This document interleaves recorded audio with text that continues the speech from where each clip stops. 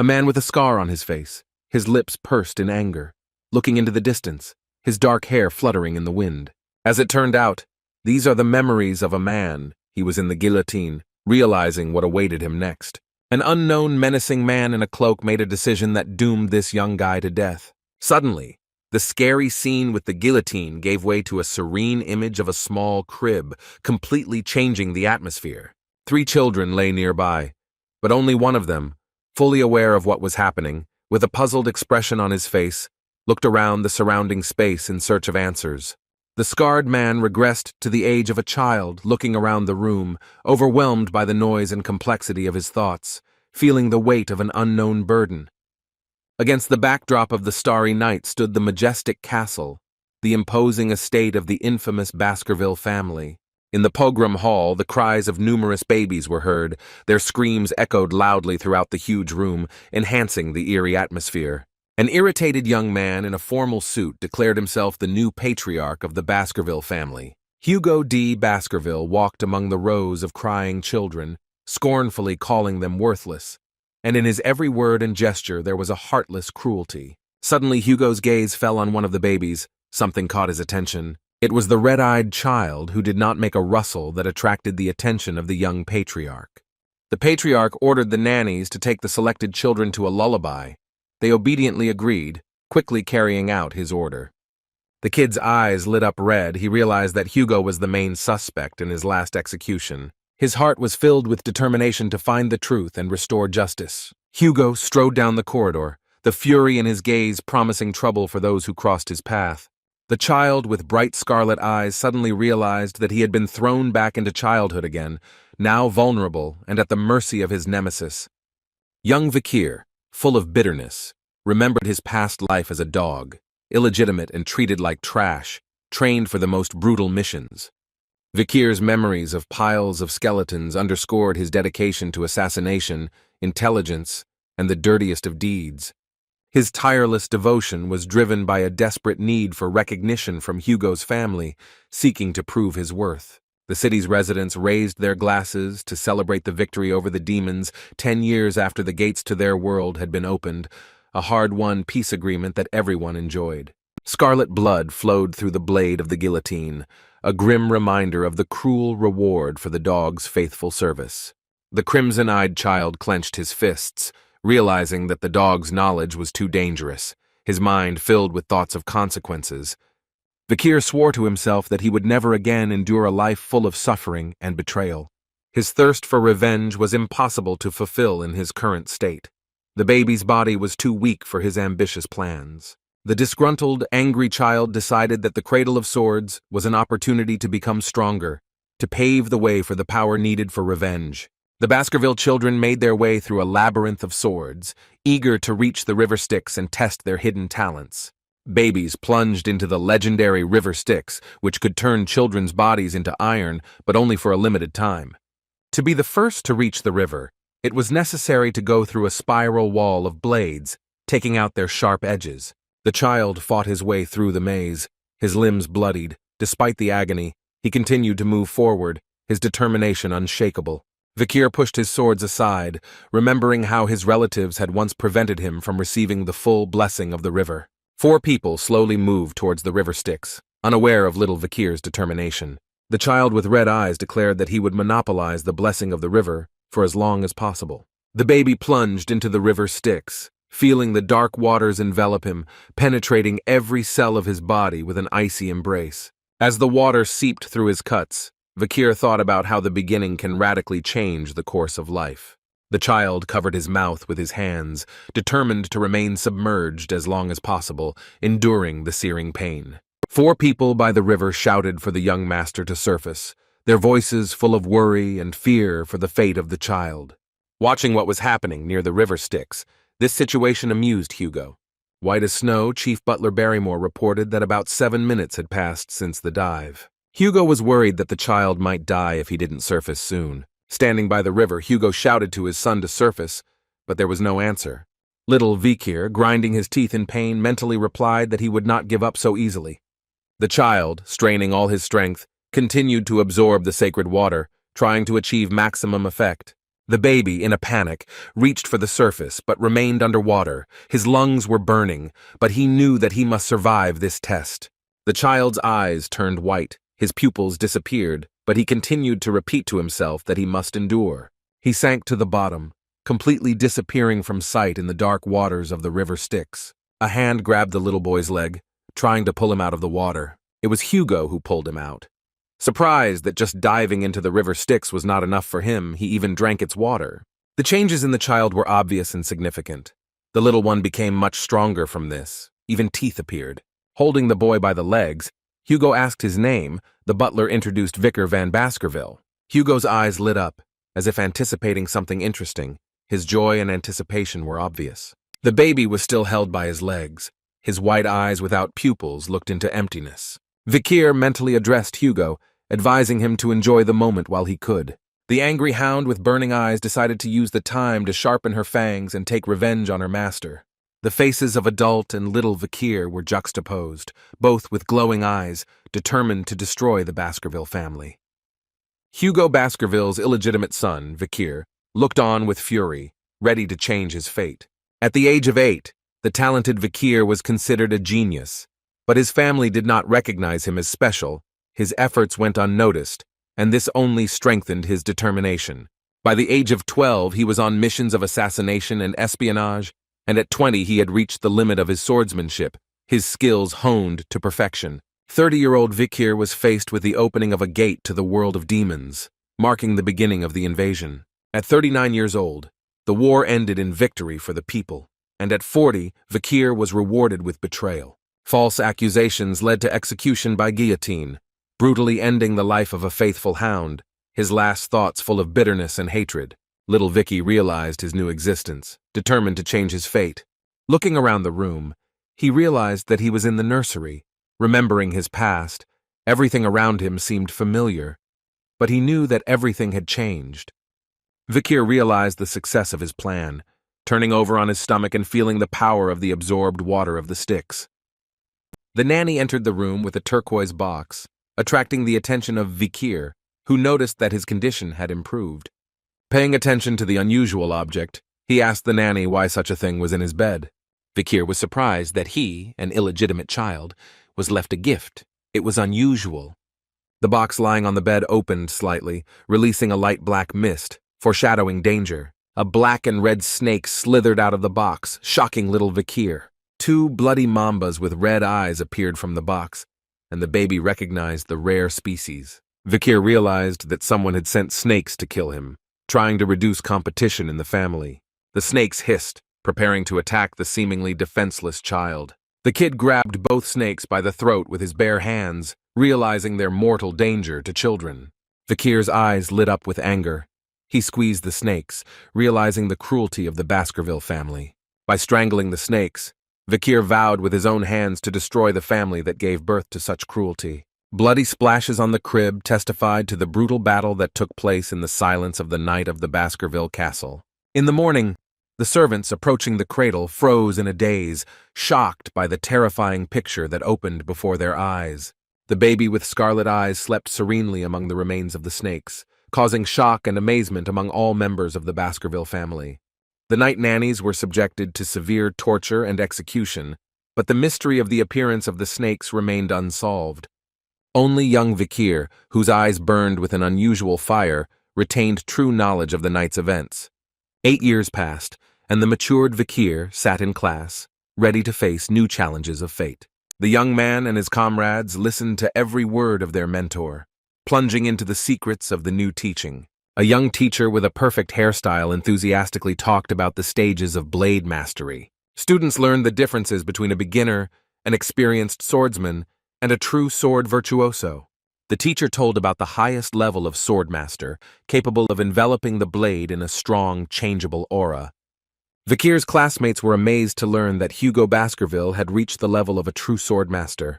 Vikir was lost in thought about regaining his former power, remembering his goal before the upcoming coming-of-age ceremony. The astute mentor noticed the student's detachment, who again missed the essence of the lesson being taught. The young man reflected on his unique abilities acquired after immersing himself in the mysterious river Styx. Vikir wondered how many years it would take to prepare for the decisive battle with the hated Hugo. Suddenly, he felt the gaze of three similar blondes with scarlet eyes on him. One of the blonde youths roughly pushed Vikir, contemptuously calling him trash van. Blonde youths surrounded Vikir, whispering about the strange rumors that were circulating about his unusual past and abilities. They mentioned his dive into the mysterious river Styx and his incredible story of killing snakes as an infant. Vikir bitterly recognized these twins as traitors from a past life who had dealt him an insidious stab in the back. Hugo Le Baskerville's 9-year-old triplets, High, Mill, and Low, accused Vikir of lying, trying to piss him off. The young man decided to teach his annoying brothers a lesson once and for all in order to avoid problems with them in the future. The twins, holding a knife to Vikir's throat, tried to intimidate him, interested in the veracity of the rumors about his steel body. The two twins exchanged sly glances, planning a cruel game on Vikir. One of the brothers covered the young man's mouth, offering to check the rumors about his incredible endurance. Vikir decided to play along with the cruel children, planning to teach them a lesson and make them realize the consequences of their actions. The twins chuckled at the story of Vikir's strength, unaware that their confidence would soon be shaken. After some time, the children were surprised to notice Vikir's extraordinary resistance to their bullying. The brothers watched in horror, realizing that their joke was taking a dangerous and unpredictable turn. One of the triplets asked in a trembling voice if all this was true, not believing his eyes. One of the twins asked in a trembling voice if all this was true, not believing his frightened eyes. The other two, realizing that they had gone too far, begged to let Vikir go, stopping the cruel fun. The brother with bloody fingers looked at his hand in shock, confusedly not knowing what to do next. Vikir defiantly spat out the blood, causing even greater horror among the twins, who did not expect such a turn of events. He asked with a grin if they wanted him to eat the whole hand, making them even more afraid. The two brothers tried to put on a brave face, claiming that they were not afraid, although their pale faces betrayed their true feelings. The third, with a bitten finger, unable to withstand the tension, honestly admitted his genuine fear. The brothers suggested calling the priest, but Vikir stopped them, not wanting outsiders to interfere in their personal affairs. One of the twins, in desperation, attacked Vikir with a knife, hoping to turn the situation in his favor. The attacker recalled his superiority in age, trying to intimidate the enemy with this fact. The brother froze in shock, watching the result of his attack, which turned out to be completely useless against Vikir. The knife could not even scratch the skin of the young man, who reminded them of the indestructible strength of the Baskerville family. Vikir coldly broke the attacker's arm, demonstrating his power and warning of the consequences. The young man's eyes lit up with an ominous fire. He proposed to bring the cruel game to the end, reveling in their horror. The twins screamed in panic, realizing the truth of all the rumors about Vikir's incredible power. The young man did not hesitate to punch one of the twins in the face without showing an ounce of compassion. The other two brothers screamed the name of the victim Highborough in horror, fearing for his life after being hit by Vikir. The remaining twin took a defensive pose, accusing Vikir of cruelty and inhumanity. Vikir, keeping an imperturbable gaze, struck this brother as well, as if performing an ordinary action. He coldly remarked that there was no need to be afraid, because they would be cured, completing his cruel lesson for the twins. Picking up his sword from the floor, Vikir ominously promised them to learn the real meaning of the word discomfort. The young man generously offered to leave only one of the brothers, plunging them into even greater horror with his proposal. The twins, gripped by panic, asked each other which of them could escape, fear frozen in their eyes. Vikir threw the sword at their feet, offering to decide their fate themselves, his face maintaining a cold, frightening calm. He impatiently urged the brothers to make a decision, declaring that he did not intend to wait long for their choice. Vikir smiled cynically, noting the need for at least one of them to survive, carefully observing the brothers' reactions. The two twins, bleeding from severe wounds, were quickly losing strength in this cruel game. The unharmed brother, succumbing to fear, tried to escape, causing anger and despair in the wounded twins. Vikir indifferently listened to the sounds of the fight that began between the brothers. Their screams and groans did not awaken sympathy in him. At this time, the butler reported to the Patriarch about a new conflict with the Morg clan that had flared up in the ruby mine. The Patriarch and the servant discussed the details of the upcoming meeting with the Morg clan and other important news. Hugo Baskerville was surprised to learn of Vikir's high score on a recent written exam. The Patriarch, intrigued by the successes of the students, inquired about the date of the practical exam in the legendary Fortress of Youth. The butler, nervously fiddling with his collar, asked permission to report on a recent incident that had darkened the walls of the fortress. Hugo Baskerville tensed when he learned about the fierce fight between the young gentlemen, which did not bode well. The servant reported severe injuries to Highborough and Middleborough, although fortunately there were no fatal consequences. Despite intensive treatment, the brothers' wounds, both physical and mental, seemed irreparable. The culprit of the bloody drama turned out to be 8-year-old Vikir, who paradoxically received the highest score in the theoretical exam. The young culprit stood in the corridor, radiating self-satisfaction, his eyes shining with unshakable confidence in his abilities. The Patriarch noted with undisguised admiration how much Vikir had matured since their last meeting. Hugo, not hiding his curiosity and anxiety, asked about the incident with the 3 older students. The Patriarch especially emphasized not only physical, but also deep mental trauma received by the students. He talks about the discord between the brothers after the incident, highlighting the consequences of their conflict. Vikir listens to the words of the Patriarch with a calm smile, without showing a shadow of remorse. The young man does not consider his actions wrong, even after learning about the grave consequences for his brothers. He shocks those around him by declaring with confidence that the strongest are incapable of making mistakes. The Patriarch mentions forgiving his brothers, but Vikir remains indifferent, feeling no guilt. Hearing about forgiveness, the young man only smiles, not attaching any importance to it. Suddenly, a memory emerges of the youngest daughter, whose life was destroyed by the Baskerville clan. Hugo's eyes light up with bloody fire at the mention of forgiving his sister Nun. The Patriarch harshly declares that forgiveness is only an excuse for the weak, unable to take revenge. With a bloodthirsty grin, Hugo kills his sister, clearly demonstrating his philosophy. He proclaims the family's cruel motto that the strong rule and weakness is the unforgivable sin. The Patriarch imperiously addresses the butler, preparing to give an important order. Unexpectedly, Hugo allows Vikir to take as much food from the storage as he can carry. The boy asks about chocolate with childish delight, sincerely thanking the stern Patriarch. The butler slowly makes his way to the door to escort the excited Vikir to the vault. Suddenly, Hugo calls out, causing the boy to jump in surprise. The Patriarch admonishes Vikir to perform well in an important midterm assessment. With emphasis, he warns not to lose to direct descendants in the upcoming exam. Vikir, struggling with fear and misunderstanding, obediently agrees with the Patriarch. The storehouse amazes with the abundance of exquisite chocolate for which the Morg clan is famous. The butler praises the quality of the sweets, but Vikir unexpectedly rejects the finished products. The boy asks for cocoa beans with a rich aroma, which surprises the old servant. The puzzled butler asks about Vikir's choice, wanting to clarify the details. Red beans sparkle in the bag, reminiscent of precious stones with their brilliance. These bloody beans are famous for their amazing aroma. One can replace 100 liters of chocolate. Vikir winces with bitterness, and the butler assumes his love for unusual sweets. The servant understands that the boy has found a way to get the most within the given restrictions. Vikir refuses processing, resolutely taking the valuable red beans raw. The butler, wiping his glasses, reflects on the unusual taste of the young gentleman. Vikir takes the beans not for food, but for a tactical exam that will take place in 5 days. A satisfied boy heads to his room, carrying a heavy bag of valuable beans. Vikir's eyes glow with anticipation of the coming catastrophe, which no one suspects. In this world, the Baskervilles are famous as a family of berserkers, their children undergoing harsh training from their youth. Young students run along sharp rocks, training their endurance. They are not even allowed to crawl. To strengthen their character, children sleep next to the corpses of monsters like huge fanged dogs.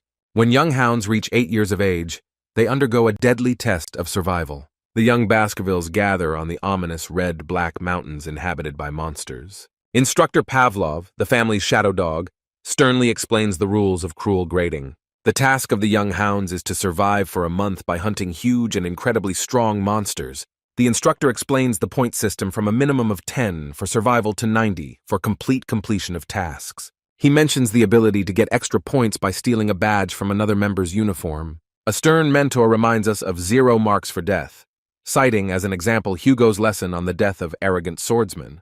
Participants are strongly advised not to leave the red-black mountain area where monsters are specifically weakened. While the boys discuss rumors about Vikir, the shadow dogs and guardian knights secretly evaluate future hounds. Students are eagerly waiting to see how Vikir, who previously received the highest score in the theoretical exam, will perform. Vikir himself, waiting for the test to begin, notes that he has not been to these ominous mountains for a long time, plunging into memories. The recently beaten twins kept their distance from Vikir, still wary of him after the recent incident. The last correct thing that the instructor introduced was that the exam begins when the bell rings. After wishing the participants good luck, the instructor waved the bell, officially beginning the death assessment. Hearing the signal, the participants rushed from their seats, trying to take advantageous positions for survival. One of the students planned to take the place he had his eye on last year, hoping for an advantage. The other decided to follow him, intending to take away everything he could get during the test. The twins, arguing among themselves, also rushed forward, each trying to prove their independence. The instructor with the sword, standing mysteriously at night, announced the beginning of a cruel test for the young hounds. He noted that killings are not encouraged, but are not prohibited either, creating a tense atmosphere among the participants. The first victim had already appeared and was mercilessly torn to pieces by the wolves. As it turned out, the young hounds will still be looked after. This is the task assigned to the shadow dogs. One of the shadow dogs, hiding behind a tree, observed in surprise something unusual during the test. He was amazed by the little Vikir with his not quite typical actions. The observer noted Vikir's genius, which had been evident since childhood, and waited for a demonstration of his skills. While under supervision, Vikir purposefully searched for a certain tree, the old age of which was reinforced by its size. Vikir, holding a long stick, examined the area, noting the softness of the soil under his feet. Having chosen a place for camp, the boy grinned contentedly, preparing to settle in for the duration of the test. The observer still did not take his eyes off the young guy who was doing someone else's work. Hearing Vikir's words about rest during the harsh exam greatly shocked the observer. The young guy, Vikir, continued to calmly go about his business, calmly collecting thin twigs and branches. Meanwhile, Vikir's classmates fought desperately with swords, trying to survive the ordeal. Having taken off his school suit, Vikir calmly continued to arrange his territory. A great contrast are the previously familiar twins, who fought with all their might against a huge bear. Vikir calmly built himself a bed with a canopy of branches and rested peacefully. The observer wondered why the young participant was sitting idle while others were gaining points. The guy continued to create a pleasant atmosphere for himself, lighting a fire. The observer did not understand the meaning of passivity at all. With such actions, Vikir completely disappointed the observer, who decided that the rumors of genius were exaggerated and walked away. Noticing the departure of the shadow dog, Vikir grinned and said with relief that he had finally left. Realizing that now no one was bothering him, he fried fish, nostalgic for the old days before regression. In his dark memories, Vikir discussed with his mentors the ability of cocoa beans to hide the fishy smell. Vikir took out bloody cocoa beans and threw them into the fire, enhancing the camouflage effect. Thus, the guy completed his preliminary successful preparation for the implementation of the plan. Looking at the spiked traps placed, Vikir decided that it was time to start the hunt.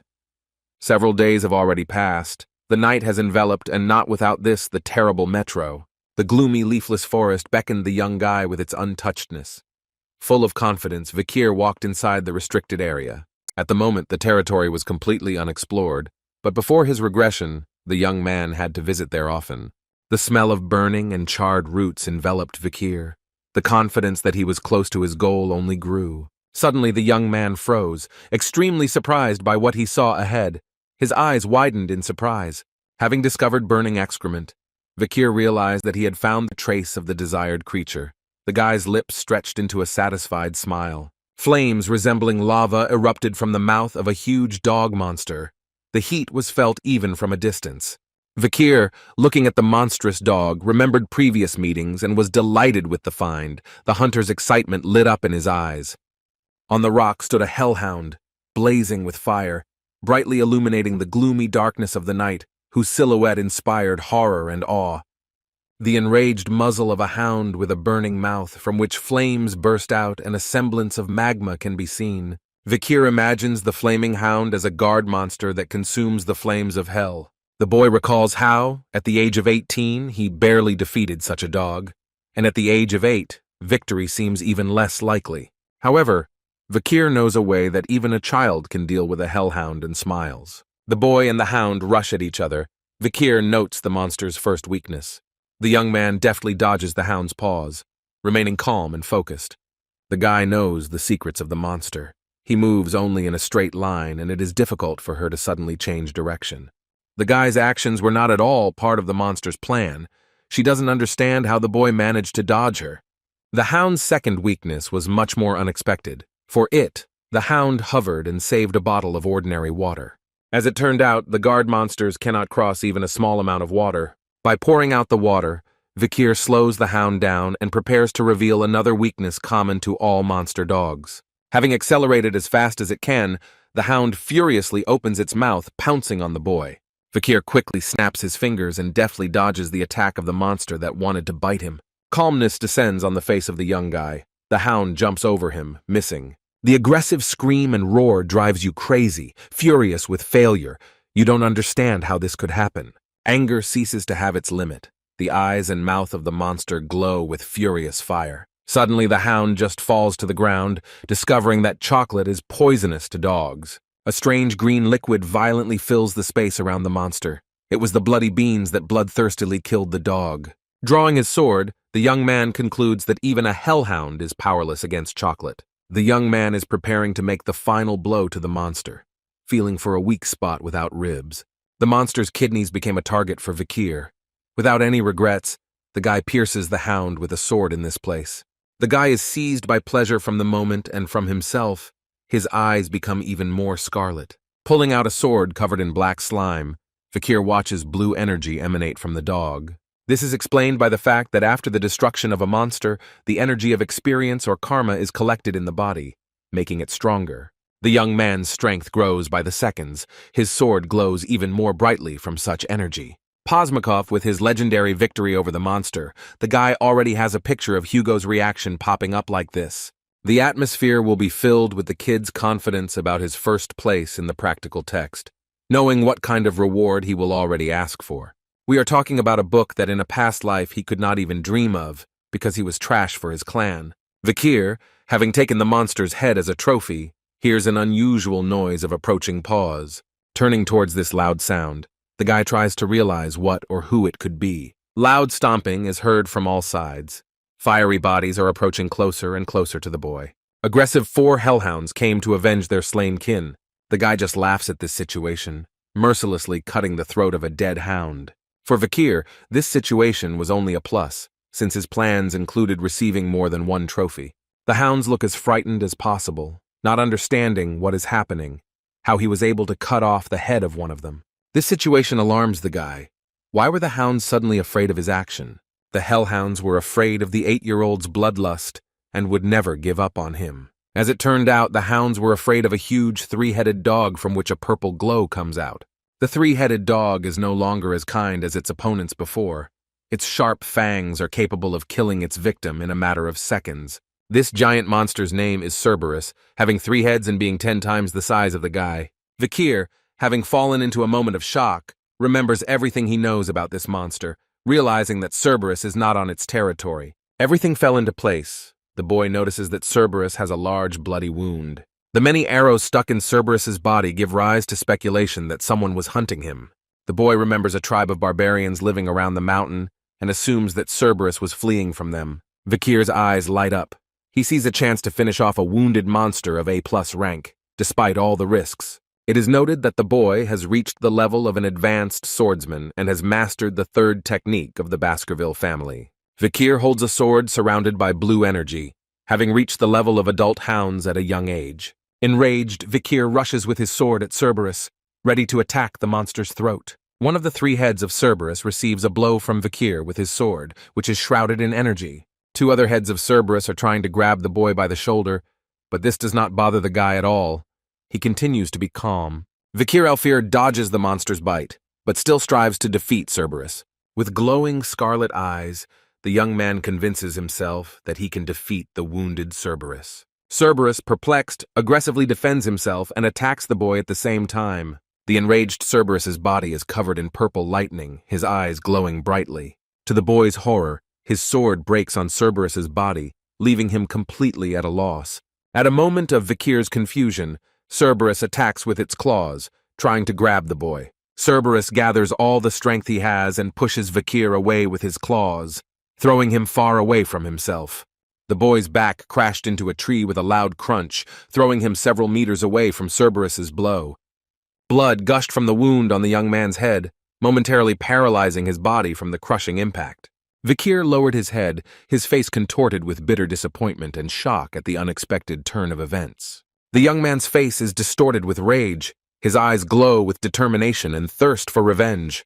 The young man lay motionless by the tree, momentarily losing consciousness, while the enraged Cerberus rushed towards him, ready to tear him to pieces.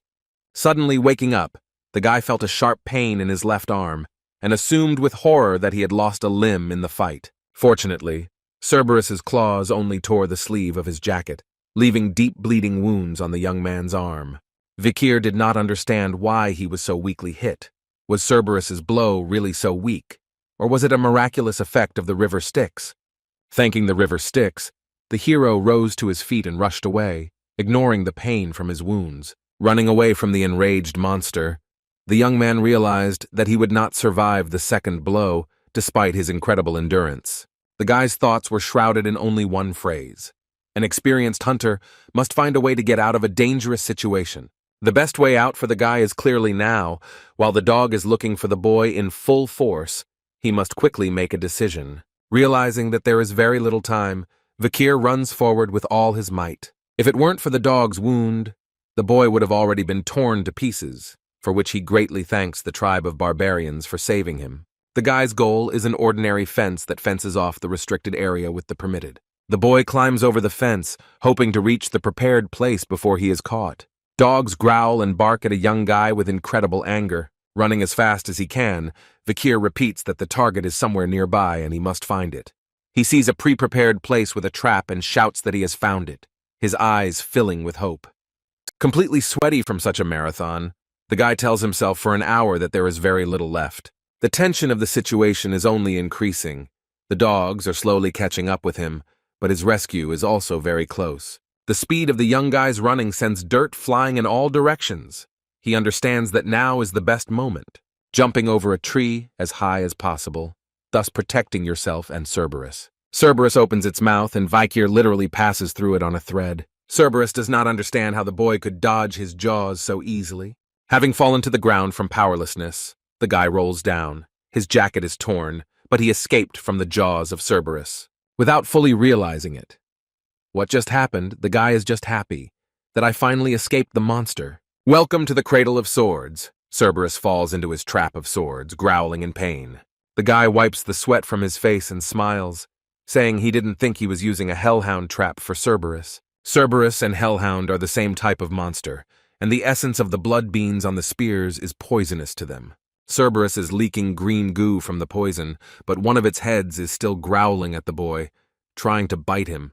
Taking his stick in his hand, the guy realizes that yes, he is of high rank and should not die so quickly. The boy imbues the stick with his blue, powerful mana, throwing it at Cerberus. The monster is holding on to the poison on its last legs, but the stick is rapidly moving towards it. Cerberus snarls with the last of his strength, opening his mouth, his eyes bright purple with anger. Vikir counts 1 or 2 as focused and calm as possible, waiting for something. The hound approaches the boy and he continues to count, already calling the numbers 3 or 4. Cerberus is getting closer to Vikir, who counts further 5 or 6. Cerberus makes his way to the boy, their faces almost touch. Vikir says the last number 7. Cerberus completely dies. Green viscous mucus flows out of him, which greatly pleases the boy. The hero wipes his face, looking at the dead Cerberus, and sighs with relief that it is all over. He looks at Cerberus's huge body, covered in wounds and poison, saying that the rumors about the 7 steps were not true. The wooden spear thrown by Vikir stands out, long and saturated with bloody mamba venom. Earlier, the guy managed to attach the tooth of a poisonous snake. Due to the wound, Cerberus could not take more than 7 steps. He feels the energy of Cerberus. The 3 heads are dead, and blue energy begins to flow into Vikir's hands. Be that as it may, Vikir needs to return the body back. Perhaps the guardian knight saw him preparing a trap. He speculates that Cerberus was defending his dungeon nearby, and he needs to find this place. The dungeon is a mystical place with treasures that powerful monsters use as a home. After the death of the guard, the dungeon is now empty. Vikir smears Cerberus feces on himself to scare away small monsters. Dried soil, rotten leaves, and rotten roots show the way for Vikir, who sets off on a search. Carefully and quietly follows the tracks, looking for the dungeon which was guarded by Cerberus. Then a dungeon appears on the horizon, emitting a red glow, which is what Vikir was looking for. His memories indicate that he managed there before his regression. The place will be discovered in 10 years, but now it seems empty. However, right now this is not the case. He feels magical energy breaking through from under the surface, and is sure that the place has not yet been cleaned out. Everything inside is made of a red substance. There is complete darkness inside. There is no light. The dungeon is deeper than it seems. His eyes light up scarlet red with excitement. He wonders what will happen next. Vikir goes further into the dungeon, where absolute darkness reigns, anticipating the reward he will receive. The walls of the cave pass through ruby veins, which must be what connects it with the Red Sheila mountain. A bright light at the end of the cave surprises Vikir, wondering if the light could be the entrance to the dungeon. Vikir squints at the bright light, but decides to follow it anyway, hoping to find out more. Entering the dungeon, he sees a red burning ruby in the center of the room, emitting a scarlet light. The inside of the dungeon is quite bright. The magical energy of the ruby emits light, which cannot but attract attention. The boy looks at his feet and is surprised to find something interesting. He notices that there is a skeleton body below, which gives him the idea that someone has been here a long time ago. The skeleton is old. Even the bones are already breaking from old age. A manuscript lies nearby, arousing Vikir's interest. It had been a long time since the skeleton had been here, looking at the rotten bones. The guy picks up a piece of paper on which it is written that the author's name was Cain, and Vikir understands that he was from the Baskerville family. At that moment, young Cain decided to leave a message for posterity, warning against fatal mistakes.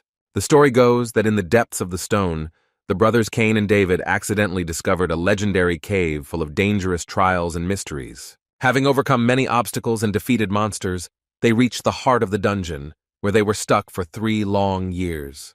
Cain recalled how desperately they craved the treasure, convinced that the final test was somewhere nearby.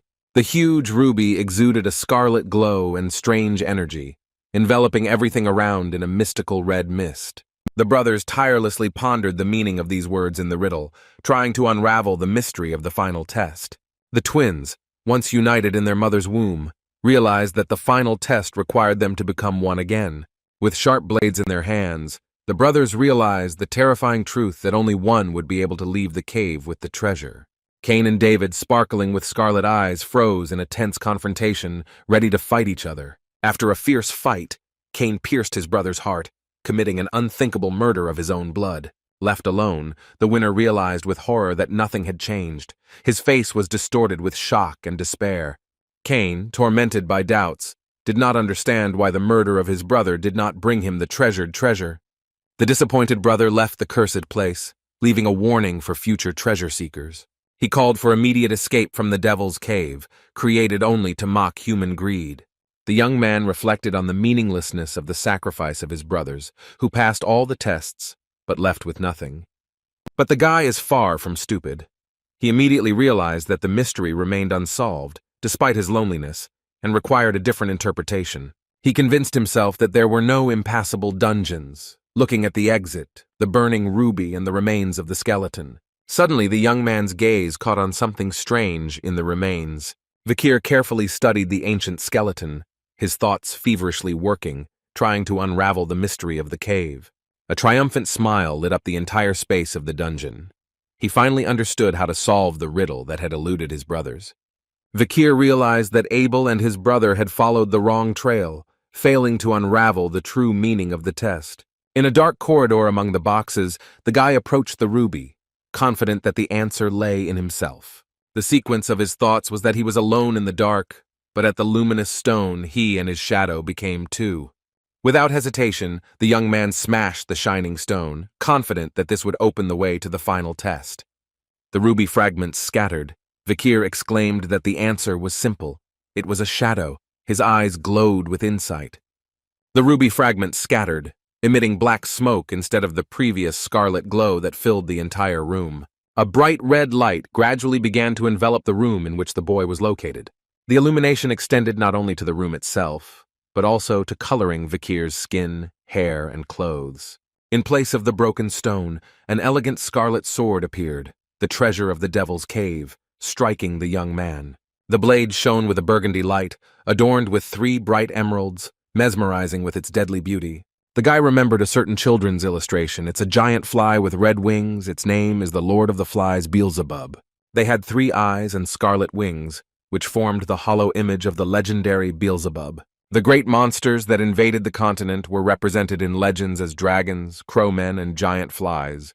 The 7 calamities, known as the Devil constellation, brought death and destruction until the 7 great families appeared. Each clan faced off against one of the demons, and the ancestor of the Baskervilles fought the Lord of the Flies himself. The first Patriarch fearlessly attacked the monstrous Beelzebub to stop his bloody reign. The remains of the defeated demon were kept on the lands of the clan, attracting monsters with their dark energy. In a past life, the sword fell into the hands of demons, bringing countless sacrifices, but now Vikir will not allow the tragedy to repeat itself. Vikir gripped the hilt of his sword tightly, feeling how it became an extension of him. The young man grabbed with both hands, trying to pull out the blade, from which a mysterious glow emanated. Suddenly, a strange red energy began to appear from the boy's palm, plunging him into confusion.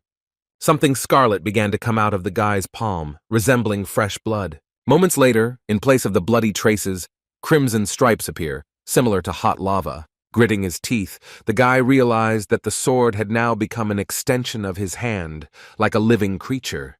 The blade, created from the remains of a member of the Devil constellation, turned out to be the legendary Beelzebub. Vikir's eyes lit up with excitement. He was eager to know how much stronger he had become with this weapon. The guy's tired appearance indicated that it was time for him to go back, having failed to find anything interesting. Suddenly his vision became blurred, and anxiety seemed to shroud his mind in a thick fog. His legs gave way. Vikir collapsed on the floor, leaning firmly on his hands. He tried to get up, but his strength left him more and more. The guy stared in bewilderment at his palm, where the red energy came from, as if asking for food. Barely able to stand on his feet, Vikir got out of the cave. Every step was given to the young guy with great difficulty. From unbearable hunger, his stomach was cramping, as if a vice was squeezing it from the inside, but suddenly the young man caught a subtle aroma of something edible. The hand that Beelzebub possessed suddenly shot up and pulled Vikir forward. He could not resist this ominous force that mercilessly controlled his body. The guy rushed, driven by a mysterious force, hoping to find at least something to satisfy his hunger. Vikir saw the corpse of a previously killed hound, lying in the same place, with bleeding wounds. Beelzebub, breaking free from the young man's hand, pierced the body of the dead hound, greedily absorbing its blood. Vikir felt how with every sip absorbed through the sword, his strength returned to him. The thought of the dried vegetation of the red-black mountains flashed through Vikir's head. The young man thought thoughtfully about the nature of Beelzebub, trying in vain to understand how long he would have to satisfy his insatiable hunger.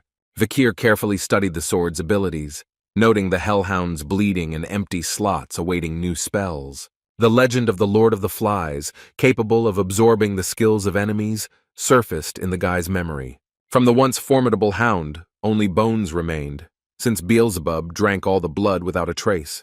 Vikir's eyes flashed with excitement, realizing the opportunity to steal abilities from others.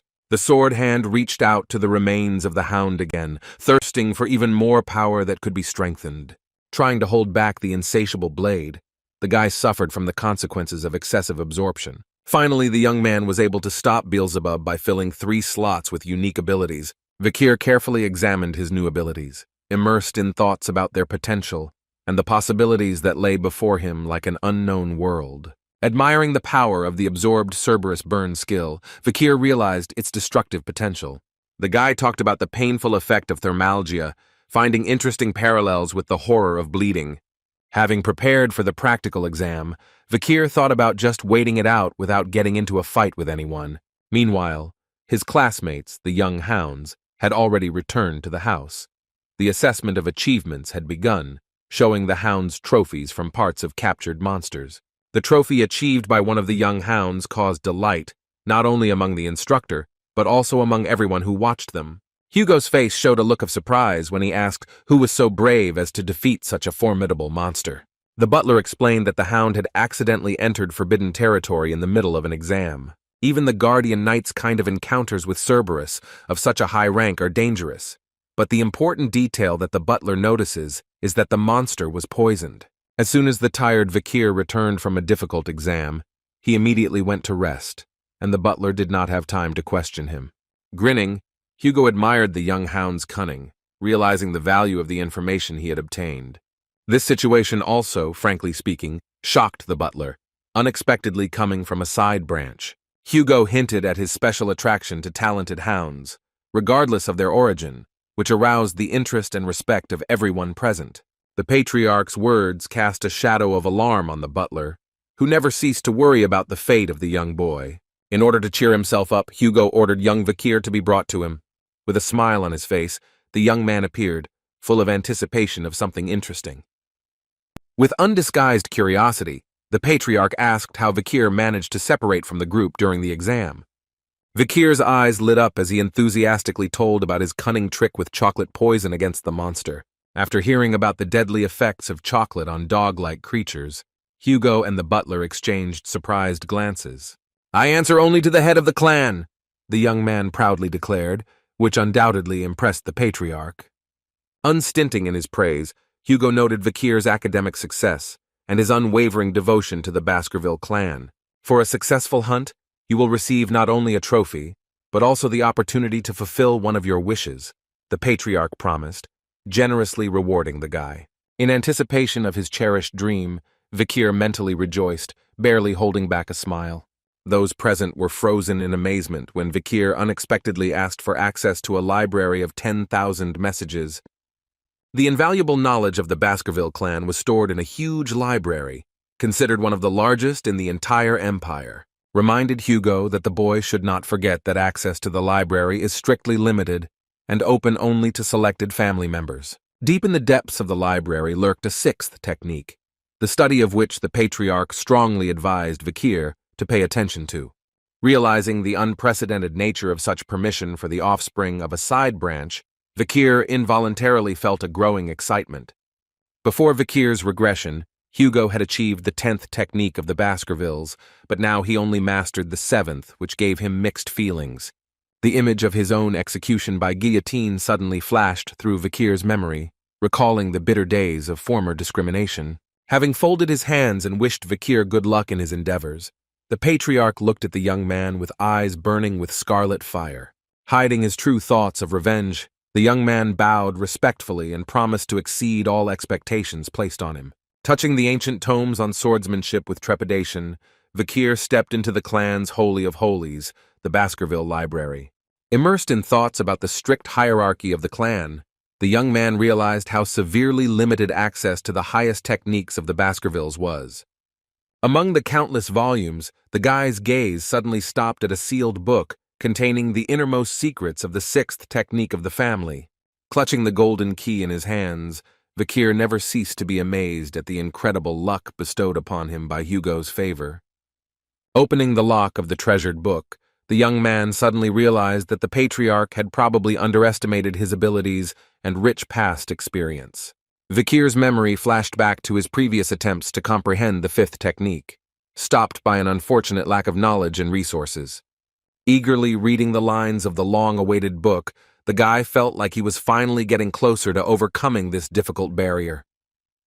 Immersing himself in the principles of the Baskerville sword art, Vikir realized the deep symbolism of each tooth representing a new technique. Leafing through the pages with undying excitement, the young man understood that the true purpose of his visit extended far beyond the 6th technique. Surprised by Vikir's unexpectedly early departure, the library guards reminded him of even more valuable books stored deep in the sacred vault. Confidently declaring his successful familiarization with the necessary material, the guy informed the guards of his intention to study other volumes. Not wanting to miss a rare opportunity, the guards persistently convinced the guy to stay, pointing to the many unread books. Ignoring the guards' whispers about his supposed ignorance, Vikir resolutely headed towards the spiral staircase. Continuing his path to the true purpose of the visit, The young man mentally grinned at the naivety of the unsuspecting guards. As he climbed the stairs, Vikir knew that the real treasure was skillfully hidden among ordinary-looking volumes. Slowly moving along the shelves of the luxurious library, the young man carefully examined each book, not missing a single detail. Suddenly, the guy's gaze caught on an inconspicuous, tattered book with a soft cover, bearing the intriguing title, Ambush. Carefully picking up the old tome, Vikir felt confident that he had finally found exactly what he had been looking for so long. With every moment spent with the book in his hands, the young man's confidence in the correctness of his choice only grew stronger. Considered by many to be useless due to torn pages, this book actually kept the secrets of the founders of the first technology. Realizing the true value of the found treasure, the young man's eyes lit up with a bright scarlet fire, reflecting his inner jubilation. Plunging into the memories of his past life, Vikir clearly imagined how his squad discovered an ancient relic in the dark depths of the dungeon. A single torn page from the Book of Sword Art haunted the young hound, fueling his insatiable curiosity. Intrigued by the unusual find, Hugo personally searched every corner of the vast library, trying to find the source of the mysterious page. The book Ambush, written by the ancestors of the Baskervilles, unexpectedly turned out to be the key to mastering the secret 10th technique of the clan. Driven by an indomitable desire to master this knowledge, Hugo did not hesitate to send the hounds in search of the remaining lost pages. For the sake of possessing the missing parts of the manuscript, the Patriarch unleashed a bloody war with the 7 great families. Having paid a terrible price in countless victims, all the lost pages finally ended up in Hugo's hands, trembling with impatience. Bowing before the noticeably aged Patriarch, the matured Vikir tremblingly awaited a well-deserved reward for his tireless labors. Having warmly congratulated Vikir on his success, Hugo suddenly felt an inexplicable surprise, noticing something unusual in the young man's appearance. Mentally making an unbreakable oath to himself, Vikir vowed not to make the fatal mistakes of his past life, which led to a horrific tragedy. Suddenly struck with insight, the guy realized that his previous failures were directly related to the lack of access to the full version of the book. Plunging into the study of the first step to the 10th technique, Vikir realized more and more deeply with each line the pricelessness of the found tome. To the uninitiated, the book seemed just a set of meaningless phrases, but with the addition of the missing pages, it acquired a deep, sacred meaning. Mentally returning to his past achievements, Vikir firmly decided to achieve them again even before his 15th birthday. Days and nights on end, the young man tirelessly immersed himself in the study of ancient techniques, unable to tear himself away from the treasured book, which revealed to him the secrets of the universe. Finally, slamming the heavy tome shut, Vikir felt that he had absorbed enough knowledge to begin his new path. Waking up from a deep immersion in ancient knowledge, Vikir was surprised to realize that the whole day had flown by unnoticed. Convinced that there were no vigilant guards, the young man, overcome with impatience, decided to immediately test the newfound techniques. Soberly assessing the capabilities of his young, short body, the guy understood that he would not yet be able to fully implement the 10-tooth technique. Filled with trepidation and determination, Vikir began to recreate the first, second, and fourth Baskerville techniques, feeling the ancient power fill him. The surging bitterness of memories of his past life suddenly overwhelmed the guy, reminding him of long years of humiliation and severe restrictions. As Vikir imagined himself delivering a crushing blow to Hugo, he mentally swore to himself never again to allow his origins to become an obstacle to true power. Having completed the ancient ritual, the young man realized with awe the depth of the changes that had taken place, feeling how a new, previously unknown power was pulsating inside his body. Peering intently at his palm, Vikir tensely tried to understand whether he had finally managed to overcome the seemingly insurmountable barrier of the 5th technique. An unexpected wave of euphoric happiness overwhelmed the guy, forcing him to clench his fists tightly and feel the life-giving warmth spreading throughout his body. Realizing that he had become the first hound in history to achieve the 5th technique at such a young age, Vikir could not contain his glee, feeling how new, previously unattainable horizons were opening up before him. Feeling the triumph of achieving the 5th tooth, Vikir looked at his hand with undisguised pride, still not believing in the reality of what was happening. Mana bubbled inside the young man, becoming much more powerful, filling his body with unprecedented strength and energy. Vikir could not believe his feelings, realizing that at the age of 8 he had reached the level of an expert swordsman, which in his previous life he was able to achieve only at the age of 30. Enveloping his body like a scarlet fog, Vikir's aura became denser and more fluid, giving him unprecedented power and self-confidence. Reflecting on his rapid progress, Vikir could not help but smile, mentally rushing towards his main goal, the legendary 10th technique, which promises truly limitless possibilities. Remembering the limitations of the previously learned Leaking Fang technique, Vikir, now an expert, thirsted for more, striving to overcome every conceivable limit of his skill. Admiring the perfection of the ambush technique in the balance of attack and defense, Vikir reflected with a smile on its subtleties and potential application. Returning the priceless book to its place, the young man felt unprecedented confidence in his abilities, knowing that persistent practice would inevitably lead him to new, previously unattainable heights of mastery. Imagining Hugo's reaction to his sudden progress, Vikir began to think about how much of his newfound abilities he should reveal to others. Understanding the delicacy of the situation, the guy was aware of the need for a delicate balance. One could not show too much or too little in order to retain the Patriarch's interest without arousing suspicion. Having figured out how to quietly get rid of the evidence of his secret training, Vikir could not restrain the sly smile that slid across his lips. Enjoying the thought of his advantage over Hugo and the other hounds, Vikir smiled, and his eyes sparkled with a mischievous sparkle. The guards who suddenly appeared with their persistent questions about the strange smell instantly alarmed Vikir, causing him to tense up. Instantly pulling himself together, the guy prepared to masterfully play the role of an innocent and spontaneous child. Skillfully playing the role of a careless child, Vikir, with feigned embarrassment, began to explain what had happened, skillfully manipulating the emotions of the guards. Deftly turning the conversation to more important matters of the clan, Vikir skillfully diverted the attention of the guards from the incident. Charmed by the young master's courtesy and nobility, the guards readily agreed to keep the incident a secret. Feigning sincere repentance, Vikir left the library, leaving behind him the guards admiringly discussing his nobility. Returning along the corridor, the young man could hardly contain his triumphant grin, hearing admiring comments addressed to him from the unsuspecting guards. Enjoying the success of his little trick, Vikir, with a satisfied smile on his face, headed back to Hugo and the butler waiting for him. Having met the young man with an inquisitive gaze, the Patriarch, with undisguised interest, inquired about the results of his research in the library. When Vikir carefully hinted at a certain insight that had occurred to him while reading, Hugo's eyes instantly lit up with genuine curiosity.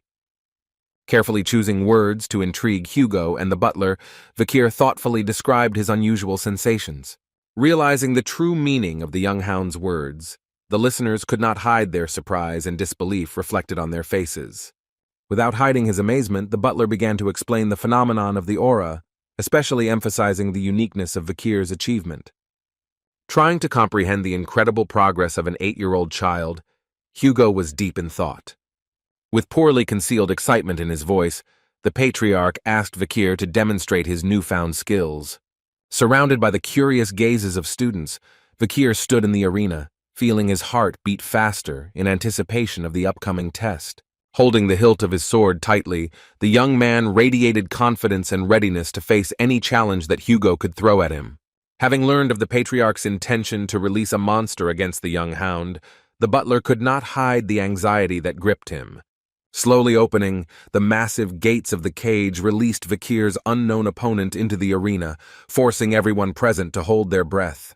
Shackled in dozens of massive chains, a huge green-skinned orc stepped into the light of the arena, causing genuine horror in the breathless spectators. Baring his teeth furiously through a strong metal muzzle, the monster with a danger rank of C made even the most seasoned warriors tremble. In disbelief, the crowd of schoolchildren gasped in horror as they realized that an 8-year-old boy had been pitted against a ferocious orc. While the guardian knight carefully freed the monster from the chains that bound him, Vikir stood motionless in the center of the arena, like a stone statue.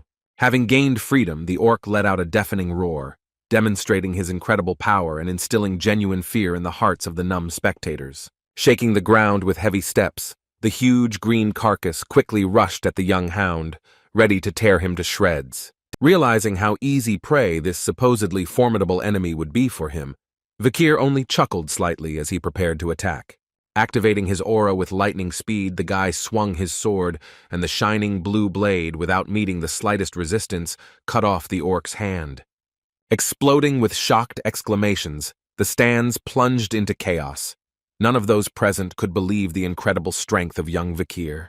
Having lost his arm in an instant, the orc froze in complete stupor, unable to realize that he had fallen at the hands of a child who seemed to him an easy prey. Without wasting a second, Vikir instantly aimed at the monster's leg, preparing to deliver the decisive blow. With a lightning-fast movement, almost imperceptible to the eyes of the spectators, the young man cut off the orc's limb, sending the giant to the ground. Watching his defeated enemy bleeding, Vikir reflected in amazement at the unexpected effectiveness of his newfound technique. Mentally comparing the current opponent with the previously defeated hellhound, the guy appreciated the increased strength of his new abilities with satisfaction. Without hiding their amazement, the shocked spectators heatedly discussed the incredible power demonstrated by the 8-year-old boy. With his arms crossed over his chest, Hugo carefully watched what was happening in the arena, immersed in deep, anxious thoughts. Looking up at Hugo with confidence, Vikir prepared to demonstrate to the Patriarch the true depth of his newfound abilities.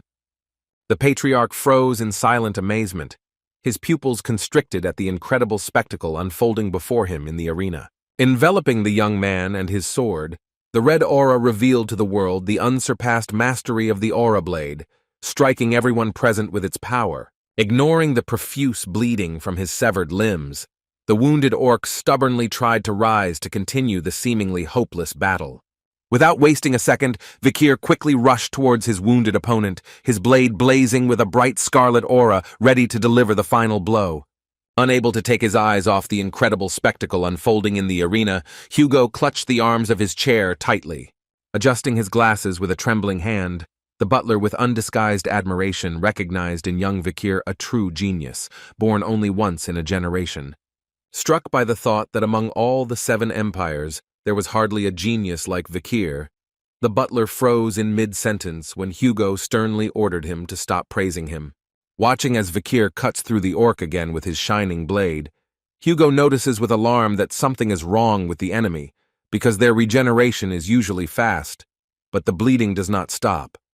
By declaring that Vikir only won because of the orc's weakness, Hugo bewildered the butler, who could not understand why the Patriarch could not simply rejoice at his son's success. Addressing Hugo, who is sitting on the balcony, Vikir, with a prayer in his voice, loudly asks him to stop the fight, realizing the danger of further confrontation. Beaming with joy and success, happy Vikir turns to his father, asking if he has a more difficult opponent, his face glowing with an overwhelming sense of triumph. Stunned by Vikir's bold question, the young hound classmates look at each other in confusion, not believing their ears, as if not knowing how to react to his insolence. Noticing their surprise, Vikir decides that it would be wiser to demonstrate his strength only up to a certain point in order to ultimately achieve more. Contemplating his future, the young man hopes that if his progress is noticed, he will be able to separate himself from Hugo, perhaps being sent to a remote territory or even admitted to a prestigious academy. Looking at his son with undisguised interest, Hugo admits that the orc summoned from afar was not strong enough to satisfy Vikir's ambitions, adding that at this age one really needs to gain more life experience.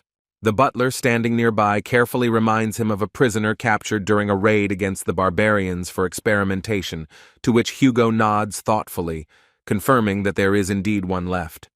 Hugo, after thinking a little, notes that this prisoner has been starving for a long time and is now most likely on edge, after which he gives the order to bring him in immediately.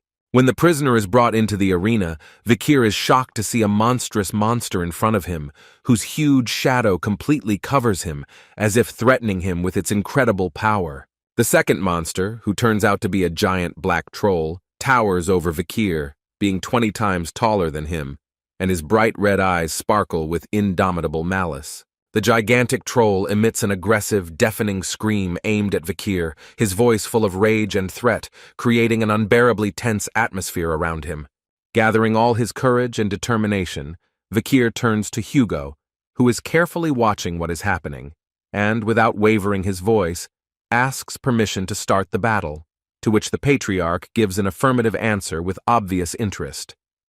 Having received an affirmative answer from Hugo, allowing the battle to begin, Vikir gathered his courage, preparing for the upcoming test. As soon as the restraining chains were released from the troll, Vikir quickly rushed towards the monster, their gazes meeting in a silent challenge, as if in a duel of ancient titans. Letting out a deafening roar that shook the air of the arena, the troll swung his huge fist with incredible force, intending to crush the daring boy with one crushing blow.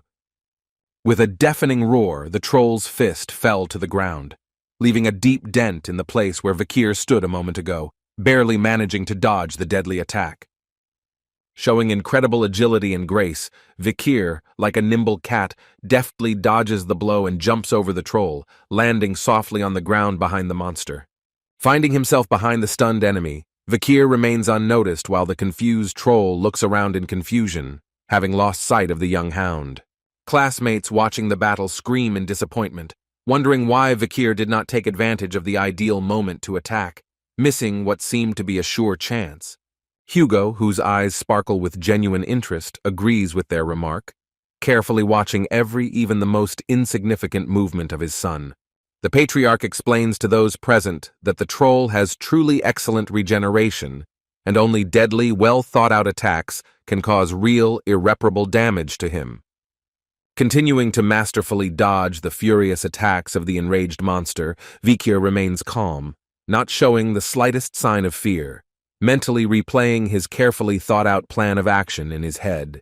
Watching Vikir barely dodge attacks, his classmates animatedly discuss his tactics, wondering if he is trying to wear out the troll in this way, and wondering if an 8-year-old can think so strategically, calling him a true genius. Vikir, feeling that the battle is developing too slowly and does not bring him pleasure, understands the need to act quickly and decisively in order to achieve the desired result. Reflecting on the situation, Vikir realizes that using all his hidden power would make it easy to kill the troll, but it would put him in a difficult position, so he decides to make everything look as believable as possible. Vikir's sword begins to become enveloped in ominous red energy as he continues to skillfully wear down the troll, deciding to cleverly use the monster's immense power against him. Suddenly, the troll falls to the ground with a deafening crash, shaking the entire arena and causing a powerful surge of adrenaline in the breathless spectators. A deep wound becomes noticeable on the troll's shoulder, slowly oozing blood, which adds even more drama and tension to what is happening. The spectators shout with delight that Vikir managed to cut the troll, but immediately note that the monster will still recover, since the mana attack is not fatal, and the classmates, impressed by the skill of the 8-year-old boy, discuss how difficult it is to kill the troll with the first technique. Standing over the defeated monster, Vikir coolly explains that the first technique is not enough to cut through the troll's thick skin, and that after a while the monster will die from bleeding caused by the hellhound technique, but this will be a pointless waste of a resource. Hugo, realizing the danger of further combat, shouts loudly to Vikir, ordering him to stop immediately, but the young hound, full of determination, replies that he has almost finished his plan. With a face of unwavering determination and deep concentration, Vikir declares that he is close to a major epiphany in his craft. Confidently asserting that if the next attack does not have the desired effect, he will immediately surrender, Vikir notices how Hugo, having heard this, plunges into tense silence, impatiently awaiting further developments. Deciding to create the impression of sudden insight during the battle, Vikir, gathering all his strength, quickly rushed at the monster with his sword at the ready. Enveloping his sword in red mana, Vikir mentally assessed how much power he needed to release to complete the battle, having already made his final decision. Letting out a terrifying cry, the troll, with eyes full of uncontrollable rage, prepared for his final decisive battle. Surrounding himself with a powerful stream of energy, Vikir mentally imagined Hugo's reaction, preparing to deliver the final crushing blow. Making an incredibly powerful leap, Vikir, with his sword, shrouded in flaming red energy, cut through the troll's head with lightning speed, instantly ending the epic duel. Shocked by the unprecedented sight, the butler and the young hounds froze in silent amazement, unable to believe their eyes. In the Ironblood Sword clan of the Baskervilles, a family member's life path is formally determined at the first technique stage around the age of 15, but Vikir reached this level at an incredibly early age, breaking all traditions. At this historical moment, for the first time in the entire annals of the clan, a child of 8 years old managed to achieve the second technique, which usually begins to be studied only at the age of 18, amazing everyone with his incredible talent. Satisfied with his stunning success, Vikir, lightly rubbing his head, announces the end of the fight with a smile, as if it were an ordinary thing. Hugo's eyes narrow in shock, his face expressing extreme amazement and shock at what he saw, unable to comprehend what had happened. Watching a huge troll being defeated by an 8-year-old boy, Hugo, still in disbelief, wonders out loud if he really just witnessed this incredible event.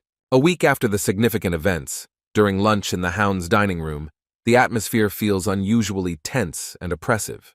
Dissatisfiedly picking at a plate of porridge, Vikir grumpily remarks that he will never be able to get used to such tasteless and monotonous food.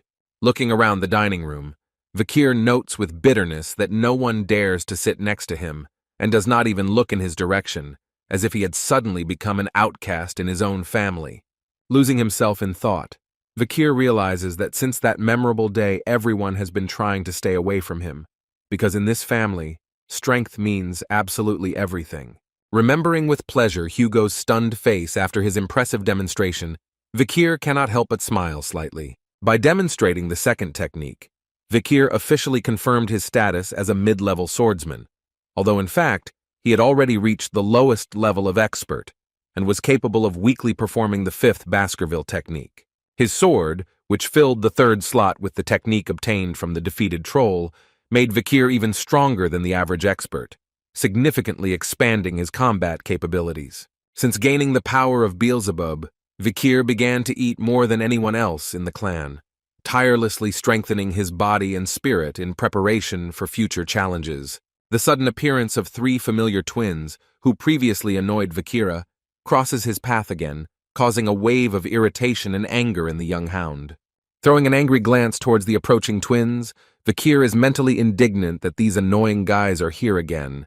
Their presence causes him acute irritation. Without hiding his displeasure, Vikir sharply asks them if last time was not enough for them, to which the twins, clearly embarrassed, hastily answer that he misunderstood their intentions. Confused by the twins' praise for defeating the monsters, Vikir perceives their words as a clumsy attempt to justify himself. The ingratiating behavior of the twins only increases the irritation of Vikir, whose voice sounds bitter irony, asking about the true intentions, be it preparation for war or hypocrisy. Anger boils inside Vikir, causing goosebumps, and thoughts of physical violence against the twins persistently swirl in his head.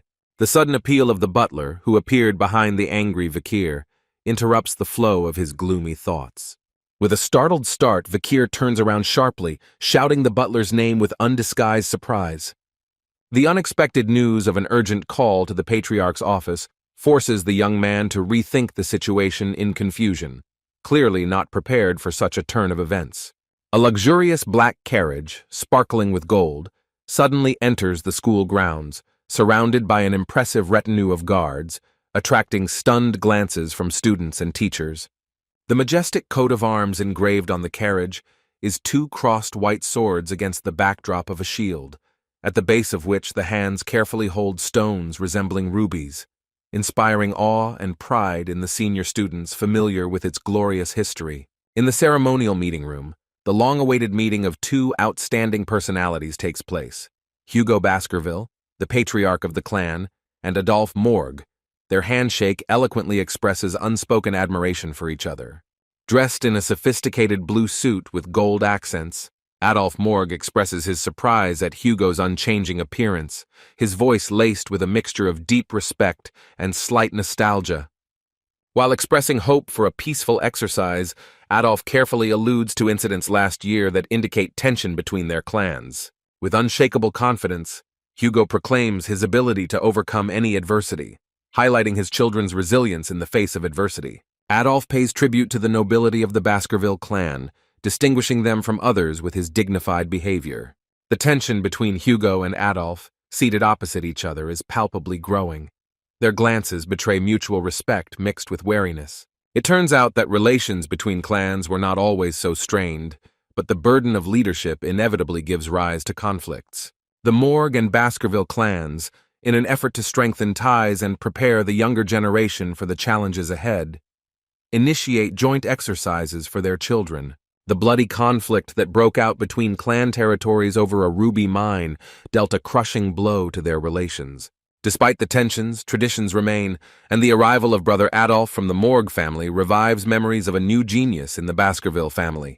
Continuing the conversation, Adolf enthusiastically talks about the great achievements of the Baskerville family, to which Hugo, unexpectedly restrained, responds, downplaying the significance of these events. Adolf's attentive gaze catches Hugo's strange reaction to his son's praise, causing slight bewilderment. Seizing the opportunity, Adolf proudly mentions a new talent in the Morg clan, which visibly annoys Hugo, followed by a request for a tour of the campus.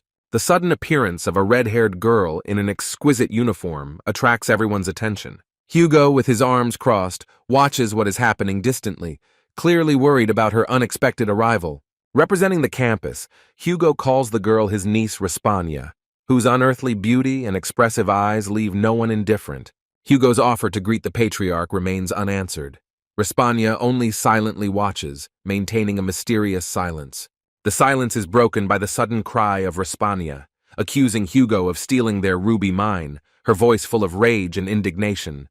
The outstretched hand of Respania, demanding the return of the mine, makes Hugo noticeably tense, creating an atmosphere of growing conflict. The tension in the room reached its climax, as Hugo's pupils shrank to a point, and his voice, laced with venom, hissed the word thief. Unease hung in the air like a heavy curtain.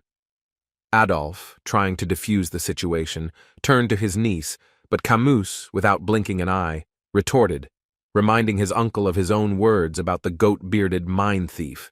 Hugo's face was distorted, his teeth gritted as he, as if not believing his ears, asked about the goat beard and the thief. Every word seemed to cause him physical pain. Adolf, trying to extinguish the flaring conflict, called everything a misunderstanding, but Hugo, in a gesture of complete despair, covered his face with his hand. Suddenly, like a bolt from the blue, Camus' demand for the return of the rubies sounded, her voice full of determination contrasting with Adolf's attempts to calm his niece. Hugo's anger flared like wildfire. His voice roared, shaking the walls. The air became electrified as Hugo, losing his composure, lashed out at his lack of manners, and Adolf stood in front of Camus like a human shield, questioning the enraged Patriarch's intentions. Hugo's rage has reached boiling point. Do they really think he is threatening an 8-year-old? At that moment, the tense atmosphere was cut through by the unexpected appearance of Vikir, like a ray of light in the dark kingdom of intrigue. The butler standing next to the young man solemnly announced the arrival of the young master, his voice sounding like a breath of fresh air in the stuffy room. Adolf's gaze, full of curiosity and hope, settled on Vikira. He was surprised by the fact that Kamu was the rising star of the Baskerville family, and his voice was a mixture of admiration and awe for the unknown future. Unbeknownst to Adolf, his niece slips out from under his protection like a shadow. Camus decisively approaches Vikir. Her voice is full of dissatisfaction when she demands to explain his words. Vikir looks at the girl with wide eyes. His lips whisper that it is Camus herself.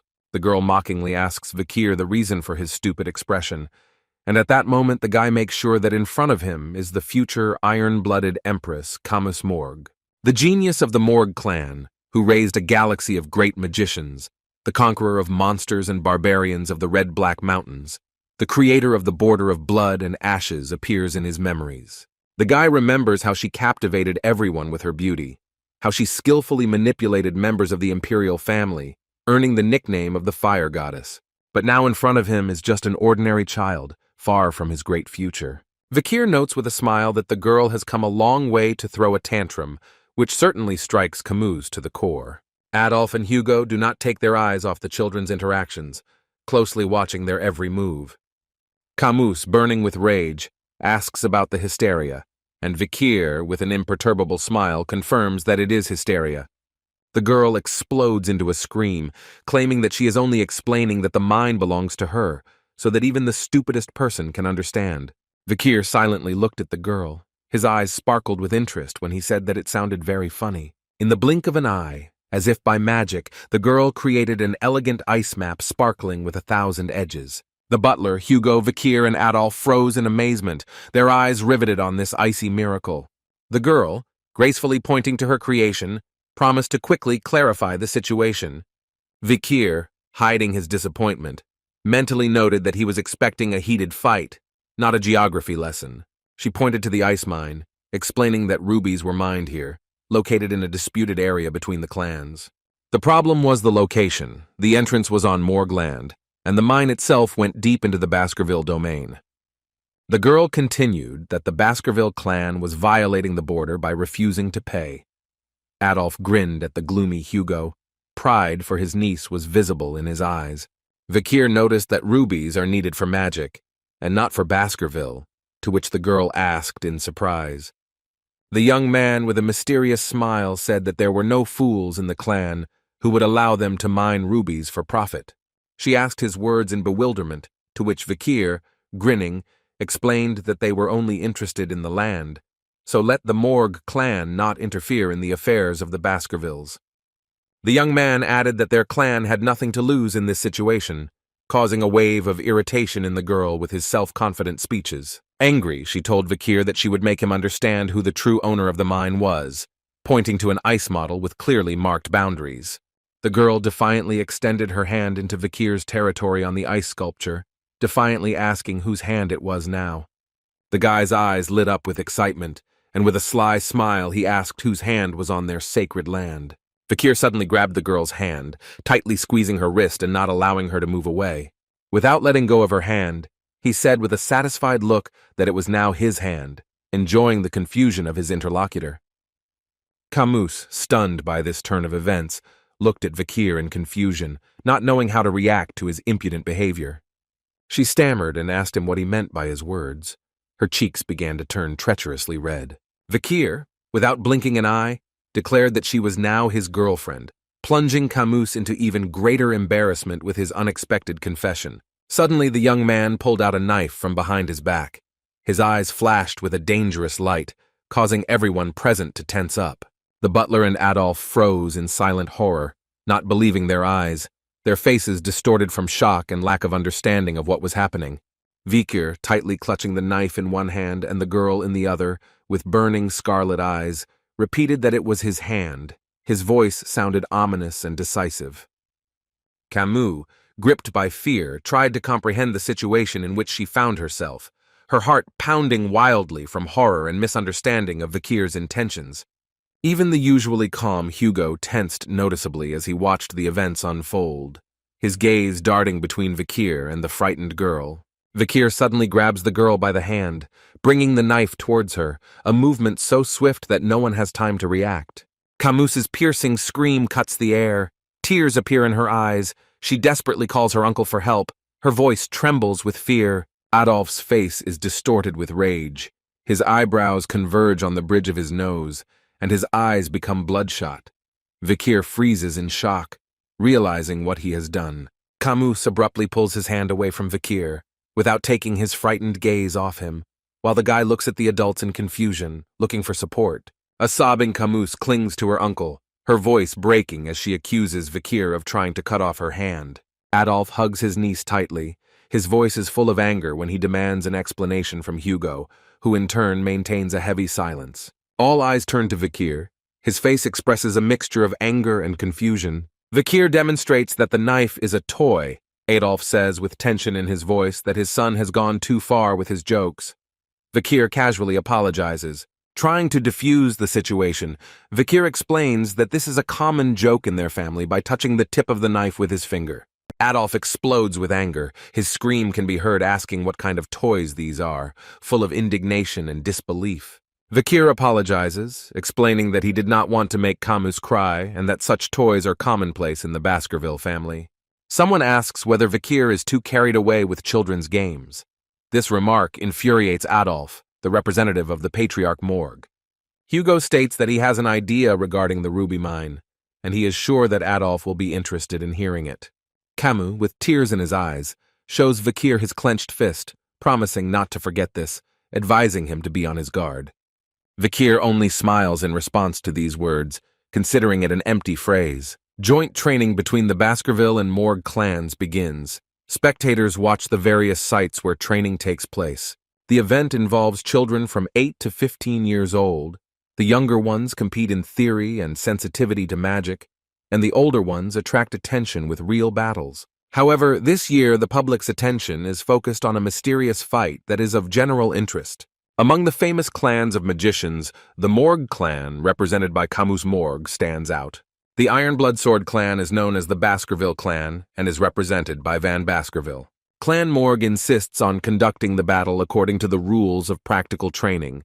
All attention is focused on the duel between two young geniuses of respected clans. The air is shaken by the deafening ringing of a bell, announcing the start of the duel. Camus turns to Vikir with a challenge in his voice, saying that she is not going to hold back for a second, that she is only grinning at the boy. Camus's eyes flash crimson as she begins to cast the spell, the air around her filling with magical energy. The students of the Morg clan freeze in amazement as they watch the girl's witchcraft. They whisper to each other, seeing that the girl is not casting simple magic, but a quadrocast, during which she uses several complex spells. Adolf immediately notices the skills of such a charming girl, proudly explaining to the skilled Hugo what his niece is doing. Camus attacks Vikir with the magic of cold, fire, and lightning, but he deftly dodges all the spells, gloatingly inciting what bright spells the girl has. The girl sharply retorts, asking, "What do you care about this idiot who doesn't understand magic at all?" Casting the sand wall spell, Camus erects a huge barrier of sand in front of Vikir. Vikir destroys the sandy barrier by addressing the girl even more ironically, remembering a very recent insult to him, idiot. The girl is amazed at the ease with which he overcame her defense mentally, now understanding in practice what the power of the Baskerville clan is. Exhausted from casting several spells at the same time, Vikir immediately notices the girl's loss of vigilance. Suddenly the girl feels the approach of something incomprehensible, her eyes open wide in bewilderment. In front of her she sees Vikir's concentrated gaze, his hand quickly moving to her forehead. The guy hits Camus on the forehead with all his might with such inhuman force that pushes the girl aside. Seeing the situation that has developed, the Patriarch of the Morg clan indignantly exclaims that clicking is unacceptable during the exam, but Adolf's worries only amuse him. Vikir's actions clearly angered the young girl, and the enraged Camus began to find out the reason for the guy's behavior. The girl threatens Vikir with retribution, to which he grinningly inquires about her well-being. Camus, with a swollen lump from the click, is burning with rage. Seeing all this, Vikir suggests ending it before the situation gets out of control. In response, she now erects two huge sand walls. Her determination only intensifies. Camus confidently declares that now the double wall will not allow Vikir to break through, who mentally notes that the wall can simply be bypassed. With the greatest excitement, the guy pulls his hand back, preparing to strike, realizing that in his situation, he needs to play along exactly. His fist slams into the sand barrier, easily destroying it. Vikir's hand breaks through the wall and ends up right in front of the stunned girl's face. With enthusiasm in his voice, the guy hints at a recent argument between them, asking whose hand just went through the wall. Vikir, having gathered all possible strength in his fingers, is preparing to deliver a second crushing blow to the young red-haired girl. His finger again flicks her forehead, Camus, saying that the correct answer is the hand of the strong. From the force of the click, Camus flies to the second side, which cannot but please Vikir. At the sight of the impact, the girl develops a smoking hematoma, tears rolling down her cheeks. Lying on the asphalt, Camus holds her forehead, throbbing with pain. Her eyes are full of tears and awareness of injustice. But the girl is no slouch either. She won't just give up. Camus's childish behavior only hinders Vikir. Vikir mentally analyzes the situation, thinking that he could easily deal with the girl, but is looking for a way to calm her down without using force, while Camus, overcome with rage, calls out a flurry of spells, surrounding herself with sparkling magical energy. Vikir's attention is drawn to a noise behind him. He notices a training match heating up and decides to use this situation to his advantage. Two young fighters from warring clans are locked in a fierce battle. Their swift and precise movements attract a crowd of spectators hungry for spectacle. Vikir's self-confident statement behind his back about the ability to cut any magic makes him think about the possibility of using a magician and a swordsman in his plan. Camus, with teary eyes and a painful bump on her forehead, asks with resentment why Vikir is dodging her attacks, her voice trembling with a mixture of pain and rage. Without waiting for an answer, the girl rushes forward with a flaming hand, shouting to Vikira not to run away and fight her. Another mage from the Morg clan, observing the growing tension, prepares a powerful fire spell, causing whispers of anticipation in the crowd. Blinded by anger, Camus is oblivious to the impending danger, completely focused on Vikira, while the other magician chooses the perfect moment to attack. The sudden call takes Camus by surprise, her dilated pupils betraying confusion. As a fireball created by another mage quickly approaches, Vikir coolly remarks that Camus should have thought about defense, not just attack. Horror covers Camus. She seems to be paralyzed, unable to move or cast a spell. The flames are inexorably approaching, reflected in her pupils dilated with fear. Adolf, realizing the danger his niece is in, screams in panic, his voice breaking with fear. Even the imperturbable Hugo tenses, feeling that the situation is out of control.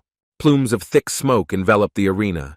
Children from the Morg clan anxiously peer into the impenetrable curtain, trying to see at least something. The panicked guards of Clan Morg exchange worried glances as they discuss the disappearance of Lady Camus, their voices trembling with concern. Adolf, Camus's uncle, screams in despair, his face contorted with fear, but strangely he does not seem truly concerned about the fate of his niece. Camus, finding herself at the epicenter of the explosion, bitterly realizes that her clothes are completely destroyed by fire magic.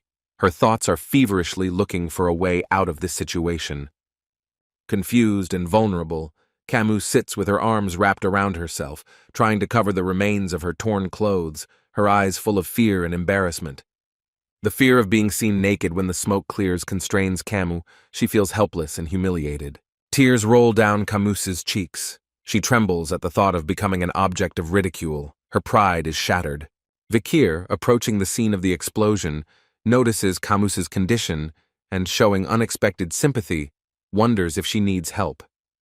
In desperation, Camus mentally prays for a miracle, feeling backed into a corner and defenseless in the face of inevitable shame. Vikir, finding himself next to Camus, sees her in torn clothes and without hesitation takes off his jacket, leaving his torso naked. Camus looks at him in surprise, not understanding his motives. Camus, still wary, asks Vikir about the reasons for his unexpected kindness to his enemy, to which he indifferently replies that he doesn't care and just wants his jacket back. Camus, with eyes full of tears, is perplexed by Vikir's unexpected concern, considering his action stupid. Her gaze stops at the bleeding wound on the guy's hand. She assumes that this is a mark from the impact of the river Styx. The servants of the Morg clan watch the scene unfold in amazement, their faces expressing a mixture of disbelief and curiosity.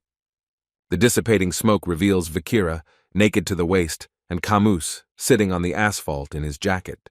Uncle Camus notes with obvious relief that his niece is safe and sound. The students discuss what they saw, noting that Lady Morg is lying and Baskerville is bleeding, finding it difficult to determine the winner.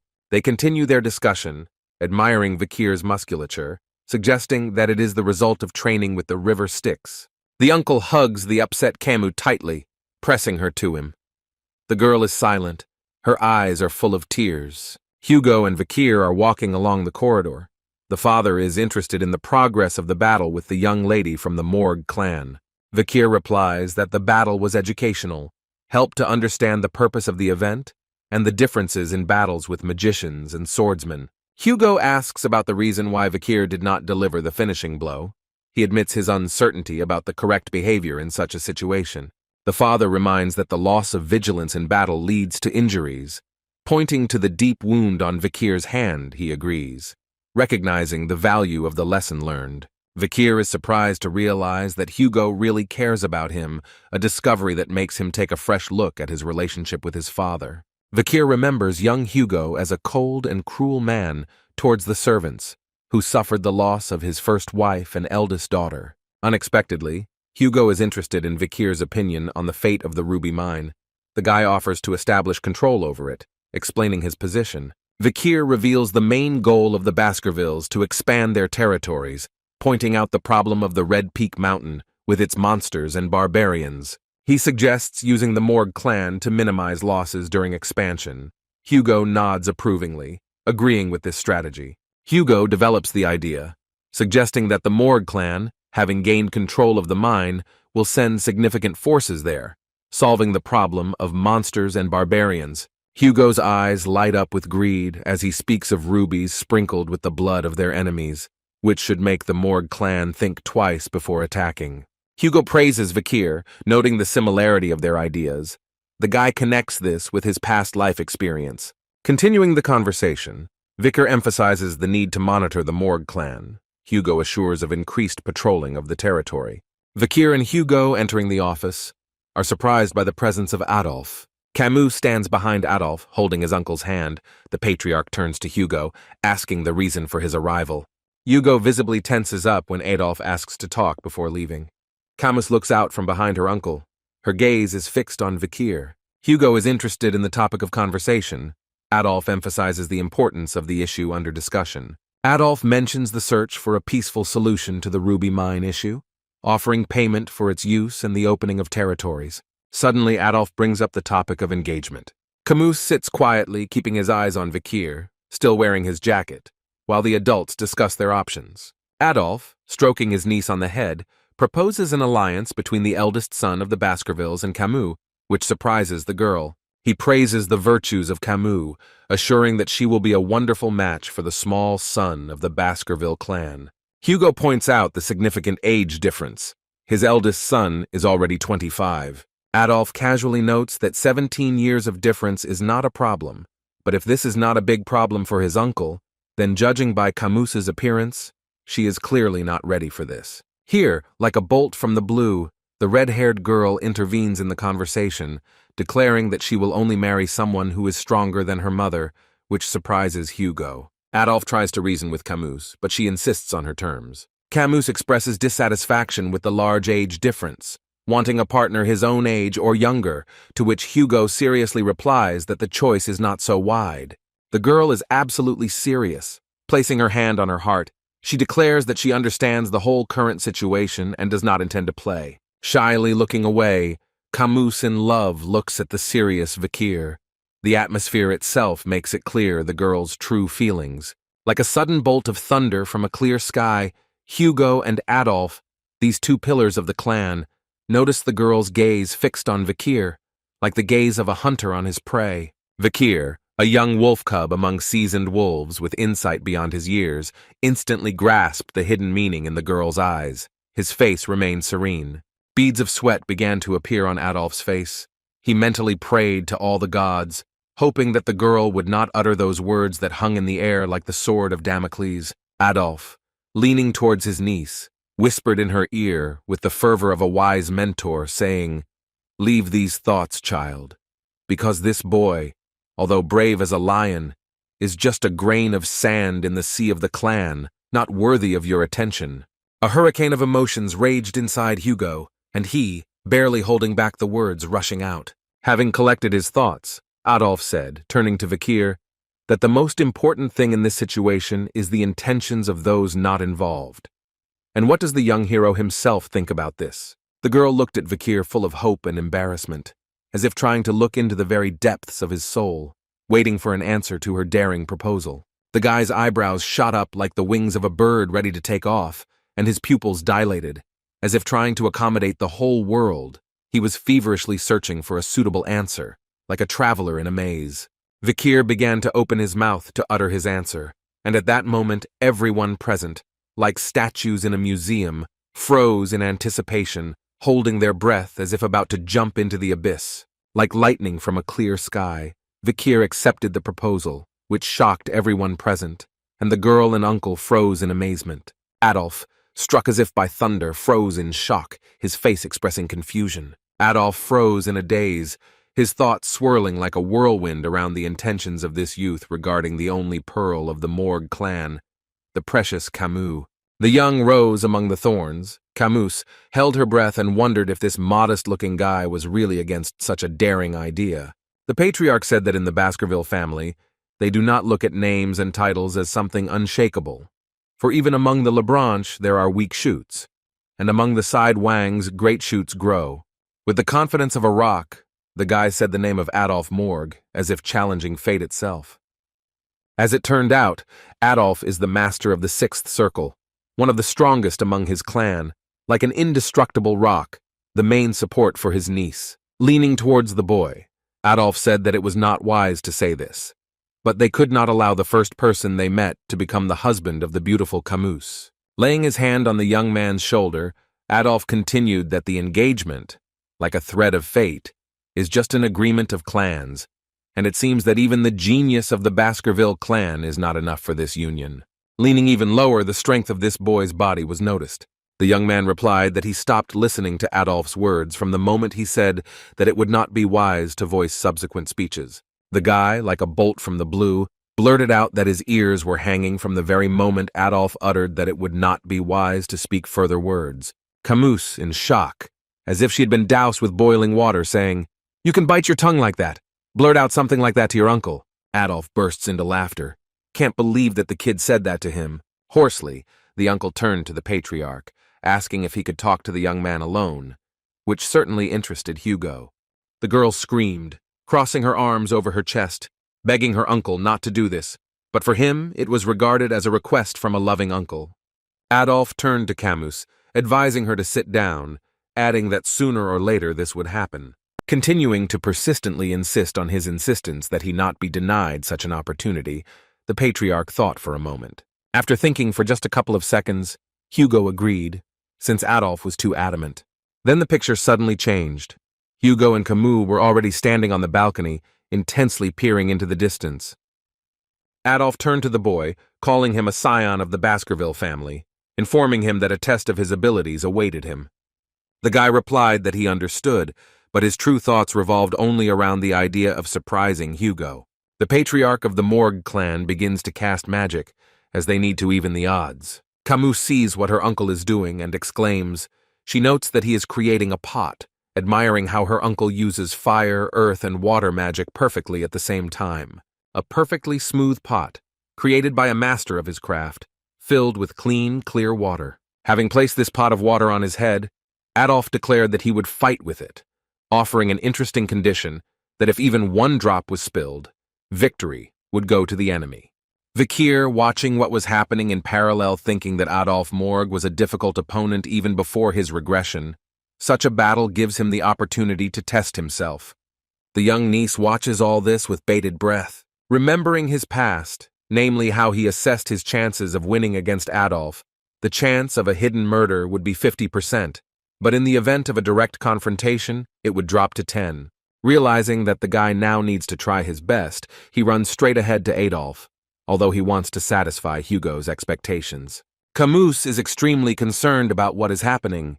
She is very worried about her potential spouse. Kamus screamed that he couldn't rush directly at his uncle like that, but Vikir didn't even understand what she was talking about.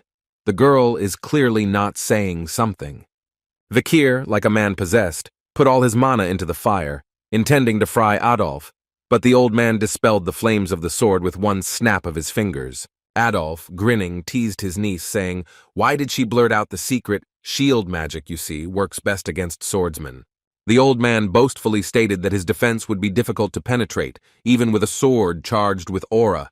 Vikir was already sweating from tension. Adolf, as if mockingly, suggested going on the offensive, and immediately began to juggle huge fiery spheres. All these flaming balls flew straight at the confused Vikir.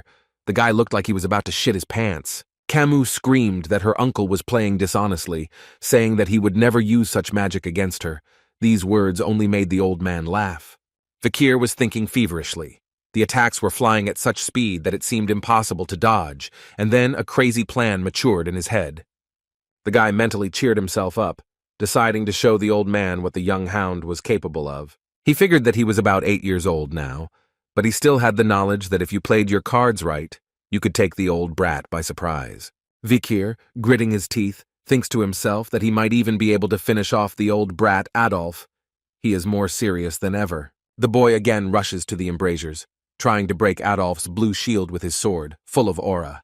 Adolf, chuckling, declares that even if you crack, nothing will change. But Vikir, as if wound up, continues to hammer at the shield, and lo and behold, a crack appears on it. Adolf is completely out. He is shocked to think how this brat managed to accurately strike the same point. Vikir's sword is already beginning to crumble and break from such actions. But Vikir, like a man possessed, hits the same point again and again, causing the shield to crack more and more. Adolf, trying to save face, says that it's like banging your head against a wall. Hugo, watching this circus, philosophically notes that it is good to focus on one goal, but everything depends on the enemy. Adolf, with a smile and excitement on his face, says that the boy definitely has talent, but he is too weak to protect his niece, not realizing what awaits him next. The boy's sword miraculously rushed into the pot, and water poured onto the old man as if from a bucket. Vikir calmly says this, saying that it looks like the goal has been accomplished. Smirking, he clarifies that he's talking about the potty, of course, a guy at the peak of his narcissism.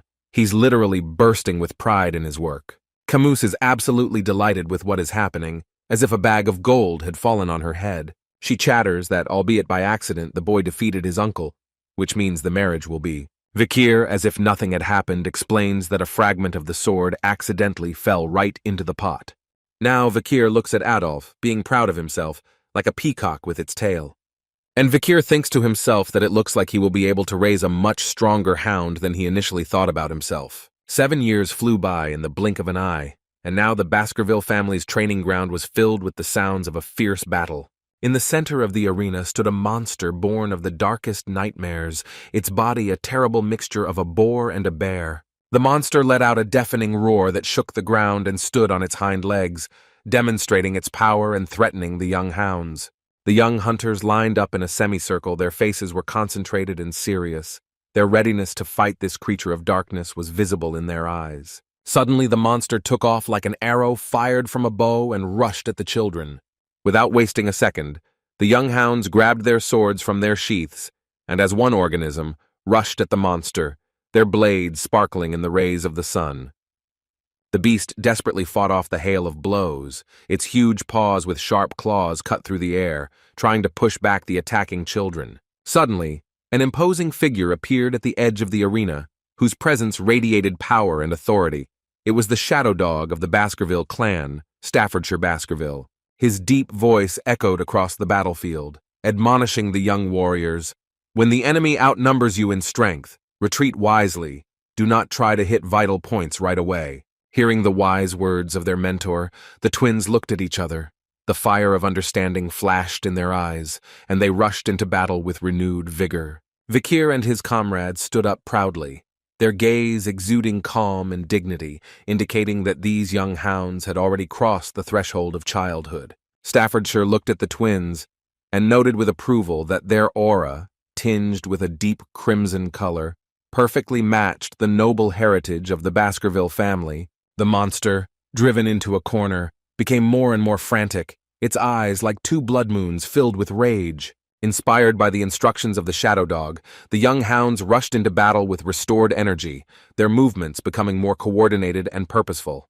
Staffordshire, watching the battle, clapped his hands in approval, his deep voice echoing across the battlefield, praising the excellent work of his charges. Shadow Dog solemnly announced that from now on, each of them is considered an advanced low-rank swordsman, which is tantamount to complete mastery of the first Baskerville technique. Standing in front of the defeated monster, Staffordshire warned students that wild animals living in the Red-Black Mountains would behave very differently. He reminded his charges that this enemy cannot be compared with the dangers that await them in real field conditions. Shadowhound encouraged the young hounds to either use their noble bloodline to overcome hardships or learn valuable experience from every challenge to find a way to survive in this cruel world.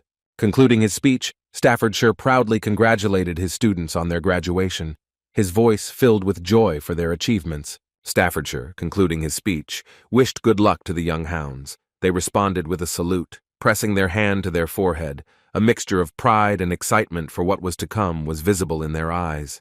Two graduates, stepping aside, were talking quietly. One asked a comrade what knightly order he was going to join.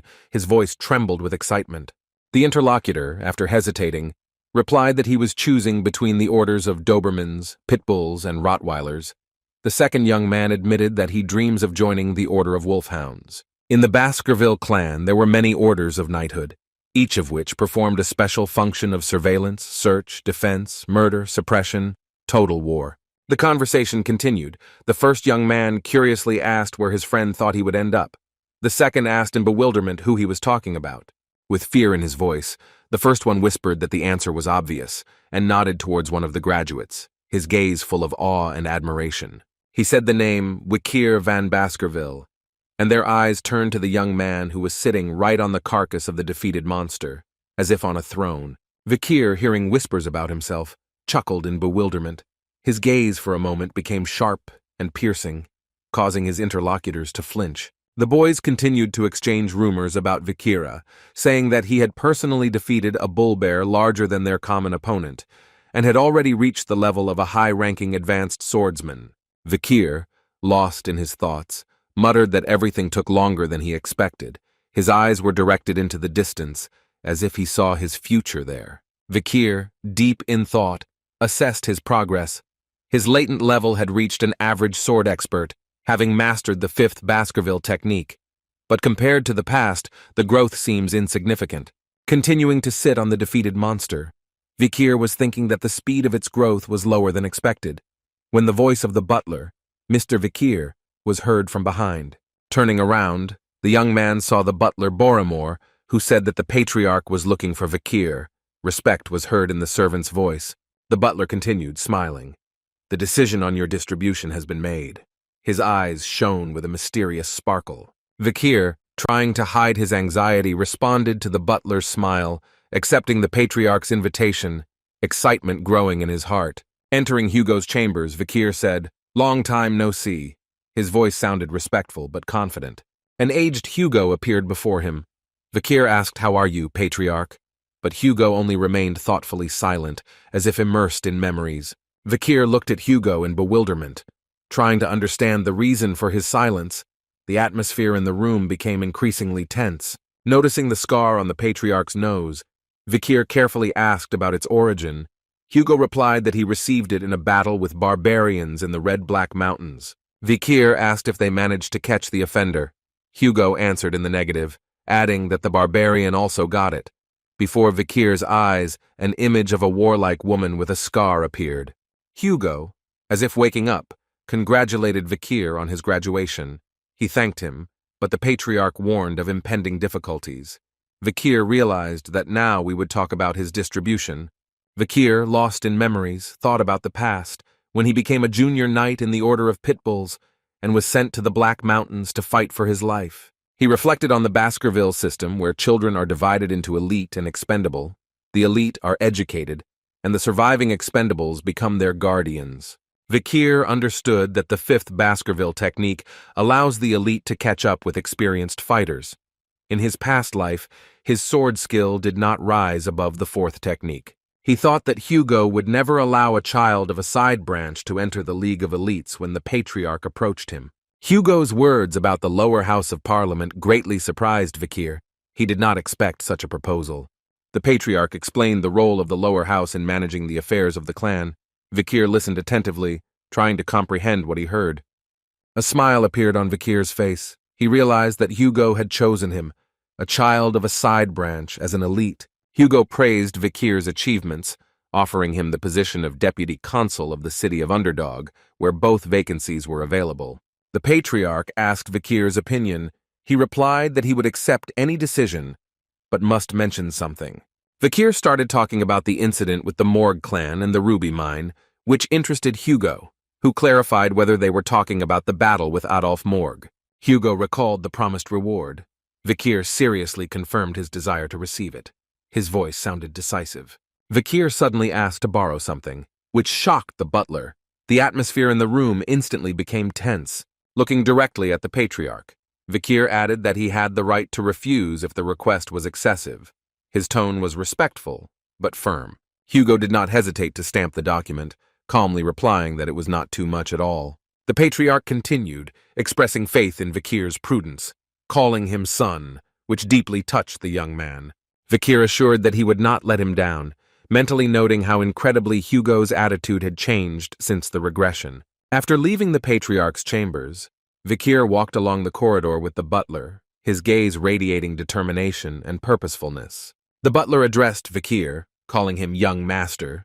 The young man responded, listening carefully. The servant emphasized how much the Patriarch values Vikir. Sincere respect was heard in his voice. The butler continued, explaining that being appointed consul rather than being sent to the battlefield shows Vikir's preparation for a great future. Vikir replied that this is only true in case of successful performance of the duties of the deputy consul.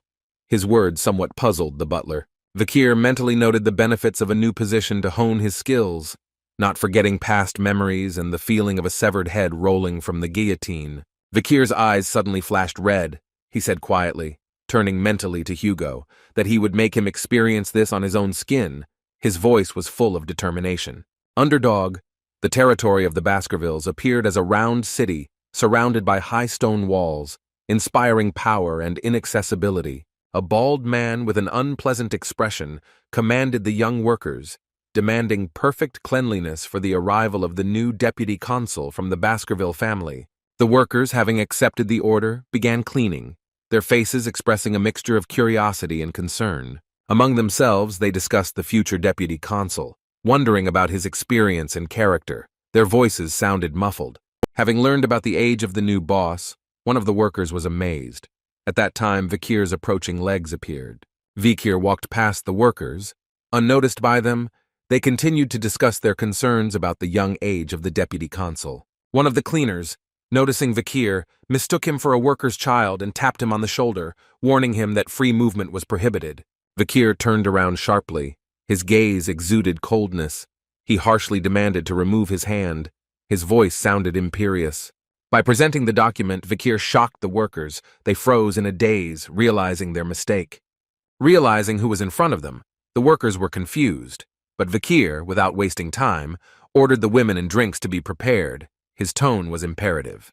Vikir, walking around the city, announced his intention to throw a party. The sun played beautifully on his jacket, emphasizing his status. The workers, stunned, asked about the party, their faces covered with perspiration from the realization of their oversight.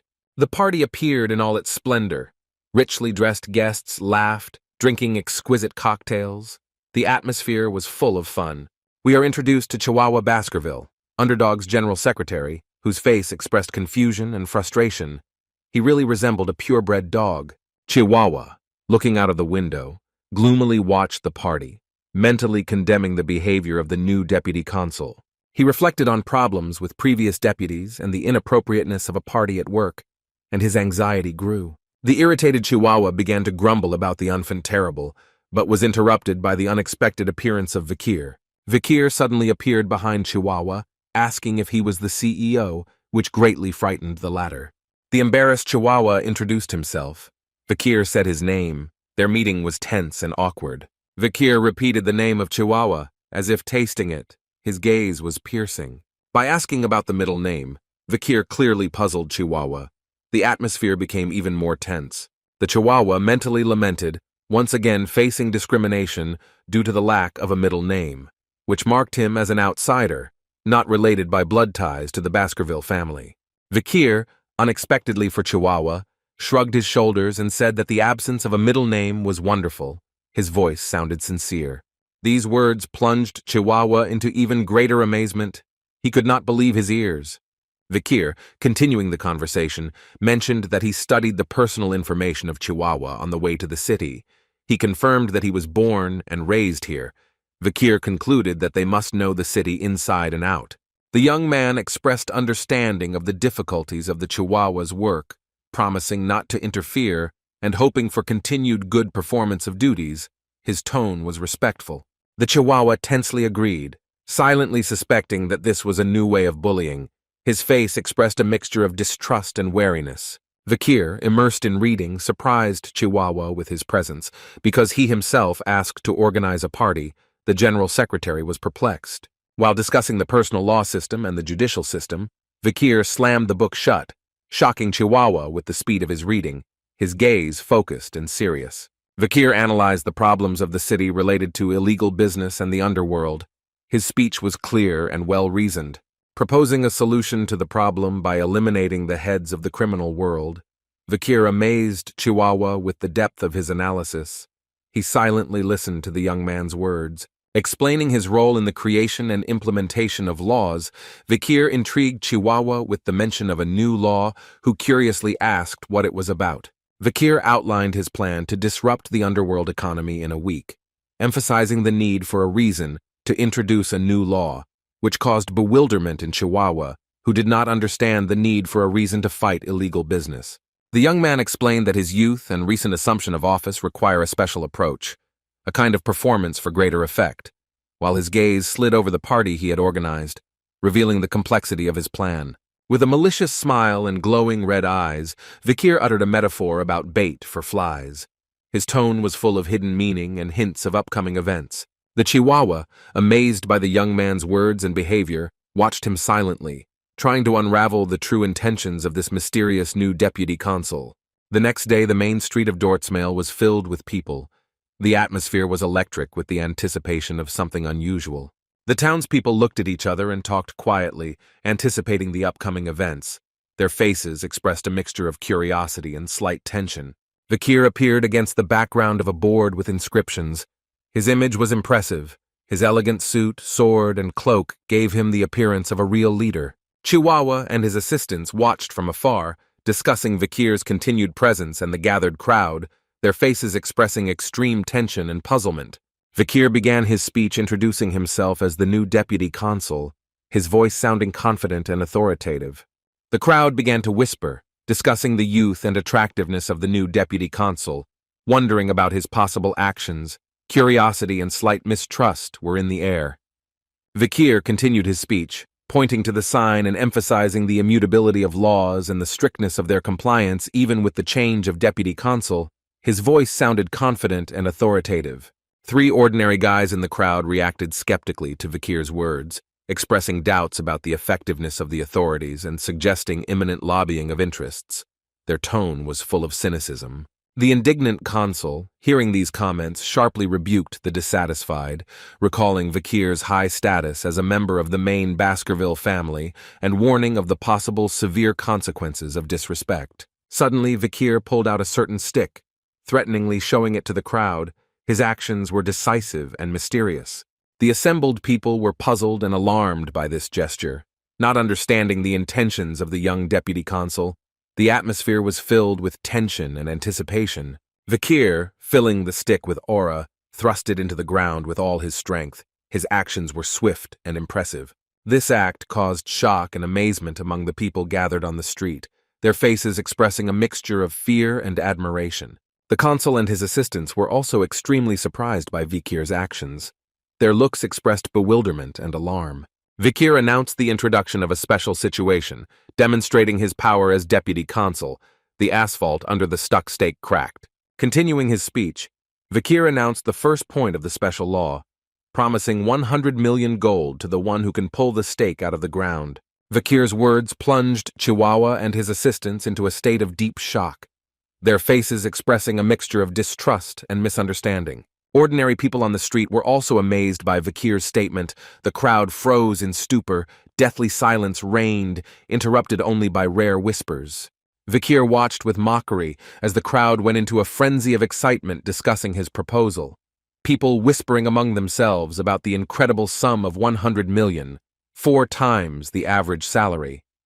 Proudly straightening up, the young hound looked at those gathered with a challenge, asking if no one really wanted to receive 100 million gold coins for such a simple task.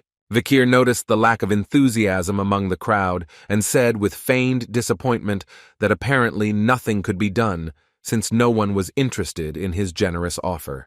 Unexpectedly for everyone, he raised the bet, announcing that the one who manages to pull out the coveted stake will receive a whole billion gold. Vikir's eyes showed anticipation and understanding that he was skillfully manipulating these people, playing on their greed and distrust of such an incredible offer. A strong man from the crowd could not restrain himself and shouted that this was simply ridiculous and that Vikir was clearly mocking them.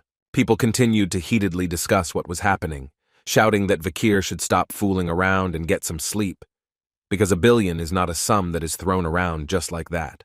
Vikir calmly watched the general outrage, while Chihuahua covered his face with his hand in a gesture of despair, showing how ashamed he was of the actions of another. With unshakable seriousness and pride, Vikir stated that since there were no takers, his proposal remained in force, provoking even greater confusion among those gathered. These decisive words from the young hound caused a wave of fear among people who suddenly realized that they might be missing out on their only chance in life. Vikir calmly continued to raise the rate, announcing that the one who manages to pull out the ill-fated stake will receive 10 trillion gold. The young hound's eyes lit up with a scarlet flame when he defiantly said, "Is it possible that even now no one will dare to come forward?" Tension was growing in the crowd. People were whispering among themselves, trying to understand what kind of strange situation was unfolding in front of them. Some of those present began to hesitate, wondering out loud whether they should try their luck, while others warned them of the possible consequences. The crowd's attention was attracted by the sword peeking out from behind Vikir's back. People began to warn each other that the hound could immediately bring down its wrath on anyone who seemed too greedy to him. Doubts continued to torment those gathered. They talked about the possible weight of the stake, its strange tilt, and the likelihood of some kind of trick. Suddenly, a chihuahua appeared behind Vikir, who approached the young hound and quietly said that their city simply did not have such a huge amount. Unexpectedly for everyone, a small fragile hand appeared from the crowd, reaching forward, drawing everyone's attention to what was happening. The eyes of those present turned to a fragile blonde girl with flowers in her hands, who timidly asked if she could try to pull out the mysterious stake. The crowd reacted instantly, calling the girl a simple flower girl and asking why she was interfering, but the young lady explained that her mother was sick and she needed money for treatment. The girl was only amused by these words, and she said with a smile that if something happened to her, then let them take care of her mother, showing amazing fearlessness in the face of danger. The grandfather watched his granddaughter with alarm, realizing that she would most likely face an unenviable fate, but was unable to stop the determined girl, who was ready to take risks to save her mother. The little flower girl, overcoming her fear, nevertheless decided to approach the mysterious stake stuck in the ground, and now stood in front of Vikir, ready to accept the challenge of fate. Thoughts flashed through her head that Vikir would not kill her, and even if she made herself a laughing stock, she would probably receive at least a couple of coins for her bravery. Continuing to think, the girl hoped to help out at least as much as her basket of flowers cost, when Vikir, with an imperious gesture, pointed to the stake and ordered her to pull it out. Gathering all her strength, the young flower girl grabbed the stake and began to pull it, straining her entire fragile body in an attempt to cope with the task. To everyone's amazement, the girl managed to pull the mysterious stake out of the ground quite easily and without any visible problems, leaving the crowd shocked by her unexpected success. People around burst into enthusiastic exclamations, praising the little heroine for her amazing feat and sincerely rejoicing for her, not believing their eyes.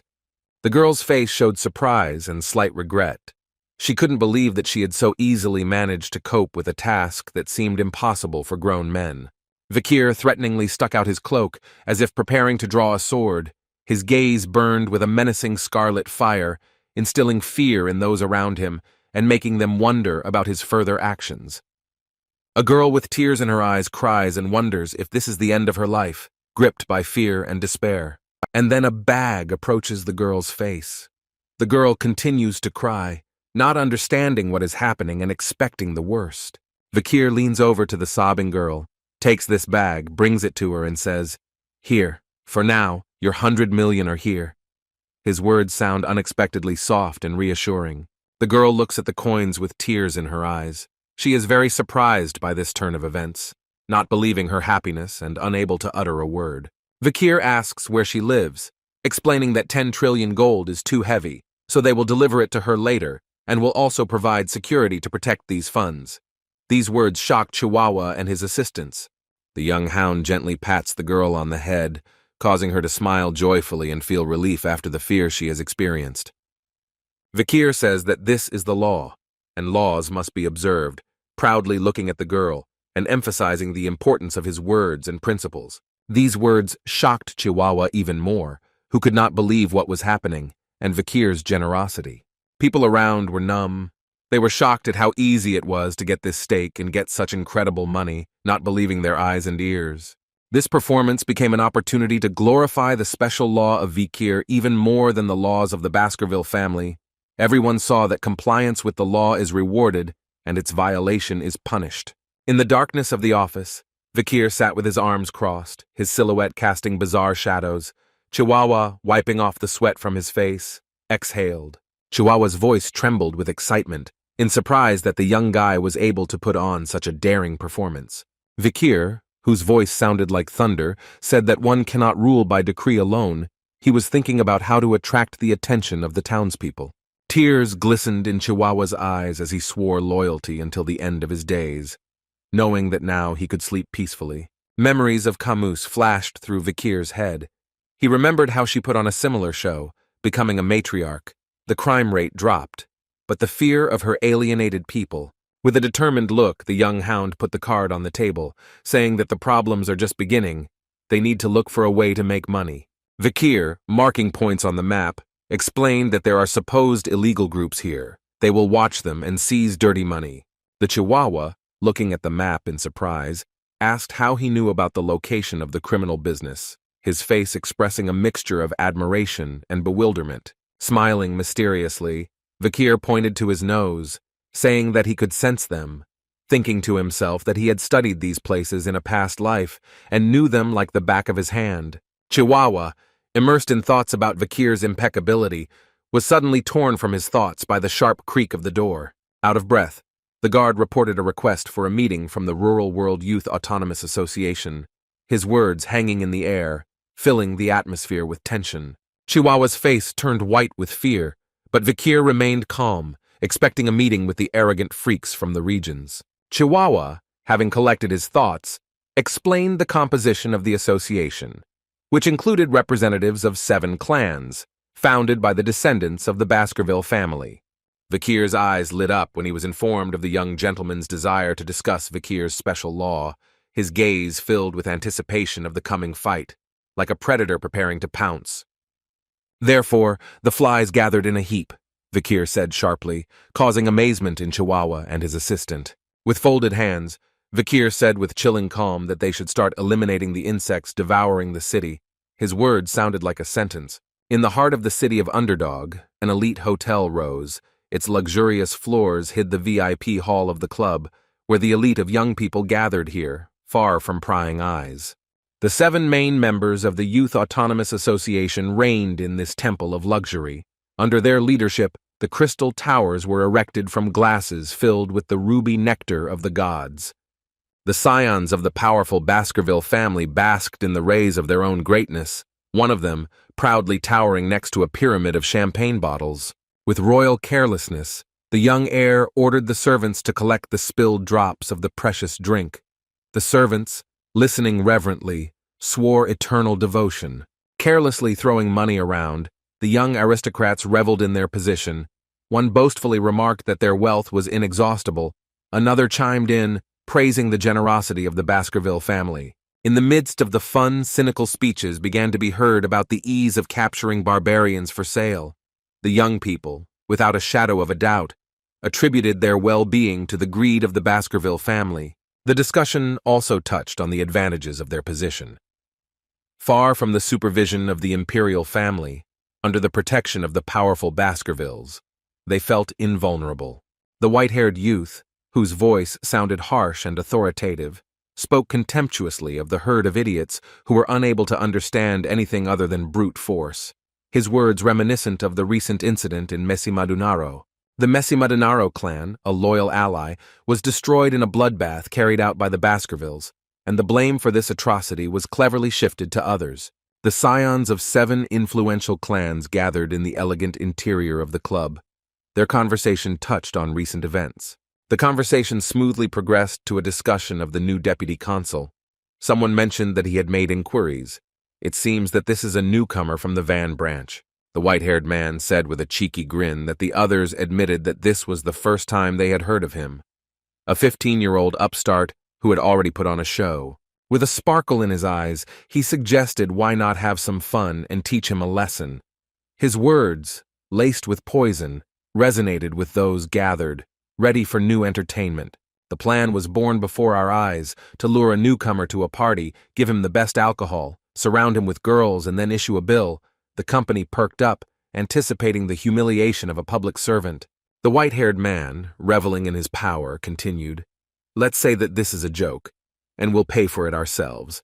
After that, he won't bother us." Suddenly, the doors opened, letting in 3 charming girls, a redhead, a blonde, and a brunette. Dressed in luxurious outfits, decorated with jewelry, they entered the hall, attracting everyone's attention. Following them appeared a young man, whose presence caused bewilderment among those gathered. "Who is this? We did not invite the man," the guests whispered, turning to the butler.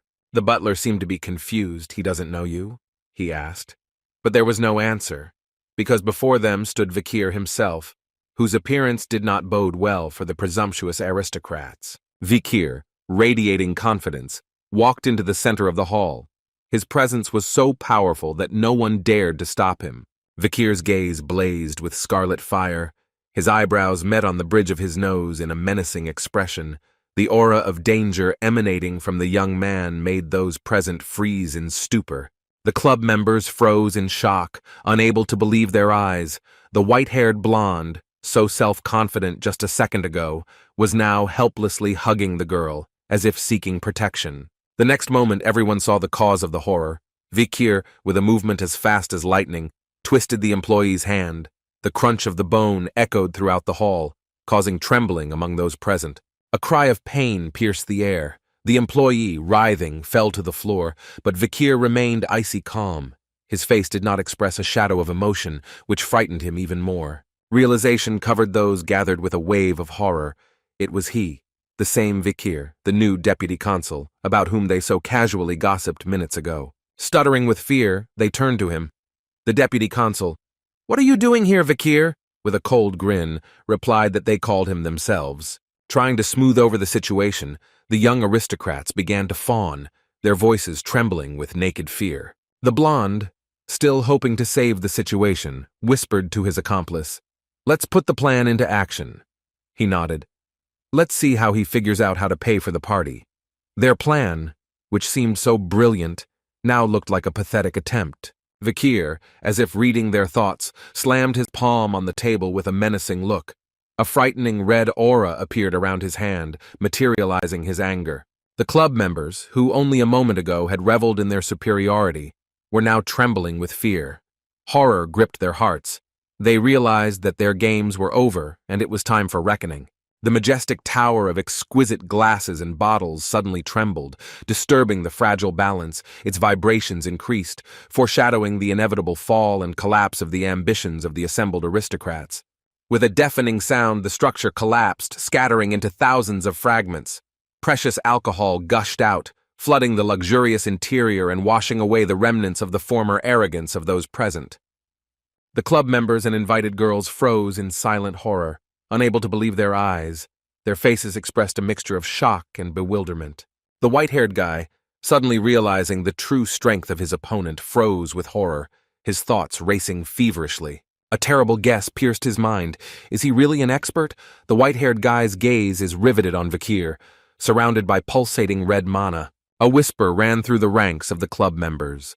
"How is this possible?" The white-haired guy, trying to maintain the remnants of his composure, muttered that his red-haired comrade should do something.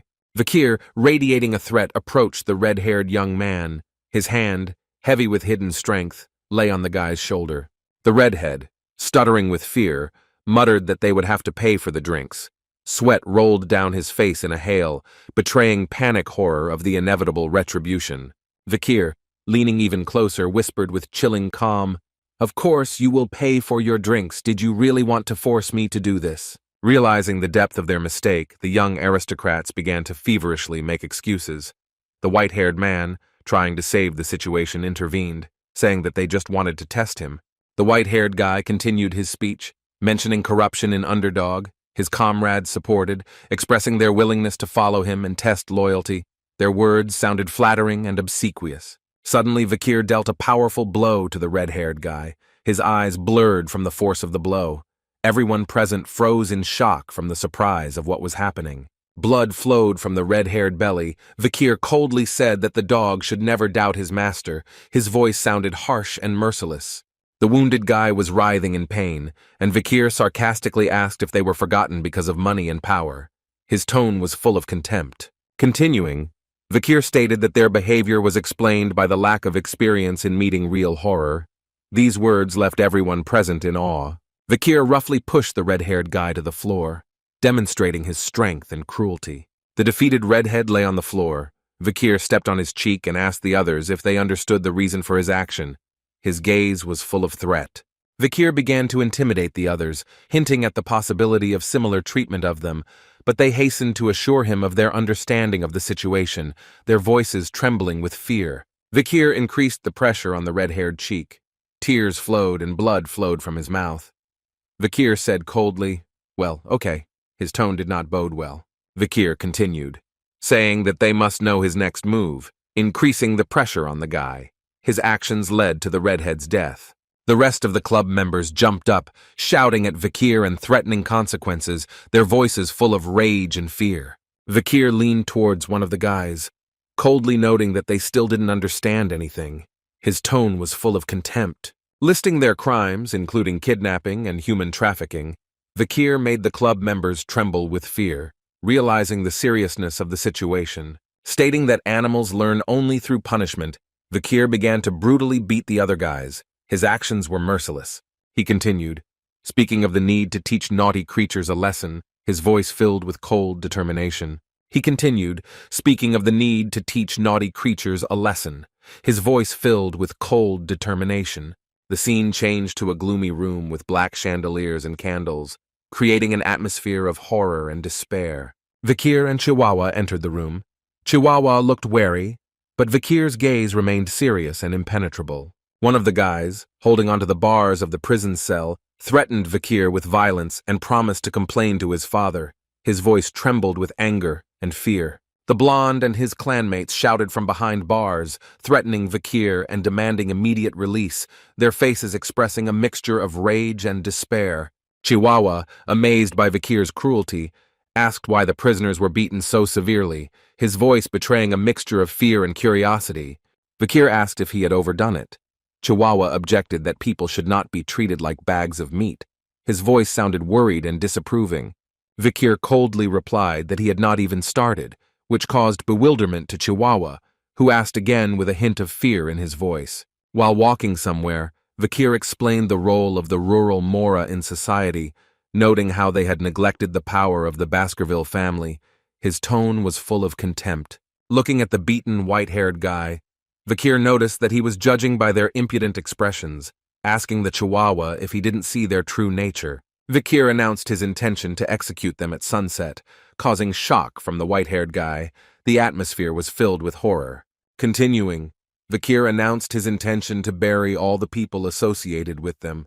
Chihuahua could not believe the seriousness of his words. Club members began to sob and beg for mercy, promising to improve, their voices trembling with fear and despair. They begged Vikir for mercy, offering all their property in exchange for life. Chihuahua asked about the reaction of their families. His voice expressed doubt and concern. Vikir, calm and confident, convinces those present that their families connected with the criminal world will not be able to complain, while Chihuahua is interested in evidence. Confidently declaring his methods, Vikir says that evidence will be created if it is not found.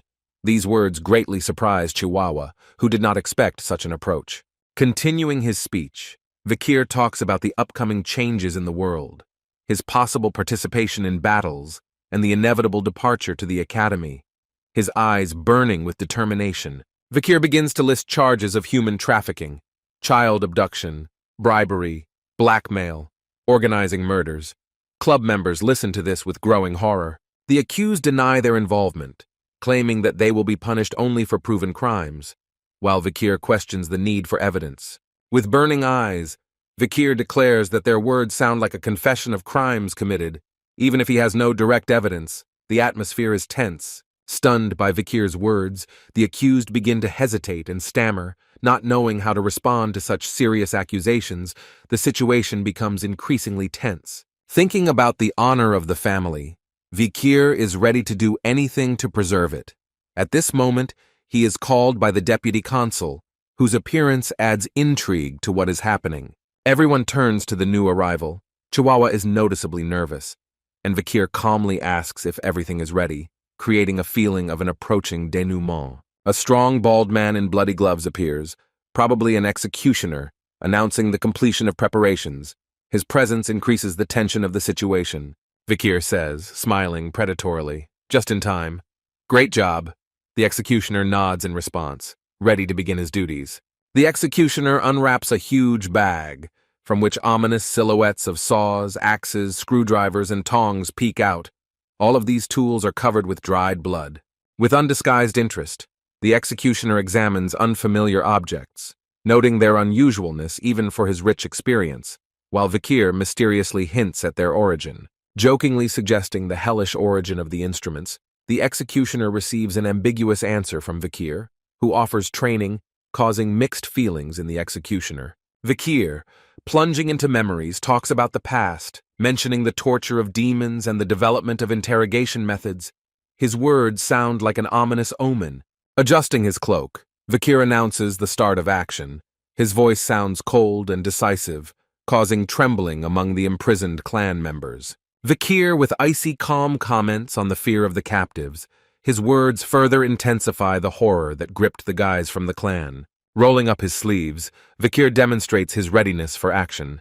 His eyes burn with a scarlet flame, warning of the consequences of silence. Vikir ominously hints at upcoming events, talking about tribute to the past, causing a new wave of despair among the captives, realizing their fate. Alarming rumors spread throughout the city about the arrest of 7 influential bandits, creating an atmosphere of tension and uncertainty among residents. In the tavern, ordinary people whispered, doubting the severity of the punishment for the local nobility, the second generation, believing that the deputy consul would only reprimand these non-parasites.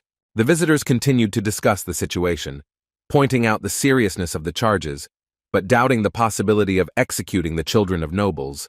Their voices sounded uncertain. The men argued about the methods of the new deputy consul. One argued about his extravagance. The other doubted the possibility of severe punishment of freaks due to potential troubles. The townspeople viewed the situation as a political game between the new and old authorities, expecting a quick resolution of the conflict. Citizens were divided into 2 camps, arguing about possible outcomes.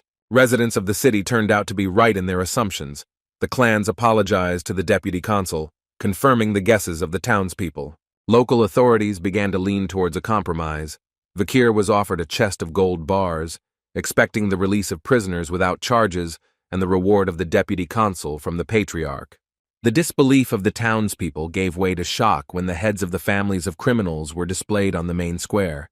The reality of what was happening amazed everyone present. The heads preserved in salt expressed incredible agony, as if they had experienced inhuman suffering until the last moment. The crowd froze in horror at this spectacle. People's attention was drawn to the text above their heads, explaining in detail the reasons for the punishment. Illegal brothels, gambling, and other crimes caused outrage and fear among those gathered. Vikir said with a grin that since the laws already existed, there should be no questions. His words sounded like an ominous warning to all those present. Vikir continued, noting that this is the first time justice has been brought to the region's notorious local authorities, which is sure to lead to significant changes. He spoke of the coming battle cry, after which the destruction of groups would begin, predicting a bloodbath for the underdog. His words sounded like a dark prophecy. Addressing Chihuahua's secretary, Vikir advised him to gather his courage to participate in the next strategy, which greatly surprised and shocked him, causing bewilderment. Chihuahua stood on the evening street near the window. His face was hidden by a mask, giving his figure a mysterious and alarming look. Turning, Chihuahua whispered to the deputy consul, asking about the correctness of their actions, his voice trembling with uncertainty. Vikir asked about trust with a smile, to which Chihuahua quickly replied in the affirmative, his long hair, which had recently appeared, giving him a changed appearance. The Chihuahua was still doubtful, thinking to himself about the correctness of the chosen plan. His internal conflict was reflected in his nervous movements. A gloomy scene unfolded in the square, people in cages being dragged by someone, and a Chihuahua in a mask watched what was happening, frozen in a tense pose. Someone in a mask and jewelry was leading a prisoner on a rope. The cells were filled with dirty, exhausted people in terrible clothes. Suddenly it turned out that Vikir was in one of the cells. His eyes glowed with a bright scarlet color, expressing anticipation of the execution of his plan. On the outskirts of the city of Underdog, At a huge tent, similar to a circus dome, luxurious carriages gathered, bringing beautifully dressed people. The atmosphere was filled with anticipation and mystery. Today there was an illegal slave auction, which was not reported to the Baskerville family. The goods were kidnapped barbarians, nobles, and common people, creating an eerie contrast to the pomp of the event. A man in a mask with a clown nose and a beautiful black hat loudly greeted the guests, calling the place a circus. His voice sounded unnaturally cheerful. The carriage arrived with a neat signature, the exclusive sign of the Man Blanc clan, attracting the attention of those gathered with its elegance. The man with the red nose asked the newcomer if he was here as a seller. Judging by the map, his voice sounded both friendly and wary. It turned out that the arrival was an undercover chihuahua. He brought Vikir in a cage, creating the illusion of a normal transaction. The man, greeting the chihuahua as a representative of the Man Blanc clan, expressed concern about the previous purchase, to which the chihuahua confidently replied about his satisfaction with the quality of the slaves. The buyer, noticing Vikir, shouted enthusiastically about the rare product, promising a good price. These words made Vikir tense. His red eyes sparkled. Wishing him a pleasant time at the circus, the man addressed the chihuahua as Man Blanc, causing him awkwardness, while Vikir remained serious. In the center of the tent stood a man, surrounded by many people sitting, creating an atmosphere of tense anticipation for the upcoming auction. People discussed among themselves the growing popularity of the mysterious exhibition of slaves in the empire. Some were only interested in appearance. Others, for example, preferred the fallen nobles. The host of the auction expressed the hope that today's goods will be to the taste of buyers, announcing the next lot, appropriated by the knight of the family. His voice sounded intrigued. The host, wearing a red nose mask, introduced an A-rank monster, Merciel, rumored to have 19 hearts, showing off a huge creature, causing admiration and horror among the audience. Describing the value of each part of the monster, the presenter announced the starting price of 100 million gold. Showing the body of the dead monster, his words sounded like an advertisement for a rare product. The public perked up, starting active trading. Prices quickly grew from 100 to 250 million gold, creating an atmosphere of excitement and competition. The presenter, concluding the auction, hit the hammer, announcing the sale for 250 million gold. His voice sounded solemn, emphasizing the significance of the transaction. Next, slaves were brought onto the stage for whom people began to bargain, creating the atmosphere of a cruel market where human lives had a price. A man approached the presenter whispering something. He reluctantly agreed, warning about the unusualness of the next lot. His voice sounded tense. The host solemnly announced the arrival of a special product, a rarity from the deep jungle, selected by a slave trader, creating intrigue among buyers. He presented a girl from a tribe of warriors living in the jungle of the Red-Black Mountains, a barbarian from Balak. An angry, dirty, but beautiful girl in chains was brought onto the stage, causing mixed feelings among the audience. The host continued, talking about the different sensations of taming a wild slave, offering a chance to test training techniques in practice. His words aroused rage in the girl, her eyes sparkled with anger. Reflecting on the strangeness of putting such a product up for sale, the presenter announced a starting price of 5 million. The girl flew into a rage, posing a danger, but the presenter continued the auction. People showed no interest. The presenter reduced the price to 3 million. His voice sounded less and less confident, creating a tense atmosphere. Once again receiving no response, the presenter lowered the price to 1 million. His tension growing, reflected in his trembling voice. The public remained indifferent, yawning and looking without interest, creating an atmosphere of complete indifference to the proposed lot. The presenter announced a failed sale, criticizing the choice of product and suggesting that the bait be used in the future. His words sounded irritated. The girl became even more aggressive. Dark foam came from her mouth. Her rage was almost tangible, creating a dangerous atmosphere. A muscular man, looking like an executioner, approached the girl and hit her in the stomach, demonstrating the cruelty of treatment of unsold slaves. The girl flew away from the blow. Blood came out of her mouth. The scene caused mixed feelings among the audience, from shock to indifference. The executioner took the slave, and the leader, apologizing for the incident, tried to smooth out the situation. His awkwardness was obvious in his voice and gestures. By announcing the next lot as the best product, the presenter tried to restore the public's interest. His voice regained confidence. As soon as he came out, the audience became interested. Their eyes sparkled. Someone exclaimed, creating an atmosphere of sudden admiration.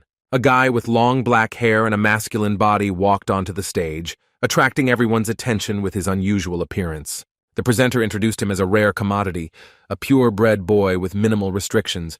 Urging him to place bets, his voice sounded enthusiastic. The girl, interested in the guy, shouted out a bid of 600 million. The presenter noted her enthusiasm without even having time to announce the starting price. Another participant interrupted with a bet of 800 million, causing bewilderment in the girl, who asked in surprise about his intentions. The man responded sharply about plans to use the guy in gladiatorial fights. A third participant intervened with a bid of 900 million, heating up the atmosphere of the auction. Suddenly, hand number 99 rose, offering 6 billion, causing shock to those present. The presenter repeated the sum in amazement, his voice trembling with disbelief in what he heard. The audience began to whisper, trying to guess who could offer such a huge sum, creating an atmosphere of mystery and intrigue. It turned out that the bet was made by Baron Gambino from Granary, a huge man in a purple fur coat and gold rings, hiding his face under a mask. Talking about the Baron's recent takeover of underworld funds, which had dramatically increased his influence and wealth, he licked his lips, demonstrating his superiority. The wealthy Baron was negotiating with his servants, discussing the financial aspects of the recent purchase, confidently declaring that he could resell it in the capital at a profit. The servants dared to express doubts about the sum of 6 billion, reminding them of the need to keep the goods in perfect condition. The Baron cruelly reminded the servant of her dependent position, accusing her of ingratitude. The girl was so shocked by his words that she was speechless, unable to utter a word in her defense. Suddenly, the auction host announced the end of the auction, proclaiming the victory of guest number 99, which meant that the deal to purchase Vikir was finally concluded. Vikir was brought to his new owner. A satisfied smile shone on the Baron's face, reflecting his satisfaction from a successful deal. When Vikir approached, the Baron could not contain his admiration. He mentally noted that the young man turned out to be even more attractive than he had expected, which only increased his joy. The Baron tried to calm Vikir down by assuring him that he was a good person and that there was nothing to worry about, but his words sounded insincere and could not hide his true intentions. With a perverse smile on his face, the Baron hinted at his plans for playing together with Vikir. His impatience and anticipation were obvious and alarming. The Baron extended his hands to Vikir's shackles, apparently intending to remove them, his eyebrow raised in bewilderment when he asked the young man if he wanted this. Vikir rejected the offer of help, and in front of the astonished Baron's eyes, freed himself from the shackles, demonstrating unexpected dexterity and strength that seemed impossible for the captive. This action shocked not only the Baron but also his servant. They froze in bewilderment, unable to understand how Vikir managed to commit such an incredible act. Suddenly, Vikir took a powerful step forward, hitting the ground with his foot. The energy of this movement seemed to throw the Baron up, disturbing his balance and demonstrating the hidden power of the young man. From the force of the blow, the Baron collapsed to the ground, experiencing unbearable pain. But Vikir only proudly looked at the prostrate figure, not showing the slightest sympathy for the defeated enemy. Vikir grabbed the Baron by the shoulder, inviting him to play a game called Spear and Shield. His voice sounded with notes of sinister excitement, hinting that the rules of this game could be deadly. With burning eyes, Vikir explained that he would be a spear, and if the Baron held out, then victory would remain his. These words concealed a threat and a challenge that cast doubt on the Baron's previous confidence. Overcome by pain and fear, the Baron began to desperately cry and call for help, shouting the names of his servant Cindy and the guards. His screams echoed around the area, but it seemed that no one was in a hurry. The scene took a tragic turn when the Baron breathed his last, screaming his death, his blood splashing onto the face of the shocked servant who witnessed the brutal massacre. Vikir, with cold calm, stated the loss of consciousness of the Baron, proclaiming his victory. At the end of this shocking performance, Vikir finally took off his wig, revealing his true identity. The Baron's servants froze in a daze, suddenly realizing who really stood in front of her. The girl exclaimed in horror. Vikir van Baskerville, the young man with a malicious smile, proudly asked about the death of the Baron. His complacency was obvious despite the tragedy of the situation. There was a noise in the crowd, People were excitedly discussing the presence of the new deputy consul and the hound of the Baskerville family. Among the rows we notice a shocked Chihuahua who did not expect such a turn. Vikir noted with sarcasm that the circus is quite a suitable name for what is happening. His gaze slid over the gathered people and stopped at the auction host, assessing everyone's reaction. Addressing those present, Vikir uttered an ominous warning so that they should not hope to leave here unharmed. A fire lit up in his eyes, foreshadowing imminent danger. Vikir stood bare-chested, demonstrating his strength and beauty. His grin expressed superiority over the situation. He radiated confidence and power that could not be ignored. The auction host froze in shock as he watched what was happening. Fear was clearly visible in his eyes. He could not believe the reality of the unfolding scene. Desperately, the leader shouted, calling to finish off Vikir regardless of his status. The guards immediately rushed to attack without thinking about the consequences of their actions. Vikir stood unarmed in the face of danger when he was attacked by 3 bald bandits with weapons in their hands. It seemed that the young man had no chance against superior enemy forces. Suddenly, a blade began to grow from Vikir's hand like an extension of his body. This unexpected transformation took the attackers by surprise. With a lightning-fast movement, Vikir beheaded one of the criminals, demonstrating incredible speed and accuracy. His actions were cold-blooded and effective. The presenter froze in a daze, unable to comprehend what had happened. He muttered that this simply could not happen. His mind refused to accept the reality of what was happening. Another executioner tried to attack Vikir, but the young man was ahead of him. Striking first, he quickly rushed towards the new enemy. Vikir approached the executioner. His eyes glowed scarlet, reflecting the excitement of the battle. Each step brought him closer to the goal, increasing the tension of the moment. The executioner froze in horror, realizing that something unimaginable was standing in front of him. Fear paralyzed his movements. He realized that he might be seeing the last moments of his life. Vikir cut the executioner in two with a lightning-fast movement, demonstrating incredible strength and accuracy of the blow. His actions were cold-blooded and merciless. There was a whisper in the crowd. People were discussing Vikir's skill, calling him an expert despite his young age. A smug grin was frozen on the young man's face. The presenter, in a panic, called Vikir the ultimate weapon of the nation. Chihuahua, in confusion, noted the heterogeneity of the deputy consul's skill, realizing the scale of the threat. Suddenly, something caught the Chihuahua's attention. His eyes were fixed on something with an expression of extreme surprise on his face. Someone shouted a warning to Vikir while he was dealing with the bandits. The young man turned around to assess the new threat. The auction host took Chihuahua hostage with a knife to his throat. He demanded that Vikir drop his weapon and surrender, threatening to kill his ally. The presenter continued to threaten, rushing Vikir to make a decision, while the young man remained completely calm and did not succumb to provocations.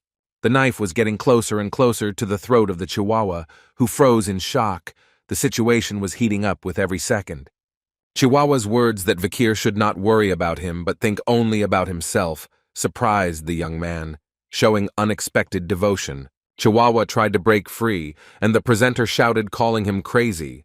Chihuahua replied that there were no compromises for him, and he was ready to die so as not to become a burden. Vikir laughed at Chihuahua's words, noting the discrepancy between his desperate appearance and his displayed loyalty. He acknowledged the incredible loyalty of the security secretary. The young man mentioned the trump card received from the Patriarch of Baskerville. Attention was drawn to the object attached to Vikir's leg, hidden under his clothes all this time. The presenter anxiously asked about the flute, but Vikir clarified that it was a whistle. His calmness only increased the tension of the situation. Vikir brought the whistle to his lips and calmly blew into it without making any visible effort. His actions seemed ordinary in contrast to the tense atmosphere. Suddenly, a deafening sound of a whistle was heard. Its volume exceeded all expectations of those present. People in the hall covered their ears in panic, unable to withstand the force of the sound. Their faces were distorted from pain and discomfort. The auction host and the Chihuahua were frozen in confusion. Their gazes were fixed on something invisible to the others. The expression on their faces spoke of deep shock. Vikir took the whistle away from his mouth. His hands were covered in blood. The contrast between the calmness of the young man and the terrifying picture increased the tension of the moment. The young man stood motionless with a whistle in his hands. looking intently at the auction host and the chihuahua, his gaze full of cold determination. The presenter, still in a daze, asked why nothing happened, but the fear in his and Chihuahua's eyes said otherwise. The presenter tried to convince himself that the loud whistle was only to intimidate. He was still holding the Chihuahua hostage without understanding the true danger. Suddenly, at the moment of these words of the presenter, his throat was cut from behind, blood gushed from the wound, demonstrating an unexpected and cruel turn of events. The host noticed in horror how the knife came out of his throat. The awareness of imminent death was reflected in his eyes. Life was leaving his body. From such a deadly blow, he falls forever freezing in this position. It suddenly became clear that the killer was a young, muscular guy in a robe. His appearance was unexpected for everyone present, adding a new twist to what was happening. The killer coolly hid his sword while the Chihuahua meekly watched the scene. Suddenly, one of the bandits, wanting to avenge his friend, rushed at the killer. His impulse was desperate and thoughtless, which immediately became obvious to everyone watching. The killer quickly pulled out his sword, surrounded by a red aura, and with one precise movement cut the attacking bandit. The speed and accuracy of the strike was amazing. Blood splashed on the people in the hall, causing panic and horror. The shock of what was happening paralyzed those present. No one could believe the reality of this scene. Vikir, watching what was happening, smiled maliciously.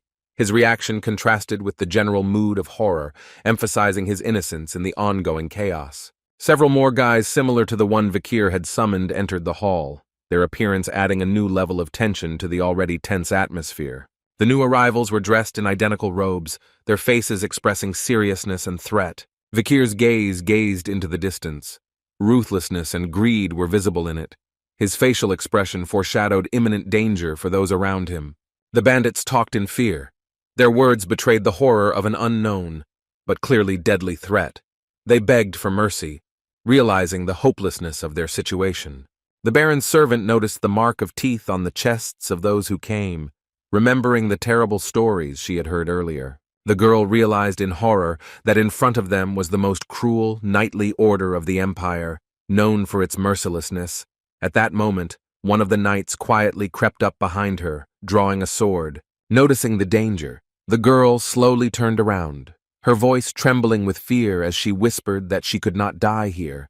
Her words were full of despair and pleas for salvation. Suddenly, Vikir shielded the girl with his body, ordering her not to touch her. This gesture of mercy amazed and surprised the girl. The robed man bowed respectfully to Vikir, confirming his order to spare the girl. Vikir gave a cruel order to deal with the rest, sparing only those who obediently lay on the floor. The guy in the robe bowed again, confirming his readiness to carry out any order from Vikir. His loyalty was obvious. Vikir reflected on Hugo and his obsession with military power, remembering his words of trust. He rejoiced at the ease with which he gained power over the pit bulls, looking forward to future opportunities. The arriving clan began to mercilessly deal with the remaining people. One of those who submitted pressed himself to the floor, hoping to wait it out and escape.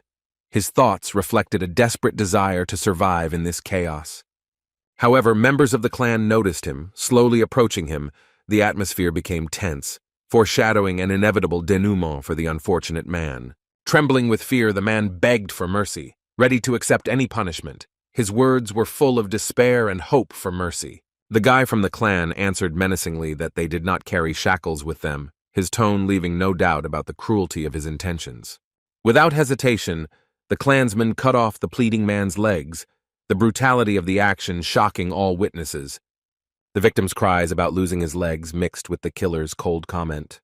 Vikir, who had already left the room, was putting on a shirt. Next to him stood a huge man with a cigar, the commander of the Pit Bull Knights Boston Terrier Le Baskerville, his uncle. The Boston Terrier offered his nephew further assistance, of course, if he needed it in turn. The uncle, looking at Vikir, reflected on the reasons for Hugo's interest in his nephew, noting the cruelty and ferocity of the young man, despite his young age. Vikir received an interesting offer. It was to join the Pit Bulls, promising to raise him to be a worthy man, which did not particularly interest the young. Vikir, leaving, casually waved his hand to his uncle, referring to his super-urgent business. The uncle, impressed by his nephew's courage to ignore him, only strengthened his desire to get Vikir. The young man himself mentally noted his uncle's annoyingness. Vikir walked past the cages, confidently looking for something specific. His purposeful actions were frightening. Passing by the money depository, Vikir noted that all the funds would go to the city treasury. Solving problems with taxes, it was clear that this information was not at all interesting to the guy. Vikir expressed his disgust at the fact that the event was being financed by the Baskerville family, when suddenly his attention was drawn to a cage covered with a green rag. Admitting to himself that he had come here for a different purpose, Vikir nevertheless pulled the rag off the cage, his curiosity getting the better of his original plans. What he saw greatly surprised Vikir. His gaze was riveted on the contents of the cage. His facial expression spoke of an unexpected discovery. In the cage lay the same savage that no one had previously wanted to buy. Her presence here was clearly not part of Vikir's plans. The savage, exhausted and with traces of tears on her face, was now fast asleep. She looked as helpless as possible, especially against the backdrop of the cruel world around her. Vikir squats down in front of the cage, peering intently at the exhausted captive. His gaze glides over her wounded body, trying to assess the extent of the damage done. Thoughts flash through Vikir's head about the cruel torture that the unfortunate woman was subjected to during her abduction and transportation here. His heart contracts at the sight of the exhausted slave lying motionless. Something in the behavior of the captive alarms Vikir, forcing him to be wary and take a closer look at her. Vikir removes from his belt a small bottle filled with a mysterious scarlet liquid and says in a quiet voice that she is lucky because, thanks to his kindness, she will receive a miraculous potion from the knightly order. Carefully lifting the captive's head, Vikir pours a crimson potion into her mouth, from which streams of scarlet smoke rise, creating a mysterious atmosphere around them. At the same moment, the girl's body is enveloped in a ghostly scarlet glow emanating from the drunk potion, giving her an almost unearthly appearance in the twilight of the cell. Suddenly the captive opens her eyes as if awakened from a deep sleep. Her gaze is full of surprise and alertness to the world around her. Instinctively staggering, the girl hides in the far corner of the cage, her eyes feverishly examining the unfamiliar surroundings, trying to understand what is happening. Having taken a defensive stance, the captive clenches her fists in preparation for a possible fight, but is in no hurry to attack, instead carefully studying the surrounding space and her savior. Vikir pronounces words in an unknown language, pointing to the open door of the cage. His gesture clearly invites the girl to leave the place of imprisonment and find freedom. Surprised by the unexpected display of kindness, the captive slowly and carefully begins to move towards the exit, not taking her eyes off Vikir, ready to pull back at any moment. Vikir thinks to himself that he fought countless times with the barbarians before the regression, so he learned the basics of their language, and Vikir again in their language tells her to run away, showing her the exit with his hands. The slave was angry about something. She began to frantically communicate in their language, but did not understand what she was saying, and therefore Vikir said that he does not know their language so well. And so she stood up and leaves the tent, looking back at Vikir. Her movements are still uncertain, but a glimmer of hope appears in her eyes. Finally she said something to him in their language, but Vikir could not understand. The words echoed in his head, leaving the riddle unsolved. Vikir turns to the leaving girl, says, "Well, I don't know what she said, but I think she thanked me." His face expresses a mixture of satisfaction and slight sadness. And Vikir again rushed to look for what he came here for, an incomprehensible rag in his hands, despite something he says, that I found what I wanted. He unfolds the rag. He says that this is the corpse of Murciel. We were already shown it earlier. It is a huge monster, and Vikir says that fortunately the monster has not yet been touched by anyone. Something red begins to pour out again. His skin cracks on his hand, reminding him of the hidden power lurking inside Vikir, ready to burst out. He wants, and he says that he did not absorb monsters of the rank of Beelzebub. "I will feed you soon. Calm down." He turns to his hand, from which the sword comes out. He says that he will always arrive in the near future, so try to quickly. They show us a new huge monster, from which the sword will now drink blood. Rumors about the deeds of the new deputy consul spread through the city like wildfire. With the first rays of sunshine, people whispering about the destruction of the criminal organization and the imprisonment of the nobles in the underdog prison.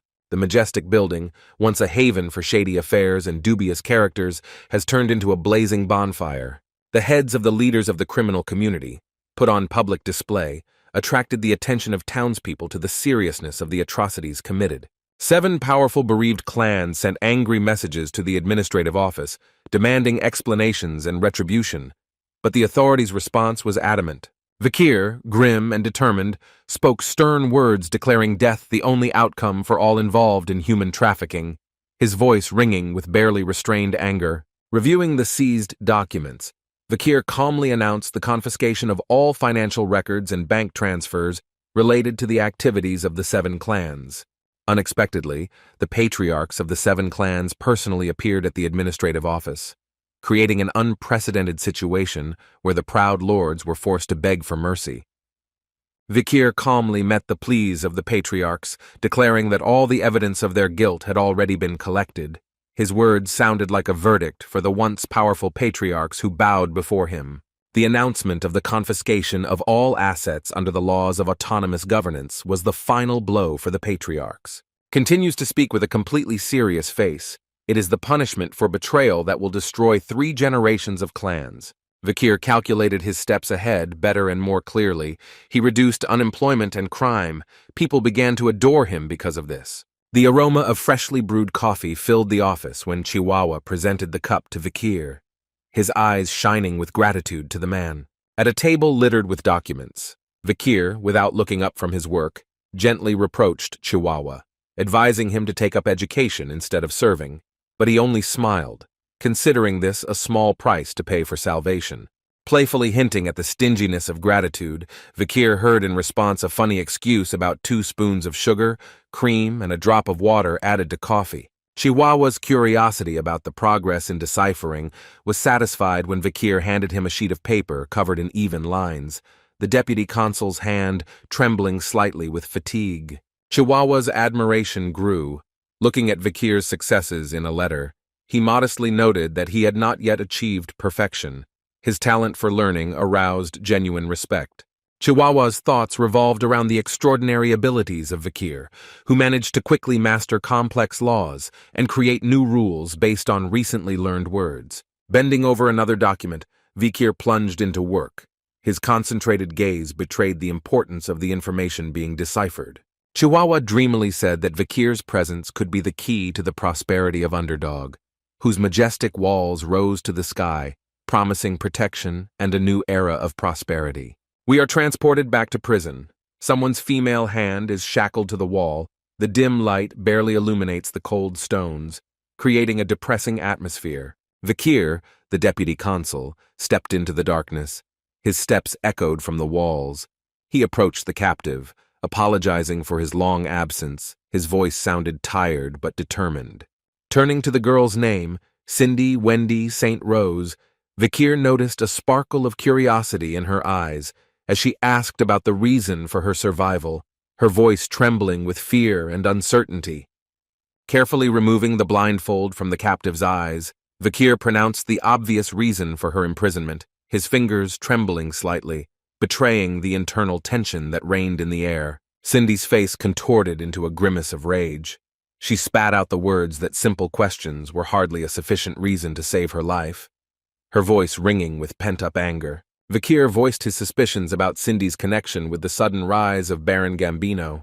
The girl was silent, her face turned into an impenetrable mask hiding a storm of emotions.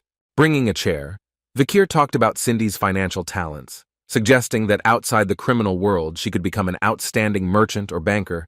His words sounded like a mixture of praise and reproach. Sitting opposite the captive, Vikir made a solemn promise to free her in exchange for answers. His gaze was piercing and unyielding, as if trying to penetrate the most hidden corners of her soul. Concluding his speech, Vikir warned of the consequences of silence. His words hung in the air, filling the chamber with palpable tension. Cindy visibly tensed, realizing the seriousness of her situation. Indy bit her lip nervously. The stress reflected on her face, revealing the internal struggle between fear and the desire to survive. Having gathered her courage, the girl replied that she would try to answer the questions to the best of her ability. Her words seemed to satisfy Vikir. His gaze softened slightly. Vikir's first question took Cindy by surprise. He asked her opinion about his observance of the law, to which she answered without hesitation that a real judge honored the city with his presence. Vikir, frowning, warned the girl about the need for serious answers. His voice became colder, recalling the fragility of this promise. Cindy noticeably tensed, realizing the precariousness of her position. After hesitating for a moment, Cindy said that she considered Vikir to be doing his job well, her words hanging in the air, causing the deputy consul to freeze in place. Vikir's face distorted into a malicious smile. His eyes sparkled with an unkind gleam. The atmosphere in the cell became even more tense. Rising sharply from his chair, Vikir approached the girl, invading her personal space. Cindy involuntarily recoiled, embarrassed by the sudden closeness. Leaning towards her, Vikir took Cindy by the chin. His touch was unexpected and frightening. He peered intently into her eyes, ingratiatingly asking about the reasons for her assessment. Vikir's pupils shrank to the limit. His face froze in a mask of shock, betraying the deep shock of what he heard.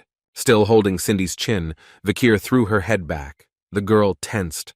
Her eyes widened with anxiety and uncertainty. Slowly letting go of Cindy's face, Vikir pulled away. The girl continuously followed the movement of his hand. Her gaze expressed a mixture of fear and wariness. Taking a step back, Vikir said with a hint of sarcasm, "Okay, let's listen to what I'm doing wrong." His voice sounded deceptively calm. Cindy bit her lip nervously. Her teeth clenched, revealing her inner tension and determination to speak out.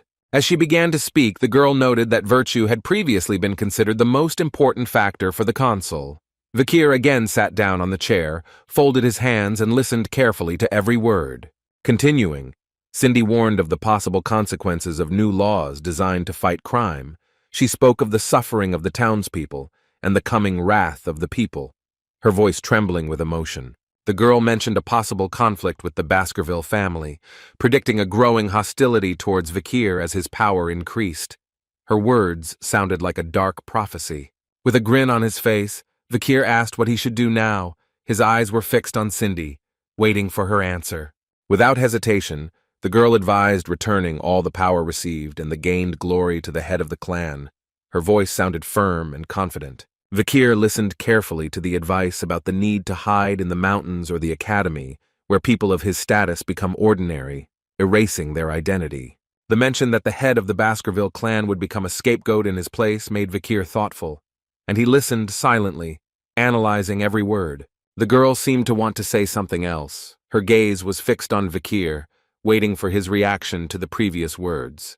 Vikir asked if this sentence meant that the dog should bite its owner on the neck, his gaze directed at the girl, waiting for her answer. Vikir's eyes lit up not just red, but a bright red glow that replaced his normal eyes. The girl looked at Vikir with anger, her eyebrows furrowed. Her facial expression spoke of strong emotions and possibly ulterior motives. She said that this is the only opportunity for Vikir to avoid the wrath of his master, comparing him to a hunting dog. Vikir unexpectedly agreed to take this advice into account, which greatly surprised the girl. His reaction was unexpected for her. Holding the key in his hand, Vikir noted that this was good advice, almost identical to his own ideas. Vikir freed the captive from her shackles, allowing the metal to clink on the stone floor, while the girl looked at her liberator with disbelief, not believing what was happening and expecting a catch. The freed captive warned Vikir about the danger, to which he responded with assurance of his loyalty to his word. His voice sounded unshakable. Slowly getting up and taking the first step outside the cage, the girl turned around, expressing the hope that Vikir would not have to regret his decision today. Vikir suddenly asked the girl about the Mesimadunaro clan, which caused her obvious surprise. Her widened eyes betrayed a sudden surge of excitement. Continuing the conversation, Vikir mentioned the existence of lesser-known clans besides the 7 ruling and underdog, in particular, a wealthy merchant clan, which was the 8th and was called Mesimadunaro. As it turned out, the Mesimadunaro clan ceased to exist due to a tragic incident. Vikir carefully watched the girl's reaction and tried to penetrate her thoughts. The story began when the youngest son of the clan decided to show off his new sword skills at a birthday party, which became a fatal event for the entire clan. As the demonstration began, members of the Baskerville clan could not believe their eyes, watching with growing tension and bewilderment. The young man demonstrated the secret technique of the Baskervilles, known only to members of their family, which created an atmosphere of mystery and broken taboos around this event. News of what had happened quickly reached the head of the Baskerville clan, who decided to release the hunting dogs, which led to the complete destruction of the Mesimadunaro clan. However, the truth turned out to be even more terrible. All events were led by young demons of the 7 clans, who stole the sword technique of the Baskerville family and taught it to the young one from the Mesimadunaro clan.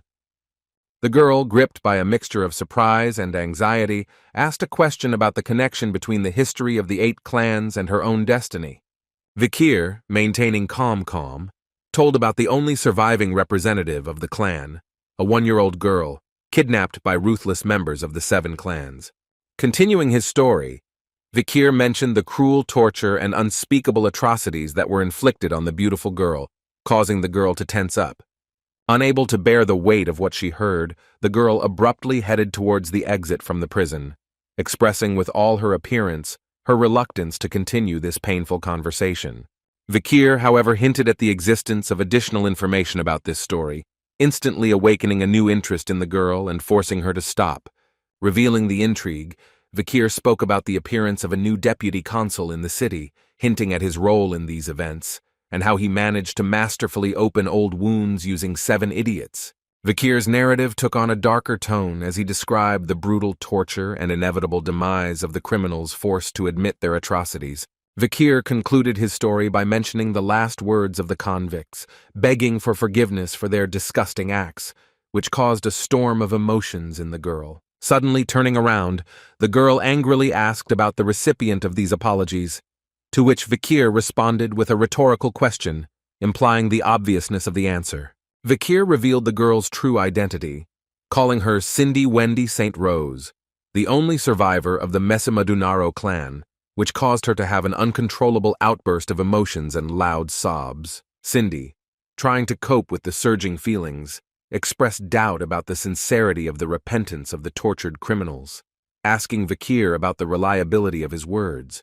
The torch that suddenly materialized in Vikir's hand served as a mysterious omen when he asked about the method of proving his veracity. Inviting Cindy to see everything with her own eyes, Vikir took her to a certain place. The sight that appeared before Cindy plunged her into deep shock. Her pupils shrank to the limit from the horror of what she saw. The reality of what was happening seemed unbearable. In the cage in front of her lay the bodies of 7 idiots from those same clans. Their bodies, mutilated by torture, eloquently testified to the torment and suffering they had endured. Next to the bodies was a message in which the criminals admitted their involvement in the disappearance of the Mesimadunaro clan. Their words, full of fear and pleas for forgiveness, were written with a trembling hand. Cindy, unable to contain her emotions, raised her hand to her mouth, trying to muffle her sobs, her eyes refusing to believe in the reality of what was happening. Unable to withstand the tension, the girl collapsed on her knees, giving vent to her grief and pain, while Vikir calmly watched this heartbreaking scene. Approaching the sobbing Cindy, Vikir quietly said that despite the painful death of these people, revenge for his clan is not yet complete. Vikir, looking intently at the girl, said that Cindy has every right to despise the Baskerville family. His words sounded like permission for long-held hatred. Wiping her tears, Cindy asked Vikir in bewilderment about the reasons for his help to her, because he himself is part of the Baskerville family, her voice trembling with mixed emotions. To this, Vikir sarcastically replied that the question was posed incorrectly, hinting at deeper motives for his actions. Cindy, slowly rising to her feet, said that she was beginning to understand Vikir's true intentions, her voice acquiring notes of awareness. Addressing him as Vicar Van Baskerville, Cindy solemnly promised to repay her debt, her words sounding like an oath. She vowed to do everything possible until the end of her days to ensure that Vikir never needed money, her voice full of determination and gratitude. Hearing this, Vikir burst into a wide smile, assuring that he would definitely remember her promise, his eyes sparkling with satisfaction. The scene changed to Vikir's room, where Chihuahua happily looked in, announcing the sunset and calling Vikir Mr. Deputy.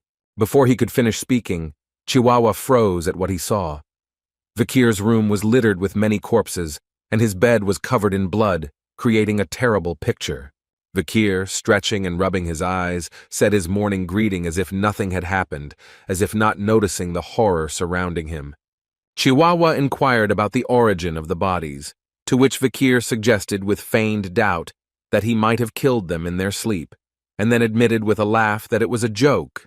Vikir and Chihuahua were walking down the street when Chihuahua asked about Vikir's childhood, to which he laughed it off. But Chihuahua insisted on the seriousness of the question. Vikir, thoughtfully scratching his head, mentioned the many obstacles that had arisen in his path recently. Memories of recent assassinations flashed through Vikir's memory. Poisoned arrows, poisonous tea, snipers, arson. The list of dangers seemed endless. Scratching his ear, Vikir suggested that he might have drawn too much attention to himself, while the Chihuahua expressed concern about his mental state. Vikir's gaze glanced at his ability-absorbing sword. The skill of the hard life of a hellish bull acquired at the last auction was more effective than he expected. Vikir mentally noted that thanks to the river Styx and this strengthening skill, the attacker's sword broke on his body during sleep. Having decisively declared his intention to deal with the increasing number of assassination attempts, Vikir received the full support of Chihuahua, who called this decision a wise one. In front of the building where Vikir worked as a deputy consul, a luxurious carriage pulled by stately, fresh horses appeared. On the carriage, the flag of the Baskerville family proudly fluttered on expensive fabric depicting a majestic hound and two intersecting swords, symbolizing the power and nobility of this ancient family. Vikir, looking at the arriving carriage, assumed that it had been sent by the main family. His voice sounded tense, betraying hidden anxiety about this unexpected visit. When someone began to get out of the carriage, Chihuahua fell into a state of extreme amazement, his pupils dilated to the limit, and his body instinctively shrank, expressing a mixture of fear and bewilderment. A figure in white emerged from the carriage, while Vikir remained outwardly calm as he watched what was happening, contrasting with the Chihuahua's obvious fear. The butler came out of the carriage, bowed and greeted Vikir as a young gentleman, his voice expressing respect and joy at the meeting. Vikir noted the butler's improved appearance, to which he responded with a modest laugh, creating an atmosphere of a warm meeting of old acquaintances. The butler expressed his confidence in Vikir's progress since his departure from the main residence, while the Chihuahua mentally tried to comprehend what was happening. The Chihuahua could not believe that standing in front of them was John Barrymore himself, the head butler of the Baskerville family, who had served 4 generations and was known for his impeccable service in this formidable family. The Chihuahua began to literally glow with delight, recognizing John Barrymore as a role model for the servant. His admiration was so strong that he began to drool. Vikir, without allowing the butler to finish, understood the reason for his visit, creating the feeling that they understood each other perfectly. The butler confirmed Vikir's guess, reporting that the Patriarch, impressed with his progress, ordered a return to the main residence, and seemed to be extremely pleased. Vikir mentally doubted the sincerity of the Patriarch's happiness, his internal monologue contrasting with his external calm. The picture suddenly changes to a sitting Hugo, who is staring at some point, immersed in deep thoughts about the current situation. It turned out that Hugo was looking at a photograph of Vikir, where it was written about his popularity among the residents of the city of Underdog and victories in numerous events. Vikir stood in front of Hugo in the luxurious office of the Baskerville family estate. The Patriarch, holding a fresh newspaper in his hands, looked at his son with an appraising glance. Hugo expressed pride in Vikir's accomplishments, noting how he had improved the family's reputation. Vikir bowed his head in respect, trying to decipher his father's true intentions. The atmosphere changed when Hugo announced the decision to send Vikir to the Colosseum Academy. This prestigious institution was not just a school, but an arena where the future of the empire was forged.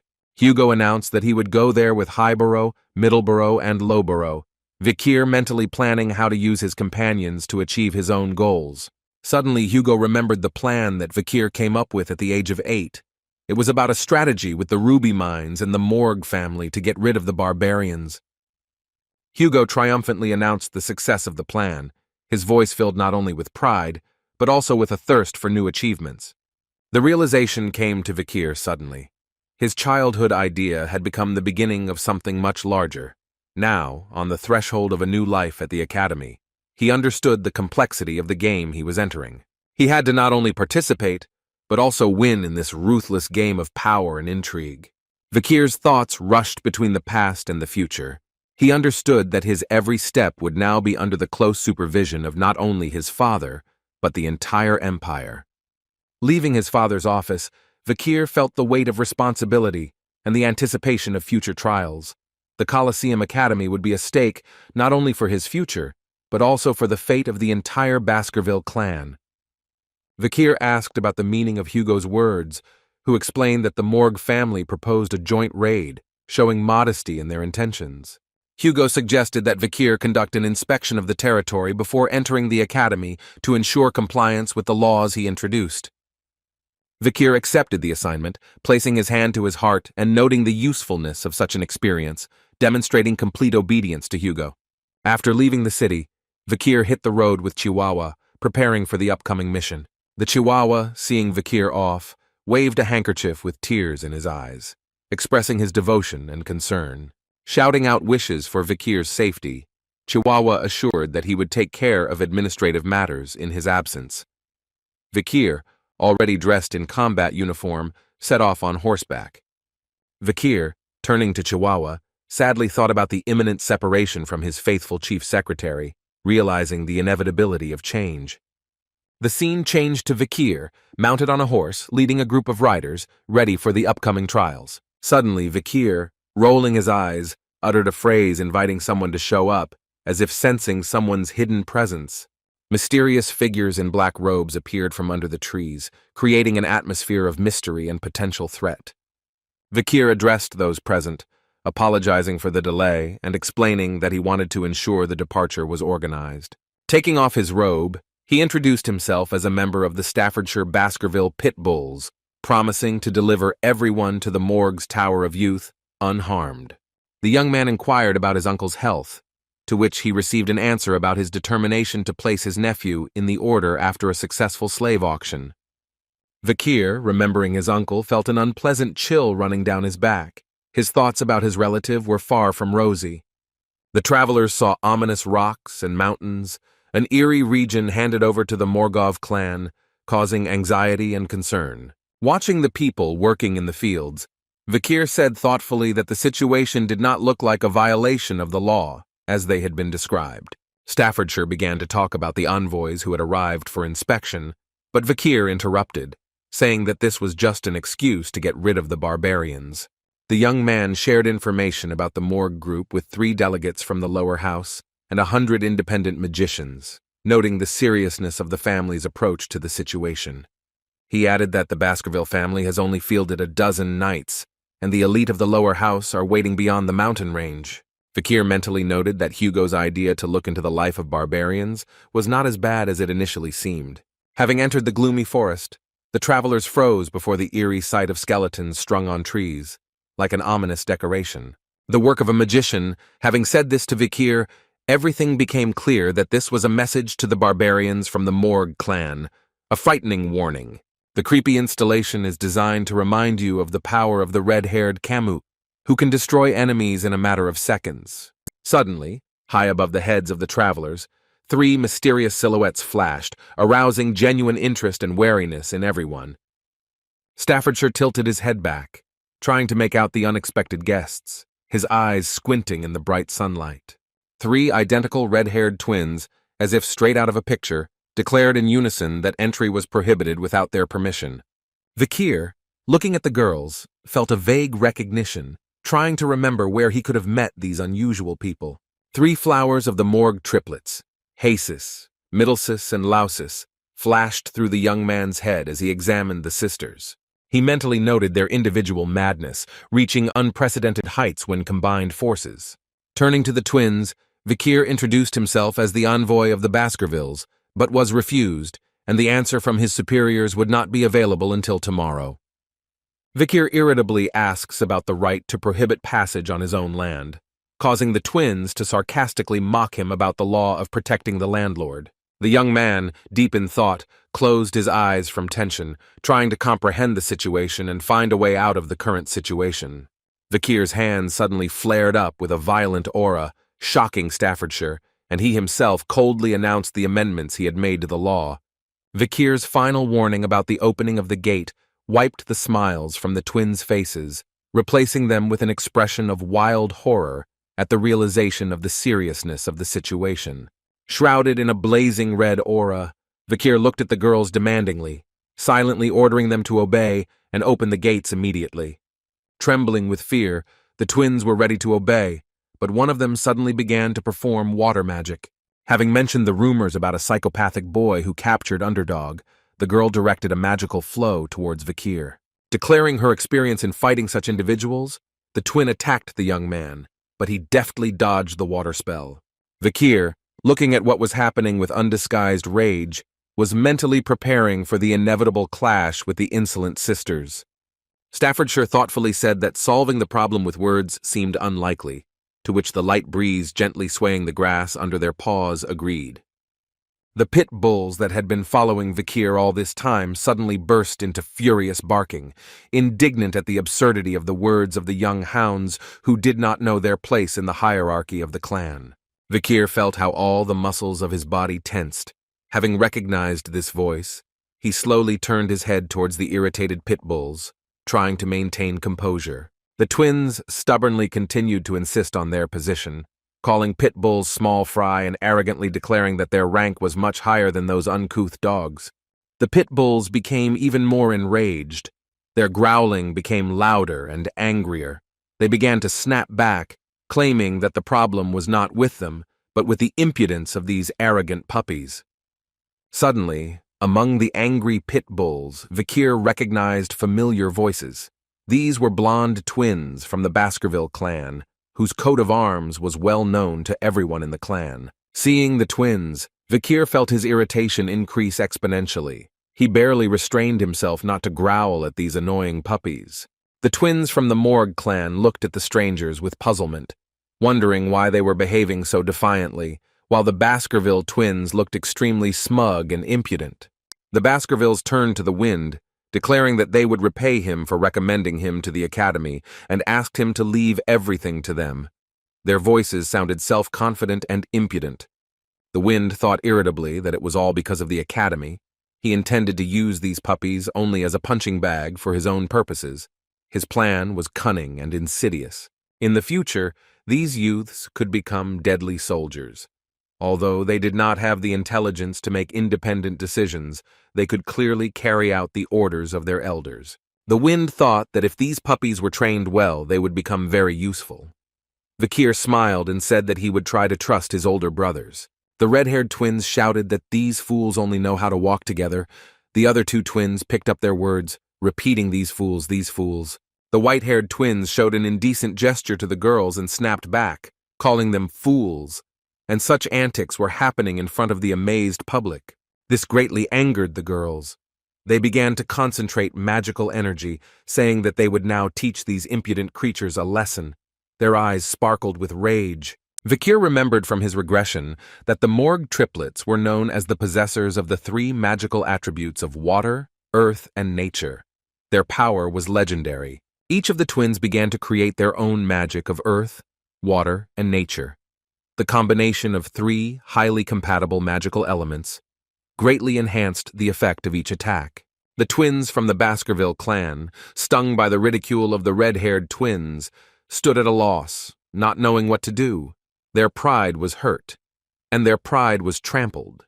Vikir watched this scene with growing irritation.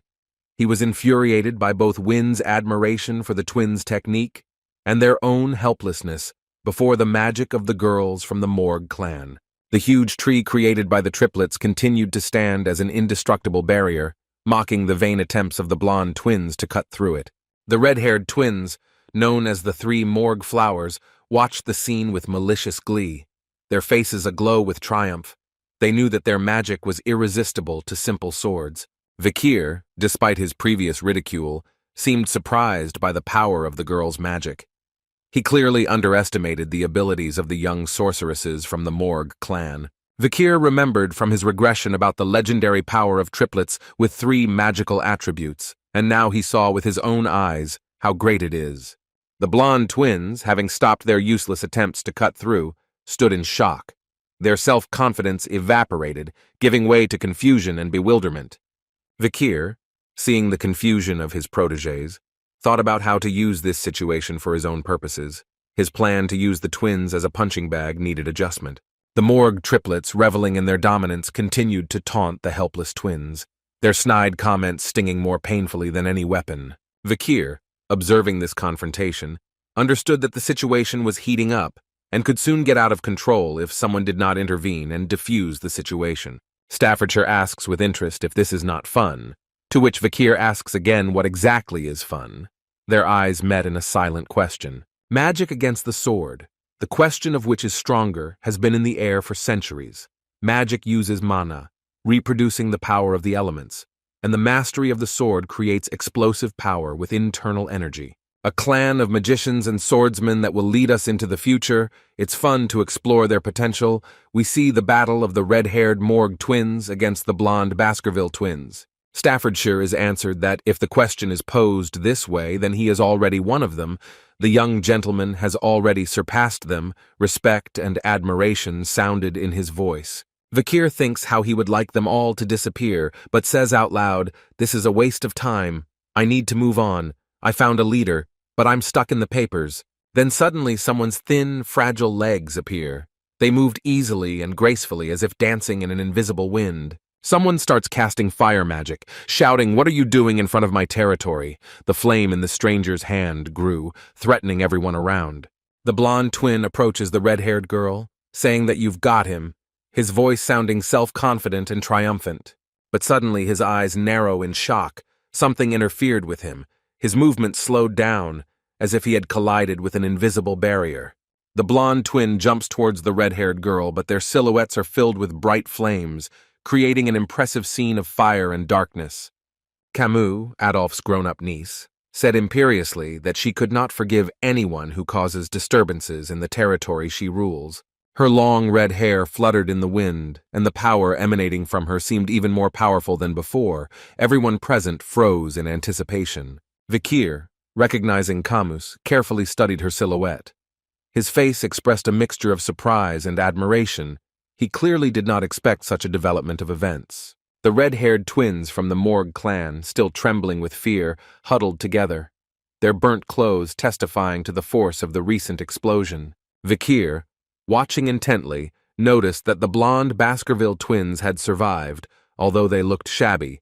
Their tousled hair spoke of the shock they had experienced. One of the Baskerville twins, still dazed, muttered about the suddenness of the fire magic, his voice trembling with fear. Plumes of smoke slowly dissipated, revealing a picture of destruction caused by Camus's unexpected attack.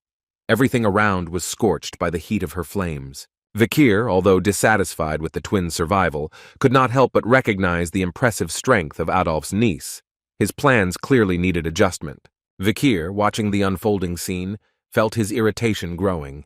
He wanted to quickly deal with this situation and return to his business.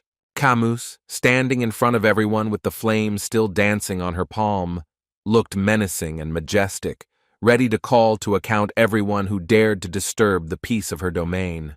Kamu goes down to the red twins, they tell her. We just wanted to stop the invaders. They were the first to start a fight. Their voices trembled with fear. She angrily replies, "You just dared to address me without respect." The twins immediately object in fear. Not at all. Their faces turned pale with horror. Camus threateningly warns, "Be careful if you don't want to end up the same way," pointing to the corpse of a skeleton on a tree. The twins apologize in panic, promising that this won't happen again. Suddenly something attracts Camus's attention. She turns her head sharply. Her gaze becomes sharp and attentive. Her pupils constricted greatly in surprise. Her face expressed a mixture of shock and recognition, as if she saw someone familiar. Vikir also noticed Camus. Their gazes met. The air between them seemed to be electrified with tension and unspoken words. Adjusting her hair, Camus says, "Long time no see, Wind Van Baskerville. 7 years have passed, that's right." Her voice sounded both warm and wary. Vikir smilingly replies, "Yes, a lot of time has passed." Kamu Morg, silently noting how she has grown from a child's face and become prettier, his gaze lingered on her face. The beauty of Kamu Morg, striking down all the men of high society, was truly dazzling. Her charming image attracted the gaze of all those present. They said that she seduced many married men, which caused scandals. But for some reason, such rumors did not circulate at that time. Something had changed in her reputation. Vikir turns to Camus, saying that let her open the gate. There is no agreement with these triplets. These words greatly excited Camus. Her eyes flashed with interest. Camus, starting to talk seriously about how long it's been since we've seen each other. And this is the only thing that interests the guy. Resentment and disappointment were heard in her voice. Vikir is interested in what else should I say? These words irritate Camus even more. Her face begins to turn red with anger. Staffordshire thinks to himself that the continuation of the battle between the triplets of the two families will be between them, watching as Camus turns green with jealousy and anger. Camus, pointing his finger at Vikir, shouts, 0 points, which greatly confuses the guy. His face expresses a complete lack of understanding of what is happening. With tears in his eyes and wild anger, Camus says that for his attitude towards his future wife, 0 and a point, her voice trembles with resentment. These words irritate the twins from both the Baskerville and Morg clans, their faces expressing a mixture of surprise and displeasure. Vikir is amazed by these words. He also does not know what to answer. His face is frozen in an expression of complete shock and confusion. The Kamu girl looks away embarrassedly. Her cheeks are covered with a blush, and her fingers nervously fiddle with the hem of her clothes. The landscape unfolds before our eyes, revealing a picture of exhausting labor. Ordinary people, bent under the weight of work, cultivate endless fields. Their fatigue is palpable even from afar. Vikir and Camus, sitting on mighty horses, slowly move forward. The girl notices that the Baskerville clan seems to know little about the barbarians, to which the young man confidently objects. Constant battles give them much more knowledge. Camus, not hiding his surprise, asks why then they sent those idiots, because they are just young, inexperienced hounds, unable to cope with a serious task. Vikir, remaining calm, replies that the Morg clan has already been informed about the location of the main forces on the other side of the mountain range. There is no point in asking about what everyone already knows. Camus, smiling, admits that she thought Vikir was not in the know, but the young man explains his awareness with his responsibility for the delegation. The girl notes that he probably earned the trust of the clan, although he could have been the one they wanted to get rid of. Not stopping there, Camus continues to question, wondering which tribes of barbarians are the most annoying, while Vikir mentally wonders why the girl does not stop her endless stream of questions. Overcoming irritation, the young man replies that the tribes of Balak warriors and Rococo magicians are especially distinguished by their ability to shoot from a bow, surpassing the level of the empire, but their techniques remain a mystery to many. Camus, pleased with the answer, announces that he gives Vikir 8 points, which causes confusion in the guy.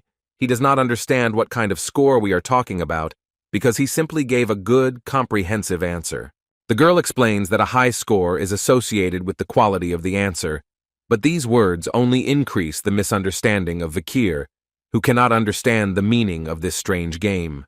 Camus, not paying attention to his interlocutor's confusion, unexpectedly declares his dislike for smart people, adding that boys are more interesting when they are a little stupid, which completely confuses Vikir. Camus continues her strange assessment, stating that Vikir's horse riding only deserves 6 points due to the mount being too big for him. Then she criticizes his fashion for being boring and 1 for his manners. Suddenly the girl changes her tone, smiling. She rates Vikir's appearance at 99 points, noting that he has grown up to be a real handsome man, but immediately reduces the rating by a point for the lack of emotion on his face. Vikir, unable to bear it, demands to stop this senseless assessment, to which Camus calmly replies that she needs to be strict with her future husband, which causes even greater bewilderment in the young man. Puzzled, Vikir wonders why he suddenly became her future husband, while Camus, surprised by his lack of understanding, reminds her of the test her uncle took. Vikir's memory flashes back to 7 years ago, when he fought Uncle Camus, and the awareness of what is happening begins to slowly penetrate his consciousness. Camus, without hiding his irritation, expresses dissatisfaction with his uncle's weak test to evaluate her future groom, complaining about the limitations of her path to marriage. Her emotions are so strong that fire begins to burn around her. Vikir is amazed by her strength as a great magician. Trying to diffuse the situation, Vikir invites Camus to forget about the past and pretend that nothing happened, but his words only increase the girl's embarrassment. Camus, unable to cope with the surging emotions, noticeably blushes. Her cheeks are covered with a blush, and the corners of her lips turn down, betraying deep embarrassment. In a fit of emotion, the girl throws some kind of rag in Vikir's face. shouting that he can't just forget what happened, and calling him stupid for such a proposal. Camus, not wanting to continue the conversation, spurs his horse and leaves, saying as he goes that she, being a genius, never forgets what she saw, while Vikir, puzzledly holding a rag, wonders what it is. Suddenly it dawns on the young man that this is the same old jacket with which he covered the girl many years ago. Memories come flooding back with renewed vigor. Vikir, looking at the tattered jacket, reflects on how Camus kept this thing all these years, while the girl herself, still embarrassed, mutters under her breath about the absurdity of the whole situation. A majestic wall appears, erected in a month by the joint efforts of earth and metal magicians. Its power inspires confidence in reliable protection. Vikir, impressed by the scale of the structure, notes the unsurpassed skill of the magicians of the Morg clan, who were able to create in a month what would have taken 1,000 ordinary people a year. Huge traces of blows can be seen on the surface of the wall. Vikir, carefully studying them, wonders if they were left by arrows of Balak flame. Camus confirms the young man's guess, adding that arrows imbued with a powerful aura claimed the lives of many defenders, their ability to break through walls several meters thick. The girl continues the story, mentioning the serious injury of her uncle, whose pride suffered no less than his body. Vikir recalls that the Patriarch also spoke about a similar experience, receiving his famous scar on his nose. Thinking aloud, Vikir suggests the presence of a particularly talented person among the barbarians, believing that this is a woman whose face, like other barbarians, is hidden in black paint. Suddenly their conversation is interrupted by a rapidly approaching messenger, loudly calling to the vice-head of the fortress. Camus turns around warily. The envoy, barely catching his breath, reports the need for an urgent return. The search party has captured a barbarian scout. A captured barbarian scout appears before us. His powerful, tattooed body, bald head, pointed ears, and evil gaze create the impression of a dangerous and rebellious captive. The servant who led them to the scout explains that the prisoner belongs to the Rococo tribe of magicians.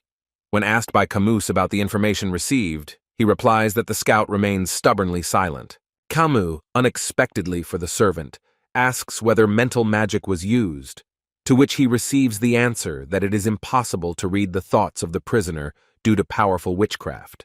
Addressing the barbarian, Camus recalls the recent ambush on the Morg clan fortress, asking about the number of people kidnapped, but the captive remains silent.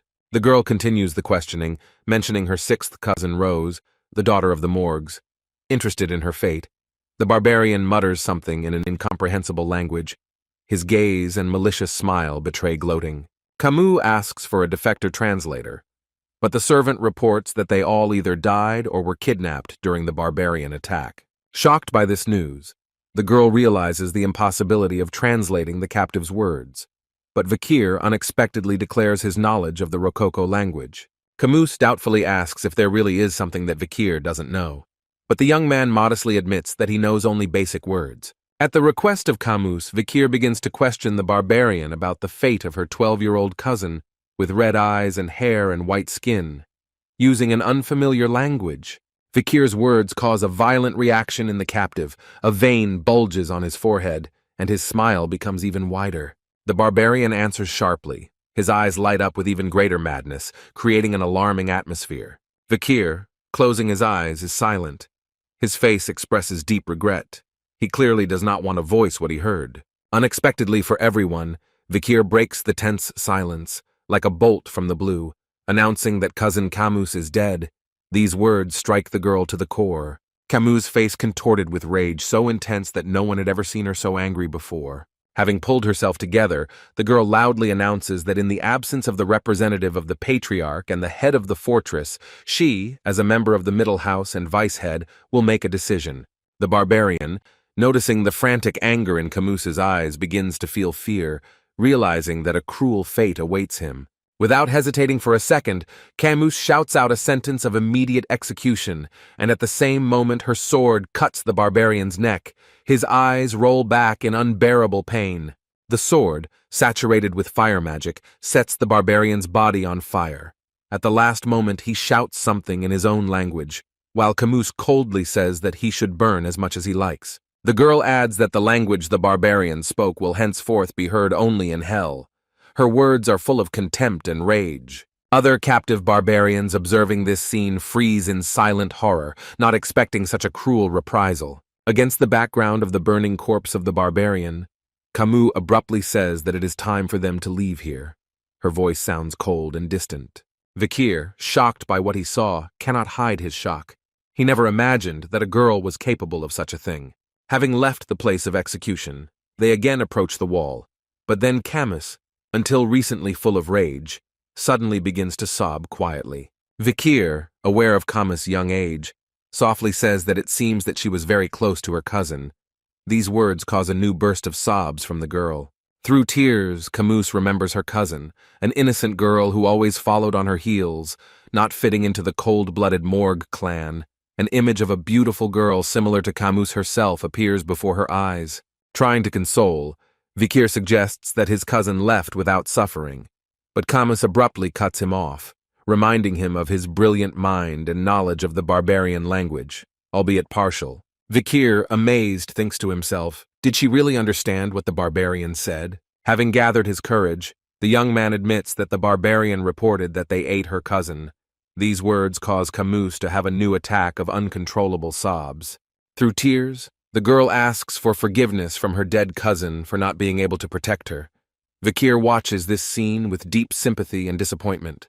Vikir's hand involuntarily reaches out to Camus's shoulder, wanting to support her in this difficult moment. However, after reflection, the young man decides that such a gesture may be inappropriate and withdraws his hand. Vikir stands awkwardly next to the crying girl, unable to find the right words of consolation, feeling helpless in the face of her grief. Vikir continues to stand silently next to the sobbing Camus, unable to find words of consolation. Camus, gathering his strength, wipes the tears from his face, trying to pull himself together. Unexpectedly for Vikir, the girl says that everything is not so bad, because death is the only outcome.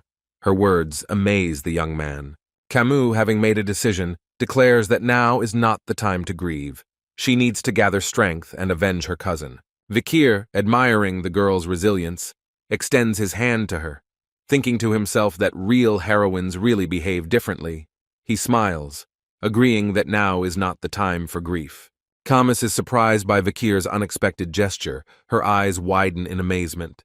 Their hands are almost touching, creating a moment of special intimacy between them. Suddenly, the ringing of a bell interrupts this moment. Their hands never met. Vikir becomes wary when he hears an alarm signal. Camus, instantly composed, gets up herself and explains that this is a signal of an attack by barbarians. An expression of determination appears on their faces.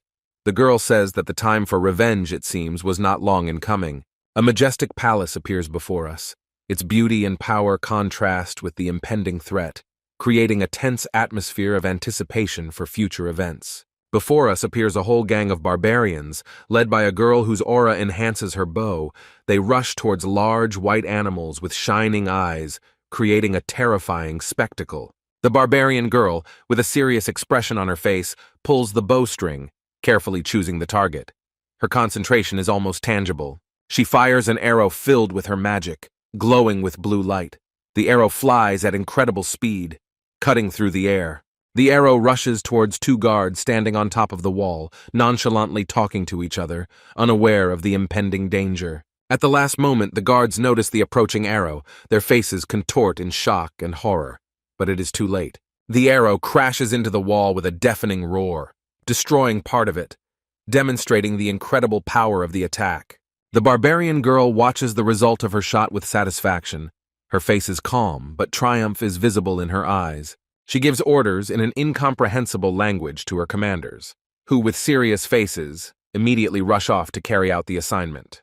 The barbarians attack the wall's defenders, their huge animals mercilessly biting and tearing people apart, creating chaos and panic. The barbarians themselves also join the battle. Using ropes, they try to capture and strangle the defenders. Their actions are cruel and merciless. Someone's leg appears in the field of view. Its owner watches the brutal reprisal of barbarians against people. A picture of bloody chaos unfolds before him. It becomes clear that this is Vikir, he says with a serious look that he may have arrived too early. His appearance radiates masculinity and determination. Suddenly, a rope filled with blue mana flies towards Vikir, threatening to take the young man by surprise. Unexpectedly for Vikir, 2 ropes are wrapped around his neck. He is shocked by the sudden attack of 2 barbarians, without having time to react. The young man looks in confusion at the ropes wrapped around his neck, trying to comprehend what is happening and find a way out of the situation. The barbarians, satisfied with their prey, converse in their own language, discussing what a handsome husband they got. Their hunt for husbands seems to be going well. Vikir, understanding their language, realizes the true goal of the barbarians, hunting for husbands to breed a superior race. This discovery shocks him. Gathering his strength, Vikir breaks the ropes, freeing himself from the capture. He politely but firmly refuses to become their husband. His actions take the barbarians by surprise. Other members of the tribe, observing what is happening, assume that the young man is already betrothed.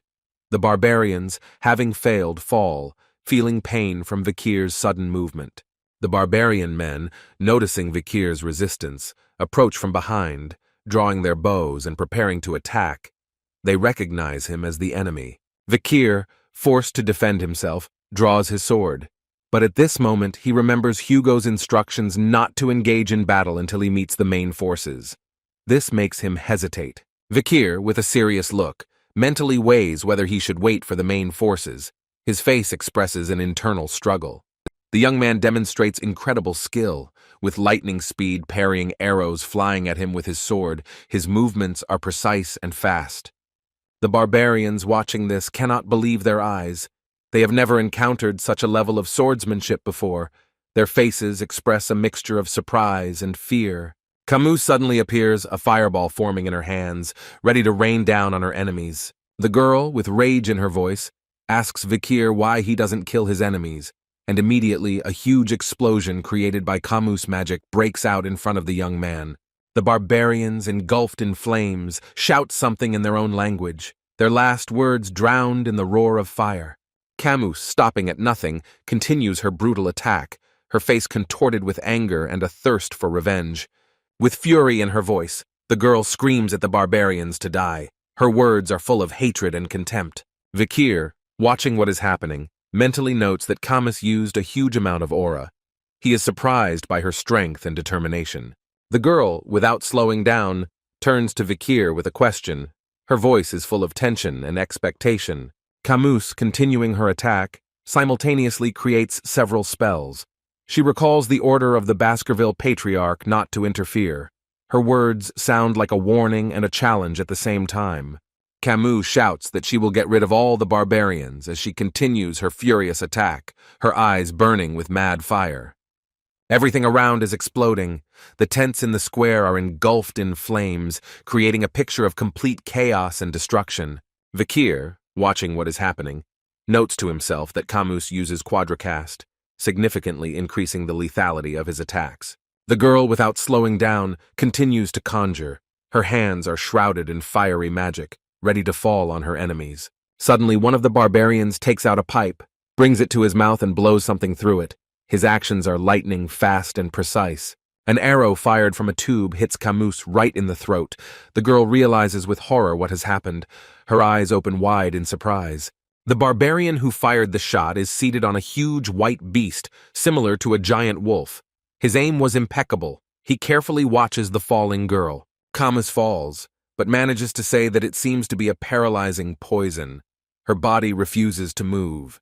Vikir mentally curses the situation, realizing that the problems are just beginning. The barbarians, taking advantage of the moment, begin to unwind the ropes, preparing to throw them on the helpless girl. Vikir reacts with lightning speed, catching the rope on the fly. Kamus, watching his actions, feels relieved and grateful. Vikir suggests retreating, but Kamus vehemently objects, mentioning resources and prisoners. The young man reminds him of the order not to engage in battle until the main forces of the Baskervilles arrive. The girl, consumed by a thirst for revenge, insists on the need to avenge her kidnapped cousin, her eyes burning with determination. The guy in a calm tone tries to convince Kamus of the need for a rational decision. His voice sounds reasonable.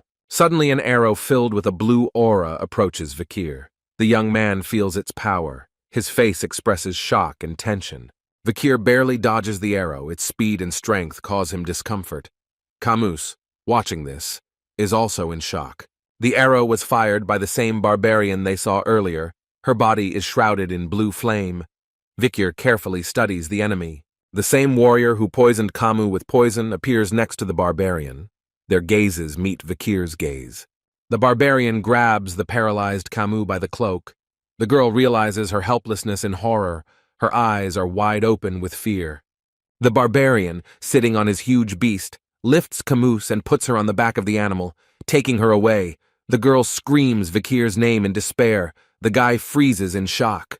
Vikir, watching the kidnapping, remembers the past when Camus was already held captive, reflecting on how after the destruction of the barbarian tribe they began to treat her differently. His face expresses a mixture of anxiety and determination. Vikir watches with rage the abduction of Camus. At this moment, the barbarian with a huge aura suddenly attacks him, jumping towards him. She strikes with some kind of weapon, but the guy manages to dodge. At the sight of the blow, a crater forms in the ground, from which energy emanates. The barbarian does not stop attacking, moving into hand-to-hand combat. Vikir notes to himself her unusual tactics. The guy's face is distorted by tension. The fight continues. The girl delivers a strong kick to Vikir's hand. Her movements are lightning fast and accurate.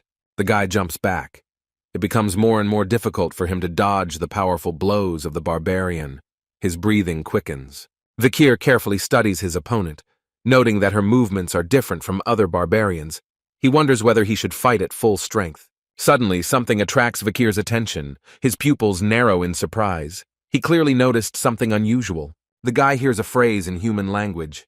He is amazed that the barbarian speaks their dialect. The barbarian's eyes light up bright blue. She smiles maliciously, and Vikir realizes with horror that this is the same girl he previously saved from the slave auction. His face expresses a mixture of shock and recognition. The barbarian's words struck Vikir to the depths of his soul. Obvious bewilderment was reflected on his face. He could not understand how this was possible and what it all meant. Suddenly his memory helpfully gave him a memory. He recognized this girl as the same slave whom he had once saved at an auction. This fact only increased his confusion. Vikir tried to understand the situation, suggesting that the girl was taking revenge on him for saving him, but her answer was unexpected. She spoke of slavery and revenge as forms of imprisonment that had nothing to do with him or the Morg clan. The barbarian gracefully climbed onto her huge white dog, demonstrating amazing agility and unity with her beast. She uttered cryptic words about how she would repay what she had received and her intention to kidnap the next leader. She concluded her speech with an invitation to Vikiru to follow them if he so desired. Vikir was lost in thought, weighing whether he should reveal his true power.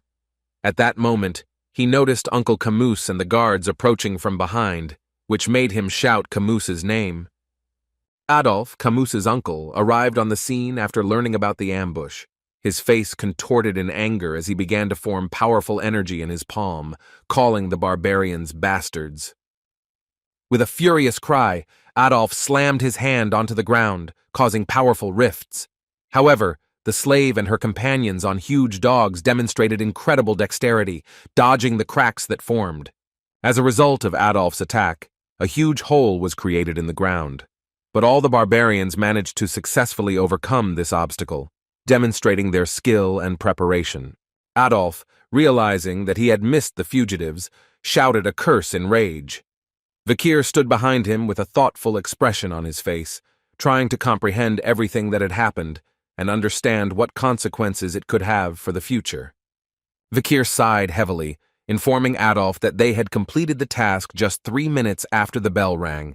The result was worse than expected due to Camus's frivolity. Unexpectedly for Vikir, the servant turned to Adolf, suggesting that the missing could go to the Forbidden Zone. This news made Balak cry out in alarm. The Forbidden Zone is famous for its bad luck and extreme danger, especially at night. Adolf was tormented by the thought that his niece had been kidnapped, and he was powerless to do anything. Vikir suddenly proudly declared his readiness to pursue the kidnappers. His words caused amazement among Adolf and the servant. No one expected such courage. As a child, even before his rebirth, the guy often visited those places, exploring them thanks to his intelligence experience and his natural curiosity. He walked through most of the forests in the area. Adolf, hearing this, quickly approached Vikir, grabbed him by the shoulders, and shaking him, loudly asked if the young man was really speaking seriously. Hope and distrust were mixed in his voice. The servant, observing what was happening, noticed that sending a representative of the Patriarch to the Red-Black Mountains was tantamount to suicide.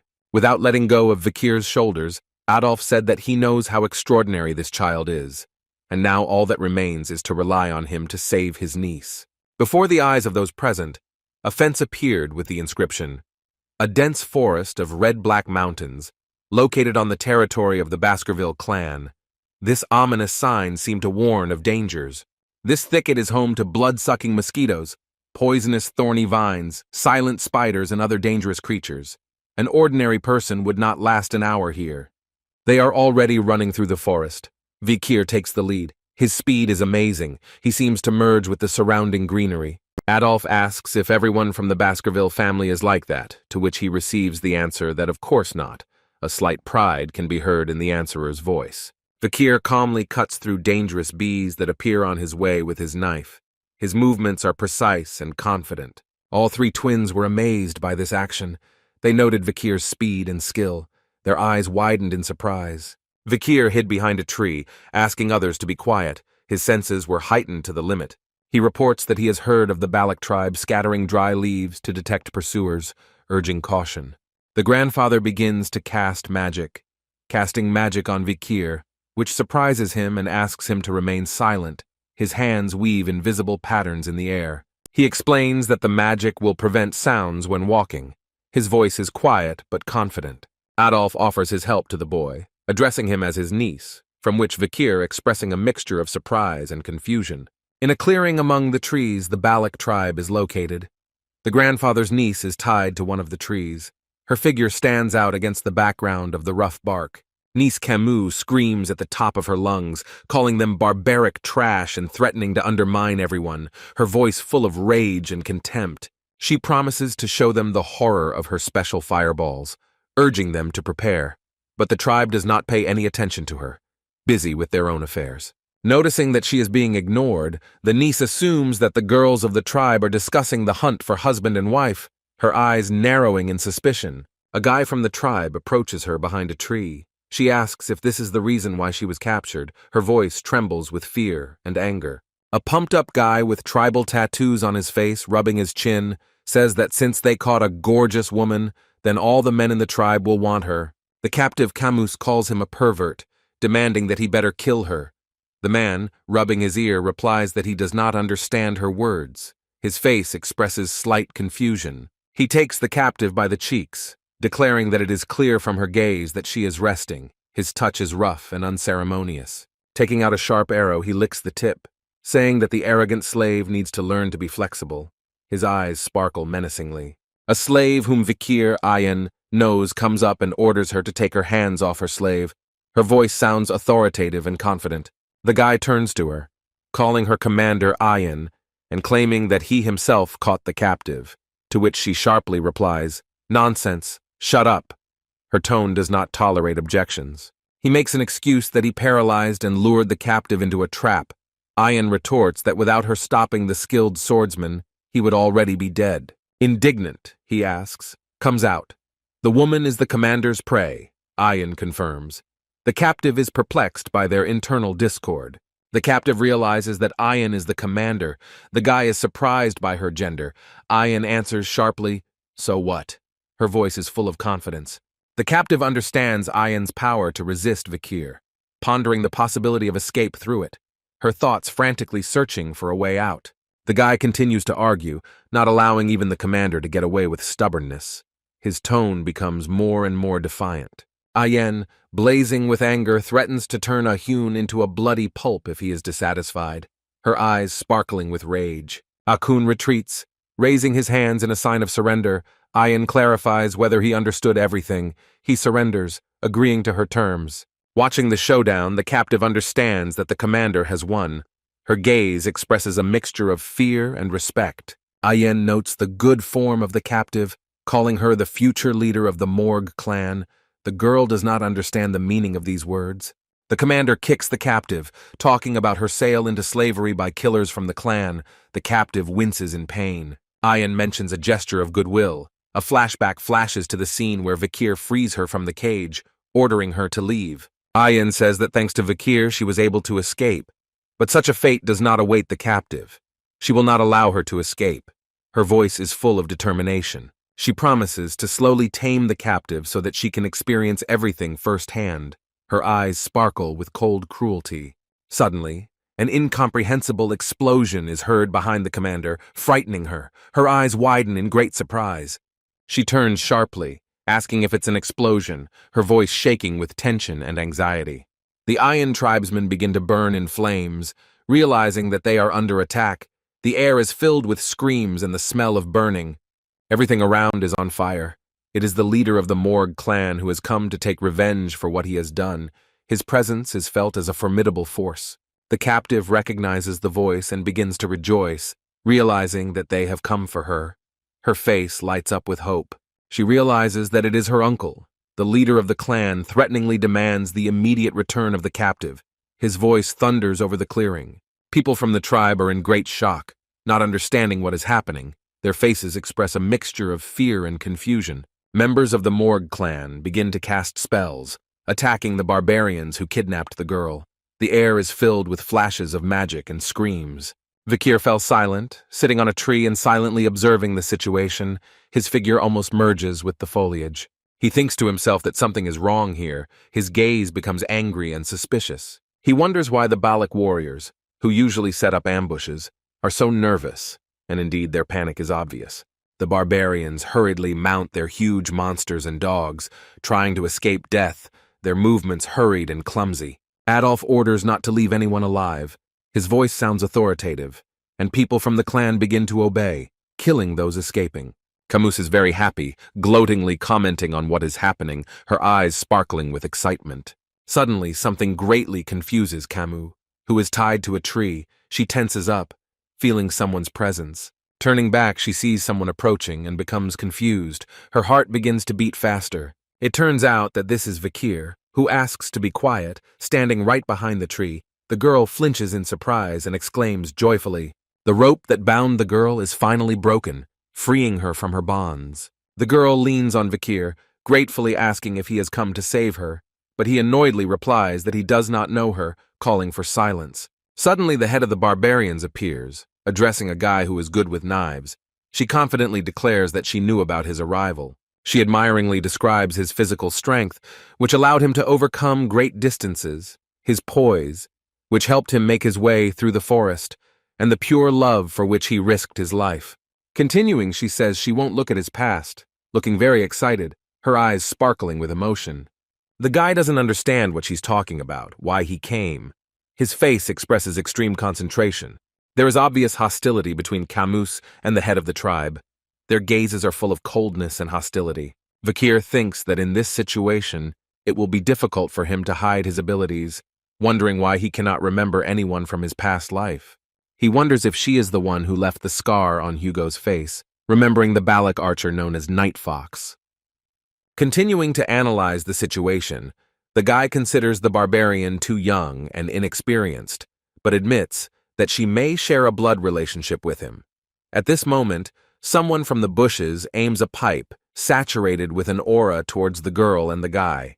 Vikir notices the danger at the last moment and covers Camus with his hand, preventing the arrow from hitting the girl. His reaction is lightning fast. The barbarian who shot from the bushes is in shock, not understanding how Vikir was able to see the attack. His face expresses extreme surprise. The guy takes Camus in his arms, saying that the situation is starting to stress him out. His voice sounds decisive. Camus is very embarrassed. Vikir asks her to stay with him for a short time, promising to take her to his uncle, to herself. She is surprised at his politeness, suspecting the effect of poison. The guy quickly runs away from the barbarian, who doesn't even have time to say anything. His speed is amazing. Varvarsha, shaking her head, says that she wanted him to go with her voluntarily. Disappointment can be heard in her voice. Vikir asks Camus, holding her in his arms. If she is poisoned, the girl answers in the affirmative. Her voice is weak. Suddenly, 2 more pairs of archers attack them, shooting arrows filled with a blue aura. The air is filled with the whistling of arrows. The guy easily deflects all the arrows with the hand in which he holds the sword. Without releasing Camus, his dexterity is impressive. The main barbarian does not give up, drawing a bow with an arrow shrouded in blue energy. Her face expresses determination. The barbarian's face is calm, satisfied, and focused. She is thinking of getting rid of the girl from the Morg clan. Her eyes narrow, preparing to shoot. The barbarian directs an arrow with enormous force and speed, shrouded in an incredible amount of blue aura. Her shot is full of power and determination. The arrow is rapidly approaching the guy and Kamu. He is focused, and the girl is in fear. Their faces express extreme tension. The guy turns, looking at the flying arrow. Thoughts flash in his head about what needs to be done.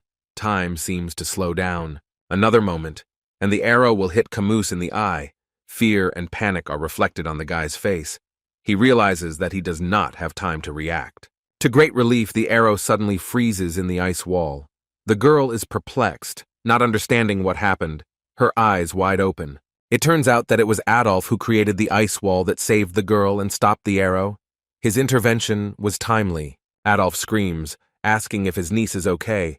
His voice is full of anxiety and concern. Uncle Camus places his hand on her stomach, casting a green poison healing power, his face focused on healing. Adolf speaks of the power of the paralyzing poison, suggesting later that he visit the church while continuing to heal the girl with green magic, his movements careful and precise. The girl takes her uncle's hand, taking it aside and asking him to let her go for a while.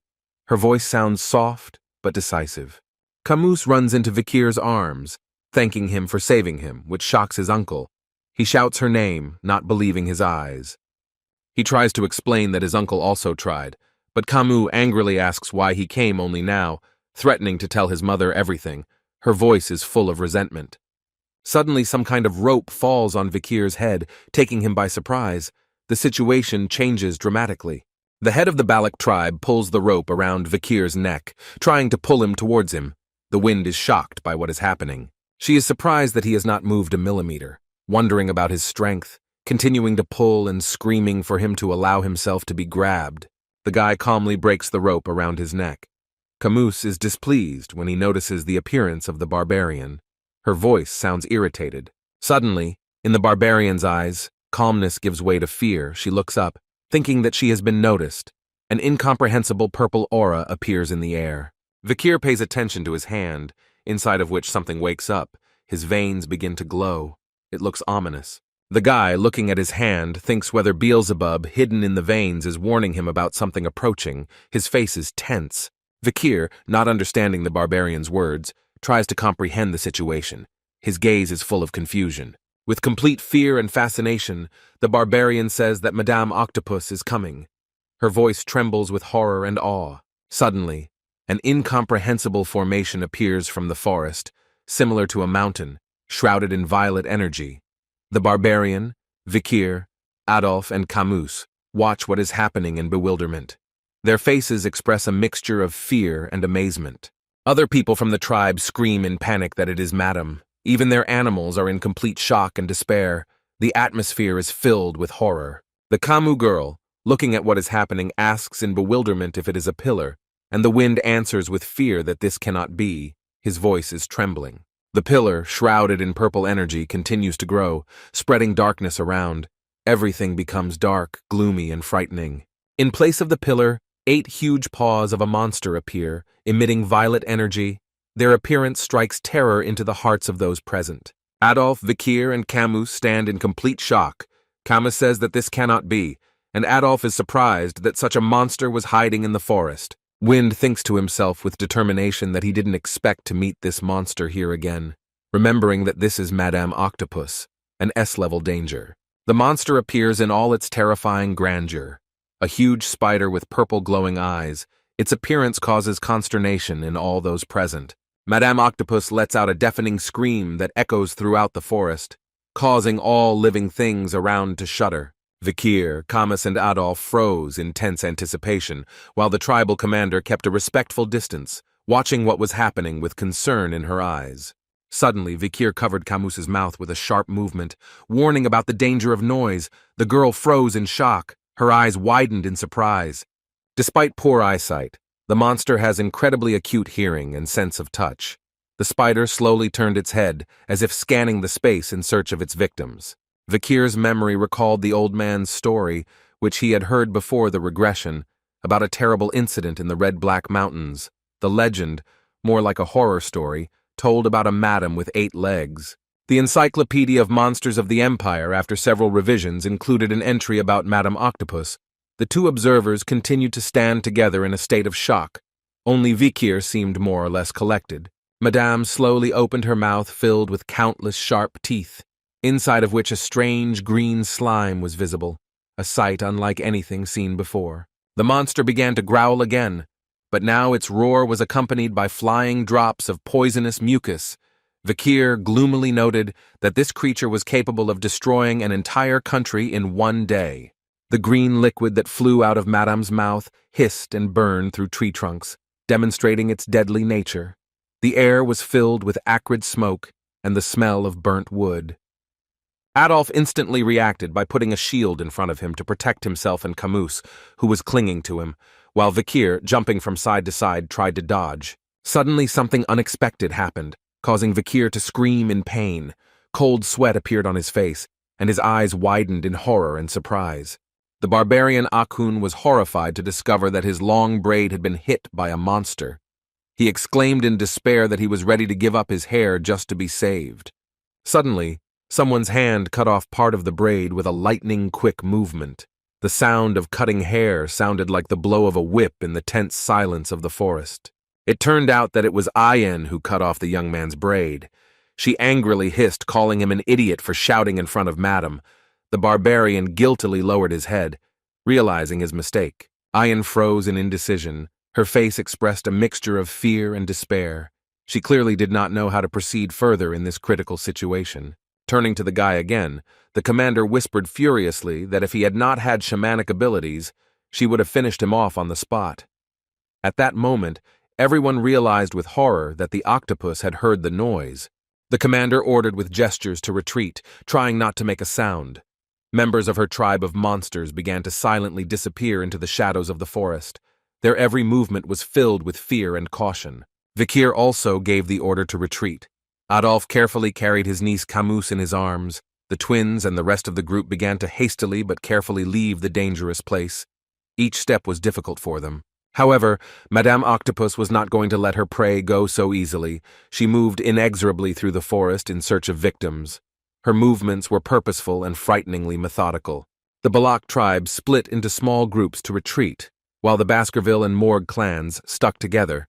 This slight difference in retreat tactics determined who exactly Madame followed. The monster chose the direction where Vikir, Adolf, Camus, and the others were. Adolf exclaimed in despair why this creature was pursuing them. His voice trembled with fear and anger. One of the mortuary clan employees stepped forward, declaring that he would take charge of the situation. He began to cast fire magic. His hands glowed with a bright flame. This sorcerer's magic is directed into a huge C-rank monster, Madame Octopede. A large explosion occurs. The air is filled with heat and blinding light, momentarily eclipsing everything around. The clan mortuary worker is confident that it worked.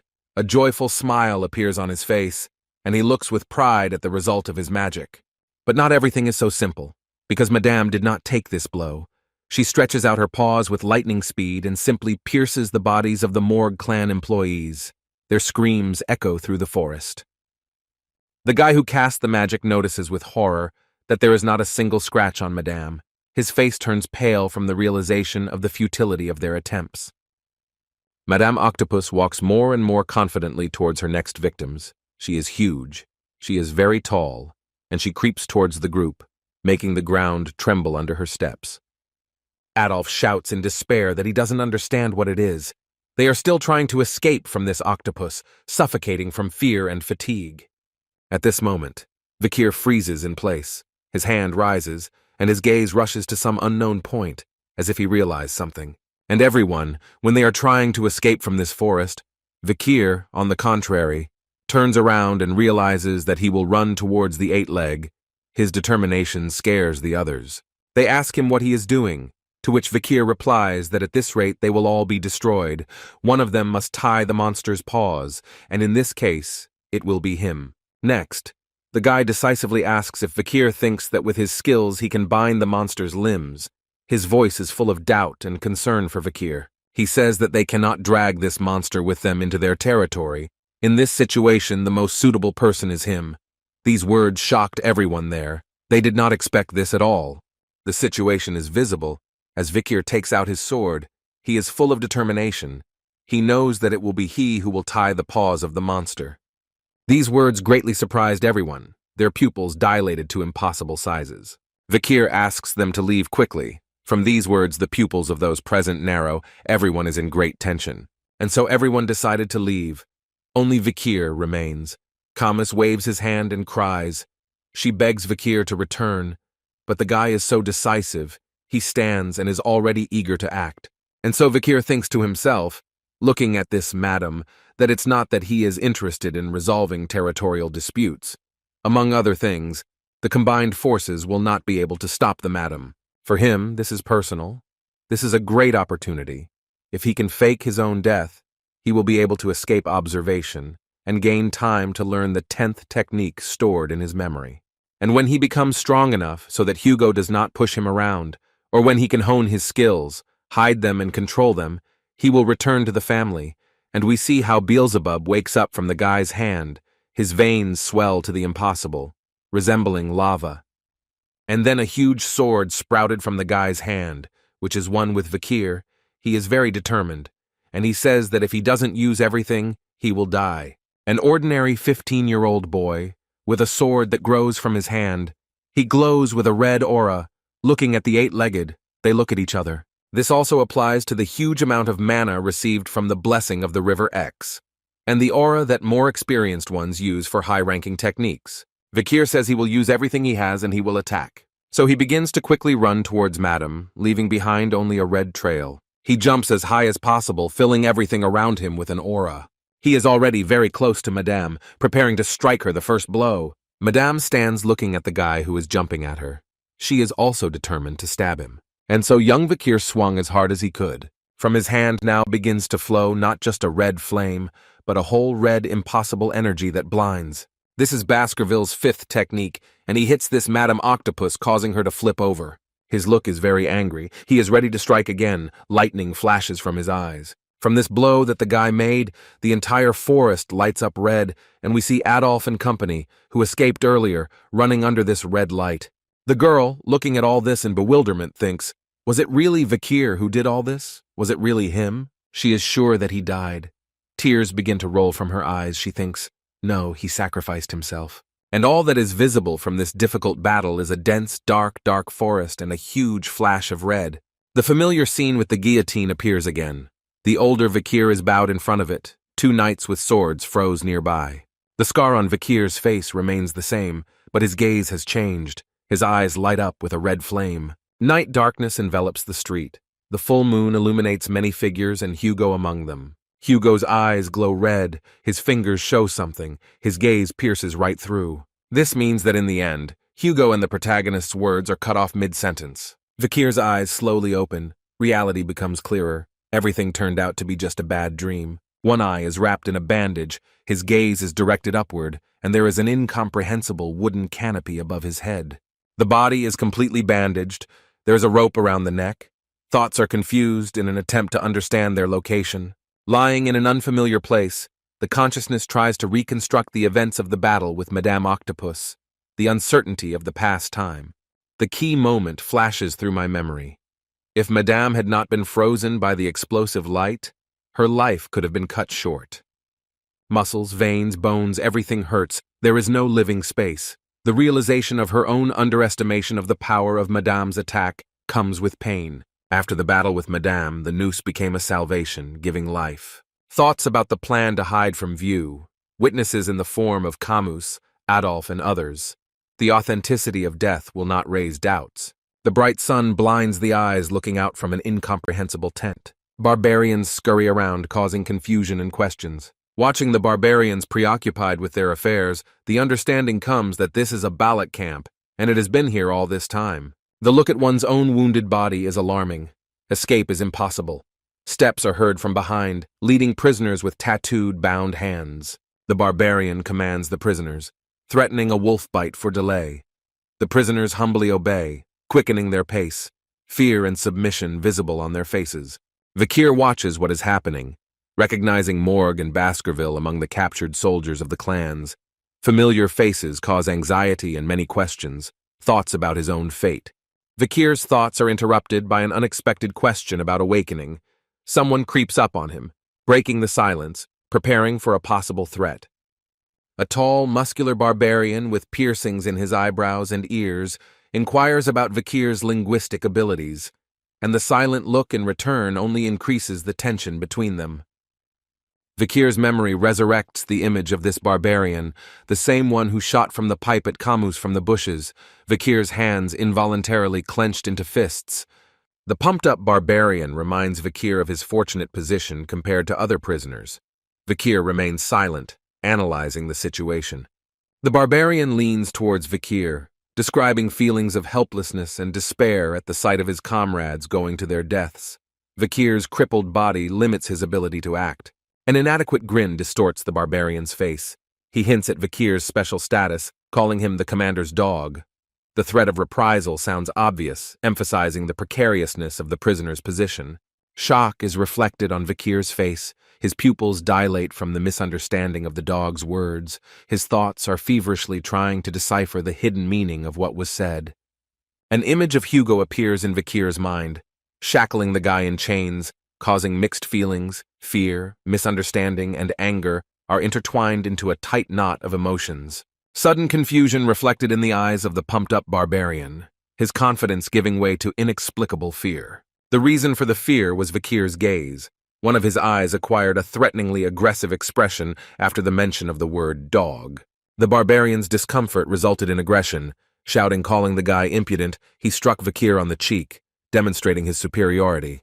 The barbarian abruptly ended the confrontation, ordering Vikir to find his owner at the end of the rope, and quickly left. Vikir mentally vowed to take revenge as soon as his body was restored. He remembered the face of the offender, planning future retribution.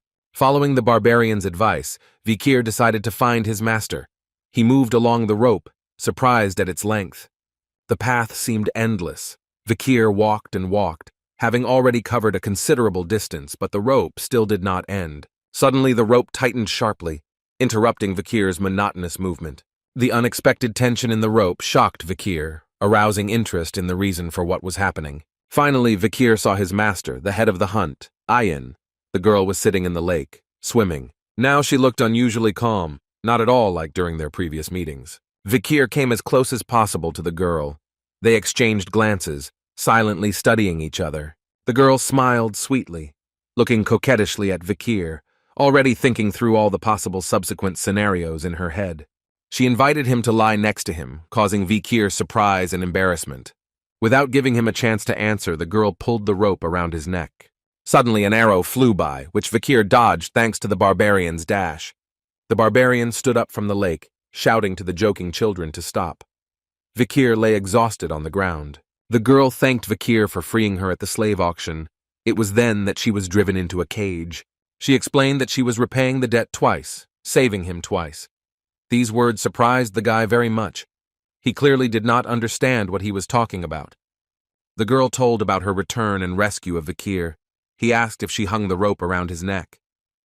Vikir asked about the reasons for preserving his life. The girl responded with an even sweeter smile. She assumed that Vikir occupies a high position among his people because he is so smart, handsome, and disciplined. Ayin began to pull the rope, although more and more she got the imperial youth at her feet. Anxious thoughts swarmed in the young man's head. He realized that he had serious problems. If the exchange of prisoners with the Baskerville clan did not begin, his plan to escape from Hugo could collapse at any moment. The guy was feverishly thinking about what to do, while the girl, becoming more and more cheeky and unpredictable, persistently pulled him towards her. The girl, with a predatory smile, asked him what he thought and felt, whether he had hope, adding with regret that there would be no return to her own people. She sharply pulled him closer. Cutting the rope binding the guy, the girl imperiously said that from now on he would be her slave. The young man mentally exhaled with relief, rejoicing at least in the fact that he was alive. Putting a sword to the guy's throat, the girl playfully asked if they should first decide on a form of communication. She demanded that he call her mistress. The guy, who clearly didn't like what was happening, just looked at her silently, unable to hide his displeasure. The girl, noticing this, laughed. She continued that before that they needed to look somewhere, and offered to go. The guy anxiously asked where they were going. The girl, hiding her sword, only smiled mysteriously. The girl, smiling sarcastically and looking at the guy, asked if he didn't understand where they were going. And isn't it obvious? She began jumping joyfully, clearly anticipating something interesting. She announced that they needed to greet the owners of the lands on which they had set foot. A shaman's hut, made of hay and decorated with animal skulls, appeared before them. The girl said that they would visit the head of the matriarch's tribe, and their eyes met the impressive figure of a woman, even more muscular than the head of the clan. Vikir and Ayer carefully moved forward, carefully looking around. Their glances betrayed a mixture of curiosity and wariness. The commander, pointing to the surroundings, explained that if there is no place to sleep, you can use a friend's hammock, and if you are hungry, ask for food from a wealthier fellow tribesman. It seems that their tribe is indifferent to personal property, to which the girl replied that for outsiders it may seem strange, but the locals are very comfortable here, and advised him to get used to this way of life. Suddenly the girl announced that they had arrived at the place. Vikir peered intensely into the distance, trying to understand what awaited them ahead. His heart beat faster with excitement and anticipation. They entered a spacious room, and the girl loudly greeted her mother. This surprise made the guy even more wary. The head of the tribe, the matriarch, said that it was wonderful. She rose majestically from her place, and Vikir could see only part of her impressive figure, from which she radiated strength and authority. The matriarch noticed with a smile that the girl had brought a guy from the empire, whom she chatted about every day. These words greatly confused her daughter, who immediately objected, her cheeks turning slightly pink from embarrassment. Vikir, watching this scene, mentally concluded that the girl must be the daughter of the matriarch of the Balak tribe. This discovery made him take a new look at his companion. Night Fox herself appeared before them, the matriarch of the tribe, a strong, powerful, and beautiful woman with impressive muscles, and her eyes radiated wisdom and determination. This Balak warrior woman was the one who left the scar on Hugo's nose, and she was the reason why he could not cross the red-black mountains. Vikir mentally analyzed what could have happened if his former self had decided to confront her. He understood that the chances of success in a direct confrontation or secret assassination were zero. Looking at the imposing figure of the matriarch, the guy involuntarily felt a wave of fear running through his body. Her presence was overwhelming and awe-inspiring. Vikir reflected that even if he tried to escape, he would only have a 20% chance of surviving. The majestic image of this woman towering over the small leader.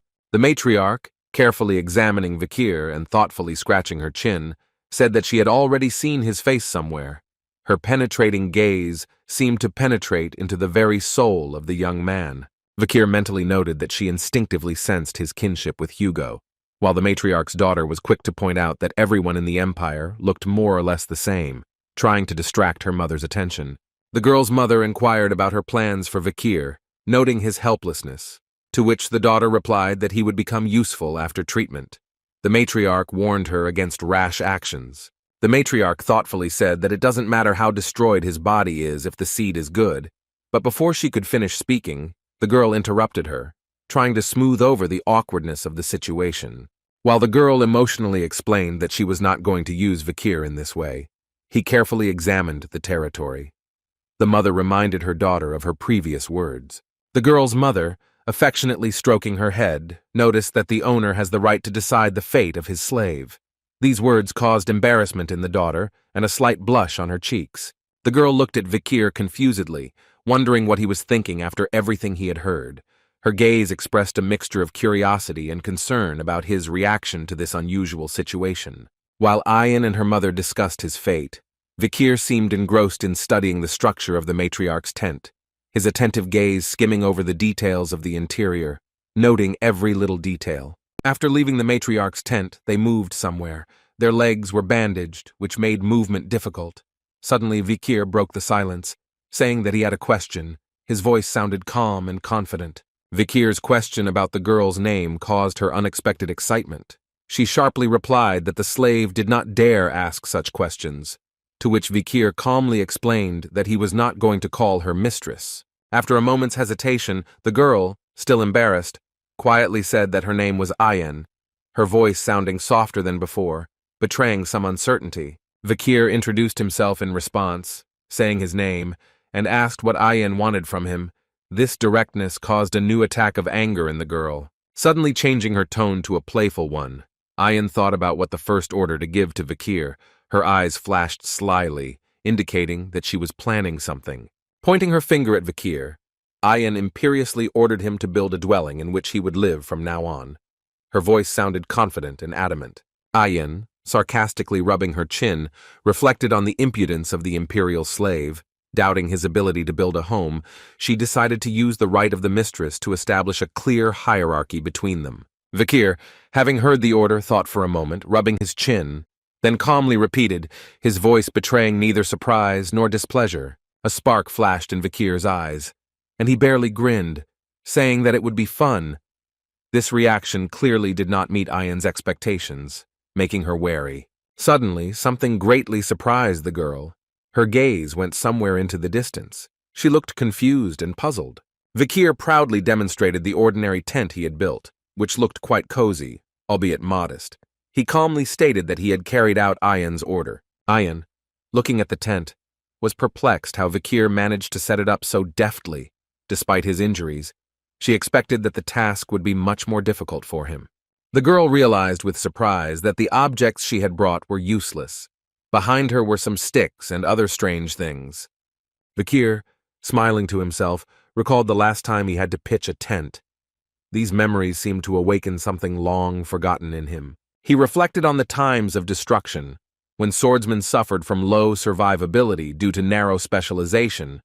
Then he had to learn many survival skills in order not to die. Ayan, continuing to inspect the territory equipped by Vikir, noted with reluctant approval the quality of the drains he had made, recognizing his skills and resourcefulness.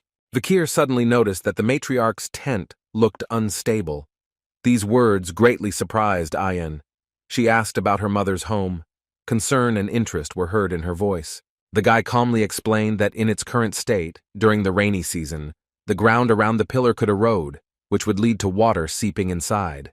Vikir was intently mixing some kind of mixture that looked like cement or clay. His movements were confident and precise. Ayan, quietly watching him, could not hide her curiosity and surprise. Having lit a fire, Vikir set up a mold and poured the prepared mixture into it to create cement bricks.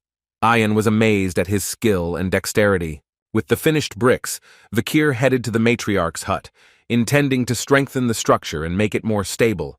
His determination and practicality left no doubt. Vikir's proposal caused great surprise among the matriarch. Ayan's mother did not hide her amazement. Having started work, Vikir began installing bricks around the central pillar in the tent. Everyone present watched with interest as the structure was noticeably strengthened. The matriarch thoughtfully said that she was confused by the ineffectiveness of previous attempts to repair the roof. Now it became clear that the problem lay precisely in the pillar. Having assessed Vikir's work, the matriarch noted its high quality and praised her daughter's choice, calling the guy very useful. These words caused Ayan embarrassment and a slight blush on her cheeks. The matriarch, impressed by Vikir's skills, gave him a new task to walk through the tribe's tents and deal with similar everyday problems. Ayan, looking at the guy, felt a slight regret. Heading to the stream for water for the solution, Vikir heard Ayan's call. He turned around, expecting to hear what she wanted. His gaze expressed his readiness to listen to her. Ayan asked if Vikira was tired of doing this work and offered him the opportunity to become an official member of the tribe. Vikir calmly replied that the work of a slave is not so bad, mentally noting that this occupation is much more peaceful than life in the Baskerville family or work in the city of Anderdo. Ayan noted Vikir's high level of discipline, judging by his manner of speech, recalling that slaves have no right to complain. On the way somewhere, Ayan offered her help to Vikir, promising to teach him life in the tribe and help him adapt. Her voice sounded friendly and interested. She promised to remove the rope from Vikir's neck if he tried. The guy turned around sharply and sarcastically remarked that this was an attractive prospect, his tone betraying skepticism and slight irritation. Vikir asked what he needed to do, which made the girl laugh. Ayan noted with a smile that now he was honest with her. Her eyes sparkled with approval. Ayan gave Vikir the task of going hunting, and catching a huge tambicha.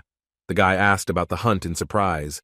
His voice betrayed a mixture of curiosity and wariness. The girl explained that lately the tribe had been unable to catch large prey, which is why the growing children could not get enough meat. Her voice sounded worried. She added that if Vikir caught someone big, changing his position from a slave to an ordinary resident would no longer seem like a pipe dream. There was a hint of encouragement in her words. Ayan nudged Vikir in a friendly manner, noting that he seemed to have no problem carrying light objects, and asked him to just help her. She reminded him to be grateful for being the slave of the hunting commander. These words caused unpleasant feelings in the guy. He shot her a dissatisfied look, holding back his irritation. Vikir agreed, which surprised Ayan. She did not expect such a quick readiness on his part. Ayan spoke to Vikir again.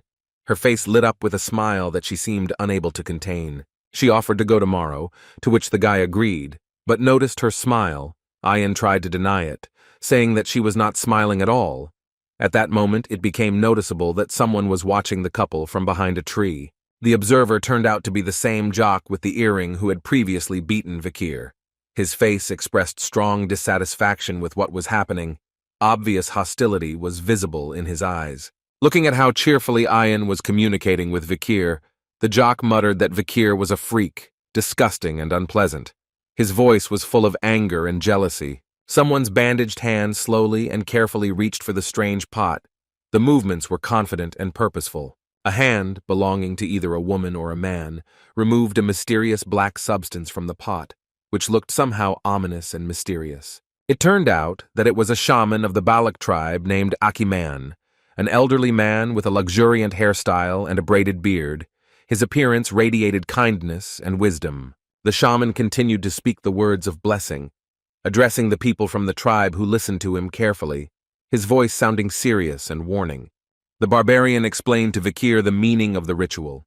The tribe's hunters, tormented by a sense of guilt for killing their victims, smear charcoal on their faces in order to hide from the gaze of the god of death. This ancient custom gave them confidence and protection before a dangerous hunt. Observing what was happening, Vikir noted to himself the presence of a shaman even among such a warlike tribe as the Balaki, while behind him his fellow tribesmen whispered, discussing the shaman's grumpiness. As the shaman continued to smear the barbarians' faces with black coal, those in the back rows discussed the dual nature of his blessings, noting that they often bring pain, but still seek to receive.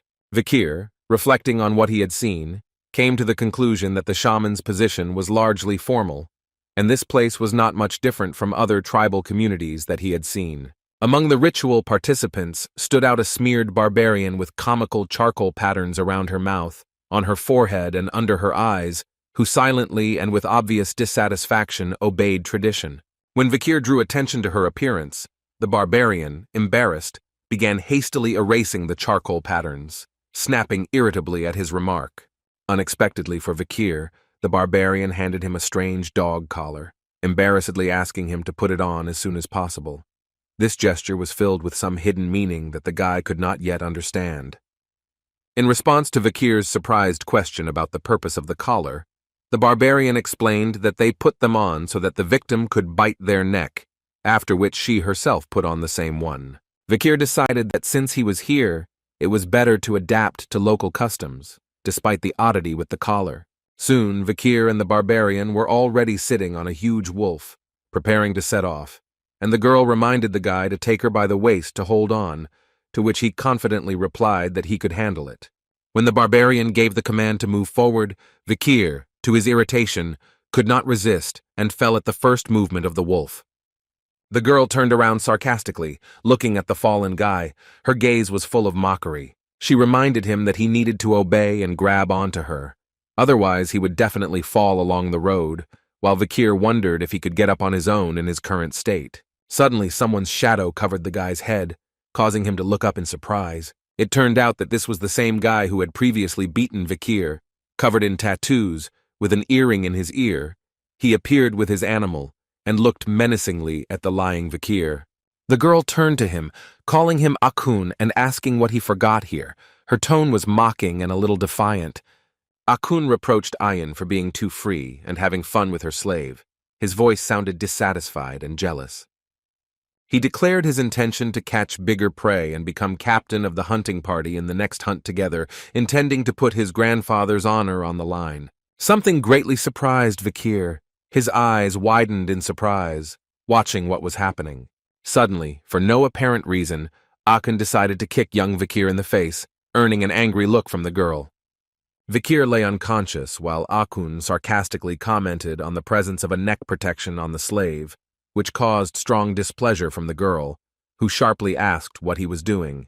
Akun turned to the girl, reproaching her for wanting to use a wounded man on a hunt and urging her to pull herself together, claiming that Vikir would only be a burden. These words clearly hurt the girl. After that, she just smiled and said mysteriously that we'll see how it goes.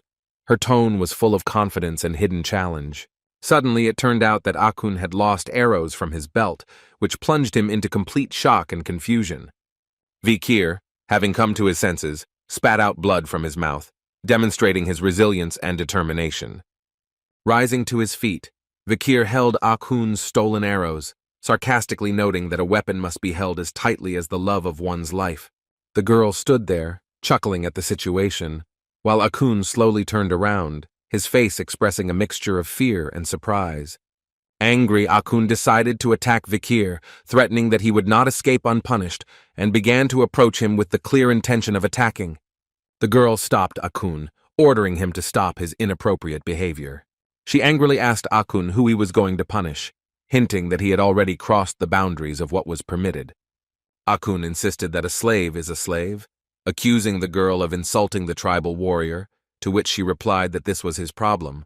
But the guy, being on edge, continued to ask why she was so protective of the slave. Akun asked with suspicion if she liked Vikir, but the girl remained completely serious and silent. Suddenly, she stepped forward and agreed that a slave is a slave, and if he did wrong, he should be punished, which earned Akun's approval. The girl watched what was happening with obvious bewilderment, not understanding where all this would lead. Unexpectedly for everyone, the girl decided to strike Vikir with a strong fist, taking everyone by surprise. The blow was so powerful that it even shook the nearby grass, demonstrating the girl's incredible strength. Akun watched this scene in complete bewilderment, not understanding how this was possible and what was happening. The force of the blow was so great that it left a noticeable mark in the ground, emphasizing the girl's physical strength. With a clearly angry look, the girl turned to Akun and asked if he was satisfied now. Her gaze was full of challenge and hidden threat. The girl's fist was bleeding, and she noticed that Akun was upset about his failure in his previous attempt to find a girlfriend. She angrily warned that if he did this to her slave again, he would be in trouble, wiping the blood from her hands. The girl asked Akun if he understood everything, and strong fear was reflected on his face. Vikir was lying on the grass, recovering from the blow, as if nothing had happened. The girl looked at Vikir with regret. She was ashamed of her action. Despite the mark of the blow on his cheek, Vikir silently followed his mistress. They rode together on a large wolf. The girl asked if he was in pain and if he was angry, but the guy remained silent. She explained the need for her actions to prevent Akun's reaction, but Vikir remained silent, which caused her to ask a concerned question. Vikir finally replied that he was in pain, causing the girl a strong feeling of shame and dilated pupils with excitement. The girl performed an acrobatic trick on a wolf, turning to face Vikir. Taking him by the head, she excitedly asked if his life was that much in danger, clearly worried about him. Vikir answers with difficulty that the blows he received make it difficult and painful to speak. Without having time to explain about the frequent injuries, Vikir is taken by surprise by the girl's kiss, which leaves him in shock. The girl shyly strokes her lips after an unexpected kiss. She turns away, pretending nothing happened. Vikir is shocked, but the girl looks satisfied. The girl calls Vikir promising. Despite his imperial origins, Vikir reflects on the danger of the barbaric method of treating wounds. She invites Vikir to ask for anything, promising to fulfill any wish to the best of her ability. Vikir asks again about the possibility of asking for anything, the girl confirms, citing loyalty to the word of the Balak tribe. Vikir can be seen thinking, scratching his chin, falling into deep thought. The girl notices the guy's thoughtfulness, already imagining different scenarios about what the young man can do. Vikir says that it's good since you can ask for anything. His words confuse the girl even more. She expects to hear his request. Vikir asks to teach him how to shoot a bow, which surprises the girl, but she agrees. The girl laughs and suggests starting special training tomorrow. Vikir agrees. The arrows pierce the tree with a dull thud, leaving deep marks in the bark. Disappointment shines through the girl's voice as she comments on her charge's lack of talent. Vikir, covered in sweat, nervously clutches his bow, trying to cope with the growing stress. The girl's soft touches correct Vikir's stance. Doubts about teaching methods creep into his question, which is answered with a confident answer. Explanations about the traditional training of young warriors of the tribe sound like an excuse for an unusual approach. Vikir silently accepts the information, trying to adapt to new conditions. The words about the need to catch large prey for the sake of reputation make Vikir tense even more. Thoughts about the limits of his body's capabilities flash through his mind as the girl continues to adjust his position. The sudden appearance of a wolf from the bushes interrupts a grueling workout, introducing an element of surprise into the measured rhythm of the lesson. Exhausted, Vikir falls to the ground, while the girl turns to the animal that has appeared. The barking of the dog confirms the successful completion of the assignment. The demand to rise sounds harsh, but Vikir, despite complete exhaustion, tries to gather his last strength. The girl's smile contrasts with the seriousness of the situation as she points to the huge dog and announces an increase in the pace of training. At the confluence of the river and the ocean, a girl warns about the danger of the local fauna. Her voice sounds both caring and wary. The legend of a salmon rushing up a waterfall to evolve comes to life in the words of a girl passing on the wisdom of her grandmother. The reality is harsh. Most fish cannot cope with the current, falling down in a fruitless attempt. Sharp stones become a cruel punishment for unlucky daredevils, turning their path into tragedy. The fallen fish, having failed to reach the target, becomes part of another cycle of nature. The bull bear is a monstrous hybrid with red evil eyes and horns waiting for its prey, towering over the river as the embodiment of primeval power. The attention of Vikir and the girl is attracted by an individual who is strikingly different from the others. Its uniqueness does not escape the experienced eye. The explanation of superior bloodline and countless trials is accompanied by the spectacle of an evil monster feeding. Vikir's relieved sigh is replaced by surprise that he will not become prey, but a strong female for the hunt. Attention turns to the goal of their mission, indicated by the powerful paws of an unknown creature. The true purpose of the male bear who came to the mating games is revealed. There are many similar monsters around, gathered near the water in search of a mate. The majestic bear, towering above those around him, stared piercingly into the distance with his menacing gaze, as if trying to unravel the secrets of wild nature. Not far from him, another bear, no less impressive and ferocious, also turned her gaze into the unknown, as if challenging fate itself. Suddenly, two powerful beasts collided in a fierce fight, forcing the guy watching them to freeze in a daze from this breathtaking spectacle. In the heat of battle, the bear struck with her sharp claws, demonstrating incredible strength and agility in the struggle for dominance.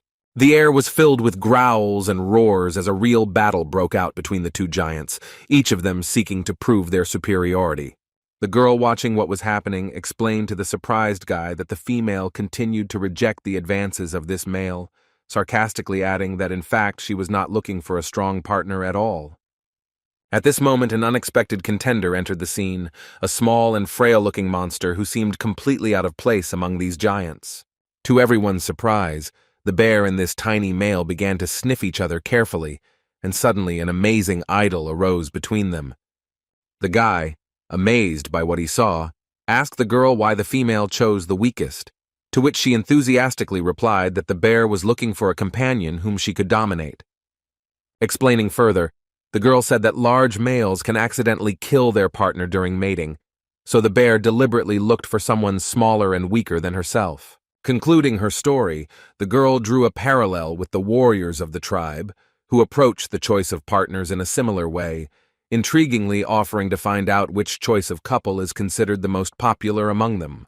A young man with outstanding genetic data was considered an ideal candidate for procreation, especially if his physical form was temporarily weakened by injury, which made the guy think about the true value of heredity.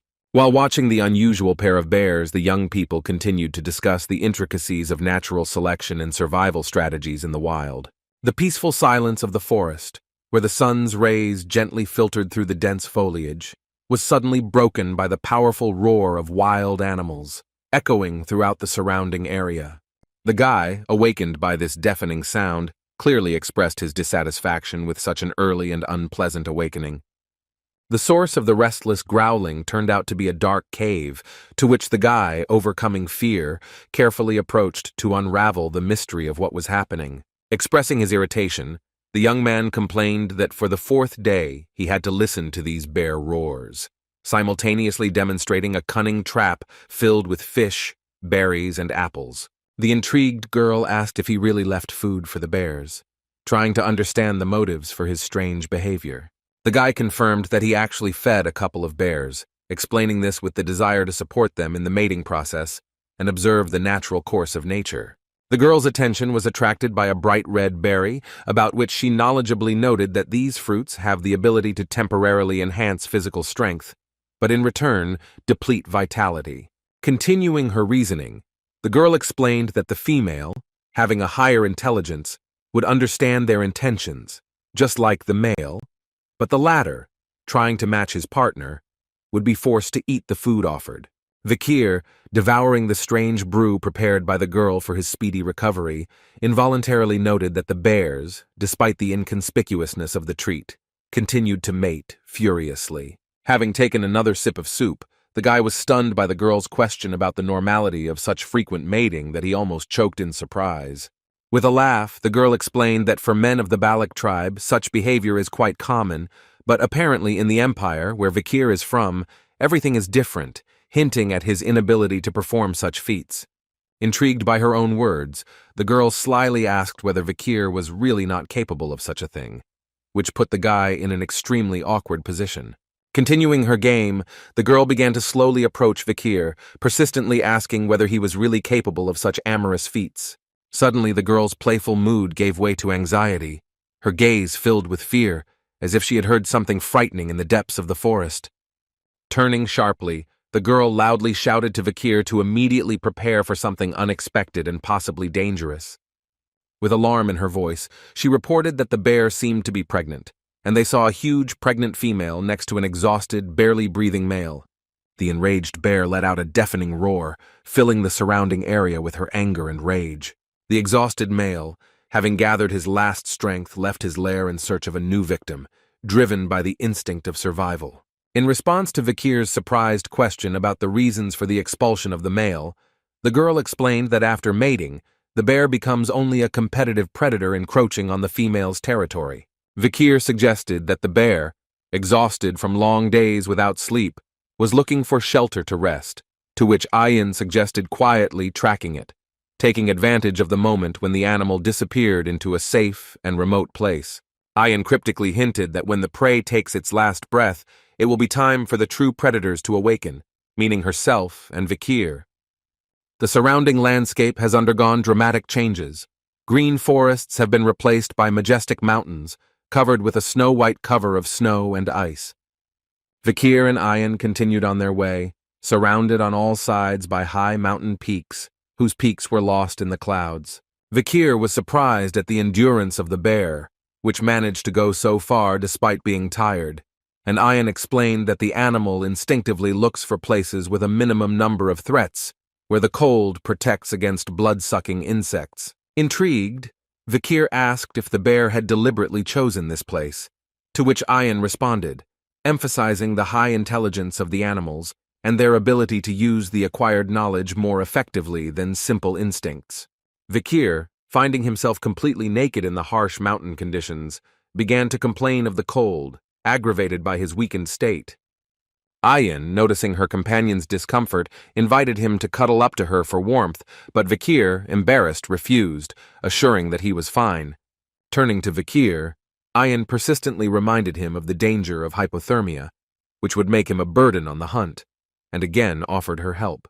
Vikir, reflecting on Ayan's words, recognized the logic of her arguments, once again noting to himself her ability to make rational decisions in any situation. Vikir, having accepted Ayan's offer, clung to her with his whole body, unexpectedly confusing the girl with his determination and closeness. Ayan, trying to hide her embarrassment, mentally convinced herself that her concern for Vikir's health was only a manifestation of the master's duty towards his slave.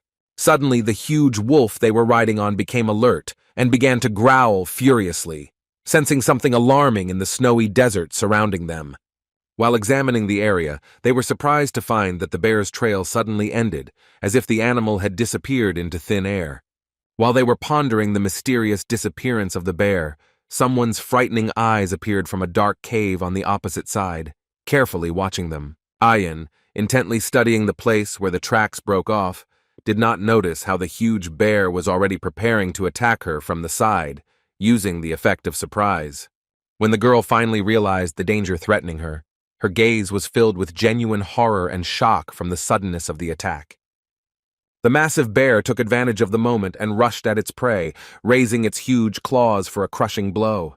A group of cheerful barbarians looked into the distance with undisguised interest and admiration, their faces glowing with anticipation. Enthusiastic cries of "Wow, just look at this boar!" echoed throughout the area when a huge carcass was brought in on a cart, around which members of the tribe immediately crowded. Akun proudly declared that this meat was enough to feed the entire tribe, while other hunters modestly admitted that they could only catch a few birds with one stone, recognizing the superiority of his catch. Akun stood in the spotlight, radiating self-confidence and self-satisfaction, enjoying his moment of triumph. A sudden announcement was made that Akun would now be in charge of the hunt, citing tribal rules and acknowledging Ayan's limited ability to act alone despite her status as a commander. Someone reminded her of the slave that Ayan had taken with her, but Akun contemptuously dismissed him, declaring that he was only a nuisance and would not help in any way, predicting that Ayan would return without prey. The scene changes abruptly, returning us to Vikir and Ayan, who are furiously attacked by a formidable bear, trying to get at them with its sharp claws. Ayan froze in shock. Her gaze expressed complete confusion. She clearly did not expect such a turn of events. The bear was inexorably approaching the girl, but Vikir, showing an incredible reaction, grabbed Ayan by the waist and pulled her to the side, saving her from the fatal blow. If it weren't for Vikir's lightning-fast actions, the bear would inevitably have gotten Ayan with its claws, causing her serious injuries. Out of fear, Vikir and Ayan fell, dragging the huge dog with them, trying to somehow protect themselves from the attacking bear. Their faithful dog, baring his teeth and sparkling yellow eyes, began to growl menacingly at the approaching predator. The huge dog fearlessly rushed at the bear, which looked no less menacing and dangerous. Ayan, finding herself lying on Vikira, expressed gratitude for the fact that she remained alive, to which the guy worriedly inquired about her condition. As they watched the furious fight between the bear and their dog, they discussed the cunning of the beast, which may have deliberately lured them out, confirming the wisdom of the female's choice. Vikir expressed his readiness to join the fight, but Ayan, realizing that the slave had helped her, began to think about her dignity as a mistress. Unexpectedly for Vikir, Ayan ordered him to rest behind her back, deciding to handle the situation on her own. Ayan, demonstrating the seriousness of her intentions, declared the need to confirm her dignity as a mistress, and prepared for battle, drawing her bow. Vikir, surprised by the order to rest, sighed, but it was unclear whether he was relieved or disappointed. Watching Ayan deftly climb the rocks in pursuit of the bear, Vikir thought about the strangeness of the situation where the slave was idle and the mistress was working.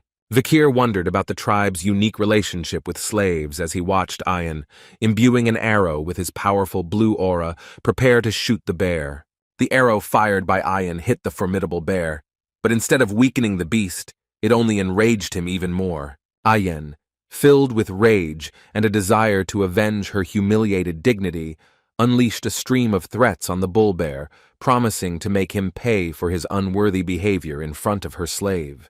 Despite the bear's attempts to take cover behind the rock, Ayan did not loosen her grip, continuing to aim her bow with unwavering determination. Ayan's contemptuous look, accompanied by caustic words, made it clear that no shelter could save the beast from her deadly arrows. Filling her bow with an even more powerful aura, Ayan spoke wisdom about the power of an arrow that could pierce steel, but only with true intent. The arrow released by Ayan, surrounded by a radiant aura, rushed towards the bear's stone shelter as if possessing a mind and will of its own. The power of Ayan's shot turned out to be so great that the arrow not only pierced the stone barrier, but also reached its target, causing the rock to crack and crumble. The air was filled with the deafening roar of the wounded bull bear, whose body shook with unbearable pain and shock. Vikir, who witnessed Ayan's incredible skill, froze in mute amazement, unable to comprehend how she managed to hit her target through a massive obstacle. The wave of aura that accompanied Ayan's arrow overcame all obstacles in its path, as if nothing existed that could stop it. Ayan's skill with the bow, bordering on magic, combined with her unrivaled hunting skills, allowed her to achieve an unconditional victory over a formidable opponent. The realization that Ayan's combat skills could easily surpass even the legendary Kamus of the Morg clan made Vikir take a new look at his mistress, whose face now shone with inordinate pride and self-satisfaction. Blood flowed from the mouth of the defeated monster. Its breathing became more and more intermittent and weak. Suddenly, the situation was complicated by the appearance of a second monster that jumped out from behind the rock, and now 2 angry beasts were rushing straight towards Ayan. Unperturbed, Ayan, unfazed, reloaded her bow with powerful arrows, preparing to meet the approaching monsters.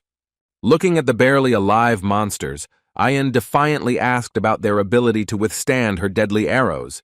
Every arrow Ayan fired was filled with her unyielding determination. Demonstrating the incredible power of her weapon, Ayan declared the ability of her arrows to pierce even castle walls, once again drawing the bowstring with incredible force. The arrow released by Ayan, leaving behind a trail of dazzling blue color, rushed towards the target with incredible speed and power. Having reached its target, the arrow pierced the bear's body, causing him unbearable suffering and pain. The eyes of the wounded bear lit up with a scarlet light, reflecting his unbearable torment. Ayan's next arrow hit the bear's other eye with amazing accuracy, despite his desperate attempts to dodge. Suddenly, Ayan noticed something strange. Her gaze was filled with surprise and misunderstanding of what was happening. The arrow could not stop the angry bear, which was rapidly approaching Ayan, reducing the distance separating them. With a powerful blow, the bear threw the girl from her mount, sending Ayan into a dangerous fall towards the cliff face. Finding herself on the edge of the abyss, Ayan lay motionless, barely breathing from her injuries and shock. Having difficulty opening her eyes, Ayan felt incredible fatigue engulfing her entire body. At this critical moment, Ayan remembered her mother's wise words about the ability of a wounded animal to sense the killing intent coming from a person. Realizing her mistake in underestimating her enemy, Ayan reproached herself for her carelessness, trying to muster her last strength to rise. An angry bear was inexorably approaching the defeated Ayan, his gaze radiating indomitable rage. The growl of the beast became increasingly loud and threatening, foreshadowing imminent reprisals. In despair, Ayan thought about her fate, bitterly ironizing that her life could end in an attempt to demonstrate the dignity of her mistress. Tears were already starting to appear on Ayan's face when suddenly something unexpected caught her attention. Vikir appeared in front of the stunned Ayan, resolutely standing between her and the angry bear. Vikir, having declared his intention to fight the monster, took a fighting stance, preparing to strike. Vikir concentrated, calling on his strength, and a scarlet glow enveloped his hand, rushing towards the gaping mouth of the beast, ready to attack. In the palm of the young hound, a blade materialized again, thin and deadly, like a ray of light in the pitch darkness. Vikir activated the power of the Cerberus flame, and his sword flashed with blinding fire, spreading waves of unbearable heat around it. Kamu froze in silent amazement, unable to believe her eyes, stunned by the incredible power emanating from the young man. The monster, engulfed in flames, froze in a lifeless heap, not showing the slightest signs of life in this hellish heat. The flames that engulfed Vikir instantly incinerated the bandages that had previously hidden his body from prying eyes. The shocked Camus could not come to her senses, her cheeks flushed, realizing that this mysterious and powerful young man had just saved her life. Vikir, maintaining external calm, said that he foresaw a similar outcome of events, as if everything was going according to a pre-written script. The young man admitted that using this skill requires enormous effort, and his body, exhausted from the battle, can barely stand on its feet. Vikir's strength finally left him, and he collapsed to the ground, presenting a picture of complete exhaustion next to the defeated monster and the shocked Camus. Night fell on the tribal camp, illuminated by the dancing tongues of fires, around which the Abbas were preparing for bed, plunging into a peaceful atmosphere. Cheers and laughter echoed across the clearing, where members of the tribe, inspired by Akun's successful hunt, danced around the fire and enjoyed the taste of freshly cooked boar meat. Skilled chefs of the Balak tribe turned the boar carcass into a fragrant, rich soup, which happy tribesmen devoured with pleasure, praising the skill of the hunters. Akun, who had killed the largest animal, basked in the rays of glory and respect, which were generously showered on him by grateful members of the tribe, admiring his hunting skills. Kamus, intrigued by Vikir's success, inquired about the secret of his hunting skills, to which the young man modestly responded, causing the girl irritation at his supposedly ungrateful behavior. Ayen proudly explained that the bull bear, being not only strong and fierce, but also an unusually intelligent animal, is considered an honorable prey, which is why Vikir was chosen as the main participant in the ceremony. Kamus, wanting to emphasize the importance of hunting a bull bear, compared it to an ordinary wild boar, which at the slightest danger takes flight, dropping everything in its path. The girl's words, spoken with the aim of pinning Akun, who brought the boar, clearly offended the hunter, causing him noticeable irritation and dissatisfaction. Kamus, continuing her game, handed Vikir a bowl of soup in which pathetic pieces of meat were floating, mockingly declaring that this was a portion worthy of a slave.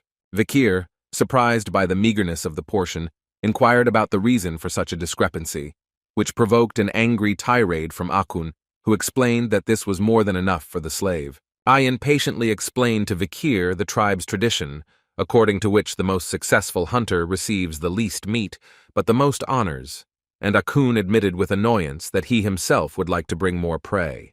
Vikir mentally doubted the wisdom of such a tradition, preferring real food to ephemeral honors, while Kamus, noticing his dissatisfaction, the young man, immersed in thought, realized that hunting brought him something more valuable than simple meat, revealing new facets of his abilities. Vikir shared his discovery, talking about Beelzebub's acquired ability to absorb the properties of monsters, which allowed him to increase his weight to 600 kilograms and significantly improve his breathing control.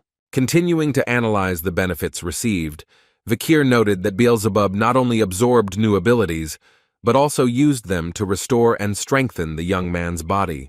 Kamus, holding a strange plate in her hands, approached Vikir, drawing his attention to the unusual contents of the dishes. The girl offered Vikir soup made from the genitals of a defeated monster, explaining that she took this part from the shaman to give to the young man as a legitimate hunter. Vikir, who had already received his share of the spoils, tried to refuse, but Kamus insistently demanded that he eat this dish too, without accepting any objections. Ayen explained the principle of distribution of parts of the prey, connecting them with various organs of the hunter, which made Vikir think about the reasons why he got this particular part of the monster. The young girls of the tribe, watching what was happening, began to loudly comment on Ayen's actions, hinting at her obvious motives, which caused a sharp rebuke from the commander.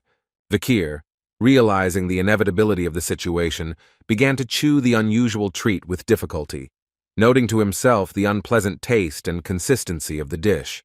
Vikir swallowed the unusual treat with difficulty, causing genuine joy in Kamu, pleased with his obedience and perseverance. Encouraged, Kamus announced that Vikir is now ready to fulfill her real duty, adding mystery to what is happening. The young man was perplexed, reflecting on the fact that he had already made his contribution during the hunt, and wondered what else might be required of him. Vikir's attention was drawn to the massive stump of a felled tree, standing out against the background of the forest clearing with its impressive size. A light smoke emanated from the stump, and part of its surface bore traces of fire, giving it a mysterious and ominous appearance. Vikir, examining the stump, remembered yesterday's conversation, realizing that Kamus really was not lying in her words. Observing how his fellow tribesmen piled choice meat on a stump, Vikir inquired about the reason for such wastefulness, to which Kamu recalled the problems with food and explained the ritual significance of this action. The girl revealed the secret of the offering, explaining that the meat was intended for Madame the eight-legged creature on which the tribe's right to live in this forest depends.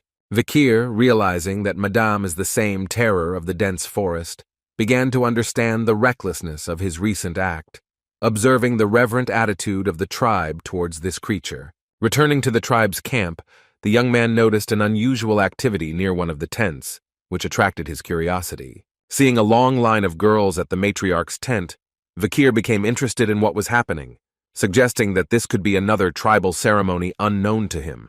A crowd of excited girls gathered near the matriarch's tent, discussing their long wait.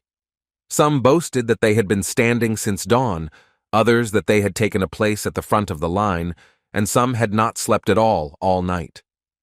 The girls' lively conversation concerned yesterday's events and Vikir's possibility of becoming a member of the tribe.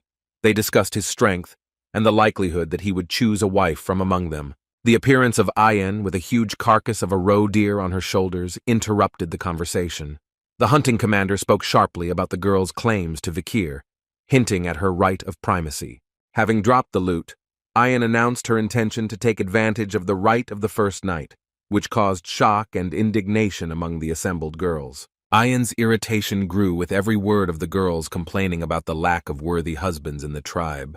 In a fit of anger, the commander burst out with threats, hinting at hellish torment for the disobedient, which caused panic among the girls, who instantly ran away in fear. Vikir, who became an unwitting witness to this scene, watched in embarrassment, while Ayan continued to be indignant, mentioning her sacrifices for the sake of his recovery. Suddenly, Ayan became aware of Vikir's presence, freezing in place in surprise.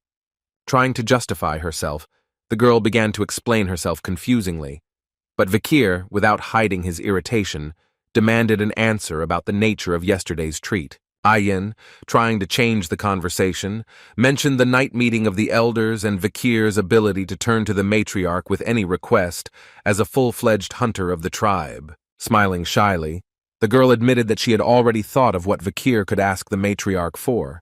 Hinting at her own plans, Ayan began to present her ideas, causing extreme surprise in Vikir, who did not expect such a turn of events. The meeting of the elders was attended by a familiar shaman and two elderly people similar to him, decorated with necklaces embodying the wisdom and experience of the tribe. The honorable warriors of the tribe stood to the side, carefully observing what was happening and ready to express their opinion. Vikir stood in the center, bowing respectfully, awaiting the words of the matriarch, feeling the gaze of everyone present on him.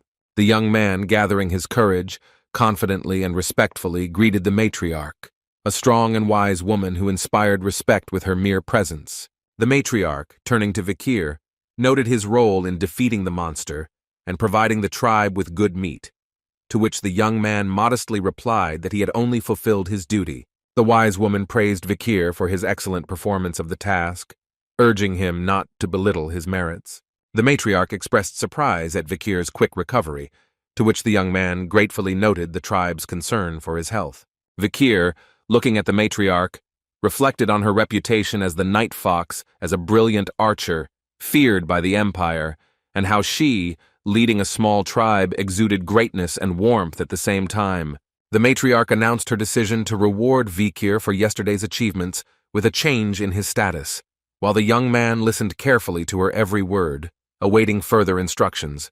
The matriarch announced the upgrade of Vikir's status from a slave to a family member, which caused noticeable discontent from the shaman, who did not hide his disapproval. Vikir, noticing the shaman's reaction, remembered Ayan's words about the elder's dissatisfaction with the change in his position in the tribe. The shaman of the Acumen tribe, Akun's grandfather, whose face was covered with hunting ash, demonstrated obvious displeasure with what was happening, without hiding his negative attitude. The matriarch, rising majestically from her seat, announced Vikir's right, as a new official member of the tribe, to express his desire. Coming closer to the young man, she uttered heartfelt words that although she did not give him life, she now considers him part of the family, promising to fulfill any of his requests. The matriarch offered Vikir the choice of blessing a relationship with a girl from the tribe or receiving a slave, while Ayan tried in every possible way to attract the young man's attention to her candidacy. Vikir, slightly irritated by Ayan's insistence, threw a dissatisfied glance at her, trying to concentrate on the upcoming decision.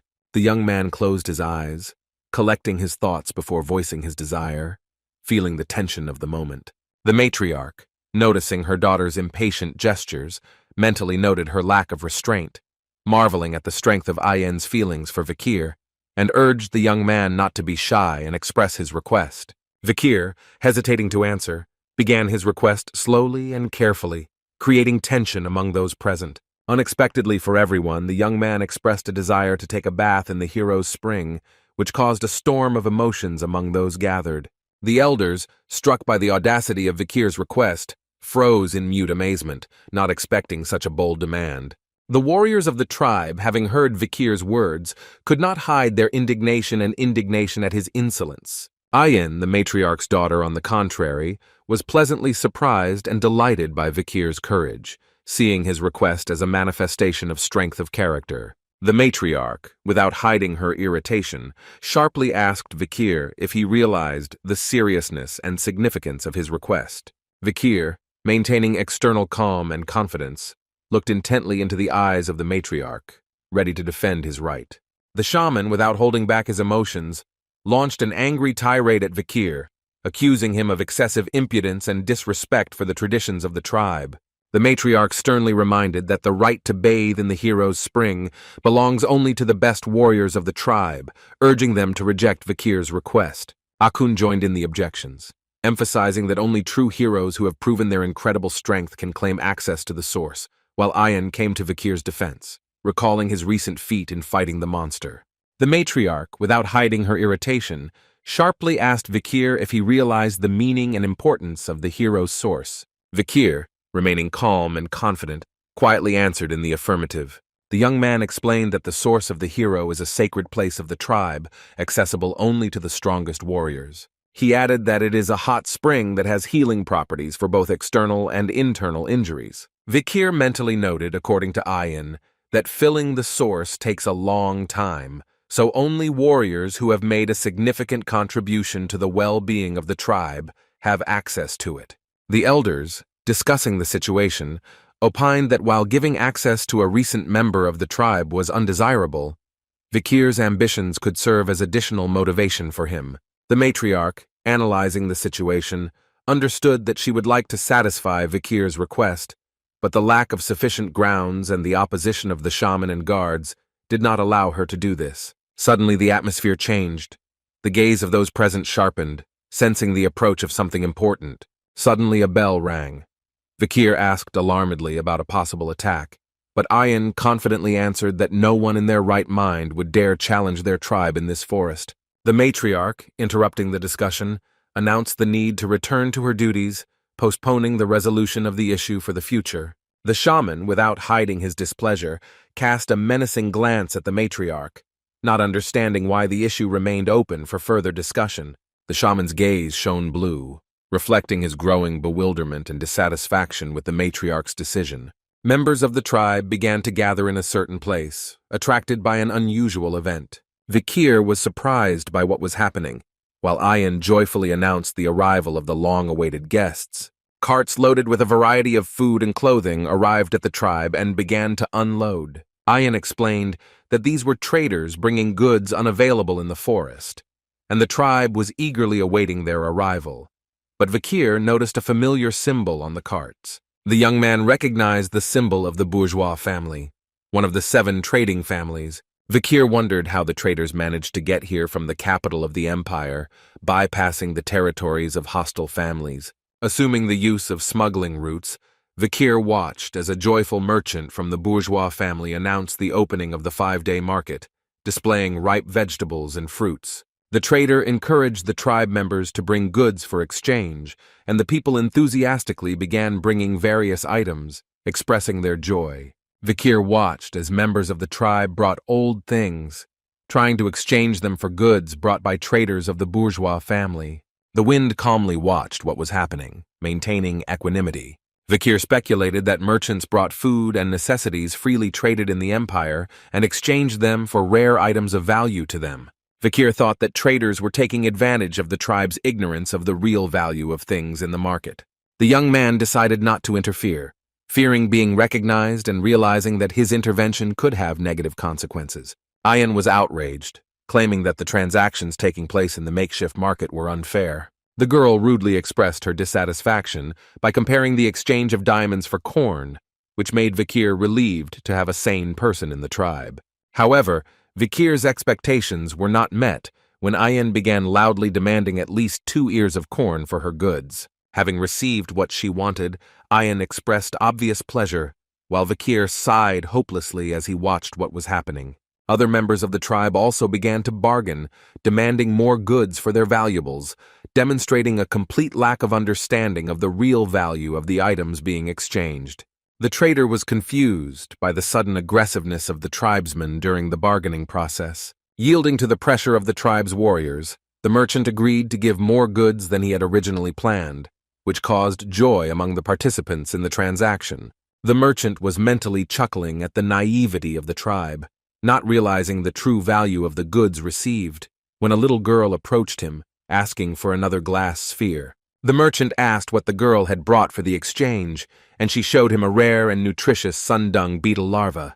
The merchant's reaction was sharply negative. He expressed disgust at the product offered. The merchant hit the girl on the hand, knocking out the larva, and asked with contempt why they even eat such a thing. The fallen girl sadly looked at the larva, and the merchant cynically noted that for a stupid barbarian she was quite pretty. The merchant heartlessly talked about the possibility of selling the girl into slavery for a good price, while she, crying, picked up the fallen larva. Suddenly a hand was placed on the girl's head, and the sunlight illuminated her face, creating a dramatic contrast. Suddenly a menacing voice was heard addressed to the merchant, causing him to flinch in fear. It turned out that it was Vikir, who approached the girl and declared that such a deal was unacceptable. His eyes glowed with righteous anger. Ayan was mentally surprised by Vikir's actions, while the merchant, trying to get out, began to make excuses, claiming that he was misunderstood due to the language barrier. Vikir, ignoring excuses, demanded the cancellation of all dishonest transactions made during the day, relegating to the background the issue of attempting to sell a child into slavery. The merchant, pretending that he did not understand what was going on, asked about unfair transactions, to which Vikir pointed out the huge difference between market prices and the prices at which the merchant sold goods to the tribe. The merchant, trying to defend himself, stated that the trade was blessed by the shaman of the tribe, and expressed surprise at Vikir's knowledge of prices. Pointing his finger at Vikir, the merchant tried to disqualify him from interfering in such arrangements. Vikir, not paying attention to the merchant's attempts to discredit him, cited specific figures, comparing the cost of corn and diamond, which shocked the merchant. Vikir continued to reveal the true value of the goods, mentioning that the monster's horn and the goblin mushroom used for medicine were worth around 1,000,000 gold each. The merchant, increasingly worried, wondered where this young man got such accurate knowledge about the prices of rare goods. Vikir proceeded to expose the glass spheres, explaining their true purpose as a source of drug poisoning under the guise of pleasant dreams. The young man revealed the mechanism of action of the spheres, describing the holes through which a cheap drug seeps, which is prohibited due to the harm to health with long-term use. Clenching his fist in anger, Vikir accused the traders of selling these dangerous items to the tribe. Defiantly breaking the sphere, Vikir showed everyone present the white powder inside, shocking the merchant with his actions. Another merchant, approaching his colleague, learned about the exposure of their fraud by an unknown guy. Ayan, approaching Vikir, clarified the meaning of his words about the dangers of drugs for the body, to which the young man confirmed his words. The girl, realizing the reason for the deterioration in the health of many of her fellow tribesmen, could not contain her anger. The merchant, realizing the danger of the situation, tried to smooth over the conflict, citing a slight misunderstanding. Unexpectedly for everyone, an arrow shrouded in a strange aura pierced the merchant, leaving him in shock. The merchant was relieved to realize that he had narrowly escaped serious consequences, but he understood how precarious his position was. It turned out that the arrow shrouded in aura was fired by an angry Ayan. The wounded merchant fell, and his comrades tried to help him up while Ayan continued to scream, accusing them of deception. The girl, without holding back her emotions, attacked the traders with accusations of shamelessly deceiving the tribe. The merchant, realizing the seriousness of the situation, realized that he was in an extremely dangerous situation. He ordered his people to pack their things and immediately leave the tribe's territory, after which they quickly mounted their horses and rode away. Vikir asked Ayan if she would really allow the traders to get away with impunity, given their reputation, to which the girl hinted at the possibility of a different development of events. Ayan explained the tactics of hunting herd animals, comparing it with the current situation, and at that moment it became clear that one of the fleeing merchants had been shot in the shoulder with an arrow. The girl explained that such animals have a tendency to return to their group, hinting at further developments. The fleeing merchants, feeling threatened, urged their men to prepare for battle, accusing the barbarians of stealing their goods. As night fell, the tribe members, as usual, began to prepare for bed by lighting fires, and a strange white bird appeared in the sky, attracting the attention of the observers. A majestic white bird, resembling an eagle with a menacing beak, landed on the girl's hand, creating an impressive picture. Vikir commented on the situation, noting that the traders had contacted the tribe, and now there is only one way to resolve the conflict. A girl, looking terrifying with a white bird on her hand, announced the impending complete destruction of the merchants. Vikir stood next to her, and a large wolf dog could be seen behind her, reinforcing the atmosphere of an impending threat. An imposing procession of merchants moved slowly through the dense forest, their silhouettes, crowned with swords and shields on their backs, standing out against the green trees, creating an atmosphere of tense anticipation. Suddenly, a figure approached the chief merchant, whose voice, full of feigned sympathy, broke the silence of the forest, expressing shock at the robbery and suggesting cruel measures against the barbarians, including murder or enslavement. The chief merchant, keeping his cool, answered his interlocutor that it was obviously his first time in these deep forests. Otherwise, he would have known that defeating the local tribe in close combat would be a task bordering on the impossible. The insolent man with the eye patch, clearly irritated by the merchant's caution, sharply challenged, asking about the purpose of hiring their squad if the merchants did not intend to change the situation in their favor. The smell of sulfur suddenly filled the air as one of the mercenaries struck a match, coldly announcing his decision to split the dirty money in exchange for an escort. Another mercenary, whose gaze radiated savagery and lust for profit, directly asked if they could now consider everything stolen to be their rightful booty. The merchant, shocked by the cruelty and unceremoniousness of the mercenaries, froze in silent shock, unable to find the words to respond to such a blatant proposal. Finally, having collected his thoughts, the merchant calmly replied that as you wish, to which the mercenary with a cigarette in his mouth suggested setting up a night ambush, setting fire to the tribe's settlement, and luring them out to end the problem once and for all. At this point there was slight confusion among the young mercenaries, one asking the other to hold a match to light his own cigarette, creating a contrast between the routine of their actions and the cruelty of their plans. The second mercenary, however, sharply reined in his comrade, recalling the ancient belief that only two can use one match, and fire cannot be passed on to a third, to which he received only a disdainful snort in response. The mercenary, defiantly ignoring superstition, struck a match and lit a cigarette, challenging ancient beliefs and mocking the prejudices of his comrades. Suddenly, as if in response to his insolence, an arrow cut through the air, piercing with deadly accuracy right into the forehead of the self-confident mercenary. The third mercenary, who had just lit a cigarette from an ill-fated match, collapsed dead, while a new arrow, saturated with a mysterious aura, rushed towards the leader of the detachment with an eye patch, forcing the merchant to freeze in silent horror. The merchant's eyes widened in shock as he saw the arrow, shrouded in a strange glow, overtake the main mercenary, bringing with it certain death.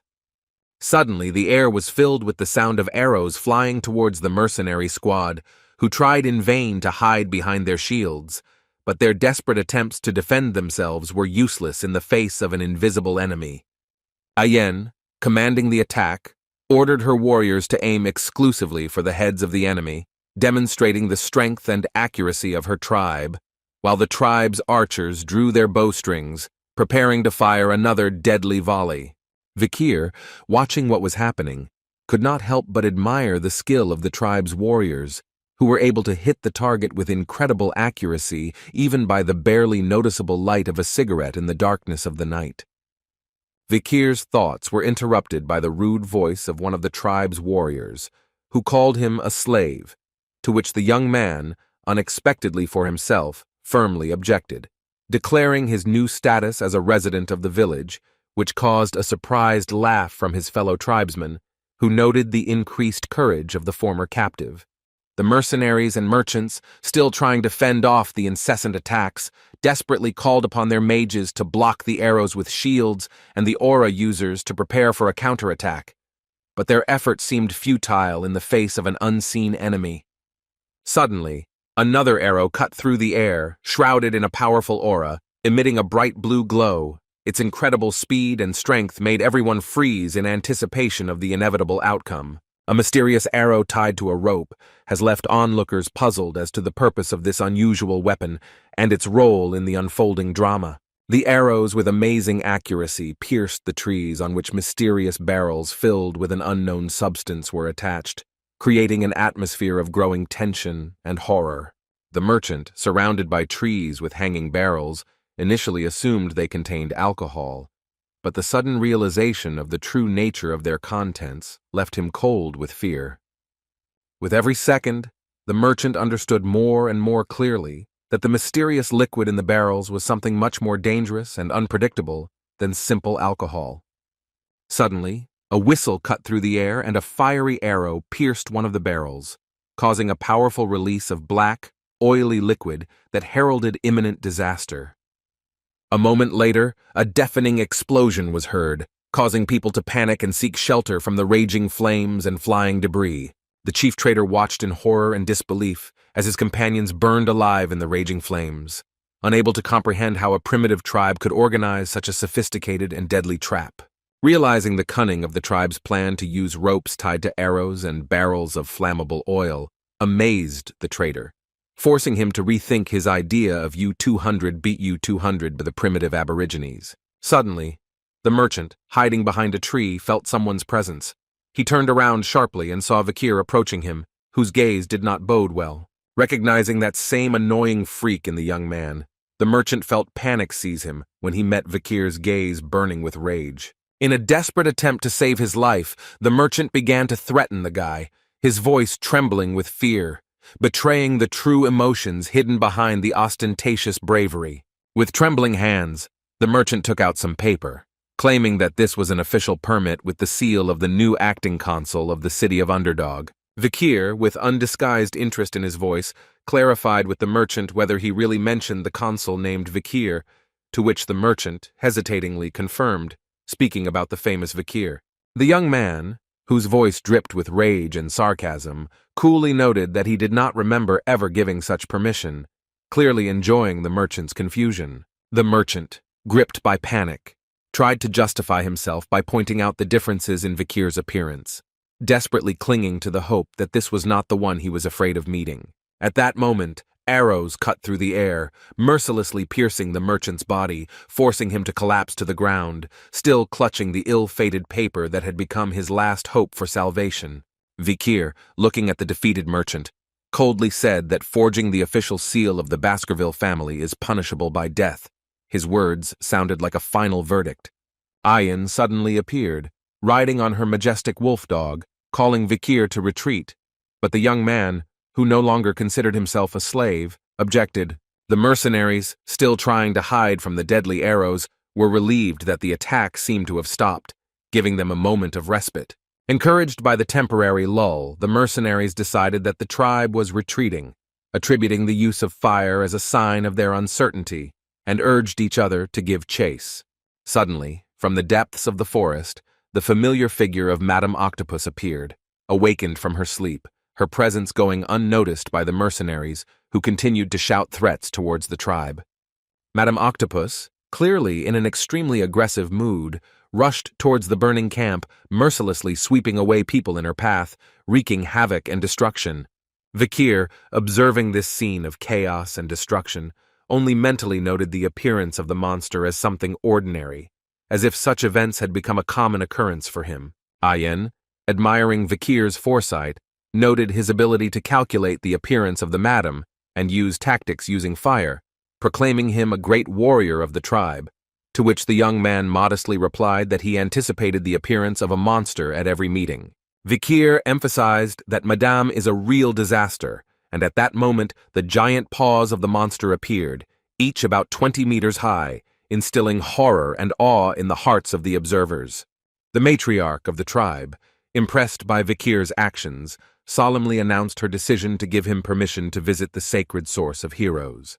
Listing the young man's merits, the matriarch noted his contribution to solving the problem of food, participation in the battle without a single scratch, skillful use of oil barrels, as well as revealing the true cause of the illness of the warriors of cheap drugs. Continuing her speech, the matriarch, placing her hand on Vikir's shoulder, declared that there was no longer any doubt about his courage and dignity, recognizing him as a full-fledged warrior of the tribe.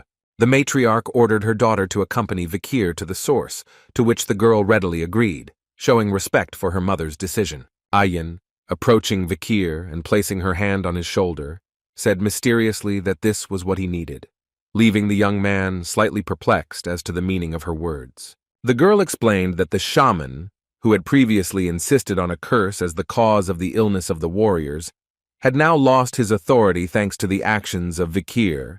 Vikir, remembering that the ill-fated trade was blessed by the shaman of the tribe himself, turned to him and said with slight irony that yes, this was a curse. Finally, Vikir reached the sacred spring of heroes, plunging into its turquoise waters, feeling the healing power envelop his body, bestowing renewal and strength. Vikir completely immersed himself in the healing waters of the spring, allowing himself to relax and enjoy the moment, while rabbits and geese swam serenely around him, creating an idyllic picture. Feeling his body healing, Vikir thought aloud about the effectiveness of the source, understanding the reasons why the shaman so zealously guarded access to it, and suggesting that the old man himself would not refuse to enjoy its healing power. Comparing the source with the river Styx in the territory of the Baskervilles, Vikir noted that, despite its lower efficiency, the lack of age restrictions was a definite advantage of this place. Suddenly Vikir realized that he was not alone in the source, but shared it with the matriarch's daughter, and asked whether the effectiveness of the water would be reduced by their joint presence, to which the girl, playfully twirling a strand of hair on her finger, replied that real members of the tribe do not think about such little things. The girl unexpectedly mentioned Mr. Adonai, calling on Vikir to be grateful to him for discovering the source, which caused the young man to question the identity of this mysterious benefactor. In response to Vikir's question, the girl spoke of Adonai as the only warrior capable of fighting Madame Octopus, who lives deep in the forests, praising him as the greatest hero of their legends. Calling on Vikir as a full member of the tribe to show respect to Adonai, the girl was surprised by the young man's response, who agreed that Madame's opposition really deserved respect. The girl sighed and admitted how difficult it was for her to communicate with strangers, feeling the cultural barrier between them. Her gaze suddenly darted off into the distance, and a slight blush of embarrassment covered her cheeks, creating a moment of awkward silence between them. Realization washed over the girl like a wave. Now the guy, an ordinary village resident with an untarnished reputation, seemed to her to be a very worthy candidate for the role of her future husband. Embarrassment enveloped the girl as she glanced at the guy, anticipating the upcoming events of this promising evening. Vikir, with his wet hair and naked torso, appeared before her as the embodiment of male beauty, and the girl mentally vowed to make him hers, unable to resist the desire that gripped her. Surrounded by the majestic beauty of the night forest, they sat together by the water, immersed in the romantic atmosphere created by nature. Ayen, deep in thought, admitted that she had long suspected the traders of making excessive profits, and now felt satisfaction that they were able to take the chance and restore justice. The girl continued her thought, saying that if it weren't for him, she herself would certainly have taken similar actions, to which the guy responded with an understanding smile. Irritation crept into the girl's voice as she demanded an end to the ridicule, insisting that she did know that diamonds were more expensive than corn in the empire. Uncertainty flashed through her words as she tried to determine the difference in price, first suggesting 20 and then 30 cobs for 1 diamond. The words of the guy who pointed out the incorrectness of the stated number of cobs that can be obtained for 1 diamond caused a storm of indignation in the girl, causing her to boil with anger. A sudden realization struck the girl, and she, covering her mouth with her hand, mentally reproached herself for using an outdated address, because he had not been a slave for a long time, reflecting on the strange logic of the empire, where this gem had such ambiguous uses. The guy, trying to smooth out the awkwardness, tried to move the conversation in a different direction, noting that this was not so important. Unexpectedly for the girl, the guy brought up a topic that made her embarrassed, asking whether she preferred to call him by name or slave, explaining his reluctance to remain in uncertainty. Slowly and carefully, as if weighing every word, the girl began to express her desire to address him. She suddenly fell silent, as if about to say something extremely important that could change their relationship forever. Approaching the guy so close that he felt a slight tension, the girl, with slight irony, reminded him of his own words about his dislike of uncertainty. Gently running her fingers over his lips, the girl promised to clarify the situation, causing the guy a thrill of anticipation. Confusion colored her face as she admitted that she did not want to call him either slave or Vikir, hinting at something more intimate. Their lips almost touched, creating a moment filled with electrifying tension and unspoken feelings. Suddenly, the romantic atmosphere was destroyed by the appearance of small children who, as if from nowhere, jumped into the mine with joyful cries. The girl, still embarrassed by the interrupted moment, asked the cheering and smiling children in surprise how they ended up here. Vikir, watching what was happening, mentally complained about the appearance of children who prevented him from learning the truth about what the girl wanted to call him. Ayan, not hiding her irritation, raised her voice at the children, calling them scoundrels and warning that their bathing in the spring would have its effectiveness. The children, hiding behind Vikir, reminded Ayan of her own words that a true warrior of the Balak tribe does not think about such trifles, and Vikir supported them, which caused even greater irritation to the girl. Akun, who came with the children, explained that it was the matriarch's order. Due to the side effects of the drugs brought by the traders, she ordered the sick children to bathe in the hero's spring. Ayan, hearing this, thought bitterly about whether her mother was deliberately trying to make her look stupid in front of everyone. Akun, wanting to attract Vikir's attention, pretended to have a sore throat. Turning to Vikir, Akun thanked him for helping his younger sister, and the girl next to him supported her brother, also expressing her gratitude. Continuing, Akun apologized to Vikir for misunderstanding him all this time, while Vikir only silently listened to his words. In response, Vikir only briefly said that it was okay, which caused obvious embarrassment on Akun's face.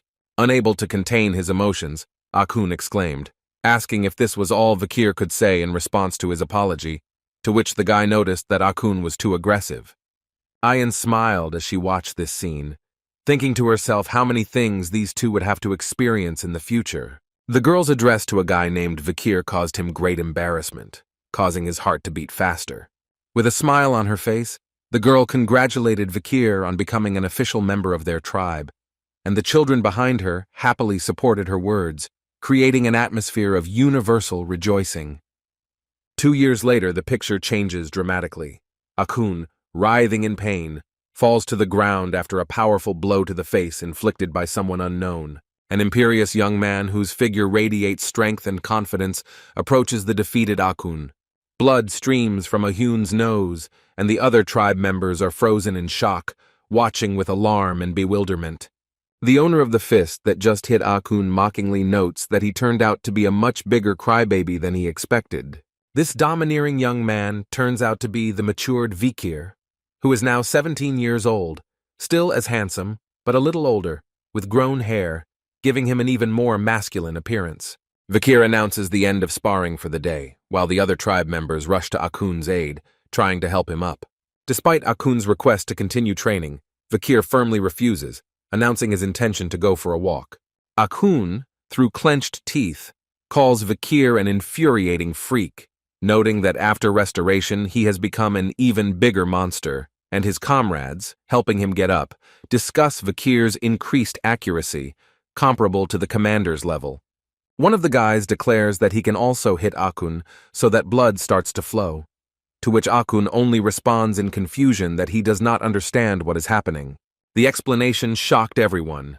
Vikir's fist did not even touch Akun, but stopped right in front of his face, causing a nosebleed only due to the air pressure created by the movement of his hand. The focus shifts back to Vikir, showing how he has matured and become even more attractive, his fist frozen in the air radiating strength and skill. Vikir, assessing his achievements, mentally noted that now his technique had truly reached an ideal level. The sixth technique, which Vikir could now use perfectly, allowed him to release 6 claws, leaving huge trails of destruction that were impressive in their power. Vikir reflected on his progress, noting that despite the long journey to reach the 10th technique, reaching the 6th by the age of 17 was already an impressive growth. Additionally, with his 6th magic circle, Vikir could now be considered a high-level sword expert, greatly increasing his combat potential. The combination of the blessing of the river Styx, the possession of a demonic sword, and the use of shooting and killing techniques learned from the tribe allowed Vikir to withstand even high-level sword experts. It has been 2 years since Vikir entered this deep forest, and now something off to the side caught his attention, making him wonder when he could leave the tribe. Attention shifts to a playful scene where a wolf dog playfully plays with a butterfly, creating a contrast with Vikir's serious thoughts. Vikir, now not alone, but in the company of the matured and even more attractive Ayan and his animal, carefully examines the tracks on the ground, commenting that these are the tracks of a snake from the deep Musyuhushu forest. Ayan, rubbing his chin in thought, only briefly agrees, and Vikir continues, noting that the capture of this snake will provide food for the village for at least 4 days. Vikir did not like the girl's reaction. He turned and looked at her with obvious suspicion, trying to unravel the reason for her strange behavior. Vikir asked Ayan directly if she was thinking about anything else during the hunt, to which the girl quickly assured him that, of course, she was completely focused on their task. Shifting uncomfortably from foot to foot, Ayan admitted that another hunting group asked her to ask Vikir something, which made the guy suspect that she was hiding something. The girl continued, talking about the dagger brought by the Imperials who invaded the forest, and showed a green emblem with the image of 2 grappling snakes. Looking at the dagger, Vikir immediately recognized the emblem. His face expressed understanding and some concern. He explained that it was the symbol of the Leviathan clan, one of the 7 significant clans of the Empire, and Ayan shared her concerns about the red liquid that had been poured by the intruders at various places near the source. Ayan continued the story, saying that the hunting party managed to catch one of the intruders, but he swallowed the poison hidden in his mouth and died, leaving only a dagger. Without finishing her story, the girl hinted that there was something else that greatly interested Vikir, making him wary. Looking away shyly, Ayan hesitantly said that she would like to ask one more question, clearly nervous. Unexpectedly for Vikir, Ayan asked if he wanted to return to his hometown, which took the guy by surprise, causing him to ask in surprise about the reason for such a sudden and strange question. Ayan, gathering her courage, stated that she did not like secrets and lies, and demanded an honest answer, explaining that another inhabitant of the Empire had gone deep into the forest, which clearly worried her. Ayan's words that Vikir might be the target of the Imperials struck the guy to the core. His face expressed extreme amazement and confusion. Having said this, Ayan felt relieved, as if a weight had been lifted from her shoulders, because she had finally asked a question that had been bothering her for a long time. Continuing her thought, the girl clarified that the same girl had entered the forest, meaning Kamu Morg, a beautiful red-haired girl, whose appearance obviously caused mixed feelings in Ayan. Ayan, stammeringly, reported that for 2 days Camus and a search party had been walking around the forest in search of Vikir, probably trying to find his traces. Looking away, the girl with alarm in her voice asked if the guy was going to leave with Camus. In the back of her mind, Ayan wondered if Vikir hated her for hiding information, and wondered whether she should deal with the red-haired girl if she tried to take him. Vikir, having collected his thoughts, decided to say something. His lips parted, preparing to utter important words. The guy firmly and confidently stated that he was not going to return. His voice did not waver for a moment. Ayan was amazed and fascinated by these words, her face expressing a mixture of surprise and hope. Not believing her ears, the girl hesitantly asked if it was true, to which Vikir firmly answered in the affirmative. Ayan's face blossomed with happiness. She could hardly contain her joy upon hearing confirmation of her hopes. While the girl rejoiced, Vikir was lost in thought about whether the Empire knew that he was alive, coming to the conclusion that he probably did not. He decided that he would only return when he could hide his power perfectly, so that even Hugo couldn't detect it.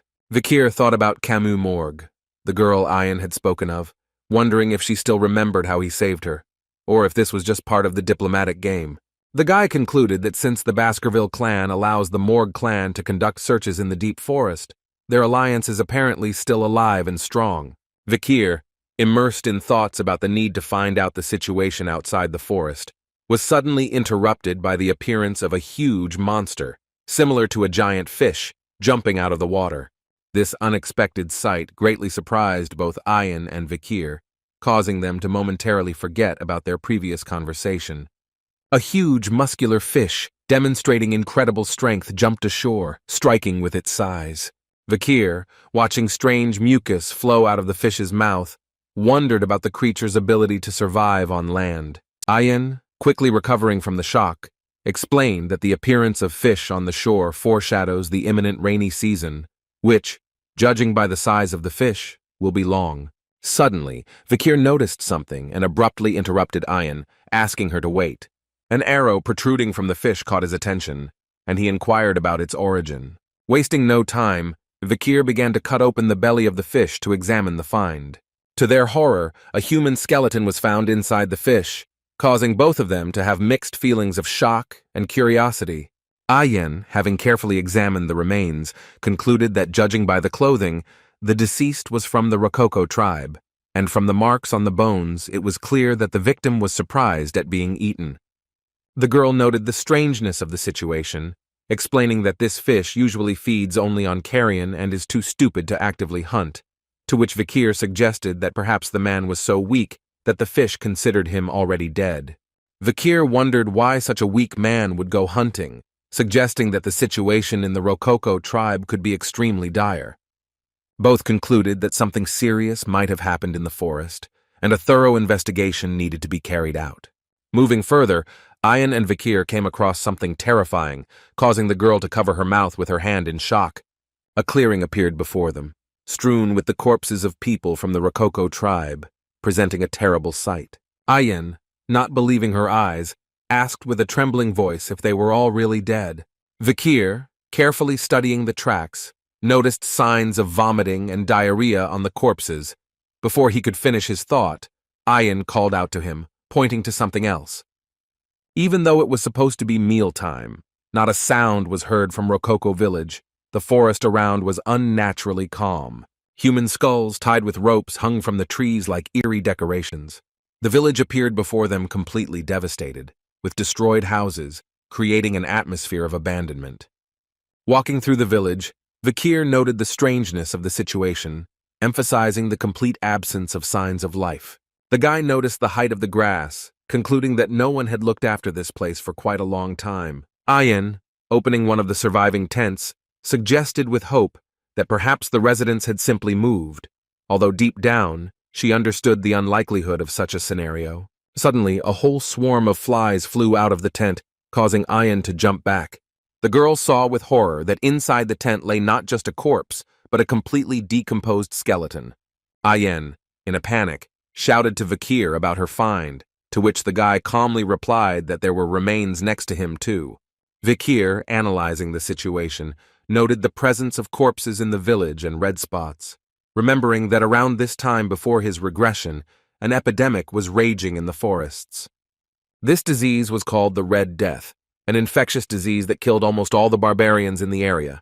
Ayan, gripped by fear, screamed about the need to immediately leave this place, considering it cursed, to which Vikir calmly objected, explaining that it was just a disease, which frightened the girl even more. The guy tried to reassure Ayan, assuring that the disease was not contagious, but when she asked about the possibility of him dying from this disease, he simply replied that in that case, he would die. These words caused a storm of emotions in the girl. She screamed, demanding to know who allowed him to talk about his death so easily, to which Vikir calmly replied that it was his decision. Vikir, continuing to analyze the situation, suggested that judging by the number of corpses, the tribe did not completely die out, but probably left the dead and moved to another place. He expressed a desire to examine the tribe's household items and invited Ayan to rest while he conducted his research. Ayan, watching Vikir's calmness, thought with alarm that he seemed to feel nothing at all. Suddenly, something greatly surprised the girl, making her wary. Ayan slowly turned her head when she heard an unusual sound that caught her attention. Vikir also caught this sound, instantly tensed and prepared for possible danger. The guy asked the girl what was happening, to which she, through tears, replied that it was a curse.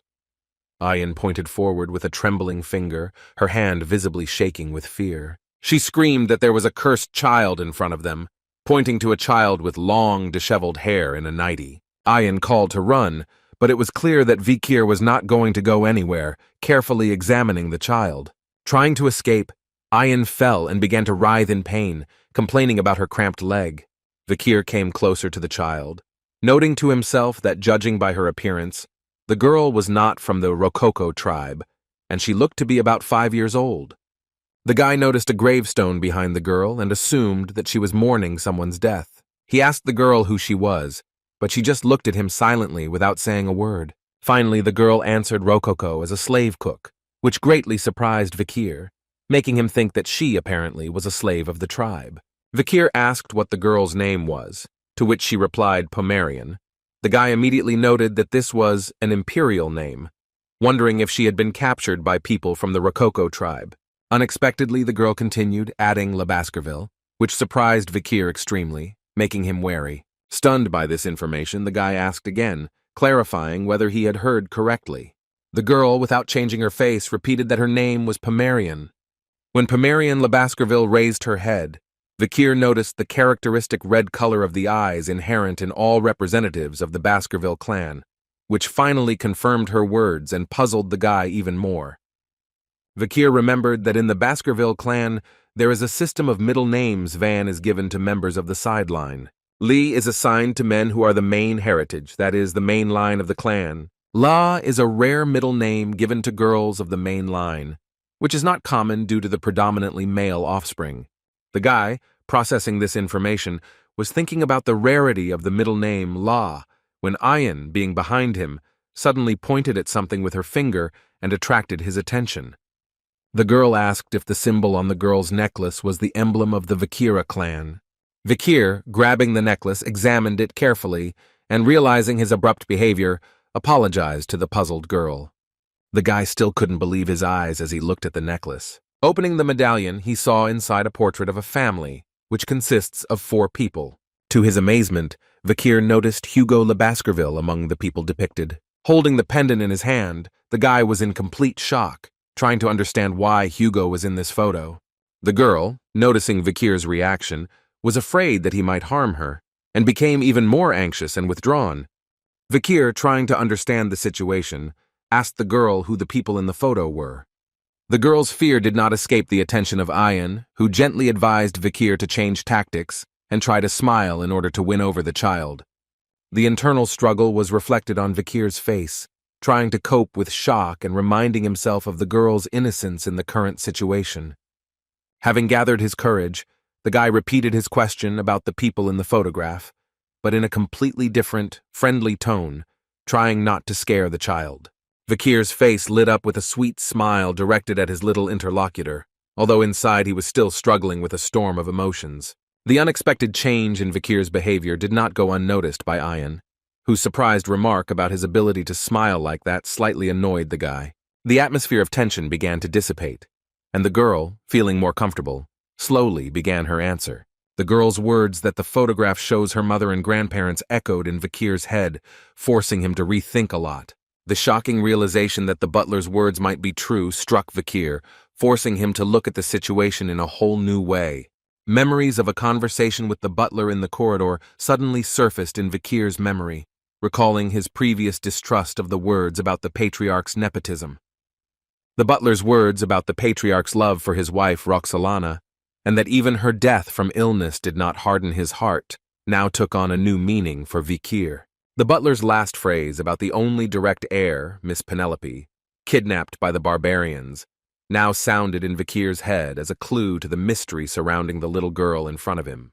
The Patriarch's desperation to find his daughter led to the decision to move the Baskerville clan from the capital to the Red-Black Mountains, closer to the barbarian refuge.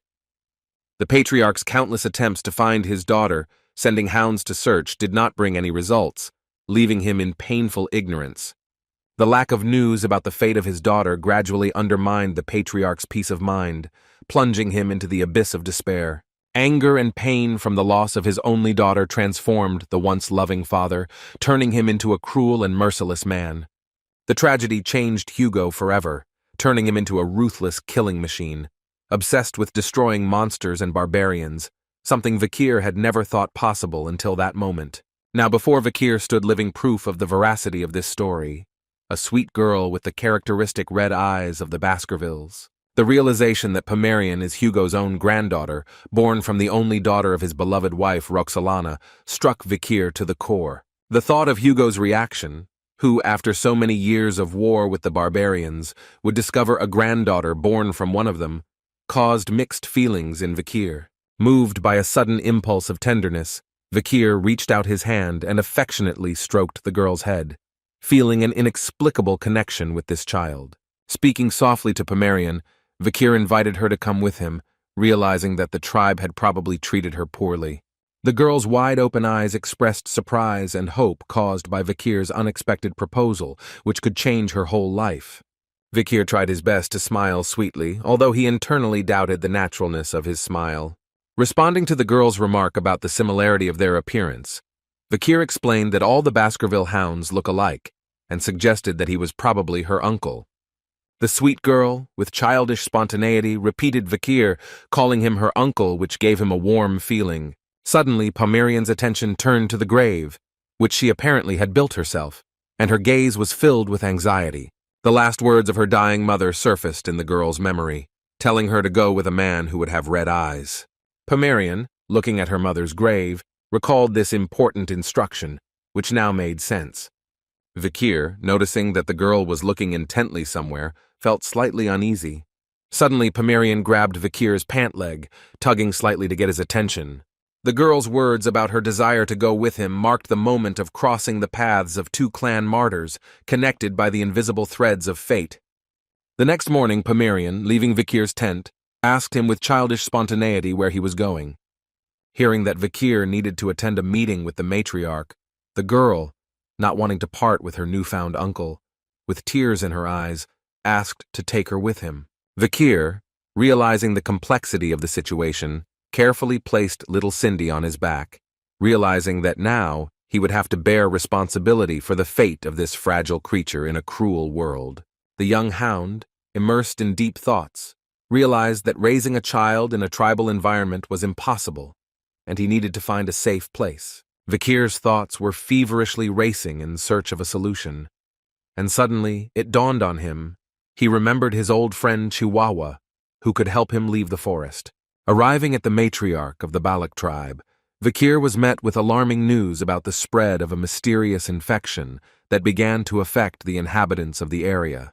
The matriarch, with undisguised worry in her voice, continued to talk about the impending threat, emphasizing that if the disease continues to spread during the rainy season. Suddenly, Ayan, the daughter of the matriarch and leader of the hunt, interrupted the conversation, claiming that what was happening was not a common disease, but carried the mark of an ancient curse.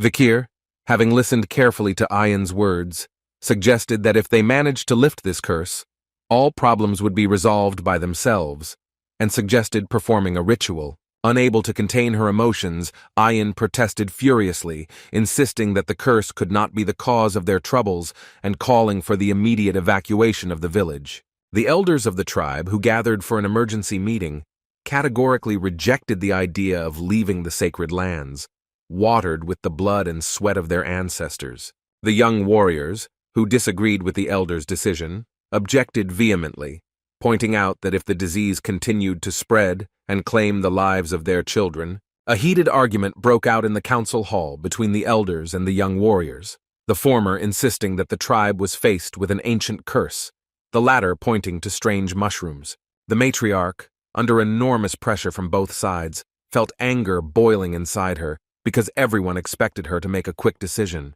Vikir sat quietly in the corner of the council room with little Cindy sleeping peacefully on his lap, and dark thoughts overwhelmed him. The young man remembered the story of how the contagiousness of the Red Death was comparable to the monstrous Black Death that once devastated the Empire. Vikir reflected that the Empire was able to survive that terrible epidemic only thanks to Kamus from the Morg clan, who created a great wall of flame, The young hound also remembered the invaluable contribution of Dolores, whose divine powers helped heal those who were already stricken with illness, giving hope and salvation to the doomed. However, as Vikir realized with bitterness, this miraculous method of treatment extended only to the territory of the Empire, leaving numerous tribes of barbarians without protection. The disappearance of barbarian tribes, who played an important role in maintaining the delicate balance of the forest ecosystem, led to irreversible consequences for the entire region. In this critical situation, the border defenders received unexpected help from the Empire and began actively destroying the monsters. Ultimately, the combined efforts made it possible to successfully protect the borders, which in turn helped Hugo strengthen his position and expand the influence of the Baskerville clan. Lost in these heavy thoughts, Vikir slowly raised his hand, attracting the attention of the matriarch and everyone present, ready to share his knowledge of the terrible threat. Vikir, realizing the seriousness of the situation, confidently raised his hand, attracting the attention of the matriarch, and with determination in his voice, announced that he knew a way to stop. In the center of the clearing, surrounded by the wary gaze of members of the tribe, the body of a goblin hung tied up. His head was lowered down, and his skin had acquired an unnatural greenish tint. Under Vikir's direction, the goblin's body was slowly lowered into a large vat of water, and splashes flew in all directions, causing those present to recoil, fearing infection. The goblin swayed lifelessly on a strong rope attached to the branches of an old tree. His body seemed to be trying to tell the tribe some important secret about the nature of the mysterious disease. The tribe members, wearing homemade masks for protection, carefully watched the process of immersing the goblin into the vat. Characteristic red spots clearly appeared on the goblin's face, and the barbarians realized with horror that the creature was indeed infected with the Red Death. After removing the goblin's body from the water, it was immediately burned at the stake, and Vikir explained that all goblins immersed in the polluted water had become infected with the Red Death. Vikir, addressing the audience, emphasized that the problem can be solved if all water used for drinking and cooking is first boiled. Ayen, who carefully observed the experiment and listened to Vikir's explanations, asked with hope in her voice whether boiling water could really protect them from the terrible disease. The goblin was carefully lowered into a vat of boiled water, and everyone present froze in anticipation of the result of the experiment, which could be the key to saving the tribe.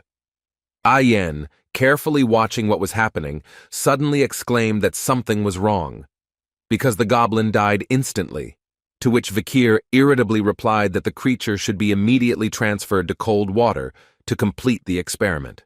Following Vikir's instructions, the goblin was quickly transferred to a vat of cold water, and to everyone's amazement, he came out of the water absolutely healthy, without any signs of a terrible illness. The tribe members who observed the experiment noted with admiration that even after some time, the goblins did not show symptoms of the Red Death. The matriarch, without hiding the satisfaction on her face, admitted that the work done was truly outstanding, and expressed her approval to Vikir and all participants in the experiment. Sincerely thanking Vikir for his contribution to saving the tribe, the matriarch noted that thanks to him they finally saw the light at the end of the tunnel. Vikir warned that infection can penetrate through the eyes and any mucous membrane, and therefore special care must be taken during the morning fog. The shaman, clearly irritated by Ayen's remark, abruptly interrupted her, ordering her to shut up and not undermine his authority in front of the tribe. Continuing his thought, the shaman, with undisguised irritation, pointed out that although a solution to the problem of the Red Death had been found, the rainy season would soon come, and how to avoid infection. The shaman was clearly pleased that he was able to pay attention to this important detail, especially when the matriarch completely agreed with him. The matriarch, having weighed all the risks, announced the need to move the settlement, which caused a new wave of irritation in the shaman, who could not understand and make such a radical decision. The shaman, without holding back his emotions, exclaimed indignantly, recalling the sacred duty to remain on the land of his ancestors and accusing the matriarch of ignoring the wisdom of the elders of the council. At this tense moment, Vikir unexpectedly intervened in the dispute, declaring that he had a method that would allow the tribe to remain in their territory without endangering their lives. With the onset of the rainy season in the Red-Black Mountains, the river overflowed its banks, turning the surrounding area into a vast swamp. swallowing ancient ruins and changing the familiar landscape beyond recognition. The elements mercilessly flooded most of the deep forest, leaving untouched only the settlement of Balak, which rose above the water surface like an impregnable island. The inhabitants of the tribe, following Vikir's plan, pulled strong ropes with incredible zeal, loudly encouraging each other and urging each other to tighten the knots tighter. Joining forces, they erected a high fence around the settlement, carefully strengthening it so that it could withstand powerful flows of water and protect their houses from destruction. The next stage of preparation was the construction of houses on the roofs of existing buildings, creating additional safe space for living during a flood. Observing the results of their labors, the inhabitants of the tribe are relieved, expressing gratitude to Vikir for his wise advice. Shouts of joy were heard from all sides, praising Vikir for saving the ancient village from flooding, and people sincerely thanked him. Vikir, looking at the fruits of his labors, thought with satisfaction how fortunate it was that many tall trees grew on the territory of the tribe, which allowed them to survive the dangerous rainy season.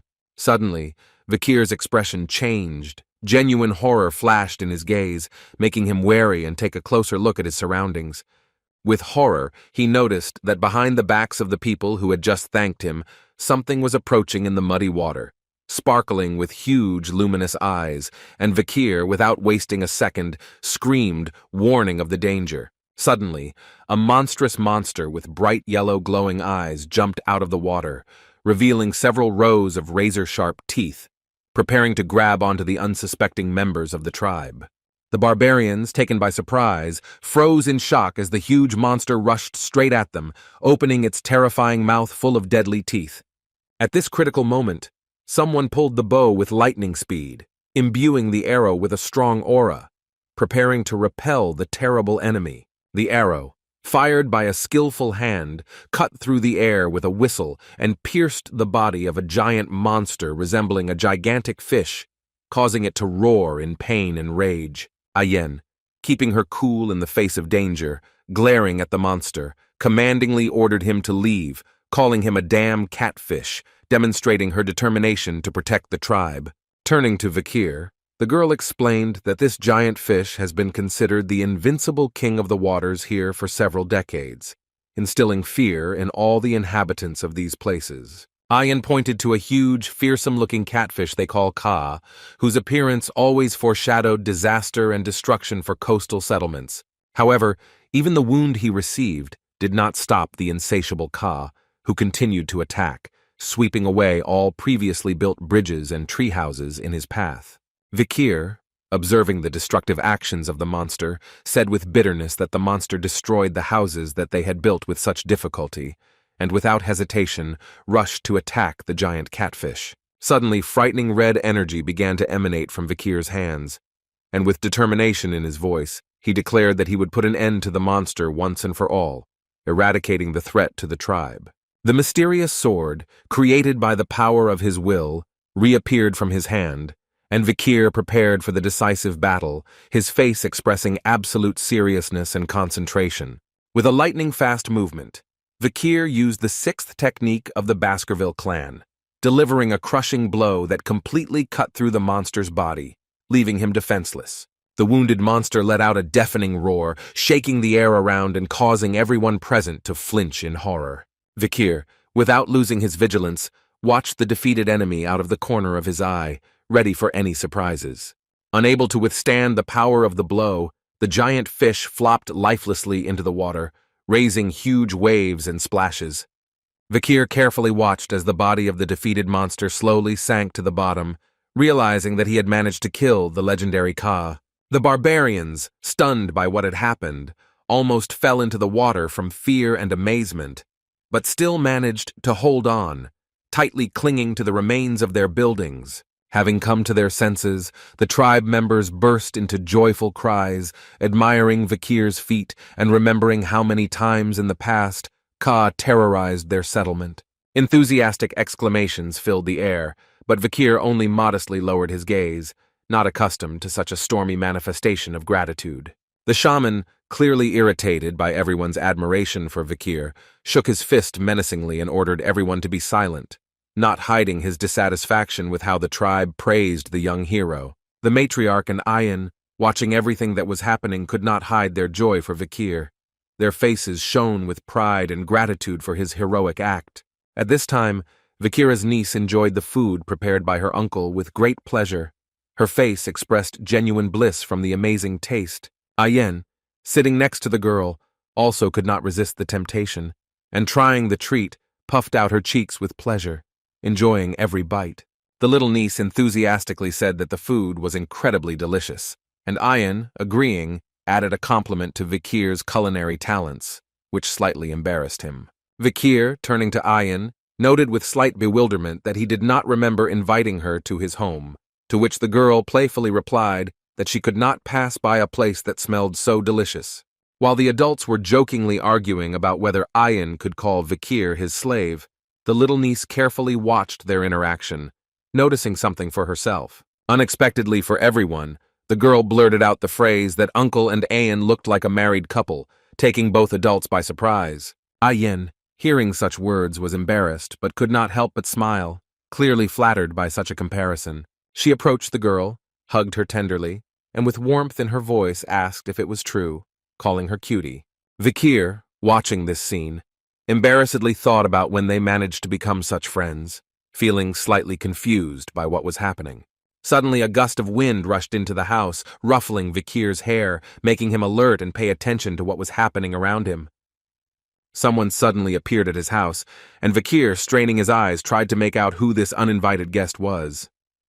Ayan, clearly irritated by the appearance of a stranger, sharply asked why he came here, emphasizing that no one invited him. Akun appeared on the threshold, soaked to the skin from the pouring rain, his clothes hanging heavily, soaked in water. Everyone present tensed up, worried about Akun's unexpected arrival, not knowing what to expect from his visit and what could make him come in such bad weather. With a face distorted by despair and tears, Akun turned to Vikir, saying that if we were talking about him, then everything was possible, because he had already saved the villagers many times, and begged him for help. Akun pointed to a little girl who was barely breathing. Her condition was causing serious concern to everyone present. A young warrior prayed for the salvation of his younger sister, who was lying in a tent. Her body was covered with red spots, and a high temperature indicated a serious condition. Vikir, Ayan, and Akun hurried to the tent where the little girl lay, barely breathing and clearly suffering from a serious illness. Leaning over the child, Vikir carefully examined the girl's body and asked when the symptoms began, to which the girl's brother replied that it all started yesterday, when she went into the swamp while collecting wood for buildings. Ayan, looking at the patient with compassion, noted that this girl was always very sweet and helped them, and hopefully asked Vikir if he knew what could be done in such a situation. Suddenly their conversation was interrupted by the appearance of a fourth person entering the tent, whose presence immediately changed the atmosphere. This person turned out to be a shaman, who said with obvious disapproval that all this was the result of disobedience and ignoring the advice of elders, adding that the girl got what she deserved. The shaman continued his tirade, claiming that any actions have consequences, and this is the result of the fact that people listen to the imperial family, to which Akun abruptly interrupted him, begging him to stop such speeches. To the surprise of everyone present, Akun shouted at his grandfather, demanding that he shut up, which shocked those around him.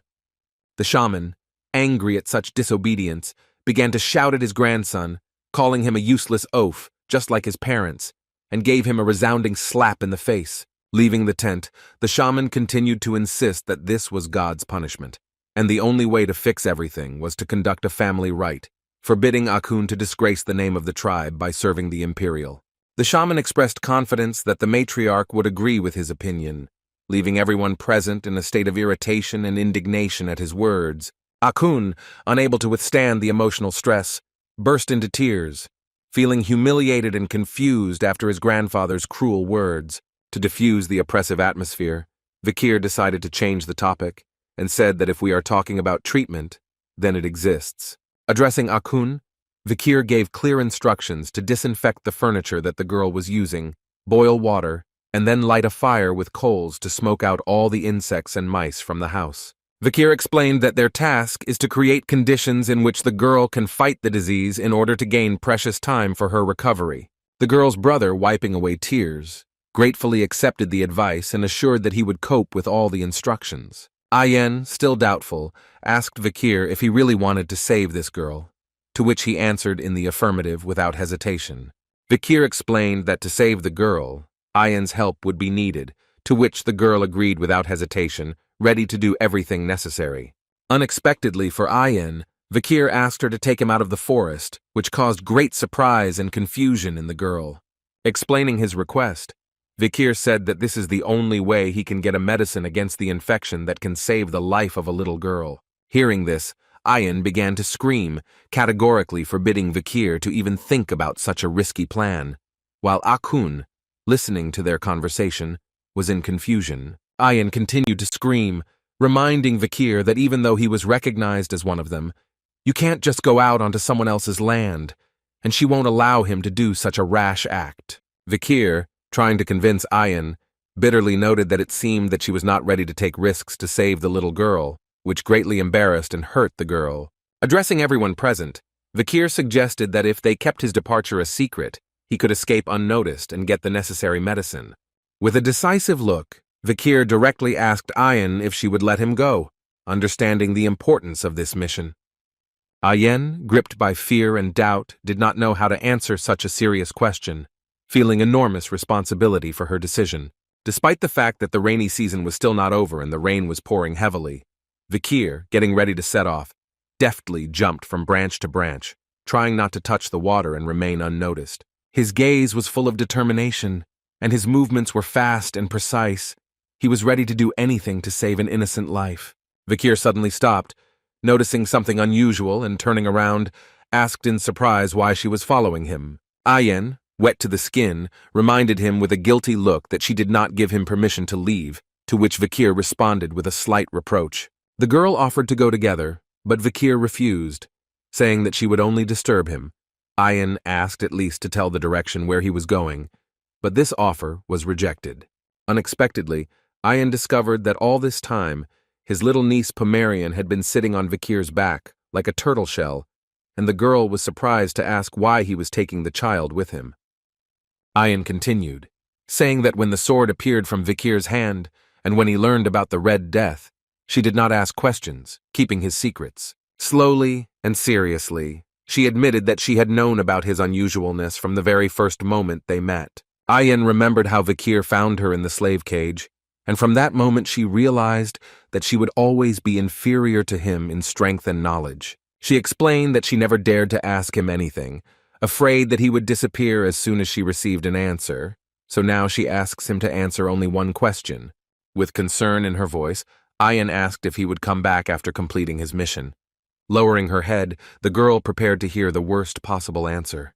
Her heart sank in anticipation. Unexpectedly, Vikir answered sharply and confidently that yes, he would definitely return, which brought Ayen into a state of shock and relief at the same time. Ayen slowly began to raise her head, waiting with trepidation to see Vikir's face. As she looked up fully, ready to meet her boyfriend's eyes, her heart began to beat faster. To her surprise and disappointment, Vikir had already disappeared, leaving behind only a light breeze, and Ayen quietly said that he had better keep his promise and return. The scene changes, and we see the administrative building where Vikir once worked as a deputy consul, familiar corridors and offices. Chihuahua sits at the table as if nothing had happened, lazing around and humming something to himself, lost in his thoughts. Suddenly, Chihuahua notices that it is already dark, and is surprised to note that, despite the work done, the number of documents on the table has not decreased at all. Going to the window and opening it slightly, Chihuahua indulges in memories of the old days, when everything was wonderful, and the acting consul was here. Although the work was tiring, it brought fun and satisfaction. Looking at the lonely moon in the night sky, Chihuahua quietly says that he misses Vikir, his energy and friendship. Suddenly, as if out of nowhere, Vikir appears, looking at Chihuahua with a smile and asking if he was bored. Such an unexpected appearance shocked the Chihuahua. He froze in place, unable to comprehend what was happening. When the reality of what was happening dawned on Chihuahua, his eyes widened and his head seemed to enlarge tenfold in surprise. He did not know how to react to such a sudden appearance of his friend. Vikir, still holding his niece on his back, turned to his stunned friend with a warm smile, asking how he was doing. Chihuahua's look expressed alarm and concern, because he had not had any news about Vikir for a long time and had not seen him. Chihuahua, still not believing his eyes, listed everything he had heard about Vikir fighting a forest monster, serious injuries, and living among barbarians, to which Vikir simply nodded in confirmation. Continuing his thought, Chihuahua noticed that Vikir spoke like a living person, and not a ghost, and that is why he was in shock for so long at his appearance. Vikir replied with a smile that Chihuahua was still the same general secretary as he remembered. From these words, Chihuahua could not contain his emotions and burst into tears. He was overwhelmed with feelings. Wiping away tears, Chihuahua said through sobs how glad he was that Vikir was alive. Suddenly, Chihuahua noticed the child sitting on Vikir's back and asked with curiosity whether the girl was the fruit of Vikir's union with one of the barbarians. Vikir replied that they were indeed of the same blood and therefore similar, but Chihuahua made the wrong conclusions, which only further inflamed the secretary's curiosity. Vikir asked Chihuahua to look after a girl named Pomerian in his absence, to which he readily agreed. Then Vikir asked if it was difficult for the Chihuahua to cope with the work on its own, and suggested, if necessary, to seek help from Cindy Wendy. Chihuahua, surprised, asked again, referring to the same criminal who was pardoned 2 years ago, not believing that Vikir was offering to cooperate with her. Chihuahua asked how to find Cindy Wendy, to which Vikir reminded him of the times when he worked here and gave the little girl 10 billion. Chihuahua remembered that this money was intended for Judy. Vikir explained that no one was supporting Cindy, so she would be easy to approach, and she had to leave with that child. Continuing, Vikir said that if Cindy refused to cooperate, Chihuahua could inform her that he was alive and she would definitely agree, to which Chihuahua replied that he understood his instructions. Chihuahua asked when the deputy consul intended to return, and Vikir replied that after he had finished with one important matter. Vikir mentioned that he needed to keep his promise, remembering Ayan and her trust. He thought that it would be possible to cure Ahil from the Red Death by giving just 1 drop of holy water from the Quo Vadis clan. Having handed over his niece to Chihuahua, Vikir resolutely stated that in this case everything was decided. Vikir's gaze went somewhere upward, full of determination. He headed to the religious holy clan of Quo Vadis, ready for any challenge. The scene changes to show a huge Venetian-style room with 2 knights guarding the entrance. Suddenly, the knights crossed their swords, demonstrating that passage was prohibited, ready to repel any attempt to penetrate. In the dim light of dusk, the steel of crossed swords ringing, the guards stopped a man with a pair of horses carrying a mysterious cargo, intending to conduct a mandatory initial check at the entrance to the city. The driver, nervously fiddling with the reins, hastily pulled out from his bosom a crumpled scroll with an import permit, assuring the vigilant guards that his carriage was filled to the brim with a valuable cargo of oil. One of the guards, squinting, inquired about the possibility of inspecting the contents of the barrels, to which the driver, noticeably nervous, began to convince them of the unnecessariness of such an inspection, referring to his frequent visits to the city. The unyielding guards, citing strict instructions from their superiors and the importance of observing all formalities, insisted on checking, causing the driver even more anxiety and obvious fear of something unknown. Approaching a row of identical barrels lined up on a cart like soldiers on parade, the guard stood thoughtfully, wondering which one to choose for inspection. Suddenly his gaze fell on one of the barrels, and he resolutely walked towards it, confidently declaring that this particular container would be ideal for testing. The driver, watching the actions of the guard, could not help thinking about the strange coincidence of choosing this particular barrel from all the many standing on the cart. With caution and obvious curiosity, the guard opened the lid of the chosen barrel, preparing for any surprises that might be hidden inside. Time seemed to slow down as the guard carefully peered into the contents of the barrel, studying every detail and trying to detect anything suspicious. Finally, satisfied with what he saw, the guard announced that everything was in order, since there was indeed oil in the barrel, confirming the words of the nervous driver. The guard, satisfied with the check, allowed the driver to continue on his way and deliver the goods, causing him obvious relief and a sigh that escaped from the very depths of his soul.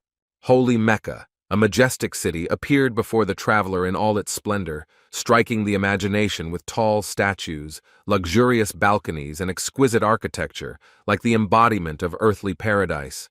The driver, driving the horses, continued his journey deeper into the city, taking the mysterious cargo further and further from the city gates and vigilant guards. Suddenly, a muffled voice, full of fear and uncertainty, was heard from one of the barrels, begging to be allowed to get out. Unexpectedly for the driver, a human hand appeared from under the lid of one of the barrels, breaking the illusion of an ordinary load. Seeing this unexpected phenomenon, the driver felt a wave of panic cover him completely, making him even more nervous. A powerful blow from inside the barrel completely broke the lid, which fell with a roar to the bottom of the cart, revealing the contents. From the barrel, covered from head to toe with a thick, black liquid reminiscent of oil, someone appeared, chanting a strange melody. The mysterious figure was dressed in a costume reminiscent of the attire of a medieval plague doctor, from which viscous drops of a dark substance slowly flowed. The driver, addressing the strange passenger in a trembling voice, tried to clarify whether he could go, having fulfilled his part of the deal to deliver him to Mecca. The mysterious stranger, rummaging through the folds of his clothing, pulled out a small bag and showed the driver the promised bullbear fangs. The man in the costume of a plague doctor, without saying another word, disappeared into the maze of narrow streets, leaving the stunned driver to follow him with his gaze. The startled driver could not understand how someone managed to spend 2 whole hours in a cramped barrel, involuntarily wondering whether his mysterious passenger was.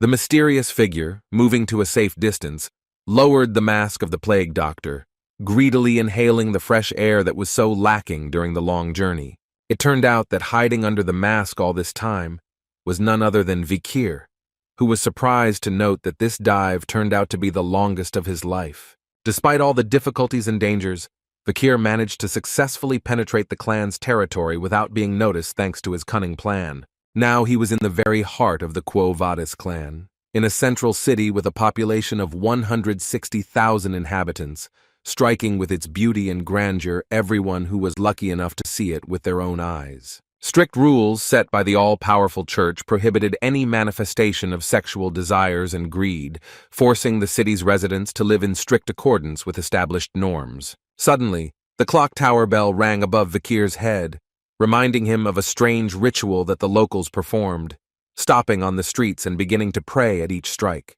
Indeed, all the people in white robes, as if on command, froze in place and plunged into deep prayer, creating the impression of a city frozen in time. Vikir, dressed in a black suit, walked among the worshippers, remaining unnoticed, and could not help thinking about how these people could live, being so depressed. As night fell, Vikir, hiding in the shadows, approached a lonely well, his hand carefully reaching into the folds of his cloak, intending to extract something hidden. From the depths of his robe, he pulled out a small test tube filled with a mysterious pink liquid, carefully opening its lid. Without hesitation, Vikir began to slowly pour the contents of the test tube into the dark waters of the well, watching as the liquid disappeared into the depths. The Red Death bacterium, found in the blood, sweat, and tears of the Akil, causes a highly contagious infection that can instantly spread among local residents as soon as they touch contaminated water. Despite the urgency and radicality of the situation, when every second counts, the religious sanctity of the territory can lead to people being saved even before the first accident. Suddenly, 3 boys, appearing as if out of nowhere, approached Vikir from behind, curiously and apprehensively asking who he was. Whispering among themselves, the boys discussed the suspicious stranger at the well. One of them suggested simply leaving without attracting attention. Another boy, with concern in his voice, remarked that the stranger looked very dangerous and it was better to stay away from him. Vikir, still dressed in his plague doctor costume, slowly turned to the children, his rough voice cutting through the silence of the night, urging them to listen carefully. Vikir, in a menacing voice, told the children about the curse of the well, warning that anyone who dared to drink from it would receive no mercy, instilling genuine horror in the young hearts.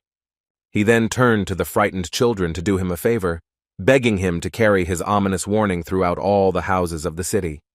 The panicked children ran away with tears in their eyes, screaming about the ghost who had cast a terrible curse on the well. Vikir, standing motionless in his plague doctor costume in the silence of the night, watched the fleeing children, confident that now no one would dare to drink from the damned well. Having completed his mission, the guy carelessly threw away the previously found dagger with the coat of arms of the Leviathan clan, leaving evidence at the crime scene. Looking at the abandoned dagger, Vikir thought about how this blade, known for its deadly poison, would certainly bring suspicion to the Leviathan clan. Given the long-standing enmity between the religious saint clan and the deadly poison clan, this evidence will inevitably trigger a massive conflict between them, completing Vikir's carefully laid plan. The guy noted to himself that the duration of the holy water was coming to an end, watching as the city residents gathered at the windows of their houses. Reflecting on the situation, Vikir thought about the possibility of dedicating this water to Dolores, imagining the image of an angelic girl with long white hair and an elegant hairpin in the shape of wings.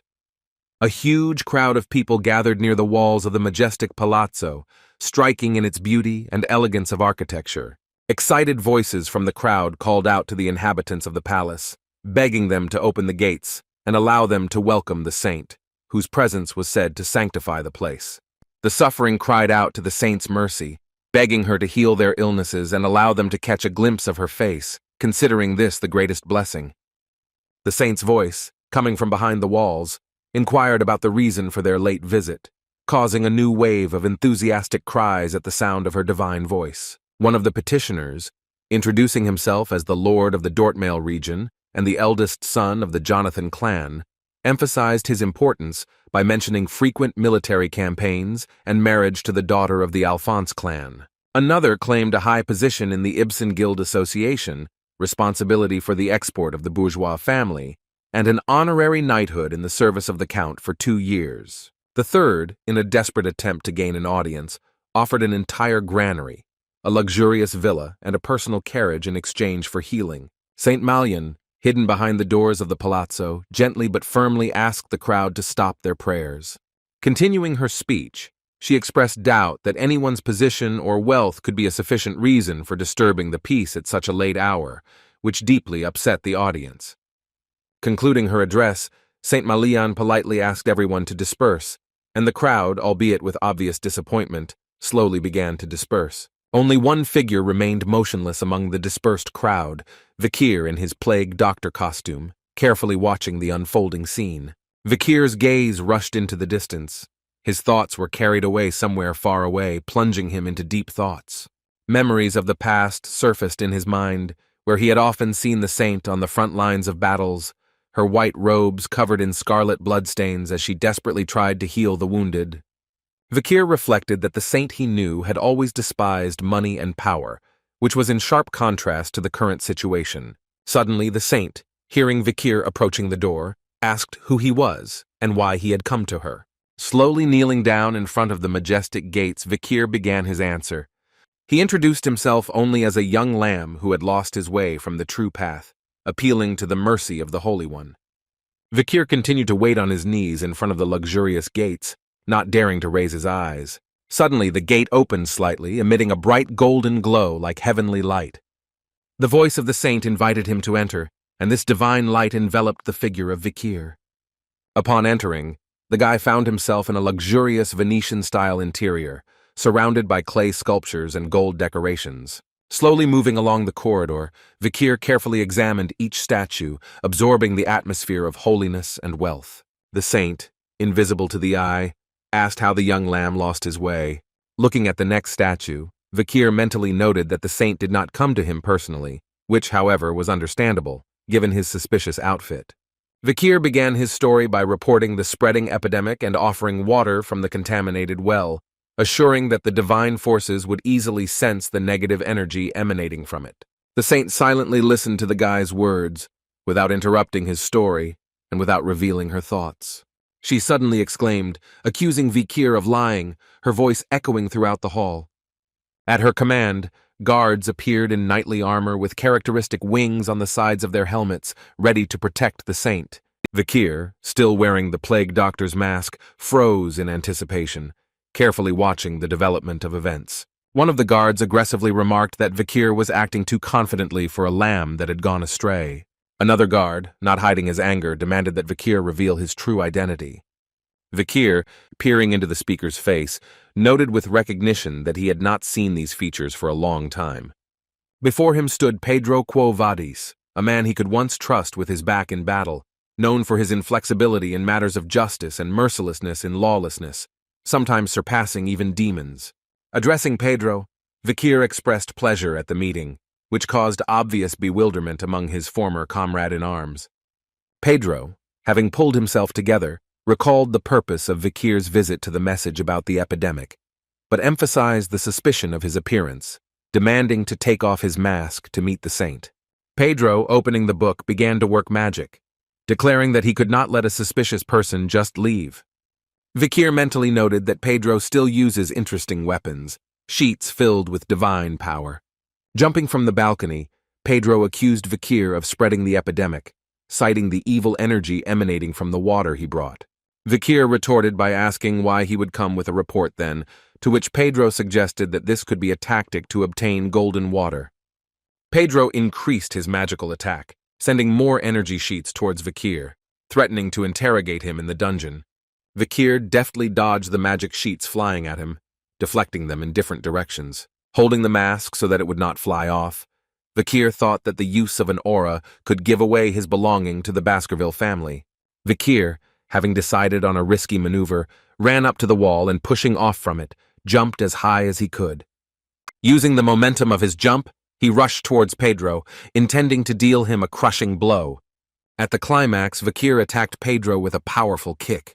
Pedro, amazed by the force of the blow, exclaimed that it felt like a boulder had fallen on him, wondering where such power came from in Vikir's small body. Without allowing his opponent to come to his senses, Vikir delivered another crushing kick to Pedro's shoulder. Vikir mentally noted that this was the first time he was using the skill he acquired after defeating the monster 2 years ago, and the result pleasantly surprised him. Having landed after the blow, Vikir again rushed towards Pedro, preparing to strike again. Pedro, stunned by what was happening, tried to defend himself with his book, clearly not expecting such a turn of events. Pedro's frightened look betrayed his confusion. He clearly did not know what to expect next from his unusual opponent. In a desperate attempt to defend himself, Pedro began to cast magic, his hand glowing with a bright light. Vikir, without slowing down, continued his attack, intending to deal another blow to Pedro. The book Pedro was trying to defend himself with suddenly burst into flames. In a panic, Pedro threw the burning book to the ground, letting out a loud scream. Vikir, stopping, asked Pedro if he wanted to continue the battle, but received only a silent, stunned look in response. Pedro, having come to his senses, accused Vikir of using witchcraft, calling him an atheist. Pedro, filled with anger, declared that he could not let Vikir go and rushed towards him. Vikir, showing incredible dexterity, kicked the burning book into the air, pointing it towards Pedro. A flaming book suddenly appeared right in front of Pedro at the level of his body, diverting his attention.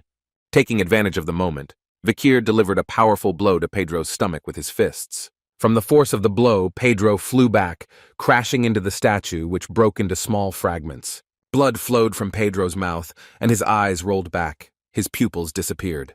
The guards, who had been watching the fight all this time, could not believe their eyes, exclaiming about the impossibility of Pedro's defeat. They rushed to the defense of the defeated Pedro, going down and building a shield wall in front of Vikir. Vikir, seeing their determination, said that if they want to see the matter through to the end, he is ready. Suddenly the voice of the saint was heard, ordering the battle to stop. Finally, the face of the saint was revealed to everyone present. She truly looked like a living angel, striking with her unearthly beauty, fair skin and large green eyes. The saint turned to the guy and asked if he was really the same lost young lamb. Vikir, mentally noting that in front of him was the same Saint Dolores, confirmed her assumption. The saint noticed that he looked more like a puppy covered with bruises than a lamb, but one of the guards objected, calling Vikir a wolf obsessed with blood. Unexpectedly for everyone, the saint asked to bring tea, which greatly surprised the guards. The saint announced her intention to speak with this man alone. Vikir and the saint sat down at the table opposite each other, leisurely sipping tea. The guards present felt extremely uncomfortable, not understanding why a man in such a strange mask was given the honor of sitting in front of the saint. Vikir, looking at the girl, mentally noted that she should now be about 16 years old. The saint, looking like an angel, calmly and gracefully drank her tea. Vikir knew that in the future, during the war against demons, this fragile-looking girl would selflessly take care of the wounded on the front line. Vikir remembered that during the times of destruction, all the masters of the great arts, including himself, deeply respected the saint for her dedication. The saint began the conversation by mentioning her stress lately, which puzzled Vikir, who did not understand what she was getting at. She talked about her admission to the Imperial Colosseum Academy and her current break from studying while attending to family matters, which made Vikir wonder about the purpose of this small talk. The girl continued, noting the persistence of the nobles and merchants in trying to meet with her.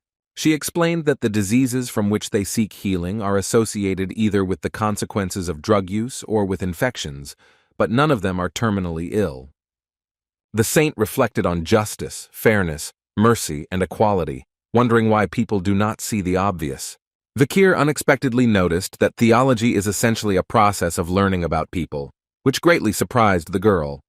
She admitted that this was a quote from the Old Testament, expressing surprise at the existence of a person who remembered such ancient texts. Vikir, returning to the main topic, reported on the epidemic spreading in the Holy City, presenting a vessel with contaminated water that he personally collected from the well. The saint asked if he himself was involved in this incident. Vikir denied his involvement, arguing that otherwise he would not have come with the report, although he mentally understood that he most likely could not avoid suspicion.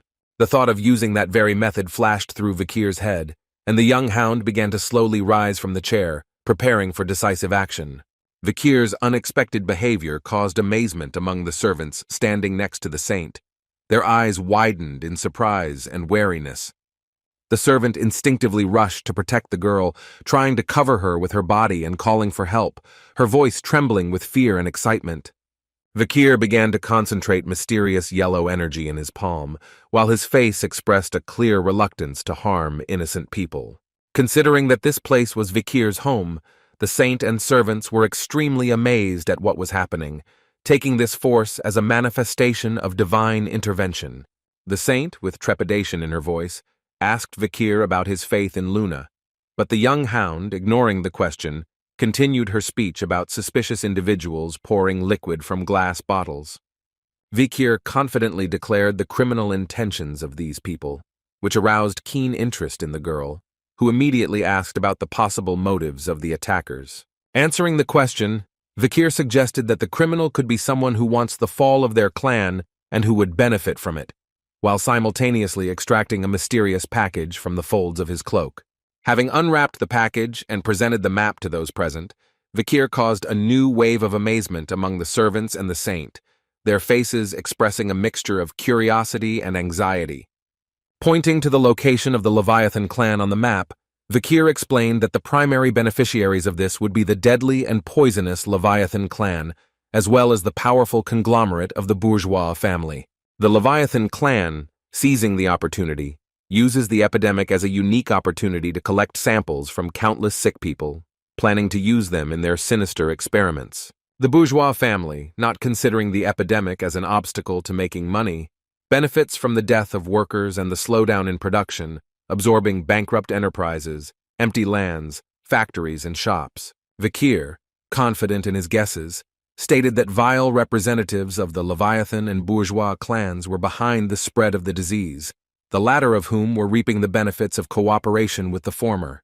Young Hound emphasized that his conclusions about the connection of the named clans with the epidemic are based on logical conclusions and the reasons presented, but all this remains only a hypothesis.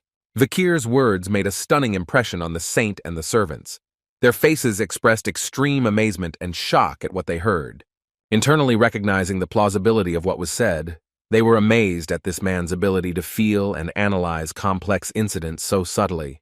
The intrigued girl, without hiding her curiosity, inquired about Vikir's personality, her voice trembling with excitement and impatience.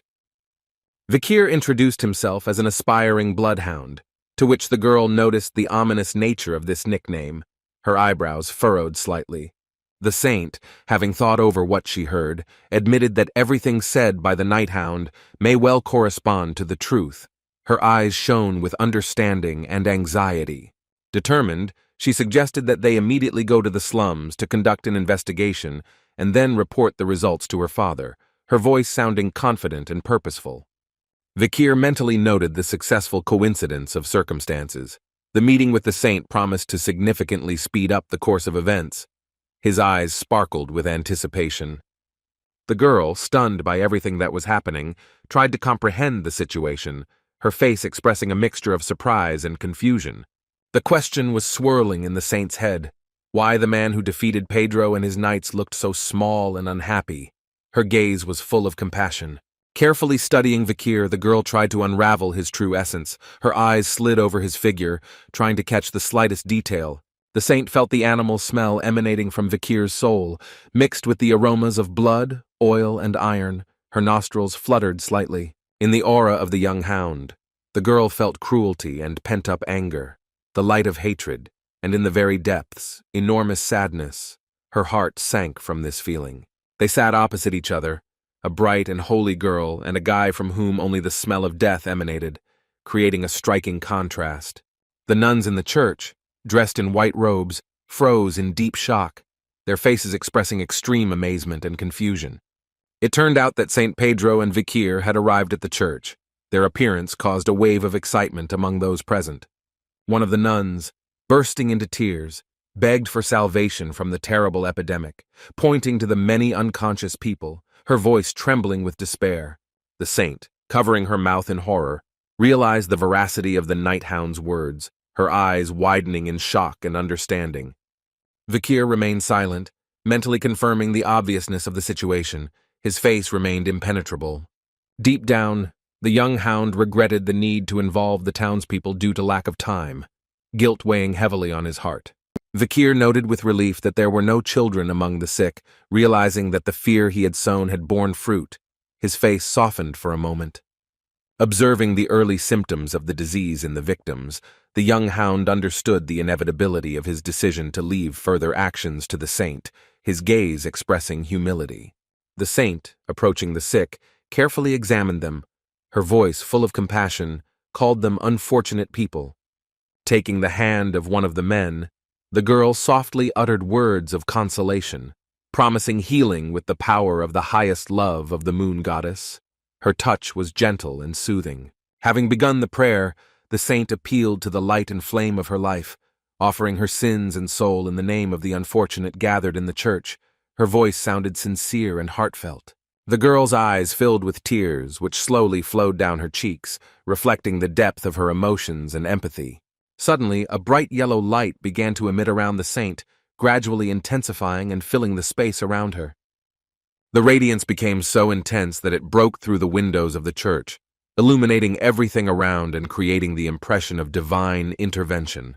This wonderful light enveloped all the people in the church, giving them hope for healing and deliverance from suffering. After the wonderful radiance faded, the red spots on the faces of sick people disappeared, as if they had never existed, and the skin acquired a healthy tint.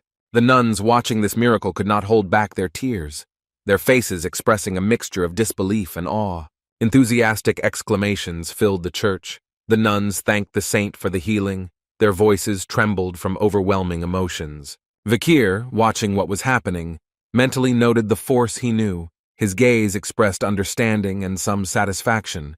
The young hound spoke of the need to deliver miraculous holy water to the forest, his voice sounding decisive and purposeful.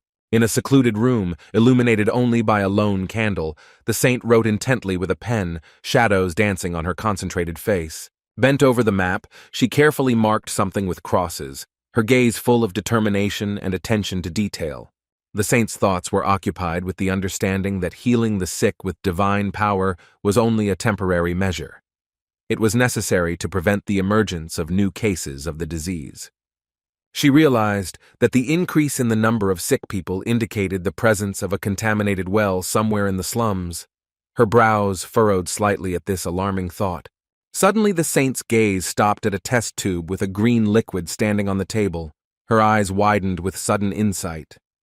Analyzing the bodily fluids of the sick, the saint noted a short incubation period and a long time before death, realizing the malicious nature of the disease, which forced victims to suffer for a long time. Reflecting on the problem, the girl came to the conclusion that in order to completely prevent the spread of the disease, it is necessary to focus on cleaning the deepest well. Despite the importance of reflection, the saint understood that now was not the time to plunge into thoughts. She had to take care of one more urgent matter. Suddenly her gaze changed, her body tensed and her pupils constricted, expressing sudden awareness or alarm. Unable to keep her balance, the girl suddenly fell from the chair. Her body sank limply to the floor. Lying on the floor, she realized that her anemia was the result of frequently using too much strength, her thoughts clouded by weakness. The exhausted girl could hardly move her lips, trying to overcome a sudden attack of weakness. Gathering her last strength, the saint stood up, determined to continue her mission for the speedy relief of the suffering of the sick. Arriving at the place, she was confused by the loud cheers announcing her arrival, her face showing some confusion. The young people who were trying to get to the saint expressed their readiness to follow her, asking her not to worry. Their voices sounded sincere and devoted.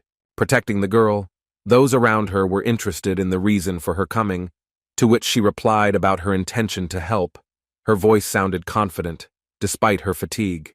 The noble young men, driven by a sense of duty, could not leave the Holy Virgin alone in such an unfavorable place. They brought money to alleviate the suffering of those in need. Contrary to expectations of seeing emaciated and dirty slum dwellers, visitors were surprised by the humanity and dignity of the local residents. Following the code of honor, the young men expressed their readiness to protect the lady and follow her, their faces expressing determination and devotion. The saint, turning to them, softly uttered words of understanding of their intentions. Her gaze was full of gratitude and approval. With a smile on her face, the girl expressed hope for their support. Her voice sounded warm and trusting. The hearts of the young men trembled at these words. They felt that the saint noticed their sincere intentions. Their eyes shone with joy. Arriving at the rehabilitation center, where tents had been erected for patients, the young people anxiously examined their surroundings. An unpleasant smell, reminiscent of rotting garbage, made them wince, their faces expressing obvious disgust. Suddenly the young men began to shout, demanding that the clergy give priority to them for fear of getting sick, their voices sounding panicked and selfish. The saint, observing this scene, noted with bitterness the hypocrisy of those who came with selfish motives. Her gaze expressed disappointment and condemnation. The girl reflected on the importance of true altruism, self-sacrifice, and the desire to selflessly help. Her face expressed deep thoughtfulness. The saint directed her gaze into the distance. Her face acquired the most serious expression, her eyes filled with determination. In a voice full of compassion, she said that there are even more severe cases and critical patients ahead. Everyone will suffer, her tone expressing deep sympathy. With a hint of guilt in her voice, the girl apologized for her absence, her eyes expressing sincere remorse. Moving forward, the saint left behind her a trail of yellow divine energy, as if illuminating the path with her steps. She confidently uttered words of consolation, promising that now, with her presence, everything would work out. Her voice sounded firm and reassuring. Suddenly her attention was attracted by someone shouting about the need to urgently bring the solution. Her gaze rushed in the direction of the voice. A terrible picture came into view. They were trying to cut out a red spot on the patient's body with a scalpel, creating an atmosphere of tension and despair. One of the clergy, exhausted by long hours of fighting the disease, expressed doubt about the possibility of help with anything other than divine power, his voice sounding tired and hopeless. The moment when the red spot was cut in half with a scalpel caused a wave of anxiety and anticipation among those present. Someone wearing gloves passed his hand over the wound, emitting divine energy, creating a feeling of miracle. The divine energy completely healed the patient without leaving a spot or scar, causing everyone to be amazed and awed. The cleric, watching this, thought about a new method of applying the blessing, allowing divine power to penetrate directly into the infected area, his face expressing deep thoughtfulness and hope. The saint, amazed at the effectiveness of the method, paid attention to what was happening. Her eyes widened in surprise. To her amazement, the healer turned out to be a night hound, whose hand was emitting healing energy that healed the patient. Watching this, the girl mentally noted Vikir's amazing skill in medicine, which she had no idea about. Her face expressed admiration. Vikir continued his actions, now pumping out the patient with the help of divine power. His movements were confident and precise. The young hound's face expressed maximum concentration, sweat beaded on his forehead from the exertion. The saint reflected on the nature of divine power, imagining it as a prayer that reached God and received holy power in response. She realized that the amount of divine power depended on devotion to God, and in proportion to what was needed to perform a miracle. Her gaze was thoughtful. A comparison flashed through her thoughts. 1 divine power is equal to 1 miracle, 10 powers to 10 miracles. Vikir shared knowledge of a method that allows one to create 10 miracles with 1 divine power and 100 with 10 powers. His voice sounded confident. He spoke of the times of the fall, when priests, surrounded by monsters and caring for many sick people, realized the lack of divine power. Vikir continued, explaining that God, seeing the despair and fading faith of the priests, decided to change the equation to perform miracles, his tone full of awe. Vikir called for using the power immediately, leaving all questions for later, explaining that this phenomenon, known as advanced divine power, was an old phenomenon. He said that in the past, even without being a cleric, a person could use advanced divine power if he killed monsters, which was seen as a manifestation of faith. Thanks to this, Vikir, the owner of a soul that had absorbed the karma of the past, could use divine power in a holy place, his eyes glowing with inner strength. Everyone's attention was drawn to a girl sitting by the bedside of her sick mother, her face expressing anxiety and hope. Vikir, turning to the girl, gently promised to cure her mother soon. His voice sounded soothing. Noticing signs of severe malnutrition, he handed the girl coins, advising her to buy food and firewood to care for her mother. His gesture was full of compassion. Suddenly, the clergyman became indignant, shouting about the inadmissibility of financial assistance, his face distorted with indignation. He warned that the thirst for money is limitless, and such actions will lead to complete emptying of the wallet. His voice sounded insistent and warning. Vikir calmly asked why there is no end to something that has no boundaries, which puzzled the clergyman, who did not understand the question. The young hound explained that his wallet was limited, and he could simply give away everything he had, his tone being reasonable and firm. Looking at the girl's mother, Vikir realized with bitterness that she had died and quietly uttered words of regret, his face expressing deep sadness. The saint, hearing Vikir's words of regret, involuntarily grabbed her heart. His sincerity deeply touched her. The girl's eyes lit up with a bright light, reflecting a sudden insight and emotional response. A question flashed through her thoughts about the reasons for the regret and request for forgiveness of this mysterious man. The girl thought about the possible similarity of their motives.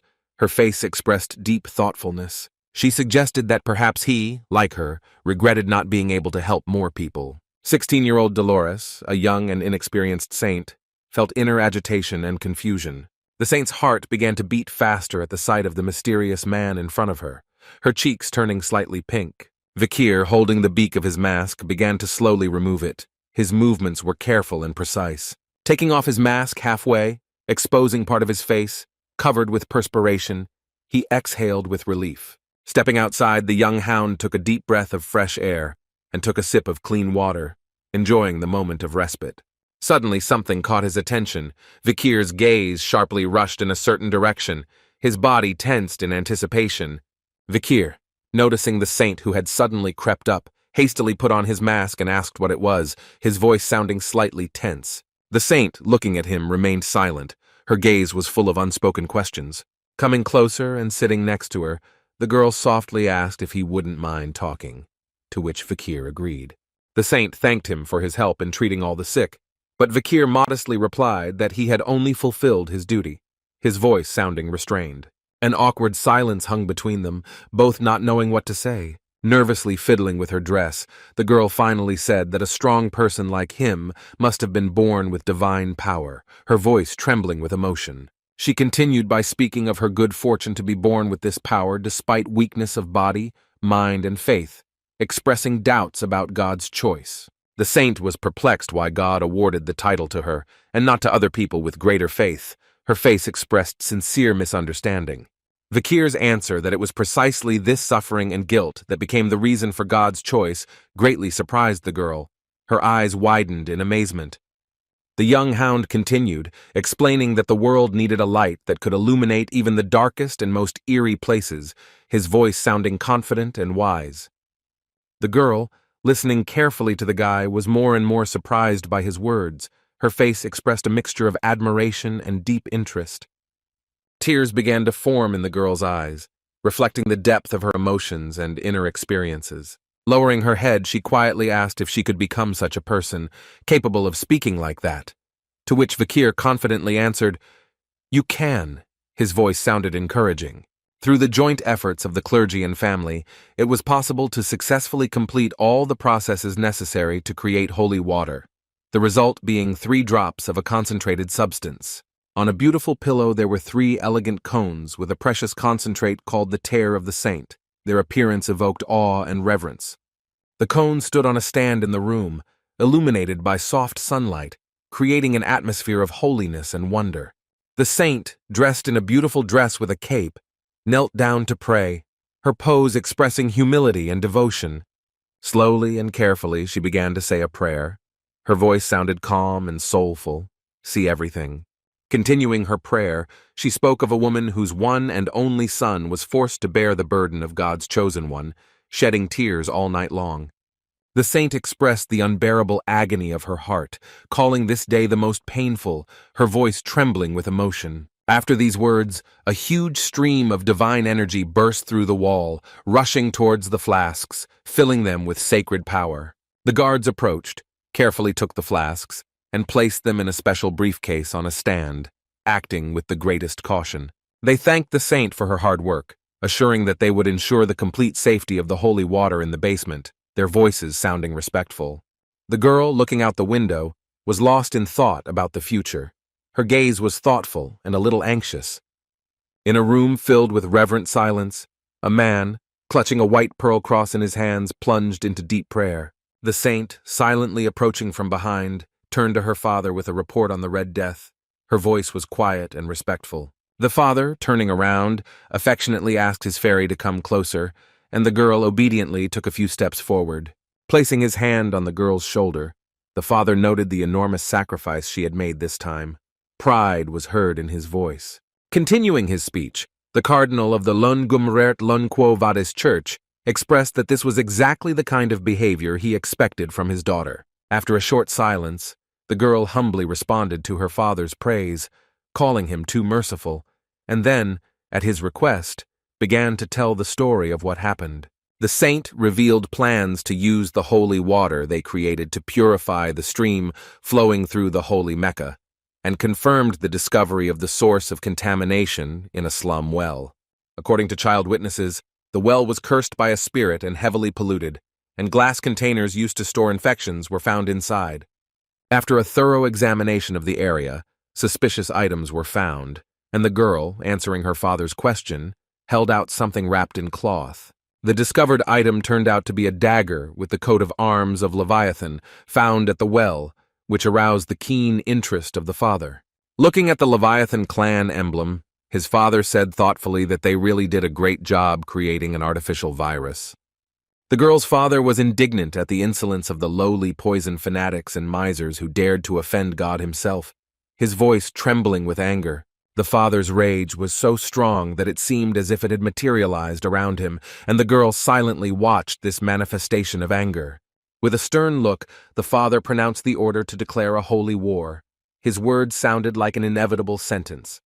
The girl stood with her mouth closed, unable to find words to answer, stunned by her father's determination.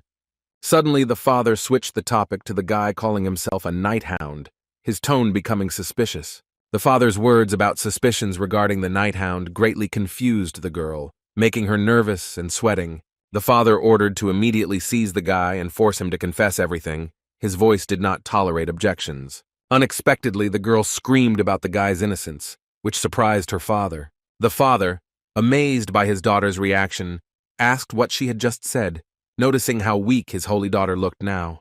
The girl, gathering all her determination, declared that it was this guy who tried the most to heal the sick. Hand on heart, she confidently stated that he could not be evil. Her voice sounded sincere and convinced. The father, surprised by the unusual behavior of his daughter, who had never contradicted him before, listened carefully to her words. The father suddenly raised his hand, from which yellow energy began to emanate, declaring his intention to personally interrogate the guy. A huge amount of yellow energy rushed into the sky from her father's hands, causing the girl to instinctively cover herself. A bright yellow beam launched by the girl's father became visible throughout the city, attracting everyone's attention. The energy beam exploded, lighting up the surrounding area with a blinding yellow flame, giving the impression of divine intervention. The father, turning to his daughter, said that resistance to him was pointless. His voice sounded adamant. He said that he had already instructed the paladins to find the guy, and we are shown how they began the search. The paladins methodically went around the houses, knocking on doors and looking for the suspected guy. When faced with a closed door, they knocked it down without hesitation, demonstrating their determination to carry out the order. Bursting inside, the paladins loudly announced suspicions of the spread of the Red Death, their voices echoing throughout the empty room. Finding an open window and no one in the room, the paladins realized that the suspect had managed to escape. Suddenly, an excited servant ran up to his father, clearly bringing bad news. A church minister, filled with anxiety and concern that what happened was directly related to one of the sacred tiers. Under the protective dome, flickering with dim light, a striking picture appeared to the eyes of those gathered among many bottles and vials. An empty space was clearly visible. The servant's voice trembled when he reported the mysterious disappearance of the relic from an underground vault, which was considered impregnable. And these words plunged the girl into a state of deep shock. Unable to contain her emotions, the young hound felt hot tears rolling down her cheeks, and the thought throbbed in her head that perhaps this was the real reason. Vikir, carefully holding the precious concentrate in his hands, like the greatest jewel, said words of gratitude. His voice was quiet, but full of deep gratitude. In the darkness of the forest, shrouded in alarming silence, little Ayan, trembling all over, pulled the bowstring, trying to stop the trembling in her hands and concentrate on the goal in front of her. The Balak tribe, having united their forces, fought desperately, and this monster, emitting a guttural roar, inexorably approached the fragile figure of the girl, frozen in a daze. The tribe's warriors, gripped by panic and despair, tried to attract the monster's attention, distracting it from the defenseless Ayan. Their screams echoed through the forest, merging with the growl of the beast. The monster seemed to only become more inflamed by the screams of people. His eyes became bloodshot, and his movements became increasingly sharp and aggressive. A monster with 3 terrible heads, each of which exuded a stench and rage, was inexorably approaching Ayan, forcing the girl to retreat further and further. Not noticing the danger behind her, Ayan continued to back away until her foot touched the edge of the cliff. Pebbles fell down, making the girl realize that she was trapped. At the moment when the ground seemed to disappear from under her feet, Ayan began to fall backwards into the abyss. Time slowed down, and she managed to see the faces of her fellow tribesmen distorted in horror. Suddenly, as if emerging from a deep sleep, Ayan began to slowly open her eyes. The reality around her blurred and swirled. Opening her children's eyes slightly, Ayan saw blurry silhouettes of people in front of her. Their voices reached her as if through thick water, not allowing her to make out a single word. The 2 men standing near her contrasted sharply with each other. One, a thin intellectual in round glasses, peered carefully into the girl's face. Curious traders crowded around Ayan, pausing their way to look at the unusual sight, their eyes full of surprise and sympathy as they tried to unravel the mystery of the appearance of the wounded girl among them. Little Ayan, with a white bandage on her head hiding a recent injury, stood holding back tears, her fragile figure trembling with tension and fear of the unknown. In the girl's hands was clutched a long sword, almost equal in height to her, which she held with difficulty, straining all her strength not to let go of the weapon from her trembling fingers. Suddenly the scene changed, and Ayan found herself in a huge arena, surrounded by a crowd of people in ominous masks, and opposite her was the figure of a muscular man with a cruel expression on his face. The one-eyed giant, whose body was covered with scars and lumps of muscle, stretched his huge arms, preparing for the fight, his one eye burning with the crazy fire of anticipation. Suddenly, the man jumped up and rushed at the girl, who froze in place, clutching her only sword, looking incredibly fragile and defenseless in the face of the impending danger. Ayan's face was distorted with panic. Her thoughts were confused, unable to find a way out of this nightmare situation in which she found herself completely alone against a ruthless enemy. In the eyes of the attacking man, one could read complete madness and the absence of any moral restrictions. He was like an uncontrollable killing machine. At the last moment, when it seemed that there was no hope, Ayan, obeying the instinct of self-preservation, sharply dodged the crushing blow. At the moment of dodging the attack, the blade of Ayan's sword accidentally touched the enemy's shoulder, leaving a deep cut, from which scarlet blood immediately gushed out, coloring the arena. Ayan froze for a moment, amazed at her own ability to inflict damage on such a formidable opponent, her eyes widening in surprise and disbelief at what was happening. Suddenly, the enraged bull, ignoring the pain from the wound, grabbed the girl's leg with a lightning-quick movement, turning her over in the air, causing Ayan to be in a state of complete shock. With a creepy laugh that echoed throughout the arena, the man spun the girl's fragile body and threw her forcefully against the wooden wall, which could not withstand the impact and split. Blood oozed from Ayan's broken lips, mixing with the tears on her face. Pain pierced every cell of her exhausted body, but she continued to fight for life. The masked crowd watching this brutal fight burst into malicious laughter, seeing the little girl's suffering as nothing more than amusing entertainment, devoid of any compassion.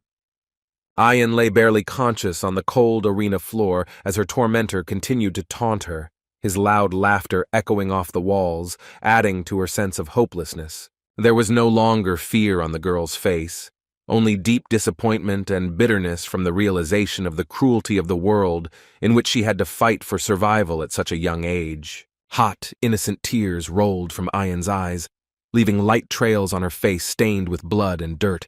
Each drop carried pain and suffering. In these difficult moments, images of her native tribe, the loving face of her mother matriarch and other close people flashed before Ayan's eyes, giving her the strength to continue the fight. Suddenly, as if gaining a second wind, Ayan began to slowly rise. Leaning on a trembling hand, her body was exhausted, but her spirit remained unbroken. Ayan, overcoming unbearable pain, rose to her knees, causing a wave of discontent among the spectators, clearly disappointed that the young warrior did not give up, violating their expectations of an easy victory. With every moment, the girl's strength returned, and now she was standing on her feet, staggering, but demonstrating incredible fortitude. Ayan's face, covered in the war paint of the Balak tribe, radiated determination and an indomitable will to win. Her gaze was riveted on the enemy, ready for a new clash. The girl's memory recalled moments of humiliation and bullying that she experienced, and these memories, like fuel, fueled her thirst for justice and the desire to strike back. The scene suddenly changes, and Ayan finds herself in a dark, damp room, imprisoned in a cramped cage, her emaciated body suffering from hunger and thirst, and her consciousness teetering on the edge of reality and oblivion. Images of her family, once bright and clear, now become blurry and unclear in her inflamed mind, as if disappearing in the fog of time and suffering. Ayan is struggling with the last of his strength against the weakness that has fallen on him, trying not to close his eyes, afraid that if he falls asleep, he will never wake up in this nightmare place. Suddenly, through a veil of semi-oblivion, Ayan notices a strange flask next to him, from which a mysterious red liquid slowly flows, frightening with its unnatural color. Overwhelmed by horror, the girl huddles in the corner of the cage, her gaze riveted on the figure of Vikir, who appeared as if out of nowhere, evoking in her mixed feelings of fear and hope.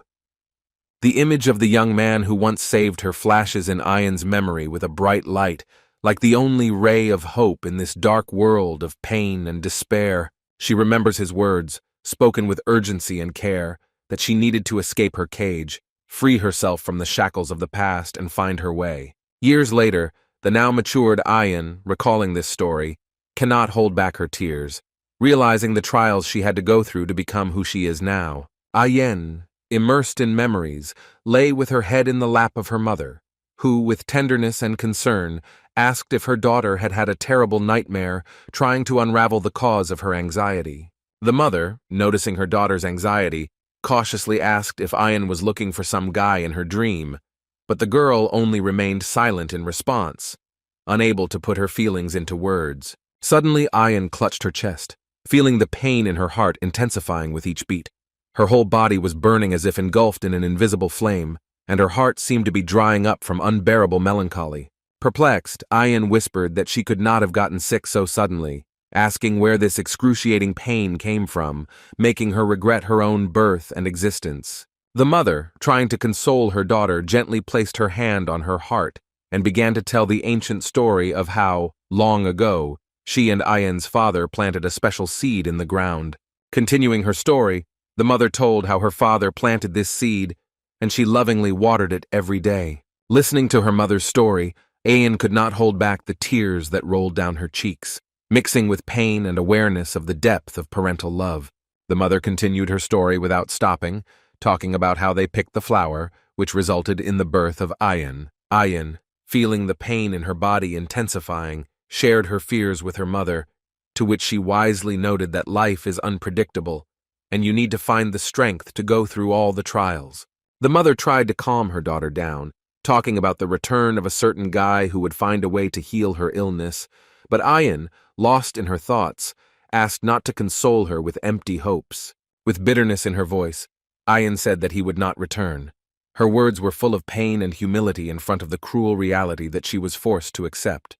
Suddenly, the silence of the settlement was broken by a loud exclamation, echoing throughout the area, announcing the long-awaited return, causing everyone's hearts to freeze in anticipation and hope. In the cozy tent of the matriarch, where Ayen found solace, the girl heard the excited voices of her fellow tribesmen pronouncing the name Vikir, which made her heart beat faster, and a spark of hope flared up in her soul. The wise matriarch, looking at her daughter with a gentle smile, uttered words full of maternal warmth and satisfaction, recalling her prediction of the return of the one whom Ayen had been waiting for. Without listening to her mother's words to the end, Ayen, driven by an uncontrollable impulse and overwhelmed with emotions, jumped to her feet and quickly ran out of the tent, leaving her surprised mother behind.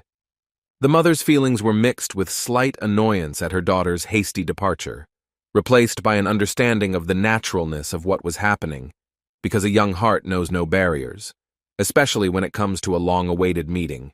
Barefoot, not paying attention to the dirt and stones under her feet, Ayen ran with all her might, driven by the only desire to see the one she had been waiting for so long, overcoming all the obstacles on her way. Along the way, she remembered moments of fear and despair, but the image of Vikir, his ability to withstand difficulties, helped her find the strength to rise and continue the fight, overcoming her own fears. Having made her way through the crowd of fellow tribesmen, Ayen found herself in the first rows of those greeting her. Her gaze eagerly searched for a familiar silhouette among the arrivals. Her heart was ready to jump out of her chest with excitement. Vikir, noticing Ayen, slowly approached her, his eyes glowing with warmth and tenderness as he quietly uttered words of greeting, not believing his happiness to see her here. Wasting no time, he continued the conversation by mentioning the rumors about her illness, his voice trembling with excitement and concern for her condition, betraying the depth of his feelings. Without letting him finish, Ayen, overwhelmed with emotions, threw herself into Vikir's arms, forgetting about everything in the world except this long-awaited moment of meeting. Their bodies merged in one impulse. Ayen's impulse of feelings turned out to be so strong that the lovers' embrace ended in falling to the ground. But even this could not break their long-awaited meeting. Vikir, with a gentle smile on his face, softly joked about the timely use of mana preventing possible injuries, and expressed surprise at her recovery. Unable to contain her emotions, Ayen buried her head in Vikir's chest, allowing tears of happiness to flow freely down her cheeks, expressing the depth of her feelings and relief at his return. Ayen, barely containing her excitement, said words of greeting and joy from the meeting, to which Vikir responded with a warm smile. As night fell, all the inhabitants of the tribe gathered in the tent, surrounding the sick girl and Vikir. The atmosphere was filled with anxiety and hope for a miraculous healing. Vikir slowly and solemnly took out a bottle of holy water concentrate from the folds of his cloak, his gaze riveted on the emaciated face of the sick girl. The moment of truth had come. Vikir brought the bottle to the girl, and bright yellow energy began to emanate from it, filling the tent with a magical glow. Time was playing against them. The girl could barely breathe, and every second counted, requiring decisive action from Vikir to save a young life with the help of miraculous holy water. In the blink of an eye, when Vikir brought holy water to the girl's lips, a miracle happened. All traces of the disease disappeared, and her brother, without holding back his emotions, burst into tears of relief and joy over his healed sister. Amazed tribe members commented with admiration on the power of the elixir, noting how the Red Death retreated before its power, recognizing that Vikir had indeed brought a genuine and effective cure. Vikir anxiously inquired about the number of sick people, to which Ayan replied that there were about 30 people in their tribe, including the girl who had just been healed. But the situation in other tribes was much worse. Many were on the verge of extinction. Quickly assessing the scale of the disaster, Vikir ordered to gather all the sick, including victims from other tribes, which surprised Ayan, who did not believe that he could have so much miraculous medicine. Confidently declaring that there was enough medicine for everyone, Vikir suggested using this chance to demonstrate the strength of their tribe, causing enthusiastic cries from his fellow tribesmen, admiring his generosity and foresight. Suddenly changing the topic, Vikir inquired about the swamp monster, which local residents usually summoned, confirming their knowledge of local customs and traditions. To everyone's amazement, the guy said that on the way to the tribe he had already dealt with the monster, offering to use its carcass as food, demonstrating practicality and concern for the well-being of the tribe. The news of the victory over the formidable monster of the swamps plunged the tribesmen into even greater shock. They could not believe that Vikir alone dealt with such an enemy. Suddenly becoming serious, Vikir recalled the lack of time and asked Ayan to spread the order to the other tribes to gather at the river catchment. After some time, representatives of different tribes gathered near the river catchment. The atmosphere was filled with expectation and hope for deliverance from the terrible disease. The center of attention was Vikir, holding a bottle of concentrate from which bright yellow energy emanated, captivating everyone present with its unusual radiance. With the solemnity of an ancient ritual, Vikir added the concentrate to the water, and everyone held their breath, awaiting the miracle of healing that would change the fate of all the gathered tribes. The concentrate slowly flowed into the water, emitting a supernatural yellow glow, and tiny molecules of the miraculous substance dissolved in the river stream, filling it with magical energy. Suddenly, the entire surface of the water was transformed, losing its usual blue color and shining with a bright yellow light, as if the river had turned into molten gold, bringing healing to all those who suffer. Gradually, everything around began to be covered with this divine yellow glow, creating the impression that the air itself was filled with healing power, ready to rid the world of a terrible disease. Vikir, standing on the shore, contemplated the result of his labors, the divine blessed yellow water, which now brought hope of salvation to all the gathered tribes. Addressing people, the guy calmly explained that for healing it is enough to simply drink this water. His words sounded simple, but they conveyed the confidence of a man who knew the power of his medicine. Representatives of different tribes approached the water with caution, their faces expressing a mixture of hope and distrust, because it was difficult to believe that simple water could defeat the terrible Red Death. Gradually, overcoming fear and doubts, people began to drink the magic water. Each sip was difficult for them, but faith in the miracle gave them strength. Suddenly, the incredible happened. Everyone who drank the water was healed of the Red Death, the terrible spots disappeared from their skin, and the excruciating pain receded, as if it had never happened. Cheers echoed across the catchment as people cried out for miraculous relief as they felt their bodies become light and healthy, and the Red Death recede. Vikir explained that the purification would spread throughout the entire watershed, destroying bacteria everywhere, and the Patriarch, impressed by his deeds, offered to appoint him as the tribe's shaman, but the guy modestly refused this honor. Suddenly something caught Vikir's attention. His gaze went into the distance, as if he had noticed something important, invisible to the rest, arousing curiosity. The suddenly appearing thug, demonstrating his strength, kicked the ground, forming an impressive hole. His pompous appearance attracted everyone's attention.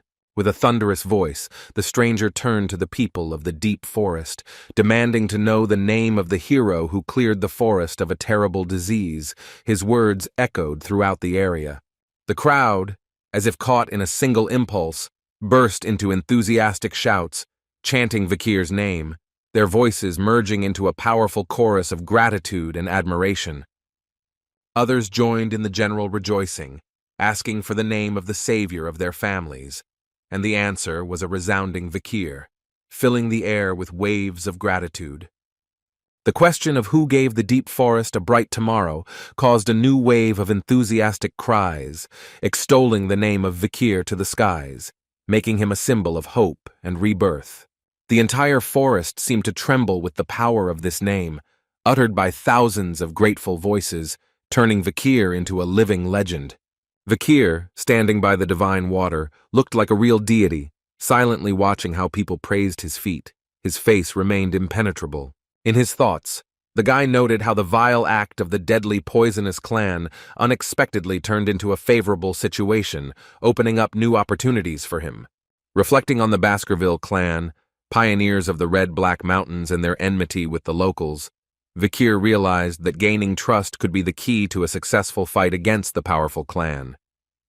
Vikir's eyes clouded for a moment as he thought about the possibility of using this unexpected chance to deal a serious blow to Hugo, his thoughts filled with determination and strategic plans. Addressing the people, Vikir announced the start of a grand festival, calling on everyone to prepare for the holiday, but someone from the crowd reminded them that before that, one more important task needed to be completed. The matriarch and Ian looked at Vikir in surprise, their faces expressing confusion and misunderstanding, as if his words had opened up to them a new, previously unknown perspective on what was happening. Vikir, noticing their confusion, reminded them of the need to find the source of the infection in the forest. His voice sounded firm and confident, emphasizing the importance of this task. Tension hung in the air as everyone remembered the words of the shaman, who accused Vikir of spreading the disease. Now these accusations took on a new, ominous meaning. The shaman's insidious plan began to unfold at a moment of general despair. He intended to heal everyone with his antidote, counting on the awe and respect of the tribe. The shaman was sure that no one would suspect him of such a monstrous act, because who could have imagined that a grandfather was capable of harming his own granddaughter? While in a secluded cave, the old man reveled in the genius of his plan, unaware of the impending collapse of all his hopes and ambitions. Coming out of his hiding place and hiding behind a tree, the shaman suddenly felt a vague uneasiness. The first doubts crept into his soul, making him doubt the perfection of his plan. To his horror, he saw that the people from the clan looked completely healthy, their faces shining with joy and relief, which did not fit into his sinister scenario. The shaman's thoughts were racing feverishly, trying to understand why everything was in order, because he was sure that during the birth ceremony they were barely breathing, stricken by a terrible disease. He was especially struck by the complete recovery of his granddaughter. This finally pulled the rug out from under the old man's feet, forcing him to wonder about what was happening. In a panic, the shaman rushed to the water, intending to check the source of the disease. His movements were sharp and nervous, betraying the despair and fear of exposure that gripped him. The shaman, looking with disbelief at the living fish in the water, was shocked by its healthy appearance. His mind refused to accept the fact of water purification, which destroyed all his plans. Panicked, the old man clutched his head, muttering questions under his breath about what was happening, his confidence in his own infallibility crumbling before his eyes. The sudden appearance of Vikir behind the shaman and his calm comment about the purity of the water in the river made the old man flinch from surprise and fear of exposure. The shaman, unable to contain his rage, shouted an insult at Vikir, calling him an imperial monster, his voice trembling with anger and fear of imminent exposure. As if on cue, other members of the tribe emerged from the trees, their faces expressing anger and disappointment, their eyes glued to the shaman's figure. The atmosphere became tense. The people of the tribe radiated aggression and readiness for immediate retribution. Their silence was more eloquent than any words. Vikir, looking at the shaman with undisguised contempt, announced that it was this old man who turned out to be the source of infection in the deep forest. His words sounded like a sentence. The guy remembered the popular stories before his regression about a treacherous old man living in the forest and plotting evil intrigues against his people. The terrible story of a man who infected a tribe out of a desire to become a hero, but was unable to heal those who were sick, took on real shape in the face of the shaman standing in front of them. The shaman, trying to preserve the remnants of his dignity, asked with feigned surprise whether everyone had really come to greet him. The old shaman, his voice trembled with fear of inevitable retribution, Suddenly, the formidable foot of one of his fellow tribesmen stepped very close to the shaman, signaling the beginning of inevitable retribution for his monstrous deeds. The matriarch, folding her hands on her chest, turned to the shaman with mocking irony, asking about preparations for the ceremony. Her voice sounded cold and threatening. The shaman, trying to maintain composure, assured that the infection would soon disappear, but the matriarch retorted, mentioning the war in the empire due to the artificially created and widespread Red Death.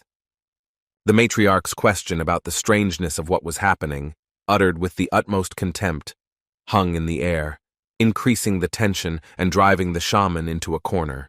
The shaman, with growing fear on his face, tried to justify his ignorance, citing his recent return from a ritual for the recovery of the tribe. The matriarch, without missing a single detail, asked a reasonable question about the reason for the shaman's appearance by the river and not in the village, completely depriving the old man of the opportunity to maneuver. Vikir, picking up the thread of the revelation, recalled the shaman's words about coming to the watershed, causing complete confusion and panic in the old man. Continuing the pressure, Vikir offered to check the veracity of the shaman's words, to which the old man, overcome with horror, only helplessly asked about the essence of the accusations. Memories of Vikir's words about the shaman's intentions to become a hero of the tribe and his presence of a cure against the Red Death surfaced in the minds of those present, increasing suspicions. The matriarch, finally losing patience, demanded that the shaman show the contents of his bag. Her voice sounded like a sentence, leaving the old man no chance of salvation. From these words, the shaman fell into a state close to panic.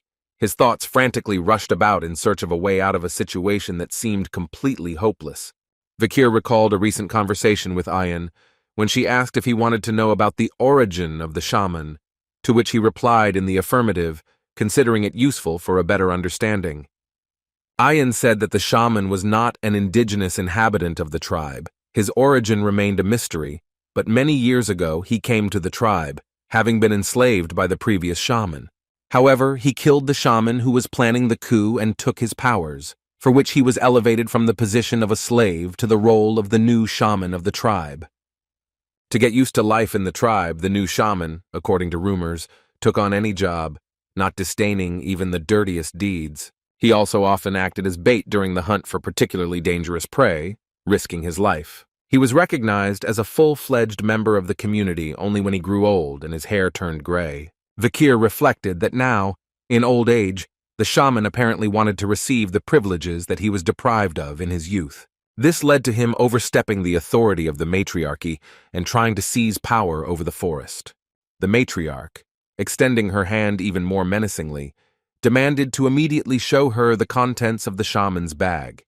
The shaman, gripped by fear, began to visibly sweat, realizing that his secret might be revealed. In a trembling voice, the shaman muttered that the bag contained only flour, which he had prepared for food after the ceremony. Suddenly, as if by accident, the bag began to slip out of the shaman's hands. The bag fell straight into the water in front of everyone present. The white powder contained in the bag completely disintegrated in the water. The shaman exclaimed that the old man's hands were completely shaking, and the matriarch, covering her face, admitted that Vikir was right.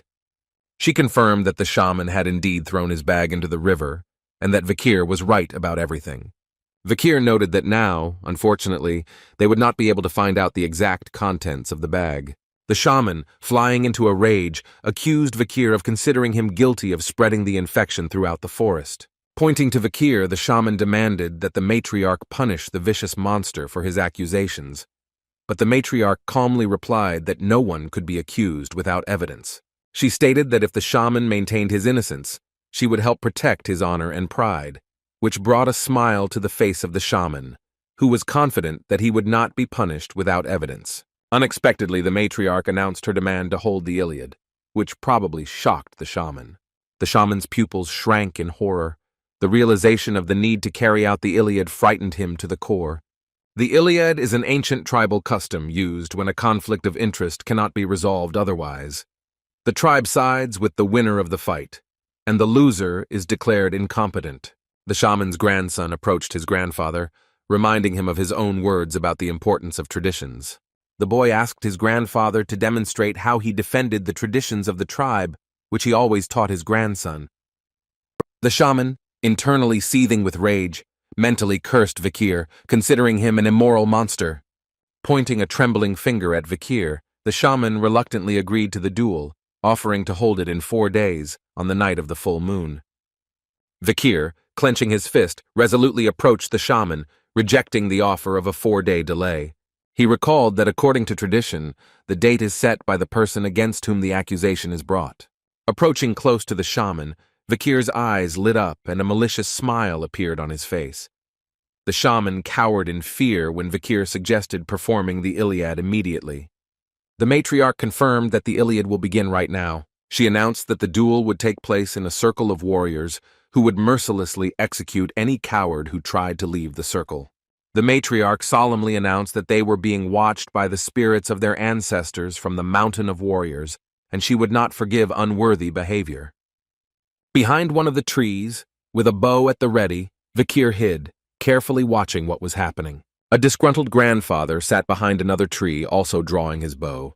The entire tribe unanimously chanted Vikir's name, expressing their support for him. The shaman, overcome with anger, mentally cursed everyone, realizing that no one was on his side. Deciding that victory would silence everyone, the shaman reminded himself that weapons were not the only thing you could use in the Iliad.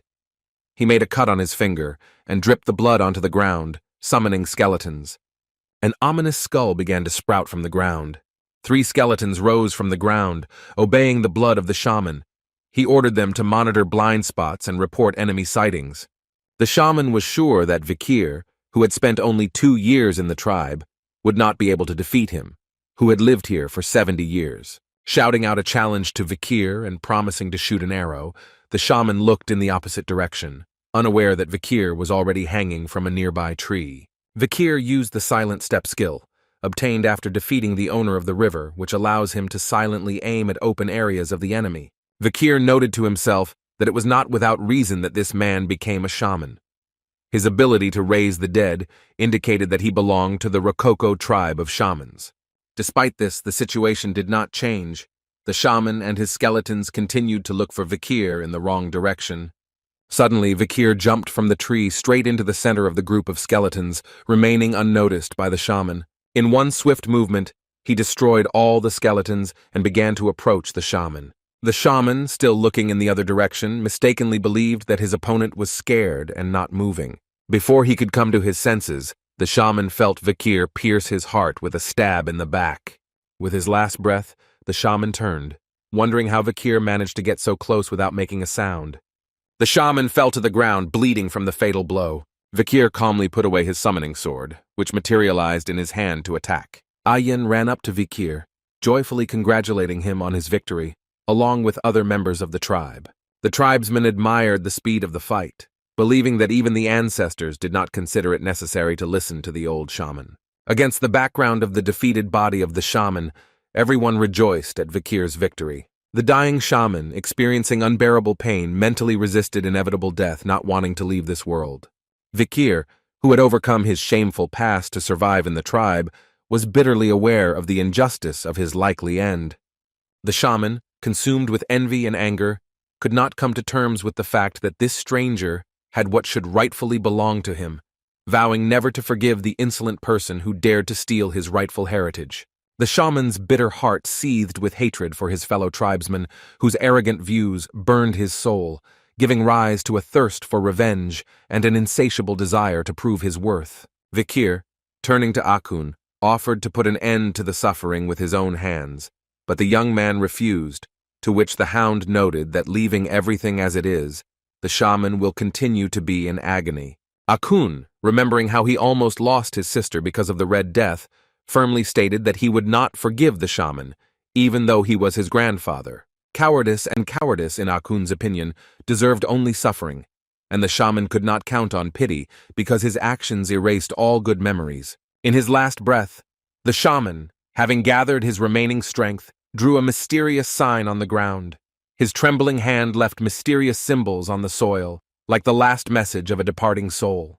Suddenly, as if obeying an ancient spell, ghostly spirits began to rise from the graves, summoned by an incomprehensible sign, disturbing the peace of the dead and invading the world of the living. The matriarch, instantly perceiving changes in the surrounding atmosphere, said in alarm that an ominous energy was emanating from the graves, permeating the air. Unexpectedly for everyone present, the shaman, seemingly on the verge of death, began to rise sharply, as if driven by an unknown force, defying the laws of nature. Vikir, turning to the rebel shaman, could not believe his eyes, because he personally pierced his lungs. Vikir was asked if he was not afraid of the wrath of his parents, to which the young hound, holding back the trembling in his voice, answered in the affirmative, realizing that his actions could bring him the disfavor of his ancestors. The shaman, overcome with violent rage, his eyes blazing and his face distorted with anger, scornfully declared that he had nothing to fear, radiating a grim confidence in his newfound power.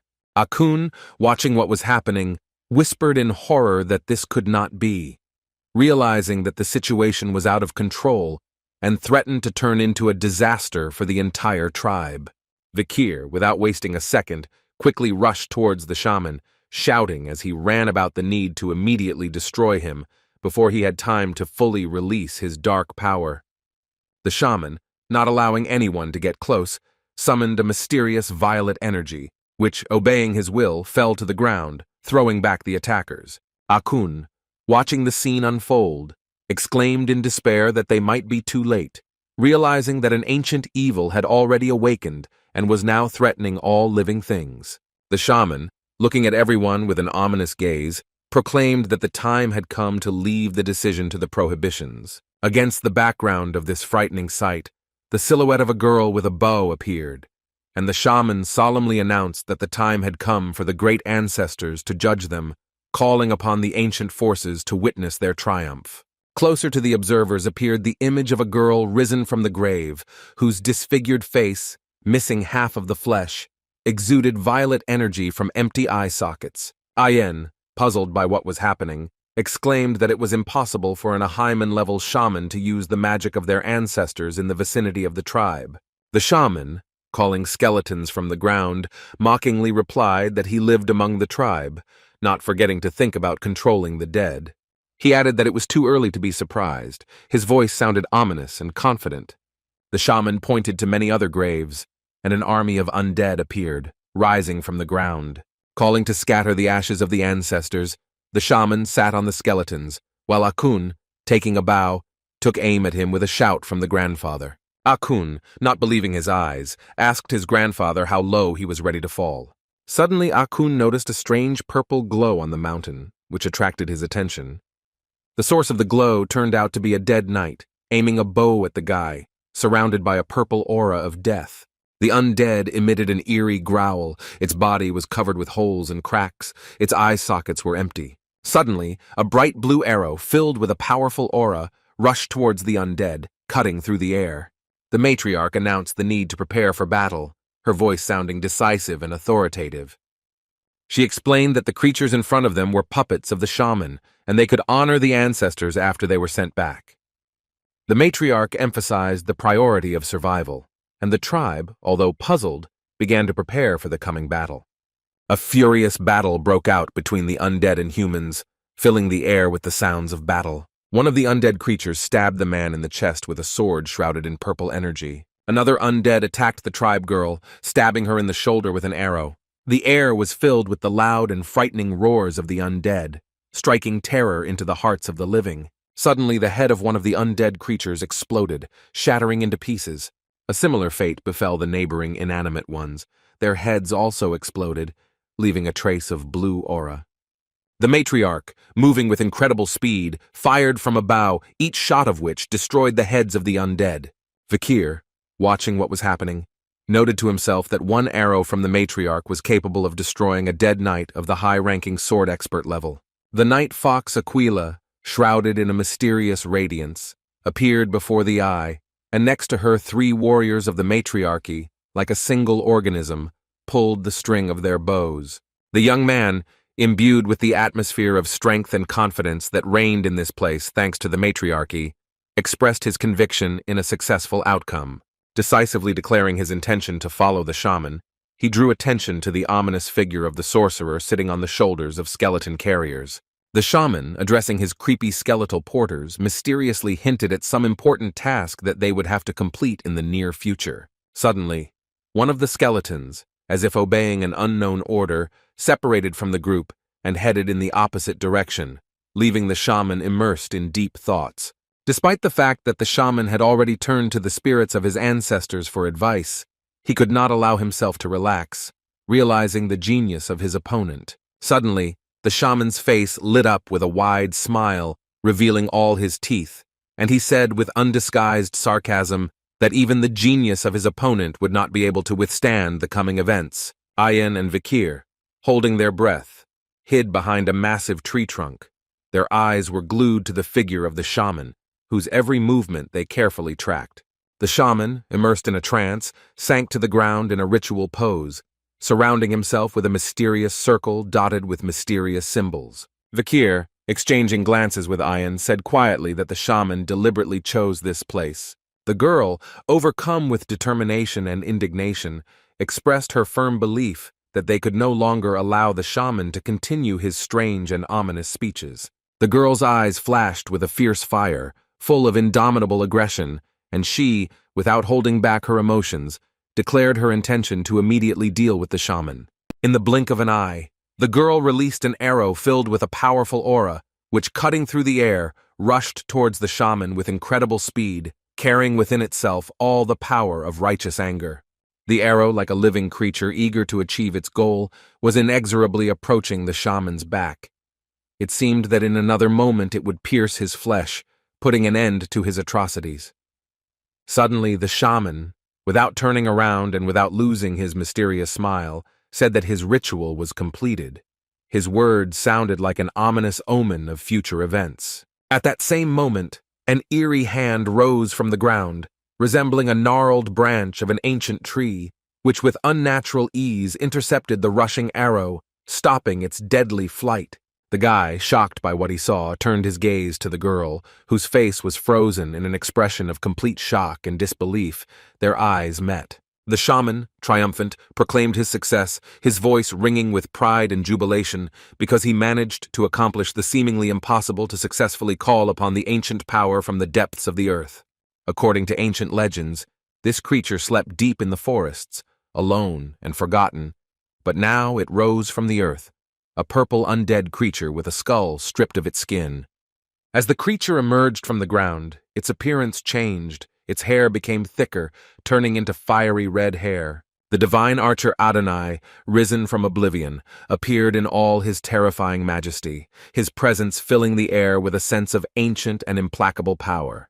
The girl, unable to contain her emotions, exclaimed about the impossibility of what was happening, recognizing in this creature the divine archer himself, while the realization flashed through the young man's mind that the same legendary archer from the Balak tribe, whose name had been passed down in legends and tales for centuries, appeared before them.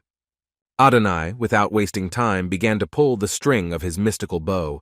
His fiery red hair, as if alive, continued to grow, giving him an even more terrifying appearance. Shrouded in a purple aura of death, the divine archer took aim in the direction of the boy and girl, his eyes glowing with an unearthly light, foreshadowing imminent death. At the last moment, the guy, activating his hidden power, released the sword from his hand, which seemed to have grown out of his flesh, and barely managed to repel Adonai's deadly attack. The young man, breathing heavily, noted that the arrow created from pure aura was incredibly powerful, and although he managed to deflect the blow, the force of the attack was truly devastating. Suddenly, the guy noticed with horror that part of the attack still reached its target, slightly touching the girl's leg, leaving an ominous mark on it. The girl, wincing in pain, reported that her leg seemed to be on fire, and the guy realized with alarm that this was the effect of a deadly poison that had penetrated her body. At that moment, the young man realized that the legend about Adonai's battle with the ancient monster was true, and the bow was indeed created from Madame Octopus. Waves of the purple aura of death now echoed throughout the forest, accompanying each of Adonai's shots, turning the once picturesque landscape into a deadly battlefield. Adonai, demonstrating his incredible power, fired one of his arrows with such force that it literally tore off the top layer of the earth. The guy, determined to defeat a formidable opponent, was preparing for the decisive battle when the girl, overcoming the pain, put her hand on his shoulder. The girl, suffering from increasing pain, begged the guy to leave her and flee. But the young man, driven by a sense of duty and affection, refused to listen. The shaman, whose face was distorted into an even more sinister grimace, said with contempt that they, pathetic monsters, did not dare even hope to survive in this battle. In a commanding tone, the shaman ordered Adonai to destroy them, and the ancient archer, like a weak-willed puppet, unquestioningly obeyed this order. Adonai, without wasting a second, fired another arrow, from which an even more terrifying aura of death emanated, causing all living things around to tremble with fear. The girl and the guy, frozen in shock, watched as the deadly arrow inexorably approached them, bringing with it inevitable death. At the last moment, the guy, having gathered all his strength and skill, again managed to repel the attack with his wonderful sword, saving them both from inevitable death. The shaman, watching what was happening, froze in complete shock, not believing his eyes. The undead summoned from the depths of the earth, watching the unfolding scene, became increasingly enraged, their fury seemingly reaching its limit. Suddenly, something caught the attention of the guy and the girl, causing them to turn their heads in unison, their faces expressing extreme surprise and disbelief. A striking picture appeared to the eyes of the guy and girl. Someone's hand, as if out of nowhere, intercepted a deadly arrow right in the air. An ominous steam rose from the arrow clutched in this mysterious hand, testifying to its destructive power. To everyone's amazement, it was the matriarch herself who intercepted the arrow, stopping the projectile imbued with terrifying energy with one hand. The matriarch's face expressed extreme seriousness, determination, and barely restrained aggression were visible in her eyes, while the shaman, gripped by fear, began to babble about the possibility of negotiations. Ayan, unable to contain her emotions, exclaimed, to which the matriarch calmly replied that she arrived here, feeling a powerful aura emanating from this place. Despite the fact that her actions were absolutely correct, everyone present noticed with horror how blood was oozing from the matriarch's hand, clutching the cursed arrow. The undead, watching what was happening, took on the most serious look, while the shaman froze in complete shock, unable to believe his eyes. The girl, concerned about the matriarch's condition, warned her about the poisonous nature of the arrow, insisting on immediate disposal of the poison. The matriarch, hearing the warning, only clenched her fist tighter, as if challenging death itself. The guy, watching this scene, noted with admiration that the matriarch must be using her inner aura to neutralize the poison, emphasizing that only a few are capable of such a feat. The matriarch became even more determined than before. She again tells the shaman that this is partly her fault. Hearing these words, the shaman fell into a state of shock, his hair standing on end with horror in the face of the unexpected turn of events. The matriarch, not paying attention to the shaman's reaction, continued her speech, coldly stating that she did not care about his betrayal and demanded to answer only one question. The matriarch's gaze was drawn to the figure in front of her as she asked with undisguised interest whether this was indeed the legendary divine archer, Sir Adonai. The shaman, stuttering with fear, confirmed that this was indeed the same brilliant archer, whom, in his opinion, the matriarch would not dare to oppose. Hearing the answer, the matriarch only smiled, saying with cold confidence that now everything was clear to her. Turning to the guy and girl, the matriarch praised them for their courage, but ordered them not to interfere with what was happening anymore. The matriarch now stood face to face with the legendary archer, her voice sounding firm and decisive as she addressed Adonai. While expressing her respect for the divine archer, the matriarch nevertheless challenged him to find out which of them was the best warrior. The atmosphere became tense. A sudden gust of wind ruffled the hair of the opponents standing opposite each other, ready for a decisive battle. The undead, summoned by the shaman, remained indifferent to what was happening, only silently observing the development of events. The matriarch, maintaining unshakable calm, froze in anticipation of Adonai's reaction, ready for any turn of events in this fateful confrontation. Suddenly the matriarch began to move. Her figure seemed to disappear into thin air. Moving instantly, she took a new position, crouching slightly and drawing her bow, on which 5 arrows were already ready to fire at once.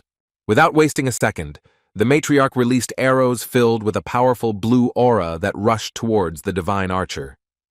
Adonai, demonstrating incredible dexterity, began to dodge the arrows flying at him. His movements were smooth and precise. At the same time, the divine archer prepared his arrow, created entirely from the aura of death, its ominous radiance piercing the air. Firing his deadly arrow towards the matriarch, Adonai filled everything around with terrifying energy, from which it seemed that the very air began to tremble. The matriarch, showing incredible skill, managed to dodge a huge stream of destructive energy directed in her direction. Without losing concentration, she readied several arrows again, her movements full of determination and confidence. The divine archer, not inferior in speed and skill, also pulled back his bowstring, preparing new arrows created from pure energy. The forest turned into an arena of epic confrontation, where streams of blue and purple energy collided, creating an incredible spectacle. The guy, watching this grandiose battle, noted with trepidation that they had witnessed the rarest event of a battle between holders of an aura of the highest level of skill. The shaman, without hesitation, touched his eyeball, intending to remove it. In one eerie movement, he removed the eye and carefully placed it on the branch of a nearby tree. With a smirk, he commented that such skill was to be expected from the matriarch, since fighting against the divine archer was not an easy task. Covering his empty eye socket, the shaman added with undisguised gloating that the situation was very funny and cunning. He suddenly shouted, claiming that the matriarch would never be able to defeat his opponent, since the divine archer was already dead and could endlessly draw power from the hell dimension. The matriarch, continuing to fight, mentally noted that in long-range combat she could have serious problems. Suddenly she froze, her gaze directed into the distance, as if she was trying to solve some kind of riddle. Carefully studying the enemy, the matriarch recognized that his strength, speed, and mobility made him an ideal archer, seemingly without a single flaw. Preparing another arrow, she said that despite all the advantages, Adonai lacks something extremely important. Two arrows, purple and blue, collided in the air, their auras about to clash in an epic confrontation. The moment of collision generated an incredible deafening explosion of energy that shook everything around with its power. A huge cloud of smoke generated by a powerful explosion enveloped the battlefield, and at that moment, the matriarch attempted to strike the divine archer. Aiming her foot at her opponent, the matriarch quickly attacked while the archer, without wasting a second, began to form a new arrow from his sinister aura. The aura released by Adonai easily cut through the nearby trees, but the matriarch, showing incredible dexterity, managed to avoid the harmful effects. Wasting no time, the matriarch reached for the sword attached to her belt, preparing to engage in close combat. With one precise movement of her blade, she managed to knock the weapon out of the hands of the divine archer, instantly changing the balance of power. Taking advantage, the matriarch launched a powerful kick at her opponent's knee, aiming to disrupt his balance. The archer's face remained lifeless, his eyes reflecting only the emptiness characteristic of the undead, incapable of experiencing emotions. Suddenly, something changed in Adonai's eyes. They flashed with a reflection of the blue energy that the matriarch used, as if reflecting her power. The matriarch, without losing concentration, pulled the bowstring again, putting all the power of her blue aura into the arrow. With unshakable determination, she released an arrow filled with incredible power, rushing towards the target with amazing speed. The arrow's impact was so powerful that its radiance was visible far beyond the forest, reaching even the clouds, illuminating the sky with a blinding flash. The matriarch, having released the arrow, instantly jumped back, landing on her feet and resting her hand on the ground, ready for her next move. Her gaze suddenly became sharp and focused, her brows furrowed with determination as she addressed her opponent with the words, "Great Ancestor." Continuing her speech, she suggested that the reason for the reluctance to fight lay in the fact that the archer was already dead, or in his reluctance to harm his descendant, at which point it became noticeable that the great archer was missing half of his shoulder.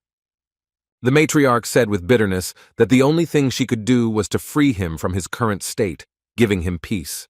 Pulling back the string, she released another arrow filled with powerful blue energy, rushing towards the target. The great archer remained motionless, only watching the approaching blue glow of the flying arrow. The force of the shot was such that the blinding light momentarily blinded even the great archer himself. At the last moment, when it seemed that the arrow was about to hit the great archer's forehead, he unexpectedly intercepted it with his hand, demonstrating incredible reaction and skill. The unexpected turn of events caused the matriarch a severe shock. She froze in bewilderment, not understanding what was happening. A strange purple energy began to ooze from the wounds matriarch inflicted on the great archer, and the undead's face became distorted with rage. Suddenly, in addition to the purple energy, a second energy began to emanate from the great archer's body. His eyes flashed with a bright flame. This new energy completely enveloped the archer's body, exactly repeating its contours, as if creating a second energy silhouette. A mysterious power penetrated every part of his body, manifesting itself especially clearly in his hands, as if giving them new power. The great archer spoke, explaining that he resisted the resurrection spell but would not tolerate carelessness in combat, requiring his opponent to fight at full strength. The matriarch, realizing what was happening, realized that this was the work of a shaman who deliberately used special witchcraft to strengthen the divine archer. In front of everyone, the divine archer's body was completely restored. All the wounds and damage that had previously been inflicted on him disappeared. The undead began to scream with frantic rage, emitting waves of evil purple energy around them. The matriarch, realizing the inevitability of the fight, focused her gaze on the enemy. Her determination was unshakable. The shaman commented that the creature in front of them could no longer be called the former Adonai, and indeed, there had been noticeable changes in the divine archer. The archer's gaze transformed, becoming incredibly evil, insidious and sinister, as if a different entity now resided in him. The divine archer bent over, his body seemingly barely able to contain the enormous flow of new energy bubbling within. Suddenly, a huge turtle-like creature appeared above the archer's head, its silhouette looming ominously over the battlefield. To the surprise of those present, the creatures turned out to be 3 turtles, a dragon, and something between a turtle and a dog. Their appearance increased the tension in the air. The shaman, watching through his detached eye on the tree, noticed these monsters, and said with alarm that these high-ranking creatures must have come to the sound of battle. All 3 monsters looked extremely angry, their eyes fixed on Adonai, as if preparing to attack. Suddenly, Adonai launched a lightning strike at all 3 creatures, but now his attack looked different.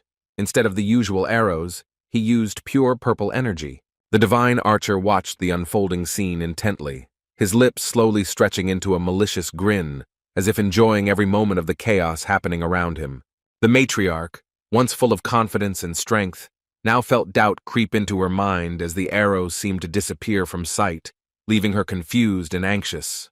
The shaman, without hiding his admiration, enthusiastically noted the true power of Adonai, capable of crushing all monsters with one blow, his eyes shining with the awareness of the power he witnessed. With an ominous glint in his eyes, the shaman turned to the divine archer, begging him to kill the woman standing in front of him, implying the matriarch, his voice sounding urgent and demanding. Without the slightest hesitation, the divine archer began to strike, his movements precise and deadly, like a dance of destruction in which each step brought him closer to his target. As the matriarch fled, she felt an uncontrollable bloodlust overcome her, as if the arrows had awakened an ancient primal instinct of survival within her. With each new blow that fell on the matriarch, the poison spread further throughout her body, causing increasing weakness and clouding her consciousness. Deciding to stop the senseless flight, the matriarch stopped, and gathering her last strength, took out her bow, realizing that the time had come to end this mortal duel as soon as possible. With incredible dexterity and focus, the matriarch drew several arrows simultaneously, preparing to strike the decisive blow against her opponent. The matriarch fired all her arrows towards the divine archer, who seemed to be completely unperturbed as he watched the approaching attack with cold calm.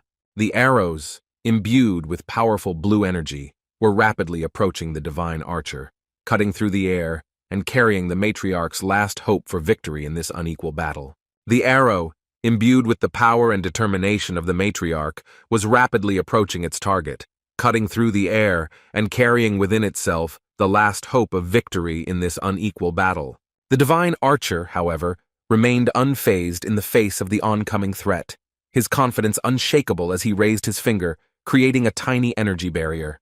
The collision was instantaneous and crushing.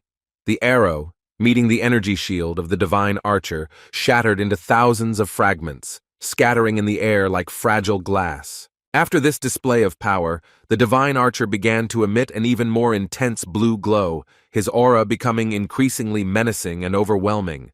The matriarch, watching what was happening, felt her pupils shrink to impossible sizes, reflecting shock and disbelief at what she saw. Suddenly, the matriarch's face lit up with a sharp smile.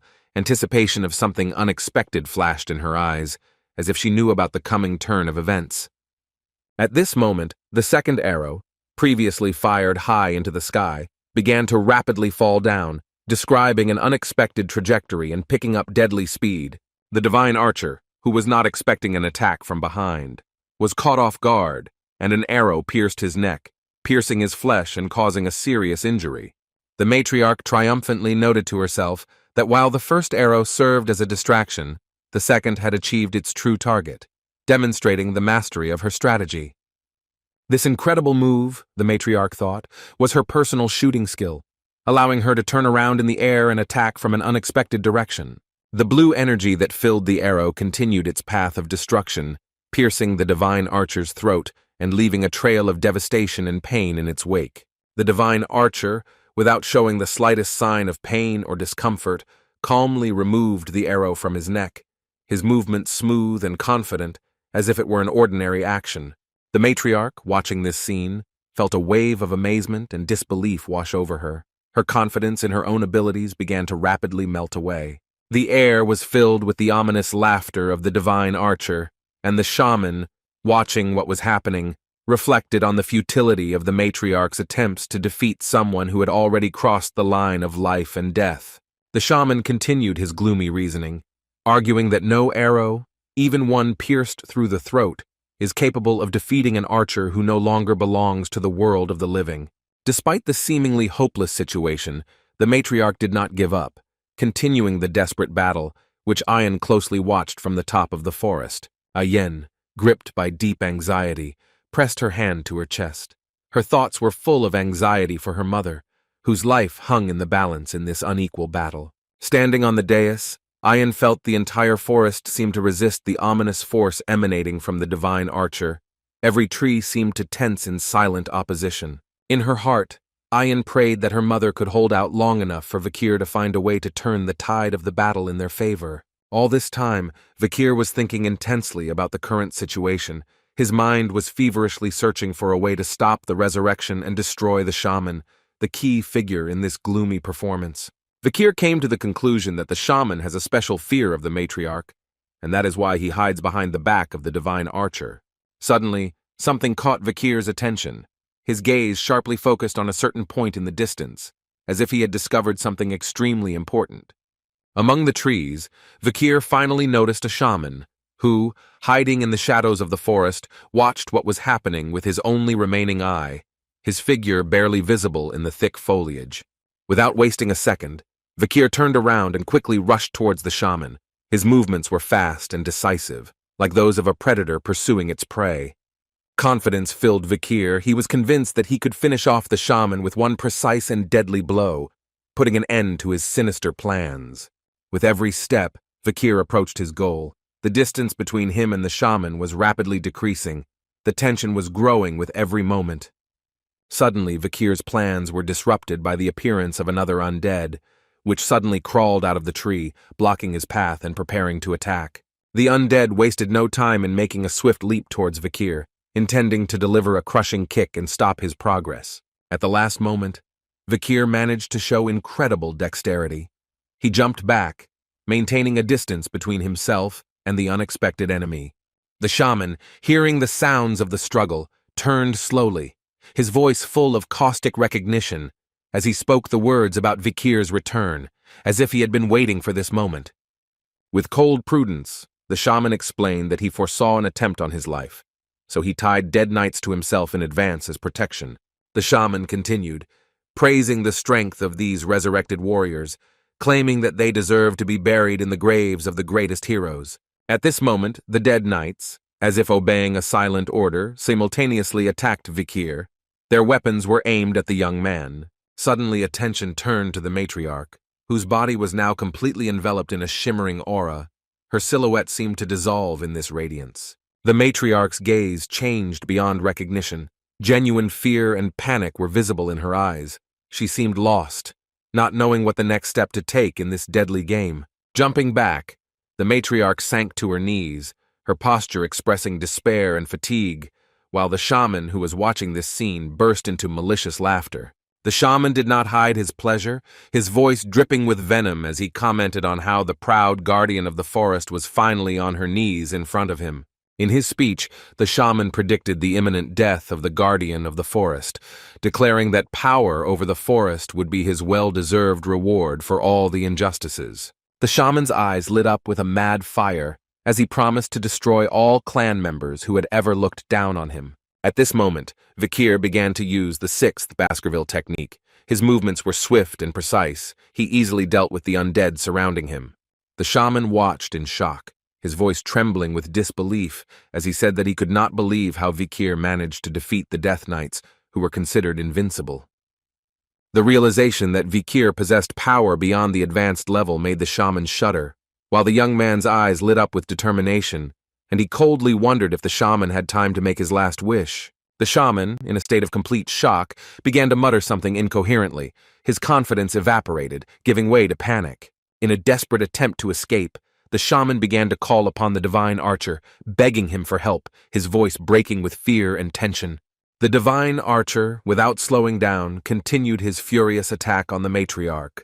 A purple ball of energy materialized in his hand, pulsating with power and ready to fall on the enemy.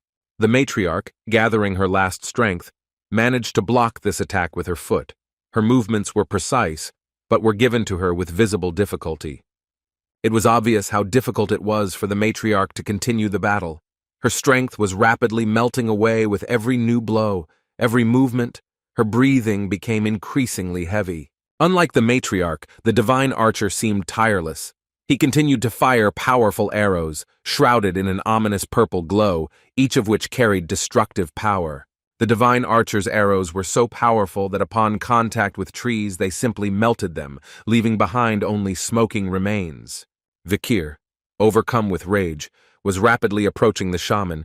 His intentions to kill the enemy were obvious in his every movement, in every step.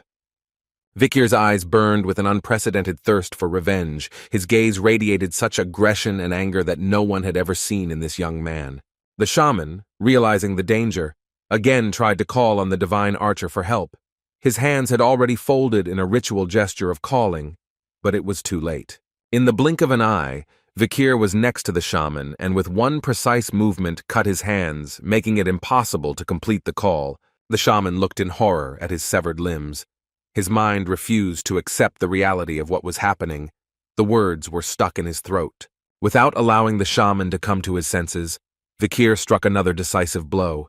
His blade cut through the air with a whistle, separating the shaman's head from his body. The severed head of the shaman fell separately from the body. His last cry echoed through the forest, full of pain and despair. Vikir stood over his defeated enemy, his face expressing a mixture of satisfaction and tension from the act of retribution he had just committed. Ordinary members of the tribe continued to fight desperately against the dead knights. This battle seemed endless. Suddenly, one of the dead knights struck a powerful blow at the young warrior, knocking the bow out of her hands and leaving her defenseless in the face of a mortal threat. The girl, realizing her helpless position, knelt down, her gaze full of humility before the seemingly inevitable death that hung over her. The dead knight, without hesitating for a second, raised his huge sword, preparing to deliver a fatal blow and cut off the head of a defenseless girl. At this critical moment, something incredible happened. The hand of the dead knight clutching the sword began to rapidly turn into sand. The girl, still in shock from the proximity of death, watched in bewilderment what was happening, unable to understand what or who intervened, saving her life at the last moment. Suddenly, all the dead knights began to incinerate, turning into smoke and dissipating into the air, causing a wave of amazement and relief among the tribe's people. The matriarch, noticing these strange changes, tensed. Her gaze became alarmed. She tried to understand the reason for what was happening and its consequences for their struggle. Driven by curiosity and caution, the matriarch approached the divine archer to get a better look at what was happening to him. Her senses heightened to the limit.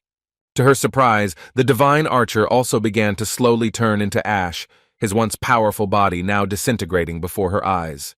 The process of destruction began with the hand of the divine archer, pieces of which flew off and dissolved in the air. The matriarch, overcoming fear and uncertainty, came close to the divine archer and carefully touched his hand, clutching the bow, feeling how his flesh crumbled under her fingers. Looking at the disappearing archer, the matriarch said with deep respect and a bit of sadness, asking the great ancestor to calm down. Her voice was quiet, but full of sincere respect for the departing warrior. Suddenly the silence was broken by a piercing scream that echoed throughout the area, causing everyone to flinch in surprise.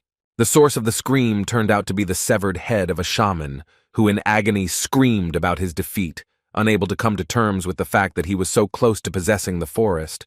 But all his plans collapsed overnight. The shaman, noticing Vikir, growled with hatred that this was again a child of the Empire. His gaze was full of anger directed at the guy. Vikir, looking at the last moments of the shaman's life, said with a note of respect in his voice that he turned out to be better than he expected, not only being a surprise, but also managing to use magic on a completely different level. The shaman, laughing through pain and despair, shouted that he would make him regret it, his voice trembling with rage and powerlessness. Continuing his threats, the shaman shouted that he would curse everyone even if he died, but his words were suddenly interrupted by an arrow piercing his head and ending his existence. Vikir turned around and saw that it was Akun, a young warrior from the tribe, who fired an arrow, deciding to finally finish off the shaman and put an end to his threats. Vikir, turning to the Akun, was surprised that he was nearby, watching how the young warrior's face reflected a mixture of determination and anxiety from the action he had just committed.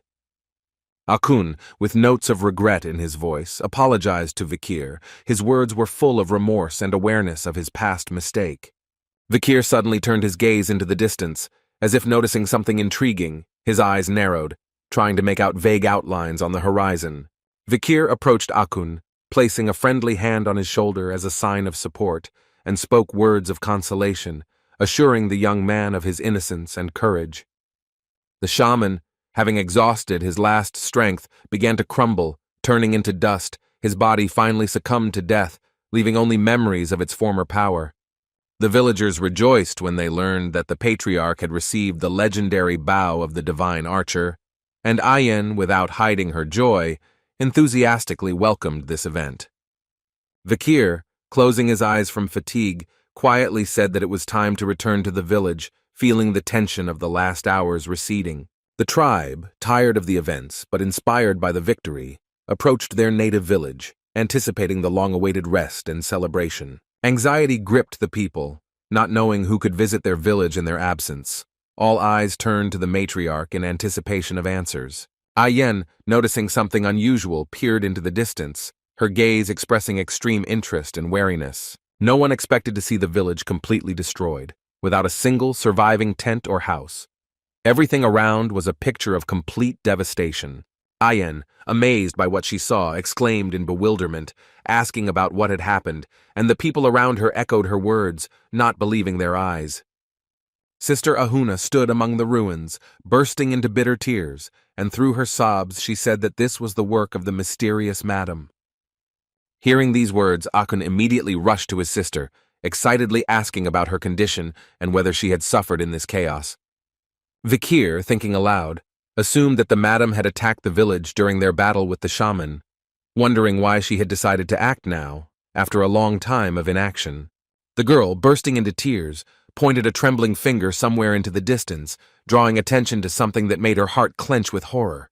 Through sobs, she said that first smoke rose from the ceremonial tent, and then a madam appeared, organizing a terrible pogrom in the village. Vikir, carefully studying the remaining traces, began to examine every detail, trying to recreate the picture of what happened and find the key to the solution. One of the girls of the tribe, examining the ruins, suddenly discovered a lifeless body and exclaimed in horror that it was the corpse of an orangutan. Vikir, analyzing the traces, concluded that the shaman burned plants that repel insects, marveling at the old man's foresight and cunning. The matriarch, unable to contain her anger, furiously slammed her fist into the rock, releasing her pent-up emotions in a powerful blow. At the sight of the impact, a deep dent formed, from which cracks spread across the stone surface, demonstrating the strength and rage of the matriarch. The matriarch, despite her wounds from the battle with the greatest archer, resolutely stated that the village could be rebuilt and food gathered, showing her resilience in the face of adversity. She gave a clear order to the surviving warriors to collect the bodies of the fallen and provide assistance to the survivors, showing leadership qualities at such a difficult moment. Ayan was suddenly very frightened by something. Her face expressed extreme confusion and alarm when she noticed something strange nearby. Approaching her faithful companion, the wolf dog, she was horrified to discover that something terrible had happened to his paw, causing her to have a panic attack. The wolf dog's hind leg was completely burned, not a single piece of white fur remained on it, presenting a terrifying sight. Ayan, not holding back her tears, hugged her faithful companion tightly, whispering an apology for leaving him alone in a moment of danger. Madame Octopus, the evil goddess of the forest, inspired terror in all tribes. Her existence was an indisputable fact that promised disaster, and the Balaka perceived her as an inevitable force of nature.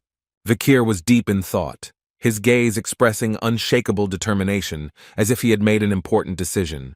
Vikir came to the matriarch in the cave, which had become a temporary shelter, and reported his request, arousing the interest of the leader of the tribe. The young man, with determination in his eyes, asked to tell him about Madame Octopus, preparing to hear the terrible truth. The matriarch, surprised by the request, asked if Vikir really wanted to know about this terrible creature. Vikir showed some kind of package, explaining that these were records about Madame that he found in the village of the Rococo tribe. He said that the package contained information about Madame, including evidence of battles with other monsters and even the location of her hideout. However, after studying the records, Vikir was left with one important question that haunted him. He could not find a reason why the forest tribes were so afraid of Madame, and wondered why no one tried to unite against the common enemy. The matriarch began to tell that all tribes kept records about Madame, passed down from generation to generation, including the legend of Adonai's battle with her. In the battle between the bow god Adonai and Madame, as legend has it, Adonai managed to deprive Madame of one of her many paws. However, this was only the beginning. The severed paw quickly grew back, turning into two, and the more paws Adonai destroyed, the more Madame had. The matriarch noted that she could judge the strength of the poison only by the small wound left on her from Adonai's arrow. She continued, explaining that Madame was an evil goddess created through the efforts of countless warriors of the forest, and asked Vikir not to attack her. Vikir resolutely thought that now his chances of defeating the matriarch or god were small. But if we were talking about a strong monster, although Madame was considered a rare monster, Vikir had encountered creatures of a similar level and had experience fighting them. No matter how strong Madame was, she was still a monster with her own habits and weaknesses, Vikir reasoned.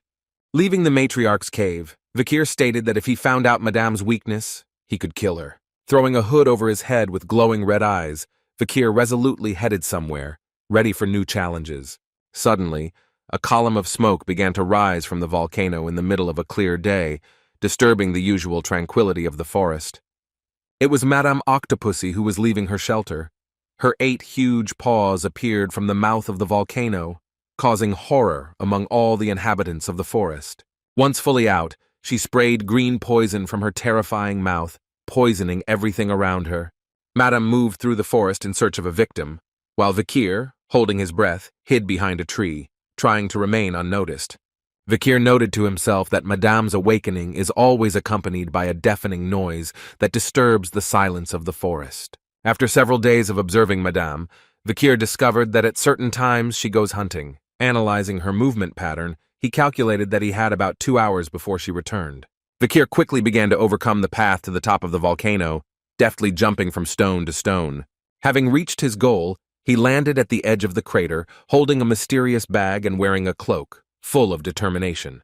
The crater of the volcano, Madame's lair, opened before him, covered with cobwebs and emitting an ominous atmosphere. Vikir noted that the outside of the lair resembled an ordinary stone, but something much more sinister was hidden inside. The young man called upon Wezelbub, his faithful assistant, preparing for a decisive confrontation with Madame Octopus. Vikir resolutely began to clear the cobwebs woven by Madame in her lair, clearing the way for further exploration. He noted that the weaving of the web is unusually strong, and cutting a path even with the help of mana will not be easy. Vikir decided to use the fortress of the web for his own purposes in order to go down it like a rope. He began to deftly jump from thread to thread, gradually descending into the depths of Madame's lair. As they descended, Vikir thought about Madame's size, realizing that it would be difficult for her to squeeze into the narrow passages. But the deeper she went, the larger the space became. During his descent, he noticed various animals and people glued to the walls of the shelter with cobwebs. These Madame victims included both monsters and humans. Some of the bodies were left intact but had already decomposed. Vikir concluded that Madame was well aware of her position in the forest's food chain. He reminded himself that there was no time for long thoughts. He needed to study as much as possible before Madame returned. Suddenly, something caught his attention. He noticed eggs attached to the web. Coming closer, Vikir carefully removed one egg for examination. The egg turned out to be wet and perfectly round, causing Vikir a mixture of curiosity and anxiety. Holding the egg in his hand, he realized that this could be the reason for the demonic spiders that infested the forest during his fall. Vikir decided to take the egg for analysis, but the situation was complicated by Madame's unexpected return ahead of time. Madame noticed the changes. Green, poisonous mucus began to flow from her mouth, filling the lair with a stench. She carefully examined her shelter, checking that everything was in order, her huge paws moving with frightening dexterity. Having found nothing suspicious, Madame left the lair again, leaving Vikir in tense anticipation. All this time, the young man was hiding on the back of the web, sticking to it and trying not to move. Vikir reflected on how keenly Madame felt the invasion of her lair, realizing that without the skill of silent movement, inevitable death would await him. In the tribal village, life gradually returned to normal. People restored the homes destroyed by Madame.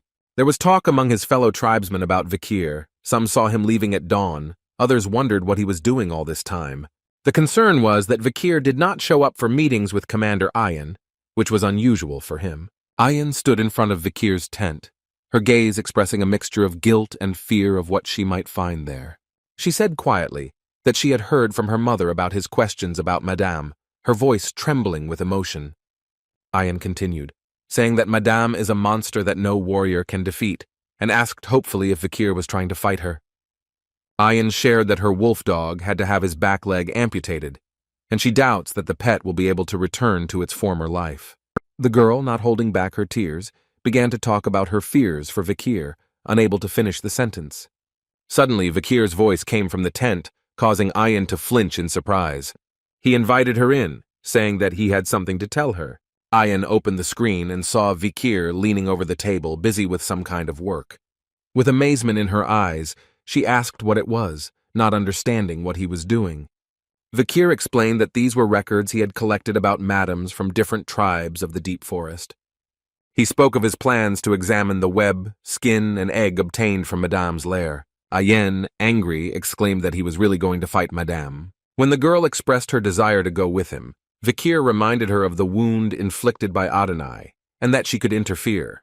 Vikir, becoming serious and even rude, said Ayan's name, attracting her attention. He announced his plans to leave the forest, but first he needed to complete one thing, for which he needed to return to his family. Ayan, looking down, quietly said that she knew that everything would be like this. Her voice was full of bitterness and disappointment. Suddenly, Vikir said something that made Ayan's eyes narrow in surprise and interest. He said that after all his business was completed, he would think about returning here, giving the girl a glimmer of hope. Turning around and looking into Ayan's eyes, Vikir continued his thought, his voice becoming softer. He explained that he wanted to protect the place he planned to return to and showed a huge map with records of Madame, shining a flashlight on it. Vikir stated that the plan to hunt Madame was already ready, and confidently added that the same thing that happened to Ayan's dog would not happen to him. Ayan called his plan reckless, but Vikir recalled his past successes in the fight against the infection and the shaman, emphasizing his ability to overcome difficulties. The girl took Vikir's hand. His gaze remained serious and decisive. Ayan smiled, acknowledging that his words made her hope for the best despite the dangers. Continuing to hold his hand, she asked if she could expect a positive outcome this time, to which Vikir confidently answered in the affirmative.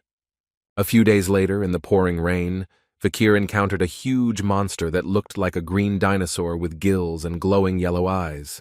The giant lizard tried to grab Vikir with its powerful paw, intending to tear him to pieces. However, Vikir, not at all afraid, calmly drew his sword and struck down the monster with one precise blow, demonstrating his skill and composure.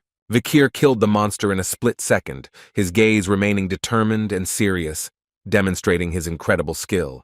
He decided to test the theory of the monster regenerating while retaining its head, and this hypothesis was confirmed, expanding his knowledge of his opponents. Vikir said seriously that he needed to defeat Madame. His voice was full of determination and confidence. Addressing the defeated monster, Vikir demanded to give up the salamander's ability, extracting the swamp salamander's regeneration ability from the dead body. Akun, wiping sweat from his face, said with relief that he had finally completed the task. Before us appeared a beautiful house that he had built, significantly different from the usual tents of the tribe. The tribesmen were surprised to ask Akun about his ability to build houses and who it was for, to which he replied that it was for Vikir, whom he considered a brother. The guys from the tribe began to make fun of Akun, reminding him that he had not loved Vikir before, which made Akun embarrassed and asked them to shut up. The settlement had finally returned to its original form, largely thanks to the efforts of Vikir, and everyone decided that they needed to notify him about this. In the evening, the guys decided to visit Vikir. When they opened the tent, they froze in shock at what they saw. Vikir was not at home, which caused them bewilderment and the assumption that he may have just gone out for a short while. Ayan, standing near the tent and watching what was happening, could not stop thinking about how much she wanted him to see all this, because such a sight could not help but touch his heart. The sudden realization of the guy's absence in the tent pierced Ayan, and she realized that the long-awaited events would begin to unfold today. Fixing her gaze on the heavenly heights, the girl mentally turned to the god of the forest, with a request to bless the one who had to face the impending disaster. Vikir, as if sensing a vague uneasiness, also raised his eyes to the sky. His attention was completely absorbed by something unknown floating in the air. A sudden, strong wind blew through Vikir's hair, but his determined gaze remained fixed on the sky as he said that it would soon begin to rain, as if nature was preparing to witness the events to come. Thinking out loud, Vikir suggested that Madame was most likely sleeping at the moment, which made the current moment ideal for an attack, his voice sounding confident and calculating. During preparation, Vikir carefully thought through many options for the development of events and developed methods to overcome all possible obstacles. With the dexterity of an experienced hunter, Vikir began to climb the mountain using the web he had created, precisely following the contours of Madame's lair. In her lair, Madame was indeed sleeping deeply, unaware of the approaching danger. Her breathing was even and calm. Caught by a web on the wall of her shelter, Madame hung in the air, continuing to sleep, her body swaying slightly on invisible threads. At this tense moment, Vikir silently jumped from one web to another. His gaze was full of determination, and his hand was ready to deliver the decisive blow. Vikir used the sixth technique of Bashkiria, quickly attacking Madame. His movements were precise and deadly. Madame instantly woke up, all her eyes opened wide, filled with horror and rage. Letting out a fierce scream, Madame was horrified to discover that some of her paws had been mercilessly cut off. Vikir looked at his victim with unshakable determination. His face did not express a shadow of doubt. Observing the beginning of regeneration, Vikir noted that everything was happening exactly as Adonai described in his notes. Suddenly, Madame, filled with rage, rushed to attack Vikir. Her blow was accompanied by a bright purple beam, which Vikir deftly dodged, deciding to use Plan A. With incredible speed, literally in seconds, Vikir launched a series of lightning strikes at Madame. Madame, amazed by the strength of her opponent, froze for a moment in shock, not expecting to meet such a worthy opponent. However, Madame quickly came to her senses and decided not to give in. Green poison began to spray from her terrifying mouth. Trying to hit Vikir with poison, Madame attacked again and again, but the young man deftly dodged, avoiding the deadly splashes. Unexpectedly, one drop of poison still reached its target, landing on Vikir's hand, causing acute pain. Vikir watched with alarm as Madame's poison instantly began to spread throughout his hand. With a serious expression on his face, Vikir said that although he did not want to do this, it seemed that he had no choice. In the blink of an eye, Vikir resolutely cut off his poison-stricken hand, without flinching for a second. To his surprise, the severed limb began to rapidly regenerate, recovering before his eyes. Madame was amazed at what she saw, wondering where her opponent got such incredible abilities. Vikir, noticing Madame's surprise, calmly declared that they were in the same position. The enraged Madame became even more aggressive, preparing to strike again, but Vikir was not going to retreat. Vikir quickly rushed towards Madame, again cutting her paws with his sharp blade. Being dangerously close to Madame's paws, Vikir barely escaped her grip. The difference was a matter of centimeters. Deftly dodging Madame's attacks, Vikir never stopped striking back, his movements precise and deadly. Vikir's gaze expressed complete seriousness and determination. His eyebrows were furrowed in concentration.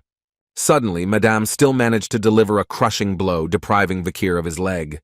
Vikir was shocked by what happened, not understanding how Madame managed to overtake him. Jumping down, Vikir was relieved to notice that his leg had begun to regenerate, restoring the lost limb.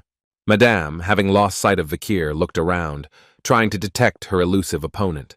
After a short respite, Vikir, having fully recovered his strength, again rushed into the attack, continuing to strike Madame with renewed vigor.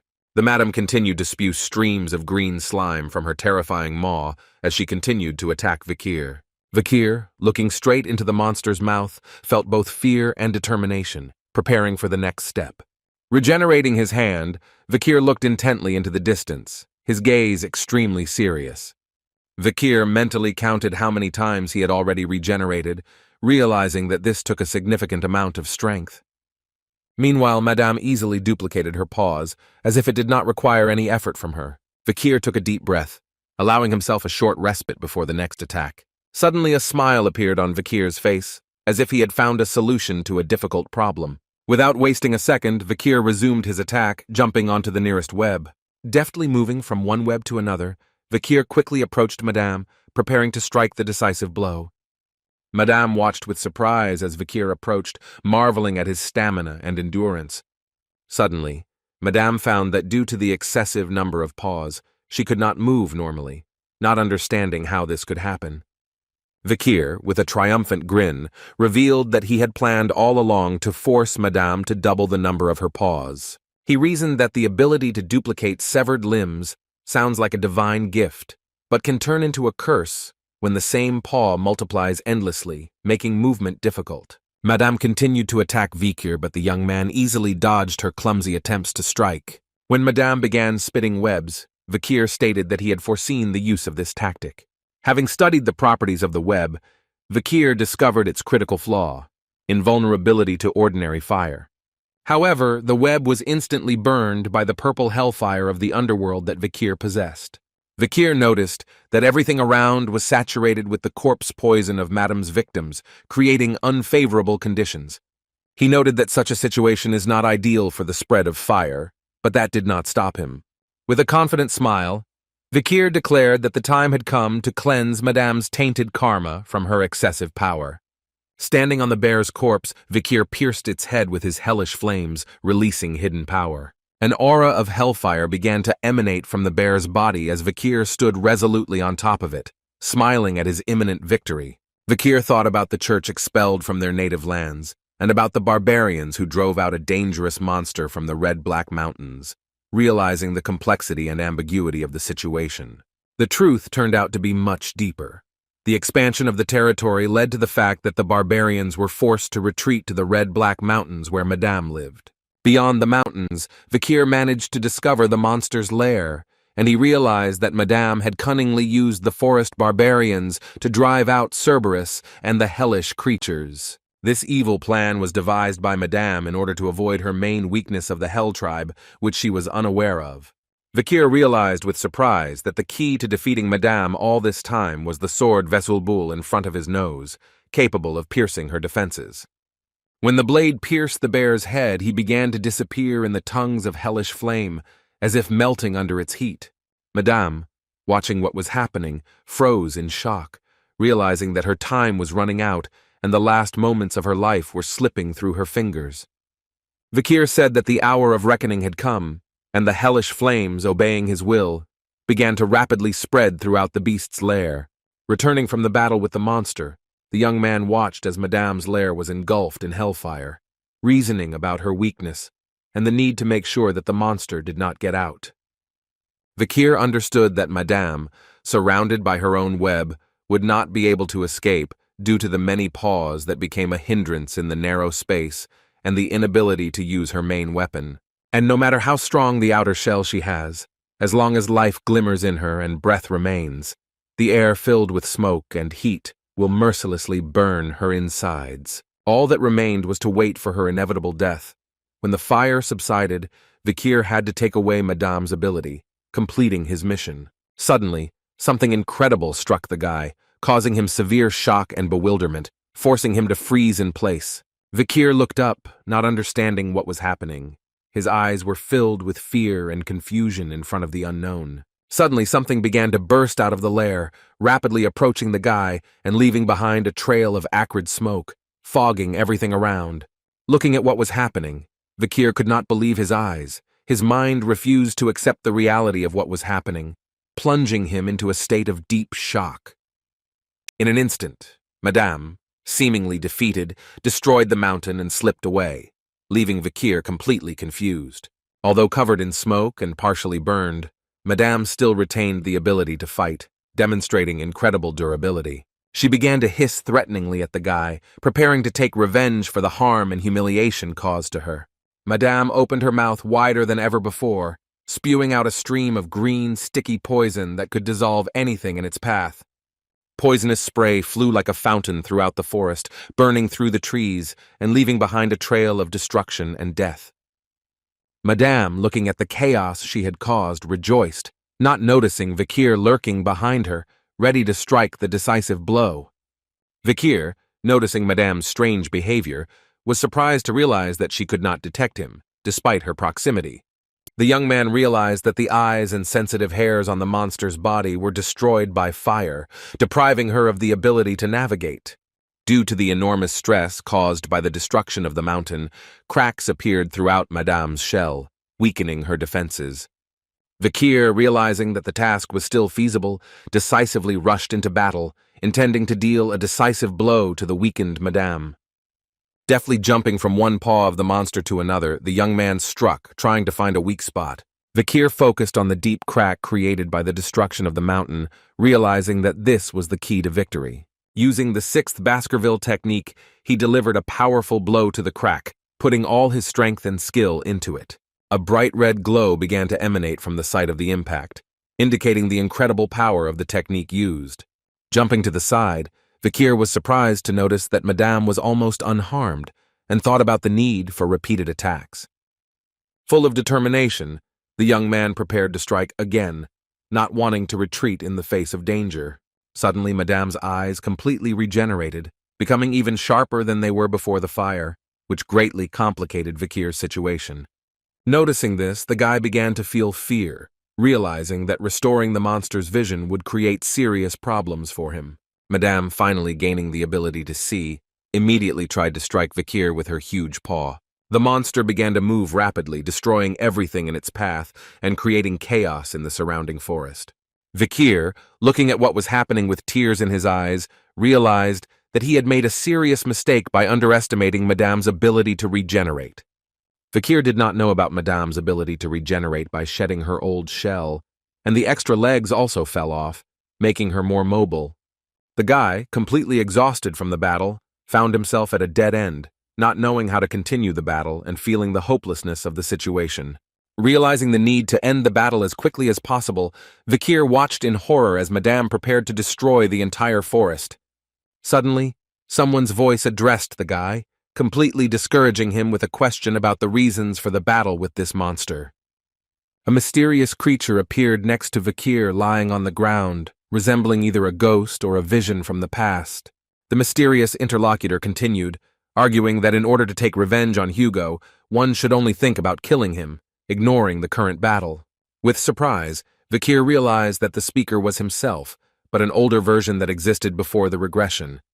The ghost, with burning eyes and frightening calm, recalled the only desire for revenge, as if trying to direct Vikir to the path of darkness. The spirit of Vikir, before the regression, like a poisonous fog, enveloped the consciousness of the young man, whispering bitter reproaches about the lost sharpness of mind and former dexterity, supposedly lost in the thicket of this mysterious forest.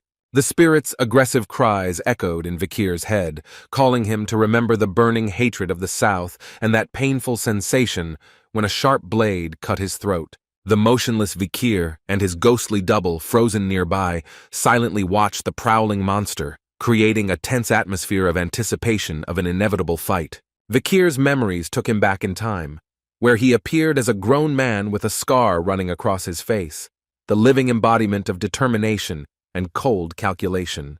Vikir's voice from the past sounded firmly and unemotionally, proclaiming the only purpose of his existence, the unquestioning fulfillment of the master's tasks, where the mission always stood above life. With bitterness, Vikir recalled how from birth he was taught this iron rule, which determined his entire way of life and the only source of satisfaction. Suddenly, the memories gave way to a terrible scene on the scaffold, where the guillotine mercilessly fell on Vikir's neck, cutting off all his previous beliefs along with his head.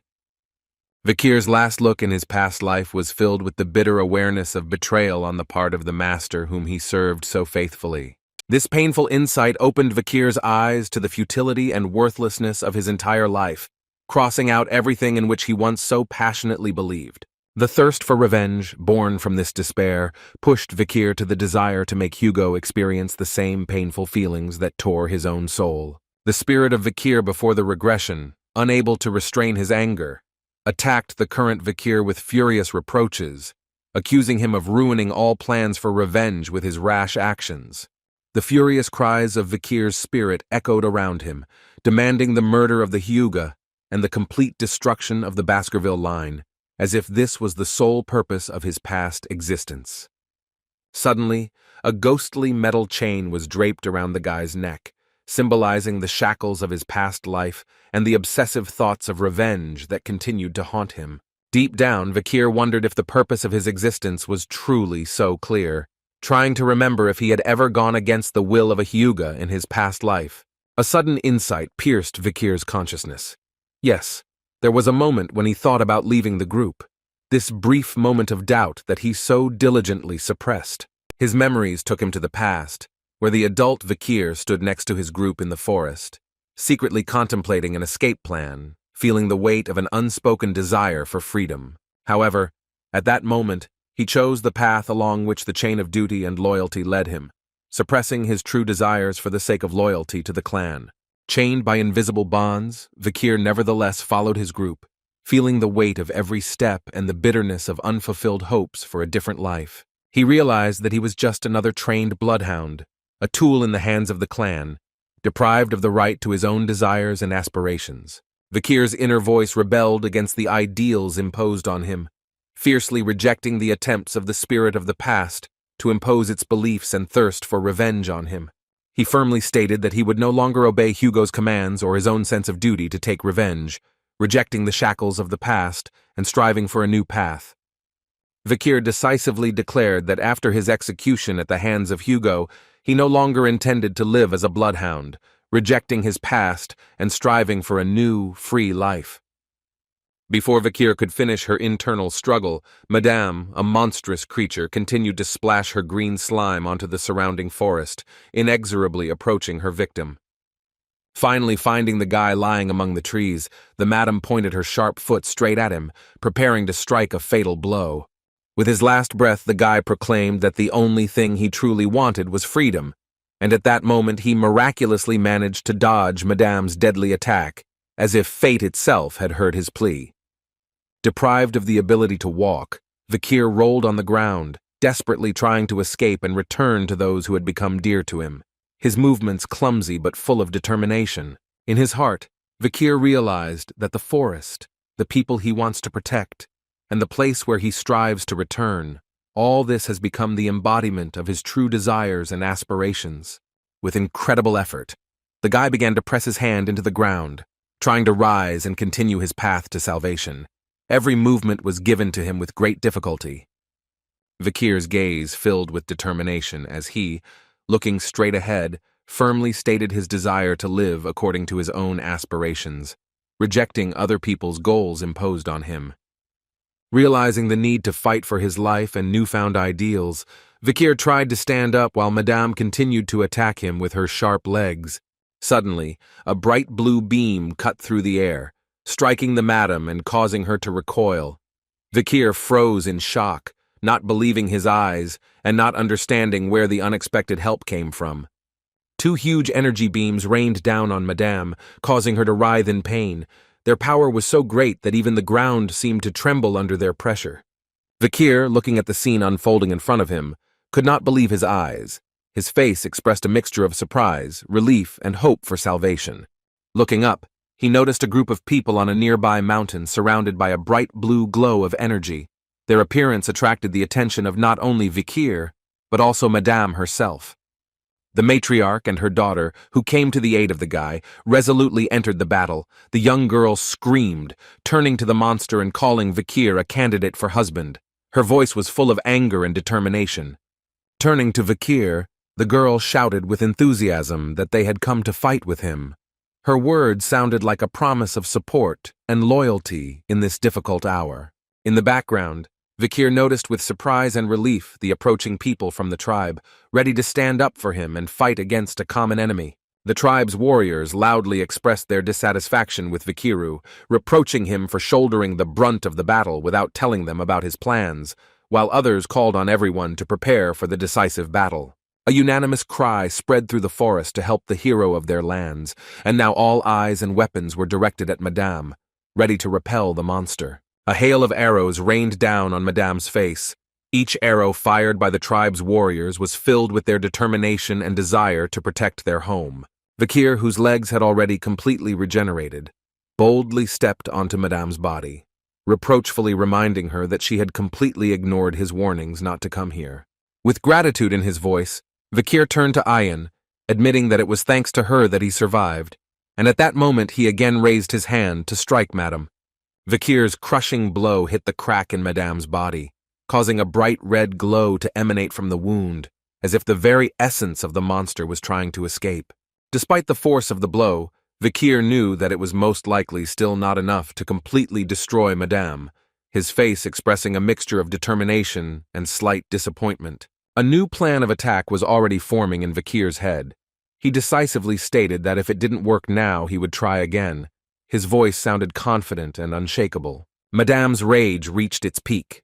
She began to move her huge paws furiously, causing clouds of dust and destruction in the forest. Her movements were chaotic and full of uncontrollable anger. The tribe's people shouted warnings of caution, realizing that the madam was completely out of control, her rampage posing a threat to everyone around her. Ayan, not hiding her concern, loudly asked whether Vikir really needed to continue fighting, her voice trembling with fear for his life. A tense moment hung in the air as the matriarch's and Madame's gazes met, like two titans about to clash in an epic battle for the fate of the forest and its inhabitants. The matriarch's gaze radiated unshakable determination. She was clearly aware of the scale of the upcoming battle, preparing for the most difficult test of her life. With bitterness, the matriarch admitted that she had always considered Madame an inevitable catastrophe, not even allowing the thought of the possibility of her destruction, having come to terms with her existence as an inevitable evil. However, the young warriors, especially Vikir, showed her a new path with their actions, and now Vikir deftly dodged the next blow from Madame. The matriarch realized that these brave men taught her not only to overcome fear, but also to confront a seemingly insurmountable disaster. The matriarch's resolve was unshakable. She was ready to fight to the last drop of blood, even if it led to the opening of old wounds, her eyes lit up with a bright blue flame of strength and courage. Inspired by the desperate bravery of the young warriors, the matriarch vowed to clear the way for them, her voice sounding like an oath given not only to them, but to the entire forest. The matriarch fired an arrow of unprecedented power. Its power was so great that it completely destroyed the mountain, demonstrating to everyone the true power of the guardian of the forest. The matriarch's powerful attack reached the madam's body, causing the monster to cry out in pain and agony. The force of the blow was so great that it seemed to shake the entire forest. The dazzling blue glow from the matriarch's blow was reflected throughout the forest, penetrating even into Madame's eyes, symbolizing the triumph of light over darkness. Vikir, without wasting a second, rushed to the attack. His movements were swift and full of determination. Every step brought him closer to the decisive moment of the battle. Vikir's eyes burned with indomitable determination. There was not a trace of an inadequate red glow in them, only pure will and desire to protect his new home. Vikir's speed was so great that his figure turned into a blurry red beam, rapidly rushing towards its target. For the third time, Vikir struck a powerful blow at the crack in Madame's body, pouring all his strength and determination into it, hoping that this blow would be decisive in their epic battle. Vikir's eyes were electrified with a determination that he had never experienced before. His gaze expressed an unshakable will. An intense red glow began to emanate from the resulting crack, illuminating everything around with an ominous light. Madame let out a deafening cry of pain, her huge body shaking in agony. Vikir continued to bare his teeth, smoke escaping from his mouth, symbolizing his rage and determination. He used the first Baskerville technique, piercing the fang deeply, causing a crushing blow. People from the tribe watched in horror what was happening, realizing that Vikir had penetrated Madame's body. Inside Madame Vikir's body, she successively used the second Baskerville nipper technique, the third cutting fang technique, the fourth developing fang technique, and the fifth technique.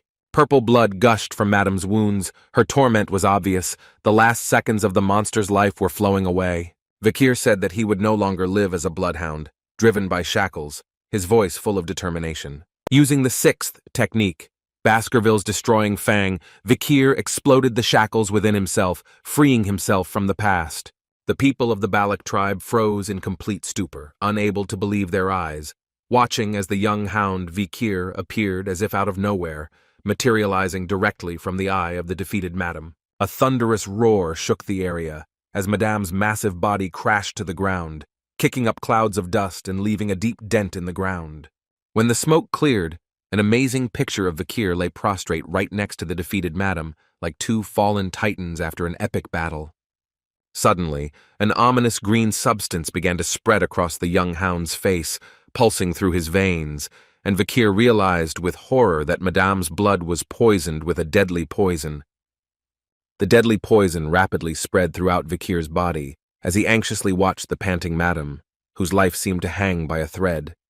The hound understood that he was running out of time, because Madame, it seemed, was already having difficulty keeping her soul in this wounded body, balancing on the brink of life and death. Gathering his last strength, Vikir barely opened his eyes and whispered that it was urgent to get rid of the poison that was poisoning his blood and threatening imminent death. In a desperate attempt to escape, the young hound called upon his trusty weapon, the sword Wezelbub, to help him, which materialized right in his hand, ready to serve his master. The Wezelvul blade that emerged from Vikir's hand suddenly lengthened, becoming much larger than usual, and greedily reached for Madame's blood, like a living creature eager to quench its mortal thirst. However, the situation suddenly became more complicated when Madame suddenly opened her huge eyes, awakening from oblivion and trying to understand what was happening around her.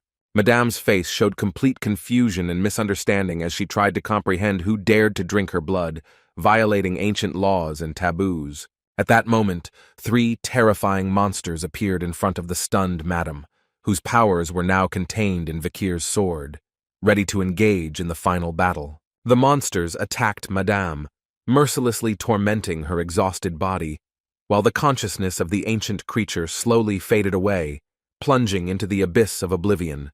Vikir could hardly keep his eyelids open, the strength was leaving his body, and the agitated Ayan desperately screamed, begging him not to give up and continue to fight for life. The young hound could no longer keep his eyes open, but he still heard Ayan's worried voice, feeling her concern and concern. Gathering his last strength, Vikir quietly whispered that he was all right and asked Ayan not to make noise, since her loud voice was preventing him from resting after a grueling battle. Hearing these words, the girl could not contain her emotions and burst into tears, overwhelmed with relief and joy that Vikir was still alive. Through tears, Ayan told how much she was worried and pointed to the huge body of the defeated Madame, whose corpse towered above the trees. Vikir realized that he managed to acquire the third ability, deadly poison from Madame Octopussy, becoming even stronger and more dangerous. Exhausted by the heavy battle, many members of the Balak tribe simply fell asleep on the spot, unable to fight the fatigue any longer. Those who were still standing gathered around the fire, celebrating the victory and enjoying the long-awaited meal. Vikir looked around at what was happening and exhaled with relief, realizing that the worst was over. The young hound asked how many days had passed since the beginning of the festival, but for the exhausted people it did not matter. They rejoiced at the celebration of life near the body of the defeated madam. Nearby was a happy wolf dog named Agent, whose tongue hanging out and sparkling eyes betrayed her genuine joy. Vikir approached the agent and asked with concern how he was feeling after everything he had experienced. The hound praised the agent for his courage, noting that despite the loss of his leg, he was able to defeat another wolf and even find a partner, advising him to rest. Suddenly, Vikir decided to carefully examine his hand, as if something had caught his attention. Vikir reflected on how, after defeating Madame, he managed to use the 7th Baskerville technique despite lacking the necessary skills. The young hound admitted that although Hugo's current 7th technique was stronger, his own version was still imperfect, requiring further development and practice. However, Vikir noted with satisfaction that compared to his previous self, he had become much stronger, having achieved his goal in this test. With his eyes burning with excitement, the guy decided that it was time to return to the Baskerville family, ready for new challenges and adventures. Vikir took the necklace he received at the festival from his neck, not noticing that a girl lurking nearby was eavesdropping on him. Dressed in his usual pants and shirt, throwing a robe on top, the young hound froze, peering into the distance as if trying to discern his future. Turning to the matriarch, Vikir thanked her for allowing him to leave, to which she replied that she saw no reason to keep him. The matriarch assured Vikir that having become part of their family, he would forever remain a member of it, and distance would not weaken their family ties. She reminded the young man that from now on, he would always be considered the commander of their tribe, no matter where he was, to which Vikir sincerely thanked her. Looking around for Ayan, Vikir thought sadly that she probably wouldn't come to say goodbye, understanding her reluctance to see him go. With a smile on his face, Vikir looked at the people of the tribe for the last time and announced his departure, ready to go towards new adventures. The people of the Balak tribe assured Vikir that they would always come to the rescue at the first call, asking him not to forget about them and visit from time to time, as if lighting a light of hope in his heart. Akun, with tears in his eyes, promised Vikir that he would wait for his return at any time, demonstrating deep affection and respect for the young hound. When Vikir's silhouette was barely visible among the trees, his fellow tribesmen continued to shout words of farewell and admiration after him, calling him their hero. The young hound walked with a feeling of complete peace, satisfied with the results of his stay in the tribe and ready for new achievements. Suddenly, Vikir's path was blocked by a wheat field, the golden ears of which swayed in the light wind, as if inviting him to stop. Among the ears of corn, he noticed the figure of Ayen, holding something in her hands. Her presence here was unexpected and intriguing. The girl's eyes shone with unshed tears, and her gaze, full of sadness and tenderness, was fixed on Vikir, as if trying to capture every feature of his face. Standing in the middle of a wheat field, Ayen quietly asked if he was really leaving, her voice trembling with pent-up emotions. Handing Vikir a wrapped gift, the girl asked him to take this thing with him, putting all her feelings and experiences into this gesture. The gift was carefully wrapped in white cloth, and Ayen began to explain its meaning, her voice soft and soulful. Smiling shyly, the girl said that this was Anubis, a huge bow that Adonai used, and she personally modified it for Vikir. The young hound suddenly understood why he had not seen Ayen for some time. She had been working on this gift, putting her whole soul into it. To conclude the farewell, Ayen placed a broken collar around Vikir's neck, symbolizing their connection and his newfound freedom. Vikir looked at the collar in bewilderment, and Ayen explained that she made it, remembering the hound's words about the bloodhounds, which he muttered in his sleep or unconsciousness. The girl said softly that Vikir is not like the bloodhound. His behavior is completely different, emphasizing his uniqueness. Ayen added that Vikir is more like a wolf, which is strange to keep on a chain, to which the guy responded with a smile, surprised at her way of comforting him. Holding the broken collar in her hands, the girl reached out to Vikir, intending to kiss him goodbye. Their faces came closer. Surrounded only by an endless field of wheat, Vikir and Ayan merged in a tender kiss, expressing all unspoken feelings. After the kiss, the girl could not contain her emotions, and large tears rolled down her cheeks, revealing the depth of her experiences. Ayan suddenly pulled away, trying to hide her tears, and said that she had heard about such a farewell in the Empire, noting how Vikir had grown. In a trembling voice, she asked him to take care of himself and stay healthy, putting all her care into these words. Vikir noted with a smile that it was the first time he had heard of such a farewell in the Empire, trying to diffuse the emotional atmosphere. Having spoken before the meeting, the guy noticed how the girl began to tremble, unable to contain her feelings.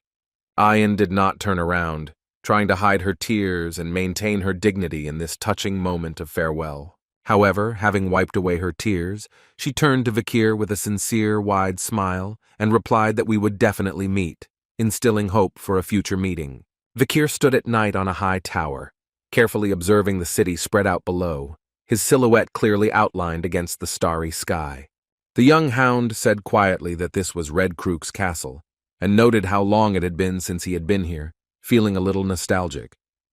Thinking aloud, Vikir noted that the Morg family had already settled here, mining rubies in collaboration with the Baskervilles, marveling at their unexpected alliance. Vikir's thoughts involuntarily turned to Kamu Morg, and he wondered where she was now and what she was doing. The guy winced, imagining their possible meeting, and muttered that just thinking about it made his head hurt. Carefully jumping from the tower on which he stood, Vikir landed softly and silently, like a real predator. Looking around, he thought it was too late and decided to find an inn for the night, wondering where it could be in this changed city. Vikir thought about his new abilities, marveling at how far he had come in his development during his absence. A tall, golden statue caught his eye, and he wondered when they had time to build it, noting the changes in the cityscape. Thinking about the need to obtain permission from 7 families to install such a tall statue, Vikir suddenly interrupted his thoughts, becoming wary. The guard warned Vikir not to touch the statue, warning that an attempt to tear off a piece of gold would not be forgiven, and advised only to watch from afar. Vikir asked in surprise, to which the guard asked if he was a foreigner who did not know about the statue. The inspired guard, not believing that anyone might not know about the hero, decided to share his story. He spoke of the hero's strength, having destroyed countless barbarians. The guard told about the hero's rescue of the weak and charming daughter of the Morg family. He mentioned the hero's self-sacrifice as a child to save the soldiers. The guardian concluded the story by noting that the Morg family had immortalized the hero, and Vikir sheepishly realized that the statue was likely erected in his honor. The guard insistently asked to remember that the hero was here 2 years ago. Having called the name of the hero Vikir van Baskerville, the guard fell silent, and the statue suddenly shone with a golden light. Vikir, as embarrassed and irritated as possible, muttered that he knew so. At the bar, the red-haired Morg twins recalled their first meeting with Vikir, noting his attractiveness. They told bar visitors about how they realized Vikir's value when they first met. One of the twins noted Vikir's charisma, but also mentioned the difficulty of getting close to him. Another recalled that when they first met, they communicated a lot, despite the interference. The third interlocutor noted with enthusiasm that at the sight of him, the fatigue seemed to leave her body, inspired by his strength and determination. Vikir, being in the tavern and hearing these conversations, reflected on how much this version of events differed from the one stored in his memory. He wondered if the result achieved by Adolf and the combined forces was attributed to him, and thanks to the chatty twins, he managed to learn more information about past events. It turned out that 2 years ago, Hugo was furious and visited the family morgue several times, causing loud scandals and demanding explanations. The mortuary family paid the Baskervilles a huge compensation, but even this could not calm the enraged Hugo, whose anger seemed to know no bounds. Vikir could understand Hugo's anger. The loss of a useful hound was a serious blow to the clan, and this explained his violent behavior. The twins, continuing their conversation, dreamily talked about what a wonderful couple they and Vikir could make, their words full of youthful admiration and rivalry. Vikir, unable to listen to their chatter any longer, left the money for his drink and stood up, ready to leave the tavern and these annoying memories. One of the twins suddenly noticed Vikir, but did not recognize him. Her gaze was full of suspicion and curiosity towards the stranger. All the visitors to the tavern suddenly turned their attention to Vikir, spurred on by the twins' exclamations about the suspicious stranger. The guards tried to calm the heated girl down, attributing her behavior to alcohol, but she insisted on her suspicions, not taking her eyes off Vikir. Vikir was told to hurry up and leave the tavern, leaving him wondering how best to handle this unexpected situation. The twins' angry hiss cut through the air, her voice full of rage, attacking the guy for his impudent disregard. The ground beneath the young man's feet came to life, twisting and writhing as the twin began her sinister spell, calling on the vines to entangle his feet. Vikir, like a feather in the wind, soared into the air with incredible ease, leaving the insidious vines to grab the void. Amazement froze on the twins' faces, their eyes widening at the incomprehensible sight they had just seen. Strata, as stunned as the others, could not believe her eyes as she watched an ordinary-looking guy make such an incredible leap. Vikir's landing was as graceful as his jump, his hands carefully clutching the precious bag to his chest as if it were his most prized trophy. Suddenly the air around the guy thickened as the guards and twins surrounded him in a tight ring, cutting off all routes of retreat. Gruff voices demanded answers, questioning his identity and ordering him to remove his hood, while Vikir felt irritation boiling in his veins. Deciding it was time to reveal his true self, Vikir slowly raised his hands to his hood, preparing to face his past. Shock and embarrassment bloomed on the twins' faces when they saw the guy's face, hidden under the hood all this time. Shouts of admiration burst from their lips, proclaiming the unearthly beauty of the young man standing before them. The guard, gripped by the horror of recognition, could barely squeeze out the words about the incredible similarity of the guy's face with someone familiar. Vikir's irritation grew as the guard stammered and compared his face to an ancient statue carved into stone centuries ago. The guardian, unable to restrain himself any longer, expressed his bewilderment at the absurdity of what was happening, turning to Vikir with undisguised irritation. Confusion and surprise mixed on the twins' faces when they said Vikir's name, causing the entire tavern to shudder in surprise. The twins, overcome with excitement, offered Vikir a VIP room in the fortress, but he politely rejected their offer, assuring that this was not necessary. The joy of confirming their faith in Vikir's survival quickly turned into an argument between the twins about who he came to first.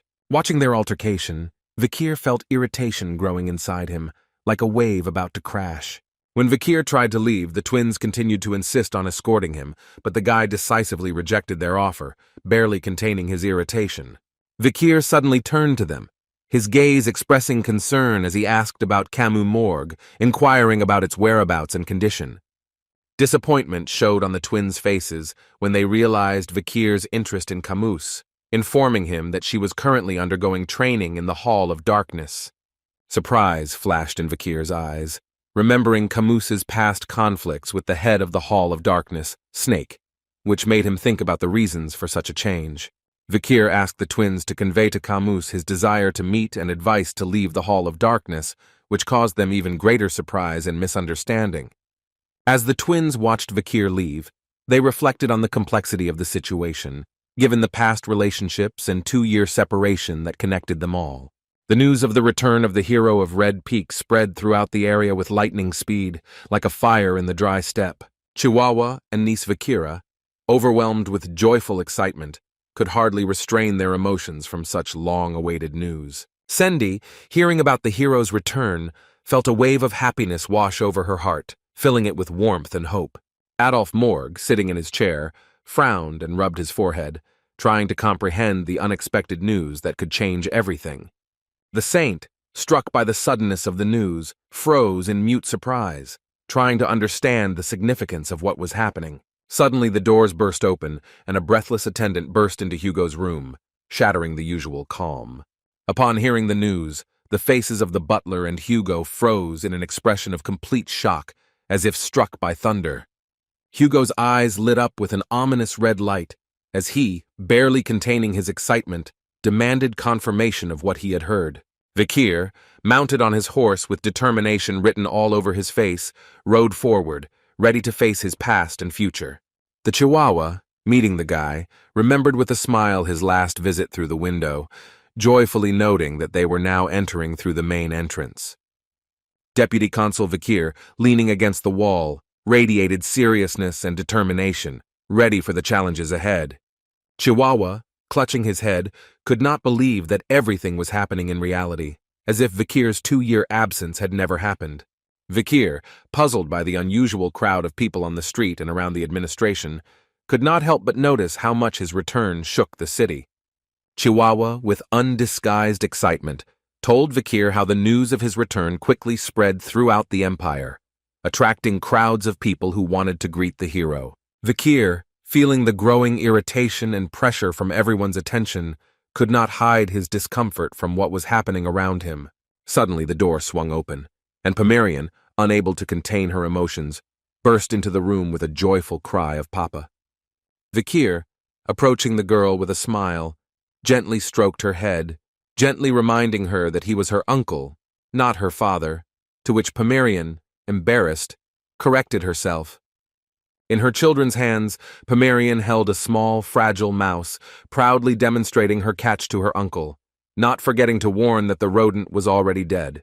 Vikir, turning to Chihuahua, inquired about solving Underdog's problems, to which the secretary gratefully noted Cindy's invaluable help in resolving the situation. However, Chihuahua, turning gloomy, mentioned a matter that even Cindy could not cope with, which immediately interested Vikir. Chihuahua, pushing the envelope towards Vikir, spoke about the alarming trend of children disappearing from the slums in recent years. The lack of ransom demands and evidence of black market sales made the kidnappers' motives a mystery, complicating the investigation into the grisly case. Despite the lack of direct evidence, Chihuahua expressed confidence that the same attacker was behind all the abductions, handing over documents on the case to Vikir. Vikir, having familiarized himself with the papers, felt anger boiling in his veins, squeezing the documents from the emotions that overwhelmed him. The thought flashed through Vikir's head about the similarity of this situation with the one in which he himself was once accused of kidnapping children. He was aware that his own case happened years later, but he couldn't shake the feeling that the cases were somehow connected. Pomerian's loud exclamation interrupted Vikir's thoughts, but he, immersed in heavy thoughts, only apologized, explaining that he was busy right now. Pomerian, beaming with happiness, enthusiastically announced the miracle of resurrecting the mouse she held in her small hands. Chihuahua and Vikir froze in shock, unable to comprehend the incredibleness of what was happening before their eyes. In response to their incredulous questions about how this was possible, the girl, with childish spontaneity, confirmed that it was her doing. Vikir, analyzing the situation, came to the conclusion that Pomerian used voodooism, drawing mana from another dimension to resurrect the rodent. When Vikir asked how long ago the girl discovered this ability, Pomerian, amusingly counting on her fingers, replied that it happened 3 nights ago. Pomerian explained that she simply repeated the actions she had seen among the people from the tribe, which made Vikir remember her stay in the Rococo settlement, where they practiced black magic. Vikir reflected that in the Baskerville and Morg families, famous for their gifted children, the ability for magic did not appear until the age of 8, while 5-year-old Pomerian was already manipulating mana of another dimension. Realizing the exceptionality of Pomerian's gift, Vikir understood that the girl could be considered the genius of black magic in their family, and thought about Hugo's reaction to this discovery. Vikir, stroking the girl's head, thought about the unpredictability of the cold-blooded Hugo, believing that it would be better for them not to meet in the near future. Suddenly, their conversation was interrupted by a dove that flew into the window with an important message, which Chihuahua immediately began to read. The Chihuahua, without hiding his anxiety, turned to Vikir, informing him of the impending problems, which immediately intrigued the guy. In a voice trembling with excitement, Chihuahua announced the imminent arrival of the Patriarch himself in the city, to which Vikir, not understanding the seriousness of the situation, asked to explain in more detail. Chihuahua began to explain about the upcoming visit of the Patriarch, but his words were cut off mid-sentence, leaving Vikir in tense anticipation of the continuation. The sudden appearance of the Patriarch in the room made the air thicken, and the Chihuahua visibly tensed, barely containing his excitement. The butler Hugo, the epitome of perfection and restraint, froze across from him, creating a contrast with the agitated secretary. Vikir, although he looked outwardly calm, was internally preparing for any turn of events, understanding the unpredictability of the situation. Opposite Vikir sat Patriarch Hugo, his presence filling the room with a sense of power and authority. The Patriarch, turning to Vikir, stated the fact of his return, which caused a sigh of relief from Chihuahua at the start of the dialogue. Vikir, mentally worried about Pomerian hidden in the next room, hoped that the sudden visit of the Patriarch would not lead to unpleasant consequences. When asked by the Patriarch about his activities, Vikir spoke about his experience with thieves, where he, pretending to be a friend, studied them from the inside. Continuing his story, Vikir mentioned that this experience helped him develop a plan of action against criminals. Interested, the Patriarch asked for details about the destruction of the enemies, to which Vikir proposed the idea of eradicating the barbarians by stopping supplies from the Empire. Vikir explained that barbarians valued even the simplest goods from the Empire, and exploiting this addiction could be an effective weapon. The Patriarch, doubting the effectiveness of trade manipulations, received assurance from Vikir that this method would lead to the death of the barbarians. With excitement in his eyes, Vikir revealed the essence of his plan to exchange goods for the destruction of monsters by the hands of the barbarians themselves. The Patriarch, stroking his beard, appreciated the cunning of the plan, which made it possible to simultaneously protect the territories of the Empire and destroy the barbarians with their own hands. The enlightenment and wisdom emanating from young Vikir filled Hugo's heart with paternal pride, because he always wanted to raise just such an heir. The Chihuahua, amazed by the depth and sincerity of the conversation between Hugo and Vikir, involuntarily felt awe, as if he had witnessed the long-awaited reunion of father and son. John Barrymore, Hugo's faithful butler, noted with warmth how the Patriarch's face lit up with a smile that he had not seen since Vikir disappeared from their lives. Vikir, sipping aromatic tea, was lost in thought about how to protect the Balak tribe from the destructive influence of the Baskerville family, whose power was fraught with threat. Vikir's cunning plan was to create the illusion that the tribe would die in a battle with monsters, while they would quietly move into territory controlled by Hugo. Suddenly, Hugo interrupted the thoughts of those present. His voice sounded unexpectedly sharp, causing Chihuahua and Vikir to flinch in surprise. The evil energy emanating from the Patriarch filled the room as he categorically stated his refusal to negotiate with the Rococo tribe. Hugo, without hiding his intentions, openly declared his desire to destroy the Rococo tribe, warning Vikir about the seriousness of his intentions. Vikir, outwardly agreeing with his father, was inwardly horrified by the anger that Hugo still kept in his heart, which only strengthened his determination to protect Ian from meeting her grandfather. Hugo, immersed in his thoughts, admitted that during the many years of separation from his son, he only indulged in bitter memories and cursed the barbarians responsible for their separation. Hugo's unexpected request not to overdo it this time caught Vikir by surprise, making him wonder about his father's true motives. The Patriarch bitterly told how Vikir's disappearance after rescuing the daughter of the Morg family deprived them of an important diplomatic advantage over longtime rivals. Continuing his confession, Hugo admitted that all political benefits faded in the face of his father's grief from the loss of his only son. Vikir realized the deep wisdom in his father's words, realizing that sometimes it is pointless to strive to get something in return, especially when it is not worth making excessive efforts. Doubts crept into Vikir's soul, making him wonder if Hugo's current aggression is just a clever game, reminiscent of the night of his escape after being falsely accused. Memories of betrayal overwhelmed Vikir, again making him feel the pain of a stab in the back and the cold gaze of former comrades with whom he once shared joys and sorrows. The bitterness of resentment towards Hugo, who did not give him a chance to justify himself, again stirred in Vikir's soul, reminding him that his vigilance and the sharpness of his fangs had not dulled during the years of separation. Suddenly, the tense atmosphere was shattered by the appearance of little Pomerian, who burst into the room screaming uncle, taking everyone by surprise. Chihuahua and Vikir froze in silent amazement. Their pupils shrank to the limit from the surprise of the girl's appearance at such an inopportune moment. Pomerian, not noticing the tension of the adults, excitedly talked about the thunderstorm raging outside, accompanying her story with emotional exclamations and gestures. Frightened by the thunder, the girl rushed to Vikir, seeking protection in his arms, which led to even greater confusion for the Chihuahua and Vikir himself. Vikir instantly realized that under no circumstances could he allow Pomerian to meet Hugo, realizing the consequences this could have. Vikir's shock reached its climax when he realized the seriousness of the situation. his pupils constricted even more, expressing extreme anxiety and tension. Hugo stood up sharply and stood opposite Vikir, creating an atmosphere of uncertainty and expectation that seemed to freeze the air in the room. Pomerian, still sobbing, turned her attention to the Patriarch, unknown to her, when he unexpectedly turned to her with a question. Hugo's gaze was filled with alarm and surprise as he peered closely into little Pomerian's face, as if seeing something familiar in it. Hugo, the head of the Iron Blood family, one of the 7 great families of the Empire, inspired awe with his power and influence, which extended far beyond the borders of his dominions. Hugo's fame as an unsurpassed warrior and the strongest holy magician resounded throughout the Empire, especially after his successful campaigns against the barbarians on distant frontiers. However, at this moment, the usual mask of composure and steadfastness flew off the Patriarch's face, revealing his true emotions.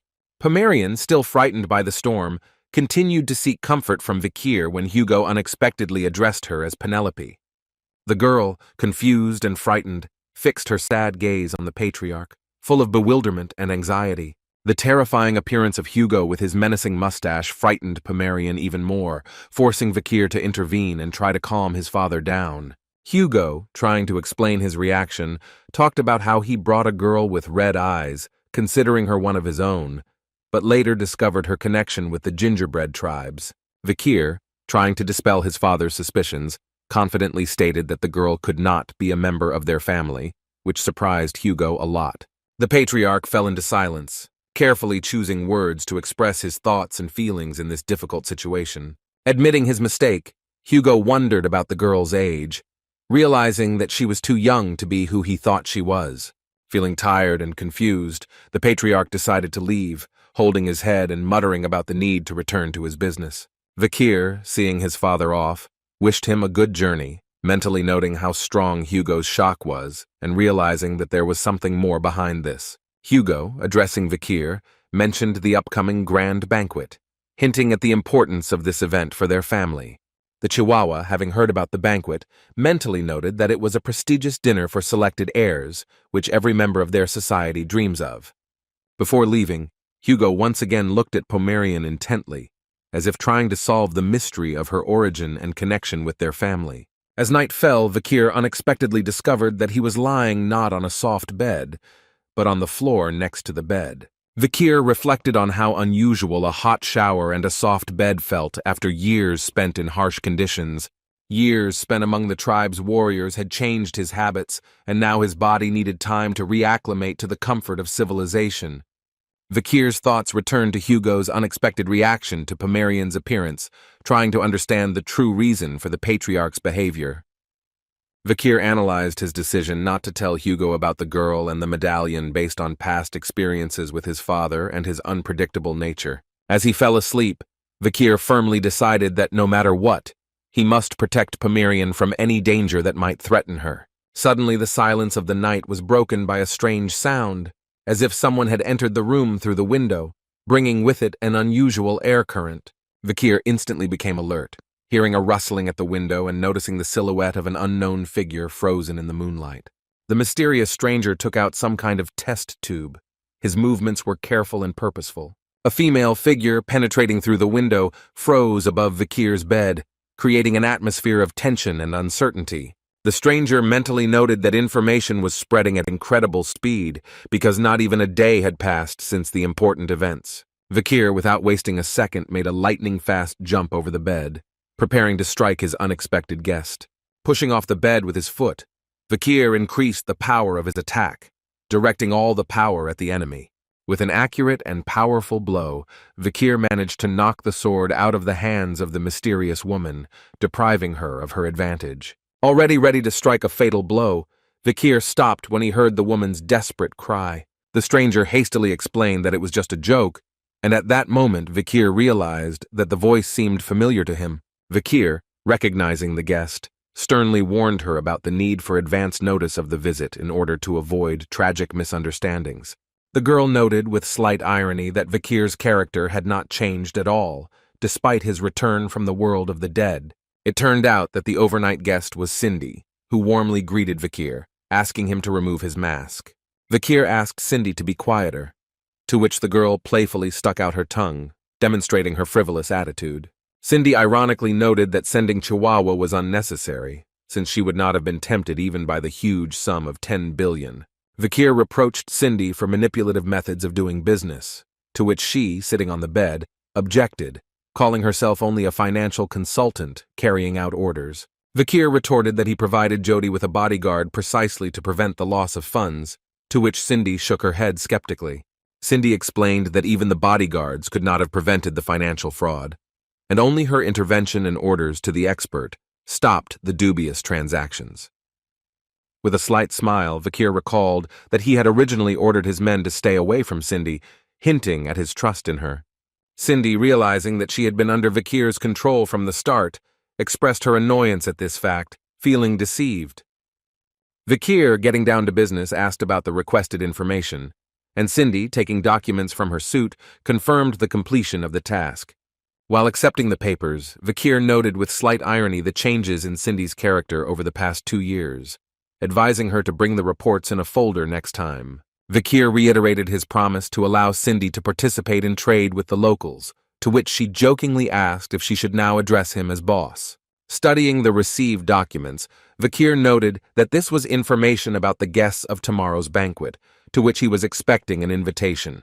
The first sheet contained information about the Patriarch, which caused Vikir bewilderment, because this information should have been well known to him. Suddenly, something in the documents greatly surprised Vikir, forcing him to peer intensely at the text. Vikir was surprised to discover that Boston Terrier, the commander of the Pit Bull Knights and Hugo's half-brother, would also be present at the event. Great Dane Le Baskerville, Count and Hugo's half-brother, was unexpectedly on the guest list, causing Vikir to consider the possible consequences. Vikir, surprised by the presence of the Boston Terrier at the internal event, suggested that this may be due to the desire to meet the resurrected legend. Cindy expressed her opinion about the possible intention to strengthen the troops, to which Vikir noted that the coming day promises to be tiring. The mention of Orisa, the eldest son, who had reached the level of mastery of the 7 counts and became a copy of his father, attracted the attention of Vikir. Vikir recalled his rare observations of Oris from afar, noting his coldness and restraint even towards his subordinates. When Cindy tried to compare the strength of the clan members, Vikir responded evasively, advising her not to try to understand their fighting skills. Vikir noted that Oris, who had previously been in isolated training, returned specifically to participate in the grand banquet. Information about Seth, Oris's younger brother, revealed a contrast between them. Seth's weak magical abilities were compensated by his kindness and tenderness. Vikir remembered how Seth showed compassion for the dead bloodhounds, whom others considered trash, which earned Vikir respect. The realization of the possibility of an early meeting with Seth caused Vikir mixed feelings and expectations. Continuing to study the invitation cards, Vikir came across another unexpected name. Cindy, noticing Vikir's reaction, noted with slight irritation her efforts to gather information that he seemed to be only briefly skimming. Vikir explained his superficial study of the documents by the fact that he was already well acquainted with most of the people mentioned. Having laid out all the papers on the table, Vikir eagerly and grinningly anticipated many interesting events at the upcoming grand banquet. Vikir approached the doors of the grand hall where the dinner was to take place, noting the luxurious decoration and vigilant security on both sides of the entrance. With slight excitement, he opened the massive doors, preparing to enter the hall full of influential people. Vikir entered the room with a determined look. His gaze radiated confidence and readiness for any surprises. Some guests had already gathered inside, among whom Vikir recognized the twins he knew, Hugo and other invited persons. Having introduced himself, Vikir announced his arrival at the grand banquet by order of the Patriarch, which attracted the attention of Set and Osiris. The twins greeted Vikir with joyful smiles, clearly pleased with his appearance. Hugo's half-brothers, having noticed Vikir, have already begun to think about strategies on how to win him over to their side. Vikir, bowing slightly, began to express his gratitude for the invitation, but was interrupted. Patriarch Hugo invited Vikir to sit down, addressing him as a son, which created a special atmosphere in the hall. All those present sat at the table, enjoying the delicious dishes. The Boston Terrier, tasting the meat, remarked out loud that it seemed slightly undercooked to him. Hugo, hearing the comment, asked if the Boston Terrier didn't like the meat, to which he quickly answered in the negative. The Boston Terrier explained that he was referring to the meat on the next plate, trying to smooth over the misunderstanding. Great Dane, clearly annoyed, sharply inquired about the reason for the increased attention to his plate. The Boston Terrier, trying to diffuse the situation, explained his concern about the quality of the meat offered to their sweet nephew. Great Dane, agreeing with the definition of deer, recalled that Vikir is also his nephew, expressing a desire to guide him along the right path. He continued, implying that Vikir would be better off joining the Mastiff Knights rather than joining the slow and stupid pit bulls. Vikir, remaining calm, noted that his presence here was connected with the possibility of recruitment. He mentioned offers from the knightly orders of pit bulls and mastiffs, admitting that he would previously have welcomed such offers. However, now Vikir expressed his disappointment, seeing only idiots in those present. The butler, pouring wine for the Patriarch, noted his good mood, despite his usual aloofness and the sympathy of his younger brothers for the young master. Vikir mentally noted the importance of a positive interpretation of events, finding it amusing to watch the brothers clash. Boston Terrier asked Vikir about his achievements over 2 years in the Red-Black Mountains, asking about the number of barbarians and monsters killed. Great Dane expressed a desire to know how Vikir spent his time in the dangerous forest, and how much he had grown during this time. The Patriarch tried to stop the questions by offering Vikir to eat first, but the half-brothers insisted on their curiosity. Finally, the Patriarch, clearly irritated, abruptly interrupted the questioning, which frightened his half-brothers. Patriarch Hugo, without hiding his irritation, reminded those present of his dislike for pretense. The half-brothers, realizing their mistake, bowed their heads and apologized. Vikir, maintaining his composure, noted that his achievements were not difficult to demonstrate. Hugo asked if Vikir was tired after a long journey, offering to visit the training room, to which he agreed. Vikir philosophically noted that skills can be demonstrated at any time by treating daily life as part of training. He pointed to Uncle Terrier's overflowing glass and Uncle Dane's undercooked steak, demonstrating his powers of observation. Vikir pointed his finger at the table, attracting the attention of those present. After Vikir touched the table, the wine in the glass began to evaporate, and the table shook slightly. The half-brothers watched in amazement as Vikir deftly handled the situation. Vikir explained that he used Manu to fry meat and evaporate wine, demonstrating his skill. The brothers approached the Patriarch, expressing admiration for Vikir's achievements, reaching the level of an average expert by the age of 17. The Patriarch, immersed in his thoughts, realized that something was wrong.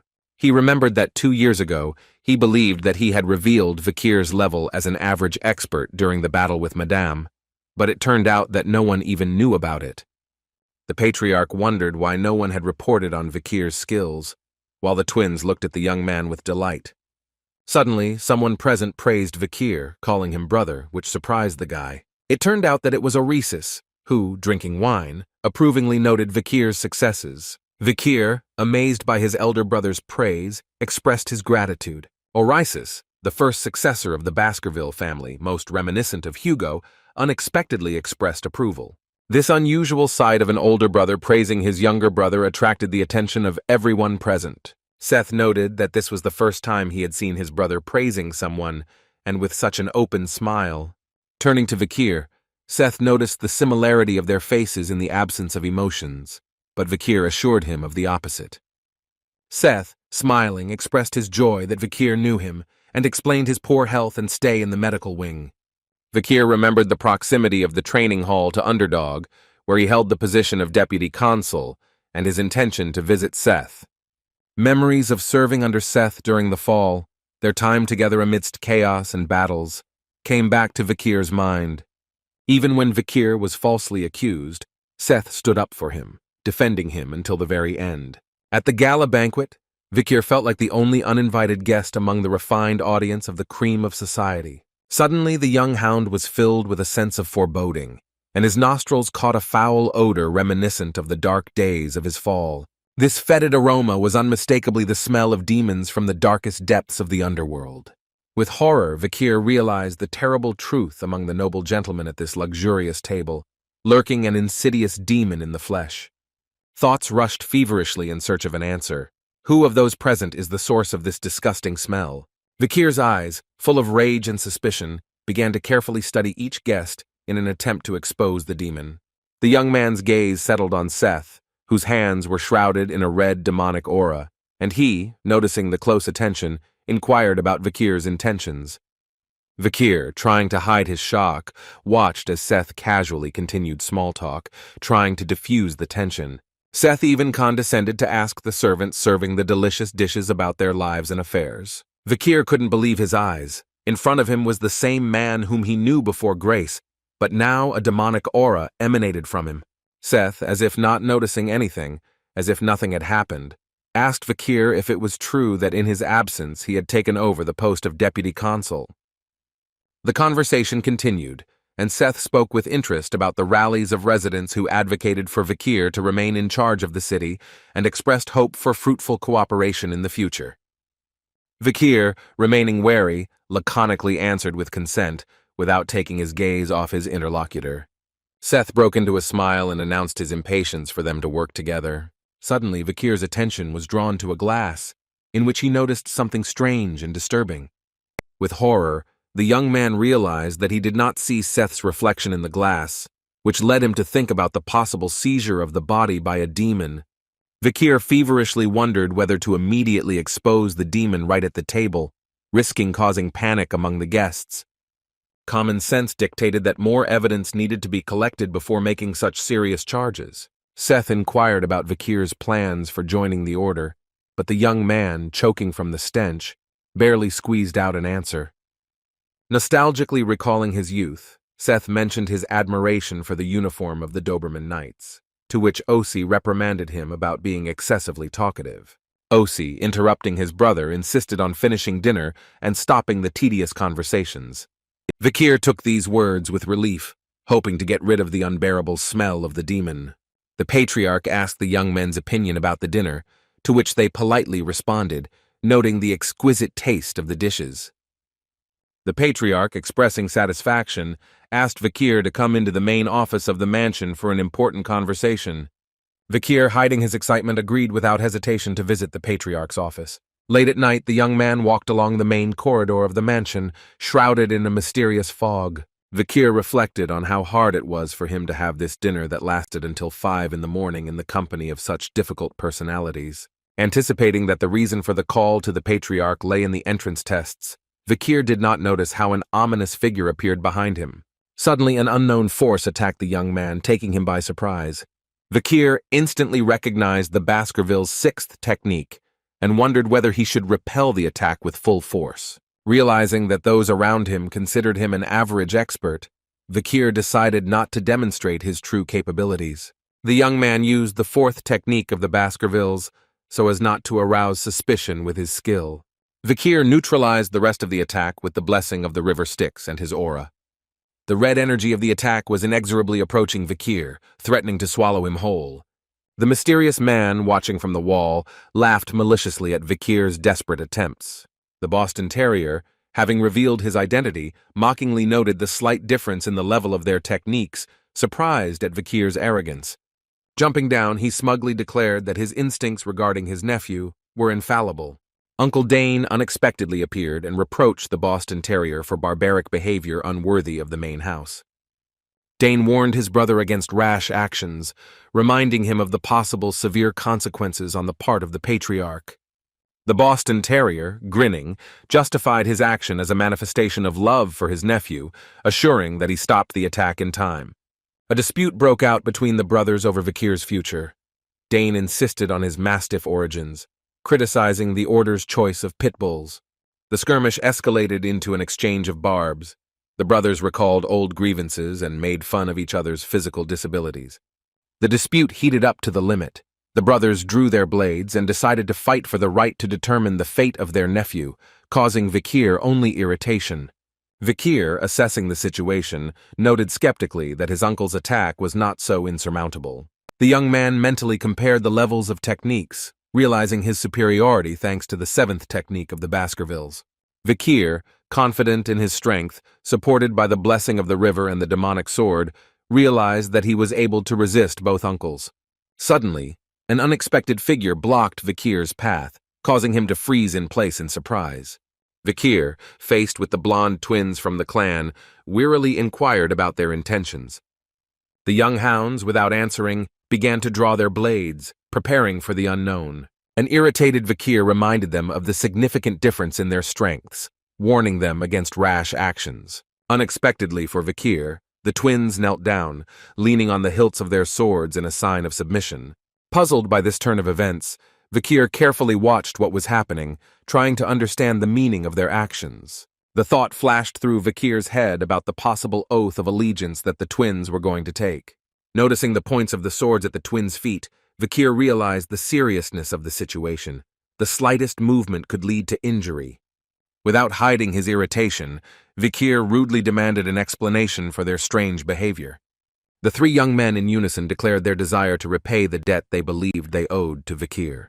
The first twin remembered an old incident when, as a 9-year-old child, he was attacked by Vikir, which created fear in him. He admitted that he recognized Vikir during his victory over Cerberus, which changed his attitude.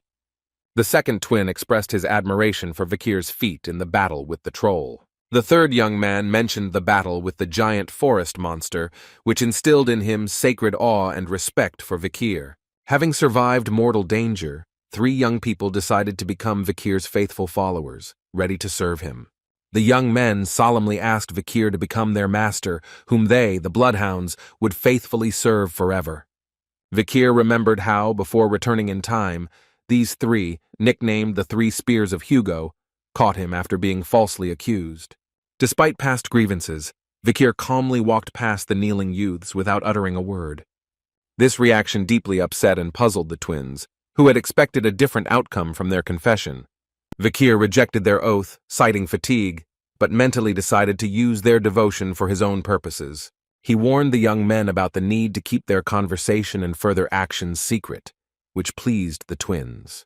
Their overly respectful response again irritated Vikir, who preferred less formal communication. Vikir, concerned about Seth's demonic possession, decided to assign Cindy to conduct a secret investigation into the matter.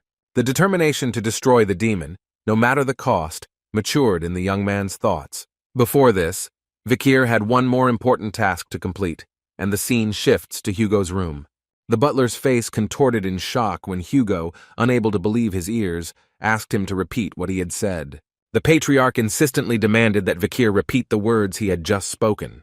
Vikir calmly mentioned Miss Roxanne, Hugo's first wife, and their daughter Penelope, asking for information about the latter. Hugo's eyes flashed with anger and aggression. He demanded to know how Vikir knew this name. Vikir, without looking away resolutely, declared that this is where his entrance test begins. Hugo gave Vikir the letter, explaining that it came from the academy. While the young man was studying the contents, the Patriarch reminded him of his promise to enter an educational institution. Vikir, reading the notice for the 20th grade students of the Colosseum, realized the true reason for the call to Hugo. The Colosseum Academy was the largest educational institution supported by the Great Rock Empire. Vikir remembered how, before returning to the past, he attended this academy as a servant of the triplets, being disfigured by scars. Hugo asked if Vikir would like to take anyone else with him besides the triplets. Vikir, before answering, recalled a letter 2 years ago, promising a reward for some advantage for the family. The Patriarch confirmed this information and asked if Vikir was ready to receive his reward. Vikir asked to tell a story as a reward, which aroused Hugo's interest. The young man dared to ask to tell about Miss Roxalana and Miss Penelope. The butler was completely shocked by Vikir's unexpected question. Hugo, not believing his ears, demanded that Vikir repeat what he had said. Vikir confirmed that he was asking about Hugo's first, now-deceased, wife, Miss Roxalana. The young man asked to tell about Hugo's daughter, Penelope, which caused an angry reaction from the Patriarch and a question about the source of the information. Hugo's eyes showed intense anger and aggression, barely restrained. Vikir, interrupting Hugo's angry tirade, insisted on the need to get an answer before explaining the reasons for his interest. The young man assured the Patriarch that his question was not dictated by idle curiosity, asking him to trust him. Vikir understood that information about Hugo's first marriage and kidnapped daughter was key to uncovering the mystery of Pomerian's existence. The tale told by the butler Barrymore seemed incredible, and Vikir could not allow Hugo and Pomerian to meet without checking the facts. Hugo fell into silence, mulling over what he had heard and deciding whether to reveal family secrets. Finally, the Patriarch broke the silence by pronouncing the name of his first wife, Roxana.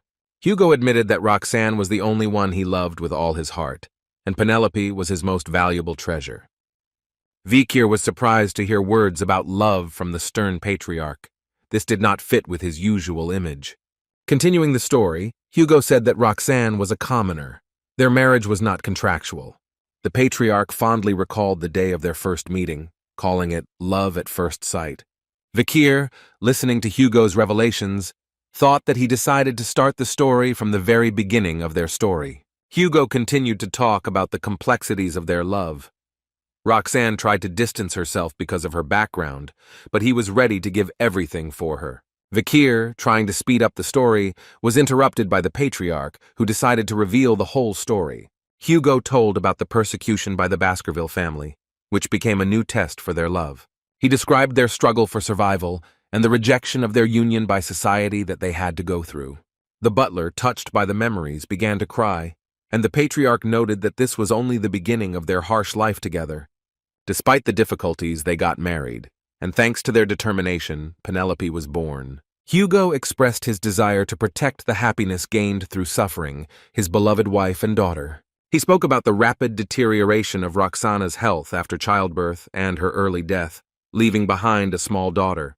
With warmth, Hugo described how Penelope grew up as a bright child, inheriting his mother's strong character and kind heart. The Patriarch admitted that he was happy, simply knowing that everything was fine with his daughter, which surprised Vikir. Suddenly, Hugo's tone changed and he slammed the table hard, preparing to talk about the turning point. Hugo told about the tragedy Penelope was kidnapped by the Rococo tribe while walking. Hugo expressed bewilderment at how the barbarians infiltrated the center of the Baskervilles' territory and kidnapped his daughter, whom he had not been able to find until now. Vikir mentally noted that under the pretext of expanding the territory, Hugo began searching for Penelope and destroying the barbarians. Realizing the difficulty of fighting alone, Hugo increased the number of wives through arranged marriages and began mass-producing children. Over the course of a decade on the borders of the empire, he created the powerful Baskerville family, which everyone had to reckon with. Hugo's composure allowed him to revive his family and serve the empire, hiding the pain of losing loved ones behind a mask. Vikir mused that every villain has a story behind them, but only their atrocities remain, condemning Hugo's insensitivity. Hugo finished the story and demanded an explanation from Vikir about the reasons for his interest in this story. Vikir began to look for something in his pocket, preparing to present important evidence. The young man handed the found pendant to the Patriarch, inviting him to look at it. Hugo instantly recognized the gold beagle pendant that belonged to his family. The Patriarch confirmed that this is a medallion he created for Roxana and subsequently worn by his daughter. Opening the pendant, Hugo saw a family photograph of himself, his wife and daughter, which moved him deeply. Vikir puzzled Hugo with a question about what he would do if it turned out that Penelope was still alive. Hugo froze in complete shock, clearly not expecting to hear something like this. Vikir, heading to the door, said that Penelope's daughter and Hugo's granddaughter were waiting behind it. A little girl entered the room. She walked around the room with her neat legs.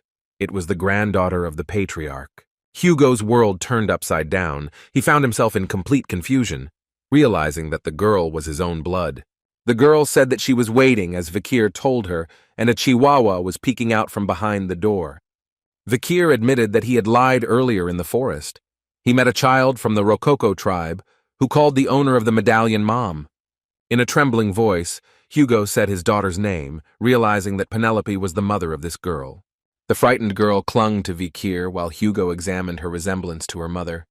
Excitement was visible in Vikir's eyes. He intended to completely confuse the Patriarch. The young man emphasized that in the girl's veins flows the blood of both Hugo's beloved daughter and the barbarians he despises. The formidable Hugo stood up from the table and walked towards the girl, and Vikir wondered whether the Patriarch would retain his composure. Hugo noted that the fact that the girl was in the Rococo tribe frightens the child. Coming closer, the Patriarch asked if this meant that the girl was born from the union of his daughter and the barbarian. Vikir confirmed this, mentally enjoying how Hugo was shaking with rage and despair. Hugo raised his hand and reached out to the girl, causing tension in everyone present. His movements were slow, as if he was afraid of scaring the child. Vikir, with burning eyes, mentally prepared himself for the beginning of his revenge, confident that Hugo's reaction would be exactly as he expected. Osi, Vikir, and the butler stood near a beautiful gazebo. Suddenly they heard a child's voice asking in surprise about the beard. Hugo's little granddaughter, Vikir's niece, pulled her grandfather's beard with curiosity, finding this activity very amusing. Osi admitted that in his short life he had never been so surprised. The butler, despite his age, fully shared these feelings. Vikir's pupils shrank in shock. He could not believe what was happening and demanded an explanation, not understanding how the situation could change so much. The image of the stern Hugo that Vikir knew earlier completely collapsed before his eyes, leaving the young man in complete confusion. Hugo, closing his eyes from the surge of emotions, held his granddaughter on his lap and quietly said that he was a grandfather, as if not believing himself. The Patriarch, without holding back his tears, admitted that he never thought that the day would come when someone would call him grandfather, his voice trembling with excitement. Vikir was shocked, realizing that his plan did not go at all as he expected. Hugo's expression was completely inconsistent with his predictions. Vikir, standing before Hugo 15 years after the regression, suddenly wondered about the possibility of killing the Patriarch. The thought of taking Hugo's life flashed through Vikir's head, causing him to tense up. Realizing the unshakable mind of the swordmaster even in everyday situations, Vikir abandoned the idea of killing Hugo, realizing the complexity of the task. Years later, Vikir found Pomerian, Hugo's granddaughter, which became the key to his plan. Vikir hoped that the emotions from meeting his granddaughter would affect the swordsman's skill, weakening his defense. By combining the mastery of Vezelbub's sword and his increased skills, Vikir increased the chances of a successful kill. This day was to be decisive in Vikir's plan to eliminate Hugo. However, Hugo's reaction, sincere laughter and obvious happiness, did not at all correspond to Vikir's expectations. Vikir was confused, not understanding the reasons for Hugo's great surprise and joy. Hugo approached Vikir, asking about the baby and placing his hand on the girl's head, which confused Vikir even more. The girl's words that Penelope was her mother's name made Hugo's pupils constrict in shock and realization.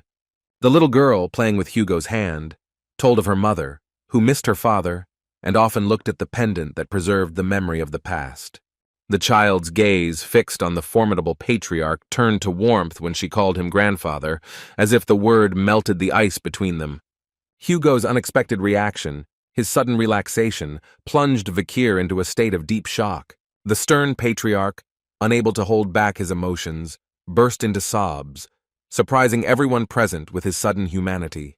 Kneeling down in front of his granddaughter, Hugo gave vent to his feelings, his screams and tears expressing years of pent-up pain and anguish. The butler, turning to Vikir, expressed sincere gratitude, leaving the young man bewildered by his unexpected gratitude. The butler's words that the Patriarch's smile seemed like a pipe dream underscored the significance of the moment for everyone who knew Hugo. The butler's gratitude confused Vikir, causing him to wonder about the unforeseen consequences of his actions. Hugo's transformation into a sweet grandfather and Penelope's obvious well-being created a picture of a family idyll, so unusual for this house. Vikir, clenching his fists, felt helpless in the face of Hugo, who was open like never before, not understanding his conflicting feelings. At night, lying on his bed, Vikir plunged into deep thoughts, trying to comprehend what had happened. The young man was still impressed by Hugo's unexpected reaction, realizing that his carefully thought-out plan had gone awry. The image of Hugo in Vikir's memory began to change, forcing him to reevaluate his previous ideas about the Patriarch. The sudden rush of memories of his own execution before the regression stirred up old pain and resentment in Vikir's soul. Vikir's memories of the unfair accusation and Hugo's unwillingness to listen to his excuses surfaced in his mind, causing bitterness and resentment. Accusations of demons and child abduction, which Vikir desperately denied, echoed in his memory, recalling the horror he had experienced. Hugo's cruelty, expressed in the merciless blow to Vikir's face, came to life again in the youth's memories, causing him to shudder. Vikir remembered holding back the blood flowing from his mouth, while Hugo forbade him to even say his name, showing complete contempt. The words of the Patriarch, who called him ordinary trash, were deeply etched in Vikir's memory, leaving an indelible mark on his soul. The realization that it was Hugo who turned him into a sinner and sentenced him to death once again stirred up a wave of conflicting emotions in Vikira. Vikir's internal conflict, wavering between the thirst for revenge and doubts, was reflected on his face, revealing deep mental torment. An unexpected voice brought Vikir out of his reverie, noting the unusual apathy on his face, so rare for an energetic young man. Cindy, who appeared through the window, ironically commented on the state of Vikir, lying on the bed instead of fulfilling his own request. Vikir, coming out of his stupor, inquired about the reason for Cindy's visit, to which she reminded him to carry out his instructions. The girl casually threw a folder with documents to Vikira, reporting the information she had collected about Seth Le Baskerville. Cindy, noticing Vikir's lost appearance, decided to leave the report and leave, citing other matters.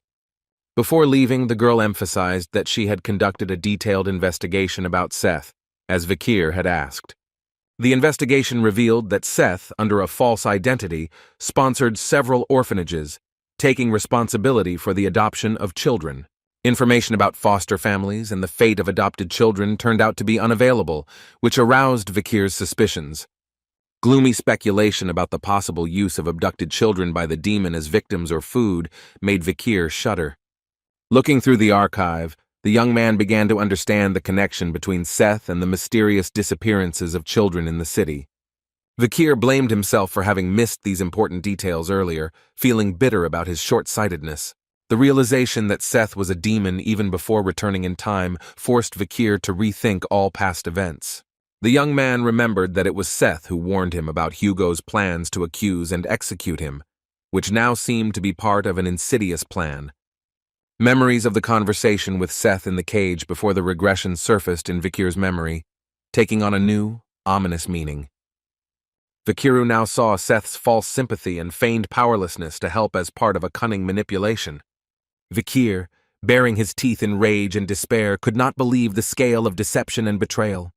A picture of children's and adult legs appeared before Vikir's eyes, a frightened child asking about his fate. The image of the frightened red-haired boy and the ominous answer about his new home made Vikir shudder with horror at the child's impending fate. A gloomy darkness enveloped an abandoned cave, where a little boy, in a trembling voice, spoke words about the kind family promised to him in the shelter.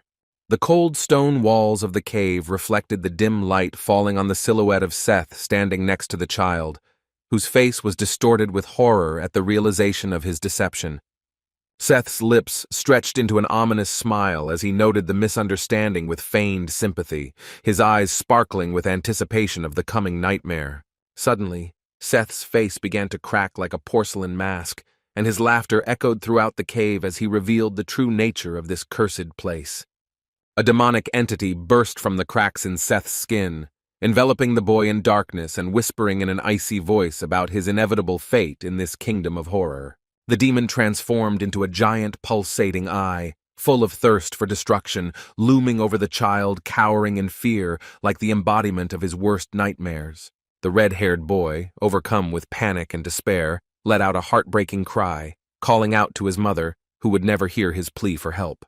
The demonic mouth opened, swallowing the small victim whole, leaving only the echo of the child's last cry, dying away in the dark depths of the cave. Seth, watching this terrifying scene, said with undisguised pleasure that innocent children were indeed the most delicious delicacy for people like him. Overcome by the euphoria of his evil, Seth confessed his inability to resist his desires, revealing his true identity as one of the 10 elite demons.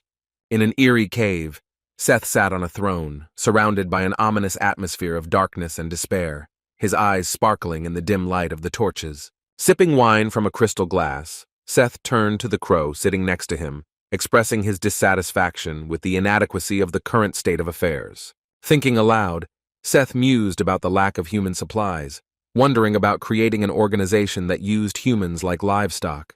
Turning to the crow, whom he called 8, Seth asked for her opinion, and it became obvious that this was an unusual creature with 3 eerie eyes. Crow spoke out against the idea, warning of the increasing risk of their existence being revealed by humans as they expanded their activities. She also reminded Seth of his fondness for children and warned against spreading the smell, mentioning the excellent sense of smell of the Baskerville mongrels, to which Seth responded irritably about the trap they had set.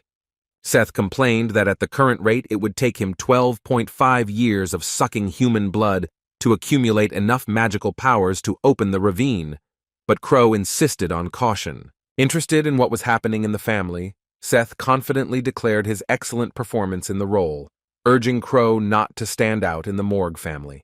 Crow confirmed that the 10 elite corpses should focus solely on opening the gate leading to the fall. The conversation ended with a mention of the coming fall of the human race, after which the Crow melted away as if it had never existed. Left alone, Seth thoughtfully asked himself if something unusual was happening in the Baskerville family, his gaze fixed on emptiness. Seth, sipping his wine, mused aloud about the impossibility of explaining how Hugo had become stupid because of his granddaughter, his voice sounding irritated and worried.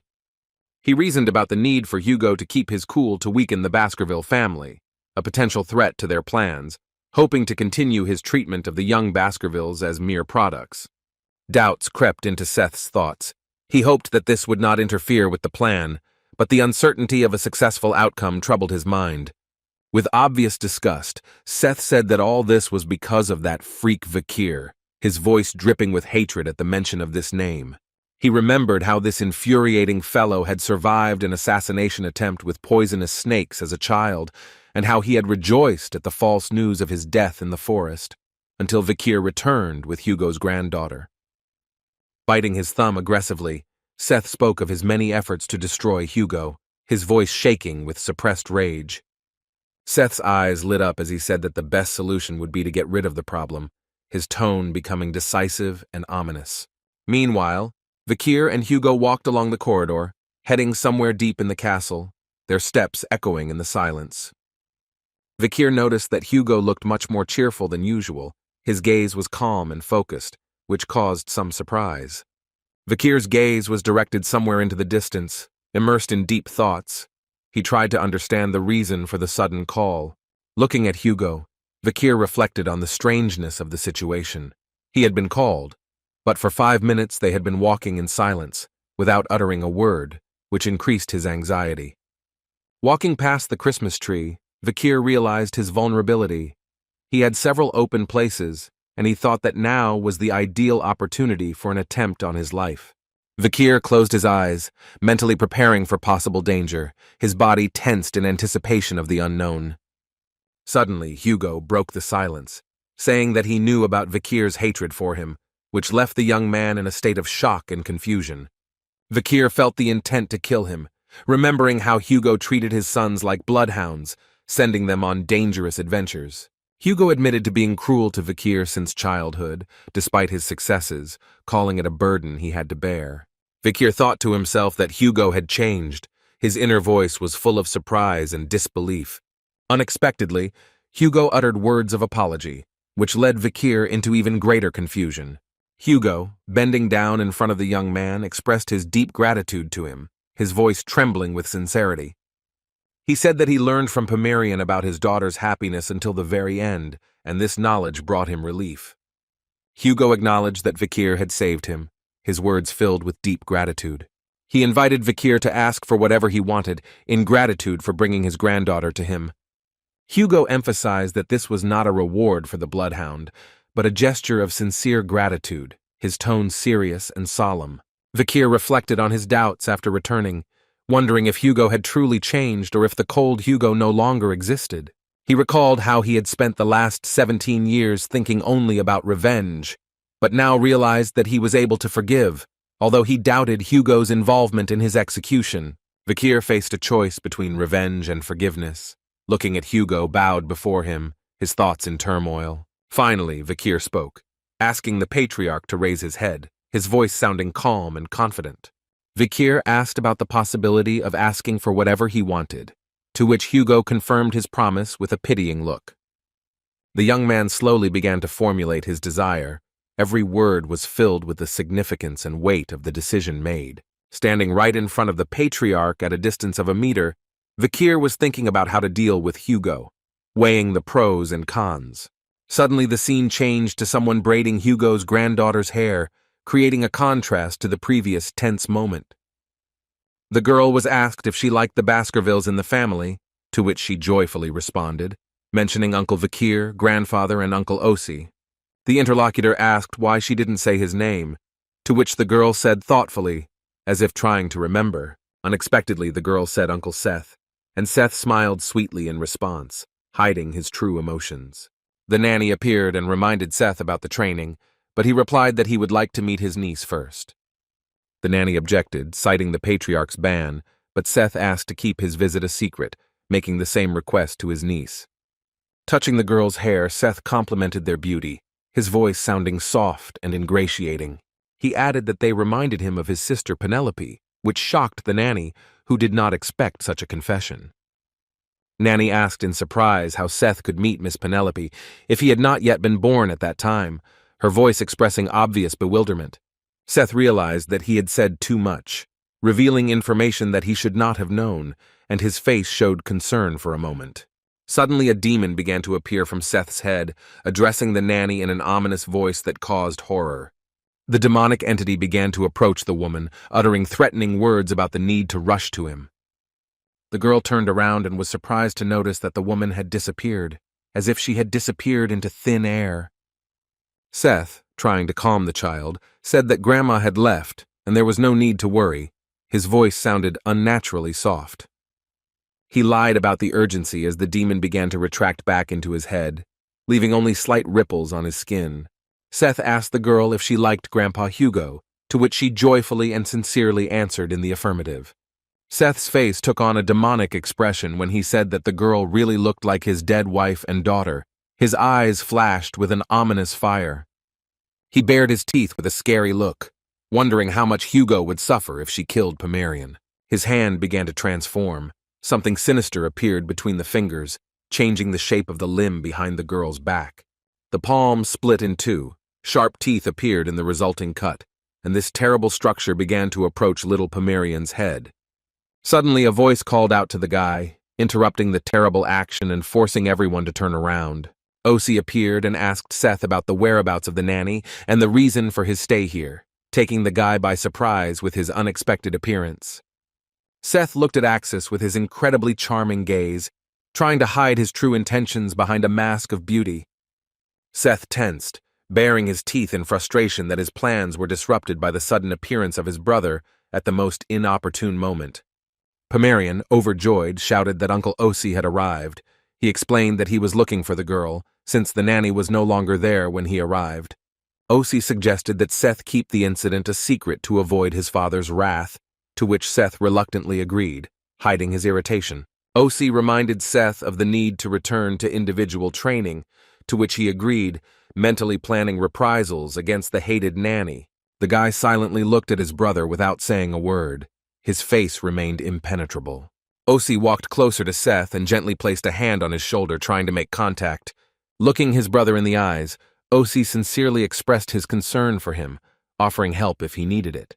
Seth clearly did not expect such a manifestation of concern. Surprise was reflected on his face, mixed with disbelief. He bared his teeth, mentally doubting the sincerity of his brother's words, his mind filled with bitterness and resentment.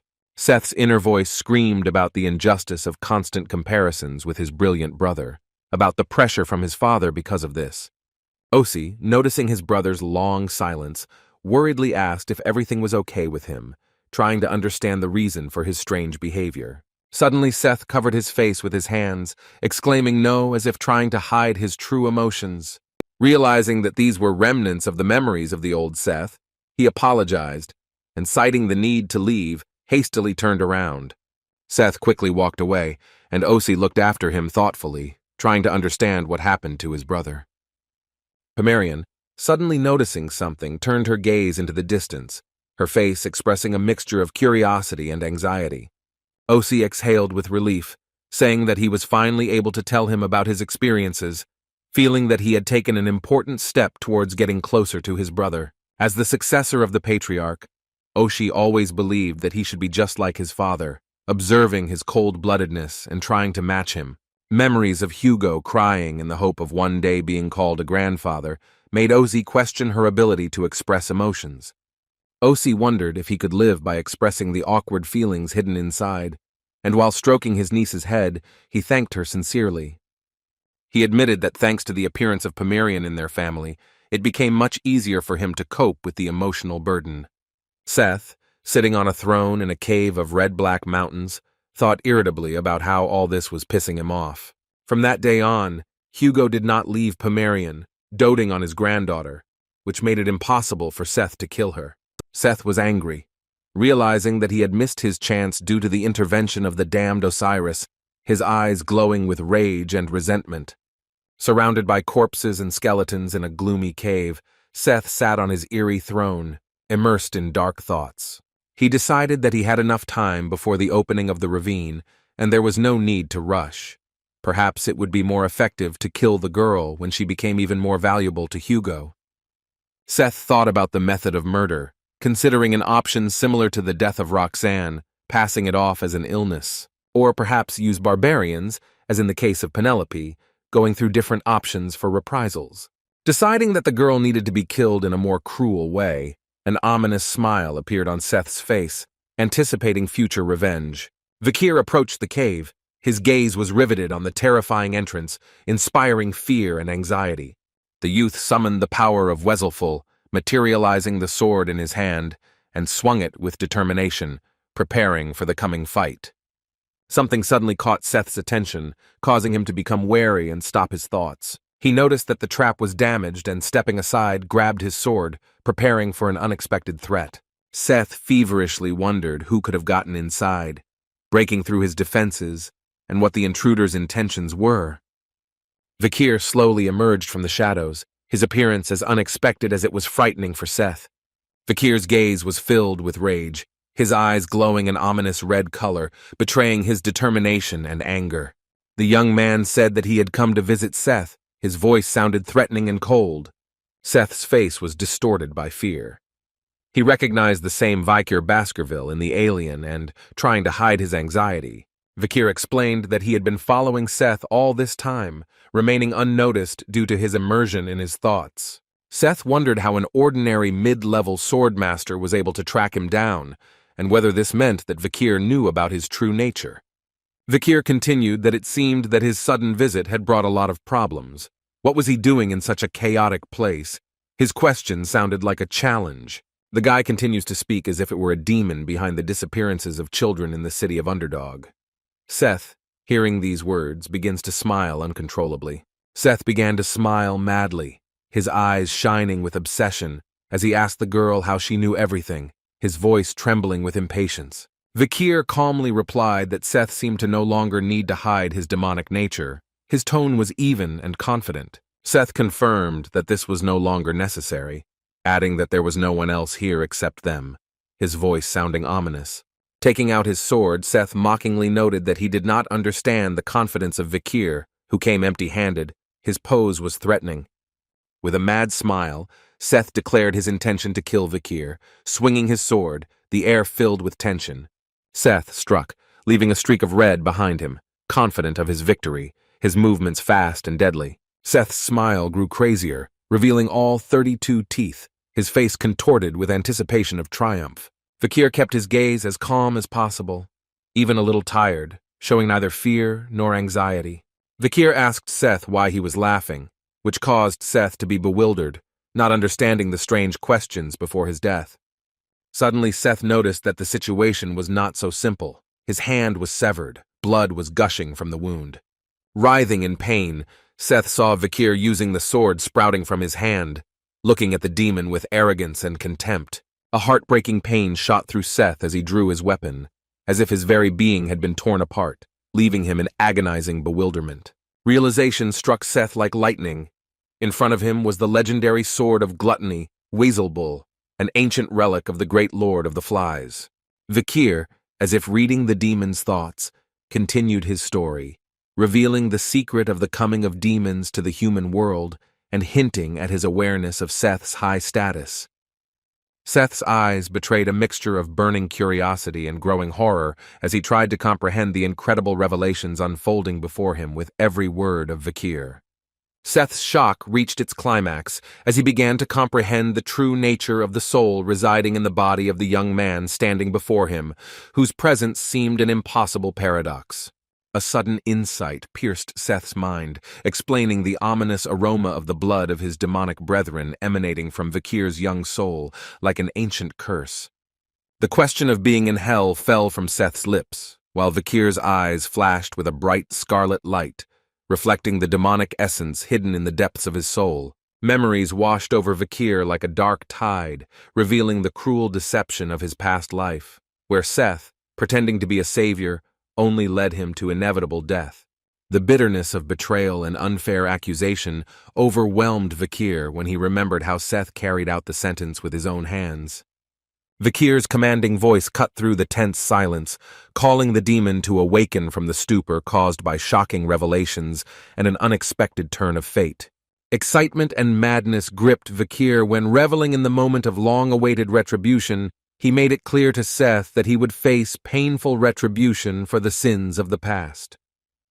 Memories of a world plunged into the chaos of disaster washed over Vikir like the dark waters of the past, flooding his consciousness with images of suffering. The heavens opened up, revealing the gates that connected the worlds of demons and humans, marking the beginning of a brutal invasion of otherworldly forces that would bring death. The demons called their appearance the Fall, when countless hordes of fiends poured out of the opening heavens, bringing with them horror and destruction. 10 high-ranking demons, known as elite corpses, were the first to set foot on Earth, opening the way for their legions and ushering in the era of darkness. Amidst the chaos and horror of a long war against the demonic hordes, fate brought Vikir together with one of the powerful elite corpses, changing his life forever. The outcome of that fateful meeting turned out to be truly tragic, leaving an indelible mark on Vikir's soul and determining his future path. Of the 671 brave warriors who entered the battle with demonic forces, only 5 were able to escape death, but among them only 1 remained conscious. In a terrible twist of fate, the demon deliberately left 1 survivor so that the death toll would reach the ominous figure of 666. The power of a high-ranking demon, one of the 10 elite corpses, embodied destruction itself, sweeping away everything in its path and leaving only ashes and despair. Vikir's gaze, full of indomitable rage and determination, glared at Seth, like the tip of a spear ready to pierce the demonic entity. The thought that the meeting with one of the 10 elite corpses occurred 10 years ahead of schedule rushed through Vikir's head like a whirlwind. Vikir's gaze fell on the many skeletons scattered throughout the gloomy cave, creating an eerie picture of past atrocities and unspeakable suffering. A terrifying realization pierced the young man's mind. These small, fragile skeletons belonged to children, devoured by a demon in his endless thirst for power and destruction. Suddenly, a thick, suffocating demonic energy filled the cave, forcing Vikir and his companions to turn their gaze to Seth, the source of this ominous power. The demon burst into eerie laughter, mocking Vikir's obvious shock at the sight of the child's remains, as if reveling in the horror his deeds evoked. Seth extended his hand, mockingly offering to return the devoured souls of the children, playing on the deepest fears and hopes of his opponents. From the demon's hand came the heartbreaking cries of children's voices, begging for salvation and calling for their mothers, increasing the horror of what was happening. Vikir's rage reached its limit. Every child's cry burned out his soul as if with a hot iron, turning his anger into an uncontrollable thirst for retribution. No longer able to contain his anger, Vikir brought his sword down on Seth again, seeking to end this nightmare once and for all. Writhing in pain, Seth heard Vikir's harsh words about the impossibility of resurrecting the dead, sounding like a verdict on all his atrocities. Seth's gaze, filled with horror and disbelief, was fixed on his own hands as he cried out in despair about his loss. A sudden smile crossed the demon's face as he showed off his glowing, restored hands, signaling the completion of his regeneration. Rising from his knees, Seth defiantly declared his knowledge of Vikir's secrets, hinting at the hidden depth of their confrontation. Comparing Vikir with Orisis, Seth noted the incredible fact of the youth reaching the level of sword expert at the age of 17, which even for a recognized genius seemed impossible. Seth pondered the likelihood of a new variable appearing in the future, given Vikir's demonic abilities and his mastery of the sword of Beelzebub. The determination to destroy Vikir immediately overwhelmed Seth, and a deadly blade materialized from his hand, ready to pierce his opponent.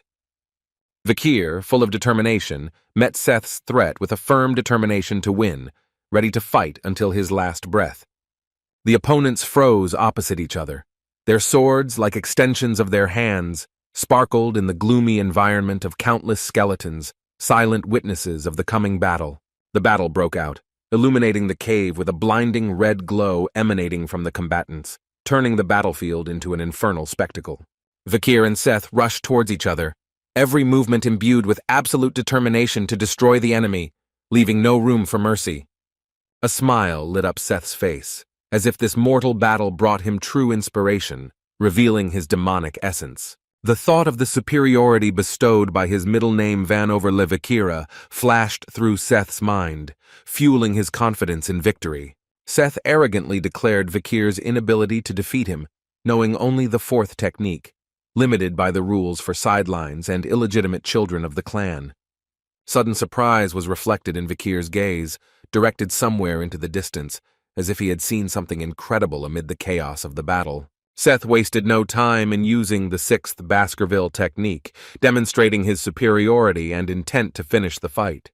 However, Vikir remained unshakable in the face of this powerful technique, his gaze expressing absolute concentration and readiness for any turn of events. Vikir, not yielding to his opponent, decisively used the sixth Baskerville technique, rapidly closing the distance between him and Seth in a powerful jump. Amazement gripped Seth, his mind feverishly trying to comprehend the impossible, how this young man could master such an advanced technique of the Baskerville clan.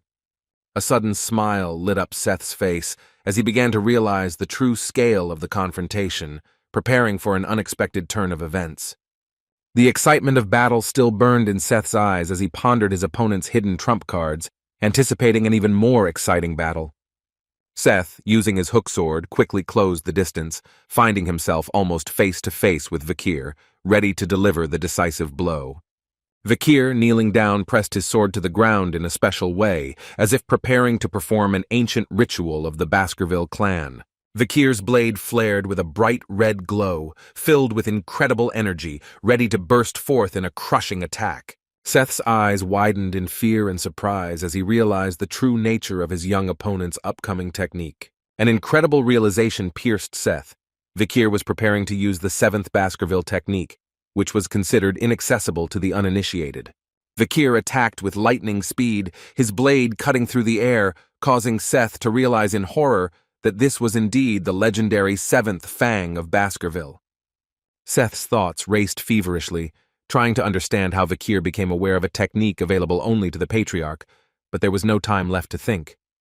Vikir's strike hit its target, releasing a colossal amount of energy that exploded around, engulfing everything in a blinding radiance. Vikir, striking Seth in the heart, said that demons consider themselves superior to people only because they underestimate their true potential and determination. Approaching Seth's face, Vikir declared with cold confidence that deceiving the narcissistic demons turned out to be a piece of cake, revealing the depth of his thinking.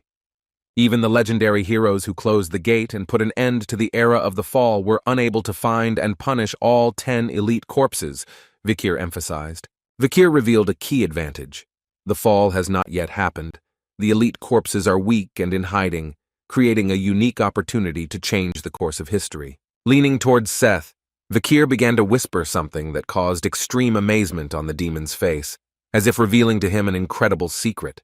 Vikir voiced the demon's plan to connect the worlds, proposing to thwart it by destroying Set and his allies, demonstrating a deep understanding of the situation. With undisguised anger, Vikir asked whether the destruction of this sinister plan would bring him any relief, revealing the depth of his hatred for demons. Horror gripped Seth, blood flowed from his mouth, and the thought that he, a powerful demon, was scared by an ordinary person seemed incredible. Seth bared his teeth, demonstrating the depth of his despair and rage in the face of an unexpected turn of events. Seth's scream echoed through the cave, expressing his disbelief and anger that a mere mortal could corner him. Suddenly, Seth surrounded himself with bloody sea urchin-like spikes, forcing Vikir to jump to the side to avoid the deadly spines. Vikir, keeping his distance, carefully studied the situation. His gaze remained just as decisive and unshakable, ready for any development of events. Vikir instantly realized the nature of the thorns surrounding Seth, realizing that they consisted of the congealed blood of a demon. Suddenly, the bloody thorns dissolved, revealing something unexpected: hooves belonging to the true form of the demon. Seth, calling himself Andromalius, bitterly admitted that he was forced to appear in his true form before a person, while Vikir remained calm and determined. The demon's true form was astounding: a skinless body of pure muscle, topped with long hair and horns, violet eyes, and unnaturally long arms. Andromalius admitted that Vikir's level of power came as a great surprise to him, while the young man silently listened to the demon's words, preparing to continue the battle. Suddenly, the demon released a huge number of snakes from his hand, filling the cave with the hissing and movement of deadly bodies. Poisonous snakes with sharp fangs rushed towards Vikir, creating a deadly threat from all sides. Vikir, keeping his cool, methodically cut off the heads of the attacking snakes with his sword, demonstrating outstanding skill with the blade. Andromalius, tauntingly, urged Vikir to try to cut all the snakes, increasing the intensity of the attack. Vikir, not succumbing to provocation, continued to destroy the snakes, deftly moving around the cave and avoiding poisonous bites. Suddenly, one of the snakes snuck up on Vikir from behind, taking advantage of the moment when his attention was focused on other opponents. The snake's sharp fangs pierced Vikir's shoulder, causing him to be shocked by the sudden attack and the poison that began to take effect. Vikir reacted with lightning speed, cutting the snake that bit him, demonstrating his unbending will and combat reflexes. The demon Andromalius broke into a bloodthirsty smile, revealing his sharp teeth, clearly enjoying the unfolding scene. Confident of his victory, the demon declared the end of the battle, but Vikir calmly replied that he had received only a slight injury, not attaching much importance to it. Andromalius showed his palm, on which a demonic mouth grinned ominously, foreshadowing a new round of battle. By uttering the phrase "endless blood absorption," the demon brought surprise to Vikir's face, revealing his true ability. From the wound on Vikir's shoulder, left by a snake bite, blood began to ooze, obeying the power of the demon. Vikir's blood, as if obeying an invisible force, rushed to the demonic mouth on the palm of Andromalius. The demon revealed the essence of his invincible blood control ability, claiming that as long as his opponent was alive, he was invulnerable. Despite the threat of death from loss of blood, Vikir remained surprisingly calm, observing the process of the expiration of his life force. The demon's hand with a terrible mouth in its palm continued to tirelessly absorb Vikir's blood, seemingly endlessly. Andromalius boastfully explained the nature of his half-mortal powers, confident in his invulnerability as long as there were wounded living beings around. Vikir, without showing the slightest sign of fear or anxiety, continued to calmly watch the process of sucking his blood. Unexpectedly for the demon, a mysterious smile appeared on Vikir's face, as if he knew something beyond the understanding of his opponent.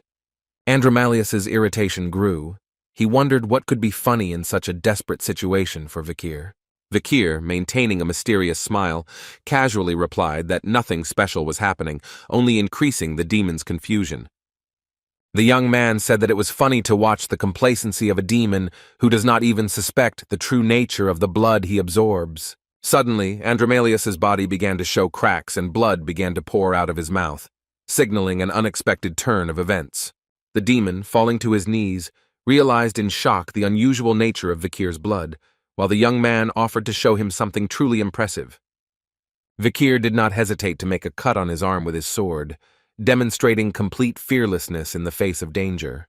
Vikir's blood, dripping onto the ground, aroused the demon's suspicion of the presence of poison in it, while the young man urged him to carefully observe what was happening. To Andromalius's amazement, Vikir's wound healed instantly, demonstrating incredible regeneration abilities. The demon's shock intensified upon realizing that the human possessed the highest level of regeneration, capable of resisting demonic forces. Andromalius thought feverishly about creatures with such powerful poison: a cunning spider from the Black Mountains, a snake from the land of the Titans, and a huge jellyfish from the bottom of the Black Sea. The realization that a low-grade human possessed such a powerful poison shook the demon to the core, worsening his condition. Vikir, making another cut on his finger, ironically asked the demon if he would like to taste more of his blood, demonstrating complete superiority in this battle. Vikir, licking a wound on his finger, stated that his poison works even on elite demons, known as the 10 Corpses. Madame was apparently furious at her poison's inability to kill Vikir, which only confirmed his exceptionalism. It became clear that the seventh Baskerville technique and Beelzebub's abilities made Vikir a top-level expert capable of resisting demonic forces. Vikir declared his ability to defeat one of the 10 corpses, inflicting significant damage to the demon, demonstrating his incredible strength. Andromalius, feeling worse and worse, could not comprehend how a simple person could have such power. His mind refused to accept this reality. Looking at Vikir, the demon realized how strong his opponent had become, something that seemed impossible for a human being. Andromalius's priority was survival and the need to warn others about Vikir's existence, which required him to collect all the scattered mana. The demon removed the barrier from the cave, which did not escape the attentive gaze of Vikir, ready for a new turn of events. With a smile on his face, Andromalius cast a spell to turn the water into blood, preparing for the final attack. A huge amount of water began to accumulate behind Vikir, forming a threatening mass. Before Vikir's eyes, the water actually turned into blood, making him think about the incredible ability of a high-ranking demon to transform the elements. Looking at the resulting oceans of blood, Vikir confidently stated that the demon would still not be able to absorb such an amount. Andromalius, grinning, hinted that Vikir was mistaken in his assumptions about his intentions, preparing to present an unexpected surprise. Andromalius clarified that he had no intention of consuming the created blood, causing Vikir to wonder about the demon's true purpose. The demon, raising drops of blood, cast a spell, calling on his blood knights to rise, revealing his true plan. Before Vikir's eyes, drops of blood began to transform into knights, creating an entire army of bloody warriors. The blood knights surrounded Vikir. Their numbers were truly enormous, creating a seemingly hopeless situation. Andromalius proudly declared that his knights mastered the sixth technique, and even knowledge of the seventh would not help Vikir against their numerical superiority. The demon threatened not only to kill Vikir, but also to destroy all his loved ones, demonstrating his cruelty and determination. Andromalius warned Vikir that he would regret his confrontation with 10 corpses, while the youth found himself surrounded by countless knights. Vikir, taking something out of his pocket, acknowledged the strength of the opponents, but hinted at his preparedness for such a situation. Vikir's memory flashed back to the moment when Hugo invited him to take whatever he wanted, anticipating possible difficulties. From his pocket, Vikir took a whistle, the key to his secret plan. Showing the whistle to the demon, Vikir asked if he recognized this object, hinting at its importance among the Baskervilles. Andromalius's eyes narrowed in recognition, instantly realizing the nature and potential danger of the whistle. Vikir brought the whistle to his lips, his bright red eyes shining with determination and confidence. A loud whistle echoed throughout the cave, its echo reflected from the walls, filling the entire space around and foreshadowing an unexpected turn in the battle. The call of a demon came from the cave, echoing throughout the surrounding area and breaking the ominous silence. Someone's keen hearing caught this desperate call, forcing the unknown person to be wary and ready for action. The sound of a blade being drawn cut the air, foreshadowing an imminent battle with demonic forces. The demon, gripped by horror, ordered his knights to destroy the approaching enemy, realizing the seriousness of the threat. Vikir realized that the demon used the power to give orders to any creature, similar to the abilities of the Baskerville clan. The black whistle in the hands of the demon activated another function, mobilizing all the forces of the family, surrounding Vikir with a ring of knights. The sudden mobilization of all the forces of the Baskerville family came as a surprise to those present, demonstrating the power of the ancient clan.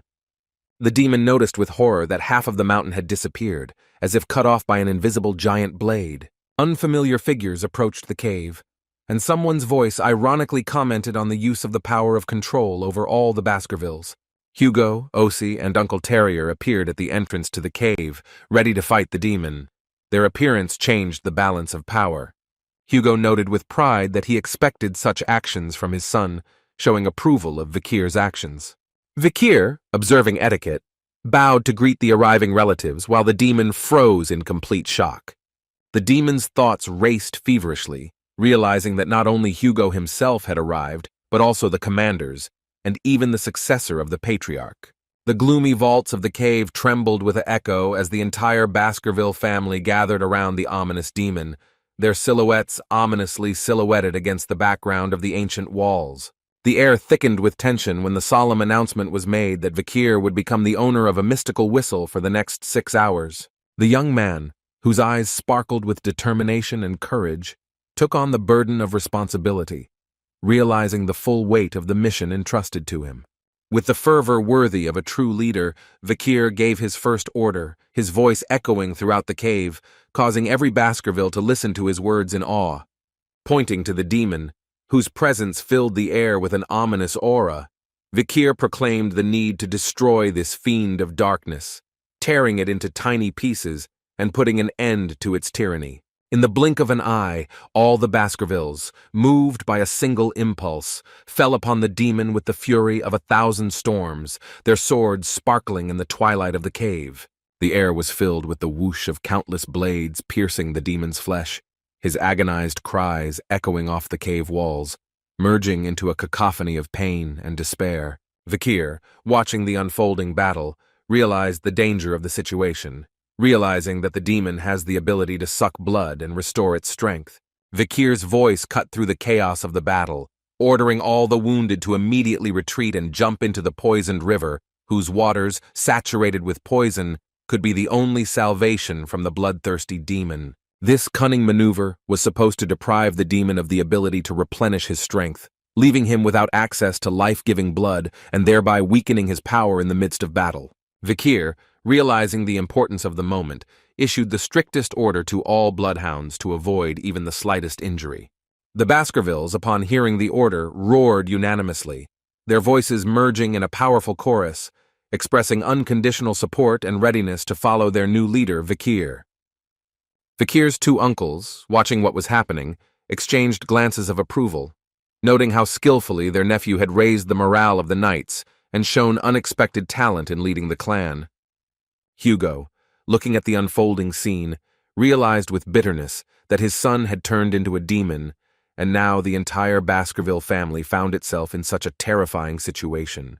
The demon, without giving up, continued his desperate struggle, releasing countless snakes from his hands, trying to crush his opponents and break through their defenses. The Baskervilles, without losing their cool, methodically cut down the snakes, leaving no chance for the demon to succeed in this desperate attempt to turn the tide of the battle. Again and again, with tireless determination, the Knights of Baskerville attacked the demon, their blades flashing in the air, delivering blow after blow to his volatile body. The demon, amazed by the tenacity and skill of the bloodhounds, realized that he had underestimated their abilities. They turned out to be much more skillful opponents than he had imagined. Despite his ability to regenerate, the demon knew that at this rate he would only deplete his strength, and he urgently needed to find a way to turn the situation in his favor. In the midst of the battle, the demon suddenly noticed his brother Osi in the crowd, which forced him to frantically look for a way out of the current situation. Despair overwhelmed the demon, and he began to scream loudly, trying to attract attention and offer a deal, hoping for an opportunity to negotiate. The demon's voice cut through the noise of the battle, offering to leave Seth's body in exchange for freedom, hoping that his words would resonate among the Baskervilles. The demon, confident in his cunning, declared that they would not sacrifice the second son of the family, but Vikir, not succumbing to provocation, began to respond decisively. Vikir, not succumbing to the demon's tricks, understood that his proposal was just a desperate attempt to gain time, and the Baskerville clan would never agree to such a deal. The demon, realizing the hopelessness of his situation, feverishly looked for a way out, realizing that his only chance was to convince at least one of those present. In desperation, the demon called out to Set's brother Orisis, his voice echoing throughout the cave, causing everyone to freeze for a moment. Turning to Orisis, the demon appealed to his brotherly feelings, asking whether he would really allow his younger brother to be killed, while Osi only silently watched with his deep, impenetrable gaze. The demon, going through the memories of the captured body, counted on the kindness of the Axis, considering him the most kind-hearted member of the Baskerville family. With growing despair, the demon continued to cry out to his brother, seeing in him his only chance of salvation in this hopeless situation. Vikir, realizing the danger of the moment, approached Axis, begging him not to succumb to the demon's tricks, and to remain strong in the face of this insidious temptation. The tension reached its climax as Oshi slowly approached the demon, preparing to speak words that could change the course of the battle. Oshi, looking straight into the demon's eyes, asked if Seth's soul was still in this distorted body, and if so, if he could help it free. Hearing these words, the demon could not restrain his triumphant smile, revealing all his sharp teeth in a grotesque grin. Instantly transforming, the demon put on his brother's mask, skillfully imitating Seth's voice, assuring that he was still alive and present inside. Continuing his cruel game, the demon Seth admitted with feigned remorse that he had sold his soul, begging for forgiveness. The demon, playing on the feelings of the Axis, described the unbearable suffering from constant comparisons with his brother and condemnation of his father, which allegedly led to his fall. Oshi listened intently as the demon, pretending to be Seth, poured out feigned regrets about selling his soul and the chaos he supposedly caused, every word of the demon drenched in false remorse. Before he could finish his plea for a second chance, the brother-masked demon was suddenly interrupted by Oshi without hesitation, cutting his throat, his actions lightning fast and decisive. Oshi, not succumbing to the demon's tricks, coolly ran his sword across the creature's throat, putting an end to its insidious game with one sharp movement. Bowing his head, Oshi plunged into heavy thoughts about his brother. His heart sank from the pain of loss and the realization of the irreversibility of what had happened. With bitterness, Oshi said that the only thing he could do for his brother was to free his soul, while the severed head of the demon lay lifeless at his feet. Vikir, approaching Axis, tried to console him, saying that he should not blame himself, because Seth's soul had long left this body, and the demon was only skillfully pretending. Oshi, tormented by a sense of guilt, admitted that it was his oversight that allowed the demon to take possession of Seth, the weight of responsibility pressing on his shoulders. He bitterly regretted not paying enough attention to his younger brother during their younger years, feeling that he could have prevented this tragedy. Oshi reflected that it was too early to mourn the death of their family, but it was unbearably sad to realize that the children who could have become the future of the Baskervilles were sacrificed. As the Patriarch's successor, Axis felt the deepest shame for his ignorance and inability to foresee the impending disaster. He reproached himself for unwittingly dancing to the tune of the demon, allowing himself to be deceived and misled. Suddenly the silence was broken by the cry of one of the Baskervilles, warning of danger. Suddenly, everyone present discovered with horror that the severed head of the demon, contrary to the laws of nature, had soared into the air, leaving the battlefield. The demon, laughing mockingly, mocked the idiot hounds. His head continued to move through the air, eluding his pursuers. With caustic triumph, the demon announced a delay in opening the gates, confidently declaring that his brothers would cope with this task better than him. Threatening to return and take revenge after restoring his body, the demon disappeared into the distance, and Vikir noted with annoyance that it was impossible to hit the target at such a distance. Hugo, turning to Vikir, recalled an important lesson. A true swordsman should never turn his back on the enemy, even at the moment of his imaginary retreat. Suddenly, the demon felt an inexplicable fear, surprised by this feeling, because he was sure of Seth's death and did not understand the source of this primitive horror of Hugo. Hugo, without wasting a second, began to draw his legendary sword from its sheath, his movements filled with strength and determination. The demon, gripped by panic, realized that he was experiencing a primal fear of a creature far superior to him in strength. All eyes were on Hugo as he used his powerful, muscular arm to fully unsheath his famous blade, preparing to strike. Vikir and Oshi watched with bated breath, anticipating the coming clash and demonstration of the Patriarch's skill. With incredible speed and strength, Hugo began to swing his sword, preparing to deliver a crushing blow to the floating demon's head. All the Baskervilles watched with bated breath as Hugo took aim at the flying head of the demon, realizing that they were about to witness a legendary blow. The demon, discouraged and confused, awaited his fate with growing horror, unable to predict Hugo Baskerville's next step. At first, the demon tried to laugh, arrogantly believing that even a swordmaster could not reach the heavens where his head floated. Suddenly, Hugo, gathering all his power, began to emit a dazzling red aura, his movements filled with incredible strength and determination. Each swing of Hugo's sword left a trail of red lasers, cutting through the air with incredible precision and speed. To his horror, The demon discovered that his head was covered with many deep cuts, marveling at the impossibility of what had happened. Not believing his eyes, the demon exclaimed that an ordinary person could not have such power. His confidence in his own superiority was shaken. Hugo's face expressed a mixture of righteous anger and satisfaction from the accuracy of the strike. His skill was undeniable. Vikir, watching what was happening, said with reverence that this was the legendary holy sword of Hugo Baskerville. Hugo, looking at the shining blade of his sword, silently confirmed Vikir's words, demonstrating the true power of the sword master. A few days later, announcements appeared in all areas of the territory controlled by the Baskerville family that the investigation into the disappearance of children had been completed. The advertisements emphasized the desire to uncover the truth and promised the payment of appropriate compensation, according to the law, to all affected families. Despite the fact that information about the arrival of the Demon King's trustee on Earth was not disclosed, it was officially announced that the second son of the Baskerville family was behind the horrific crimes. Shortly after these events, the trial of Seth's mother, Nut, began, and the atmosphere in the courtroom was tense and gloomy.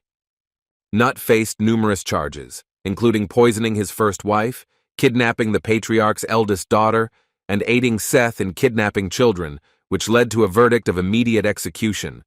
What surprised everyone was that Nut was not possessed by a demon, and until the very end, she did not stop screaming for her son. After Nut's execution, Seth's henchmen were also executed, and the leadership of the investigation was taken over by the Patriarch's successor, Orphan, who showed exceptional competence. Orphan personally supervised every aspect of the matter, but in fact there was another person whose involvement remained in the shadows. This man turned out to be Vikir van Baskerville, whose role in the investigation was no less significant, although less noticeable. Rumors quickly spread among the people that Vikir had become a key figure in the war against the barbarians, and the main beneficiary of this matter, which caused a wave of discontent. In just a week, Orphan and Vikir closed all the questions, but the news of the execution of a member of the Baskerville family came as a real shock to many.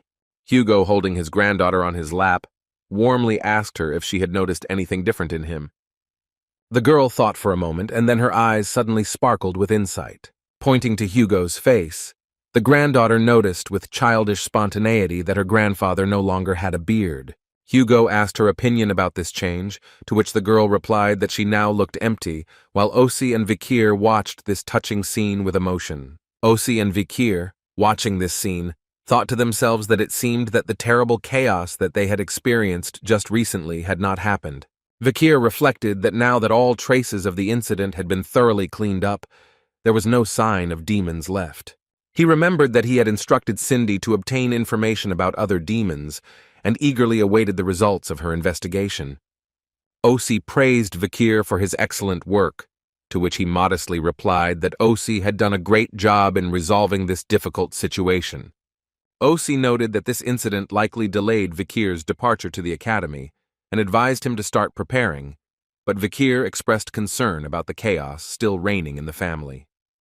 Calming Vikir, Osi recalled that the decision to be sent to the academy was made by their father Hugo, but Vikir was puzzled why he was being sent at such a difficult moment for the family. Vikir reasoned that from an efficiency point of view, it would be better to leave him here to complete all matters, and tried to understand what Hugo was up to. Osi, in response to these thoughts, only smiled sweetly, as if he knew something that Vikir did not know. Vikir suggested that his father was probably worried that he would get bogged down in a battle for power, which surprised Axis a lot with his insight. Continuing his thought, Vikir noted that lately he had begun to understand his father better, realizing that behind the stern appearance was hidden genuine concern. Osi, agreeing with Vikir, noted that he was saying this as a man who was called like his father, and advised his brother to trust his words.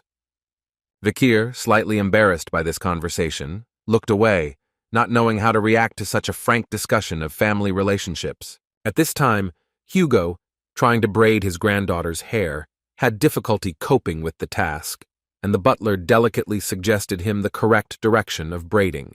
The Patriarch finally finished braiding 2 beautiful braids for his granddaughter, causing the girl sincere joy and admiration. Hugo warmly asked his granddaughter if she liked the result, to which she enthusiastically replied in the affirmative, while his sons continued to watch this touching scene. Vikir, looking at this, plunged into thought, realizing that he was now looking at what was happening through the prism of a new understanding of the past. He remembered his past life, spent as if in a collar, limited and unfree. In those days, Vikir saw only Hugo's back, following him as if bound by an invisible chain, not understanding the true essence of their relationship. Now he realized that Hugo also wore his own collar of responsibility and duty, which Vikir had not even suspected before. His awareness was completely changed, enriched by experience, vicissitudes, and despair, allowing him to see the situation in a new light. The granddaughter, clinging to the Patriarch's chest, uttered words of love for her grandfather with childish spontaneity, filling the hearts of those present with warmth. Vikir, watching Hugo, became deeply contemplative about the complexity of human relationships and emotions. He realized that now he was experiencing exactly the feeling that arises when you free yourself from the chains of the past that bind you.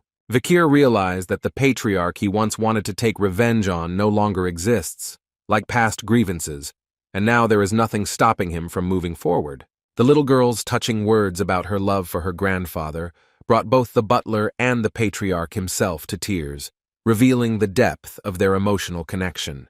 Ozzy, who usually finds it difficult to express emotions while watching this scene, couldn't help but smile sincerely, touched by what was happening. Vikir also smiled, realizing that he was finally able to free himself from the shackles of the past, opening a new chapter of life for himself. Vikir decisively declared his intention to go to the academy, to which Ozzy responded approvingly, recognizing the wisdom and correctness of this decision. It seemed that the chains of the past had completely fallen away from Vikir, symbolizing his liberation from the weight of previous grievances and doubts. However, something was still bothering Vikir, causing him to turn to the chains he left behind, as if unable to completely let go of the past. Vikir, succumbing to an internal impulse, nevertheless took the chain in his hands, admitting that while he could not completely let go of his past, it was still a part of him. In his imagination, Vikir saw himself holding this chain, surrounded by impenetrable darkness, symbolizing his inner demons. He wrapped the chain tightly, his gaze filled with determination and anger as he said that his revenge had just begun, opening a new, dark chapter of his story. Suddenly, the silence of the calm city was broken by something unexpected, causing the pigeons to fly into the sky in panic, foreshadowing the impending danger. A huge, muscular monster flew out of the wall with a roar, aimed at Vikir. Its appearance was so sudden that it seemed impossible to dodge. However, Vikir, thanks to his reaction and skills, was able to jump to the side at the last moment, avoiding a crushing blow. The monster with one giant arm, puzzled by Vikir's dexterity, stared at him, trying to understand who was standing in front of him and how he managed to avoid the attack. The monster, surprised by Vikir's knowledge, asked how he guessed about the contract concluded with the demon, not expecting to meet such a shrewd opponent. The monster, enraged by the failure, swung its huge hand intending to crush Vikir, shouting curses at him. Vikir, without losing his cool, activated his Vezelvul, and from his hand, as usual, a mystical sword sprouts. He calmly asked the monster who I am. With one swift movement, Vikir cut the monster's arm, leaving behind a trail of dazzling red aura, demonstrating his incredible strength and skill. The monster, struck by the power of the blow, staggered. Blood gushed from its mouth, indicating the severity of the injuries received. But Vikir did not stop there. He quickly prepared to deliver another crushing blow, his movements filled with determination and rage. With a lightning-fast kick, Vikir attacked the demon monster with such force that he could not resist and fell to the ground with a roar, shaking the surroundings. The defeated monster, unable to rise, remained lying on the ground, while Vikir, without looking back, simply walked away, leaving behind a scene of destruction. Now Vikir has become a night hound, hiding his identity under the mask of a plague doctor, symbolizing his new role and mission.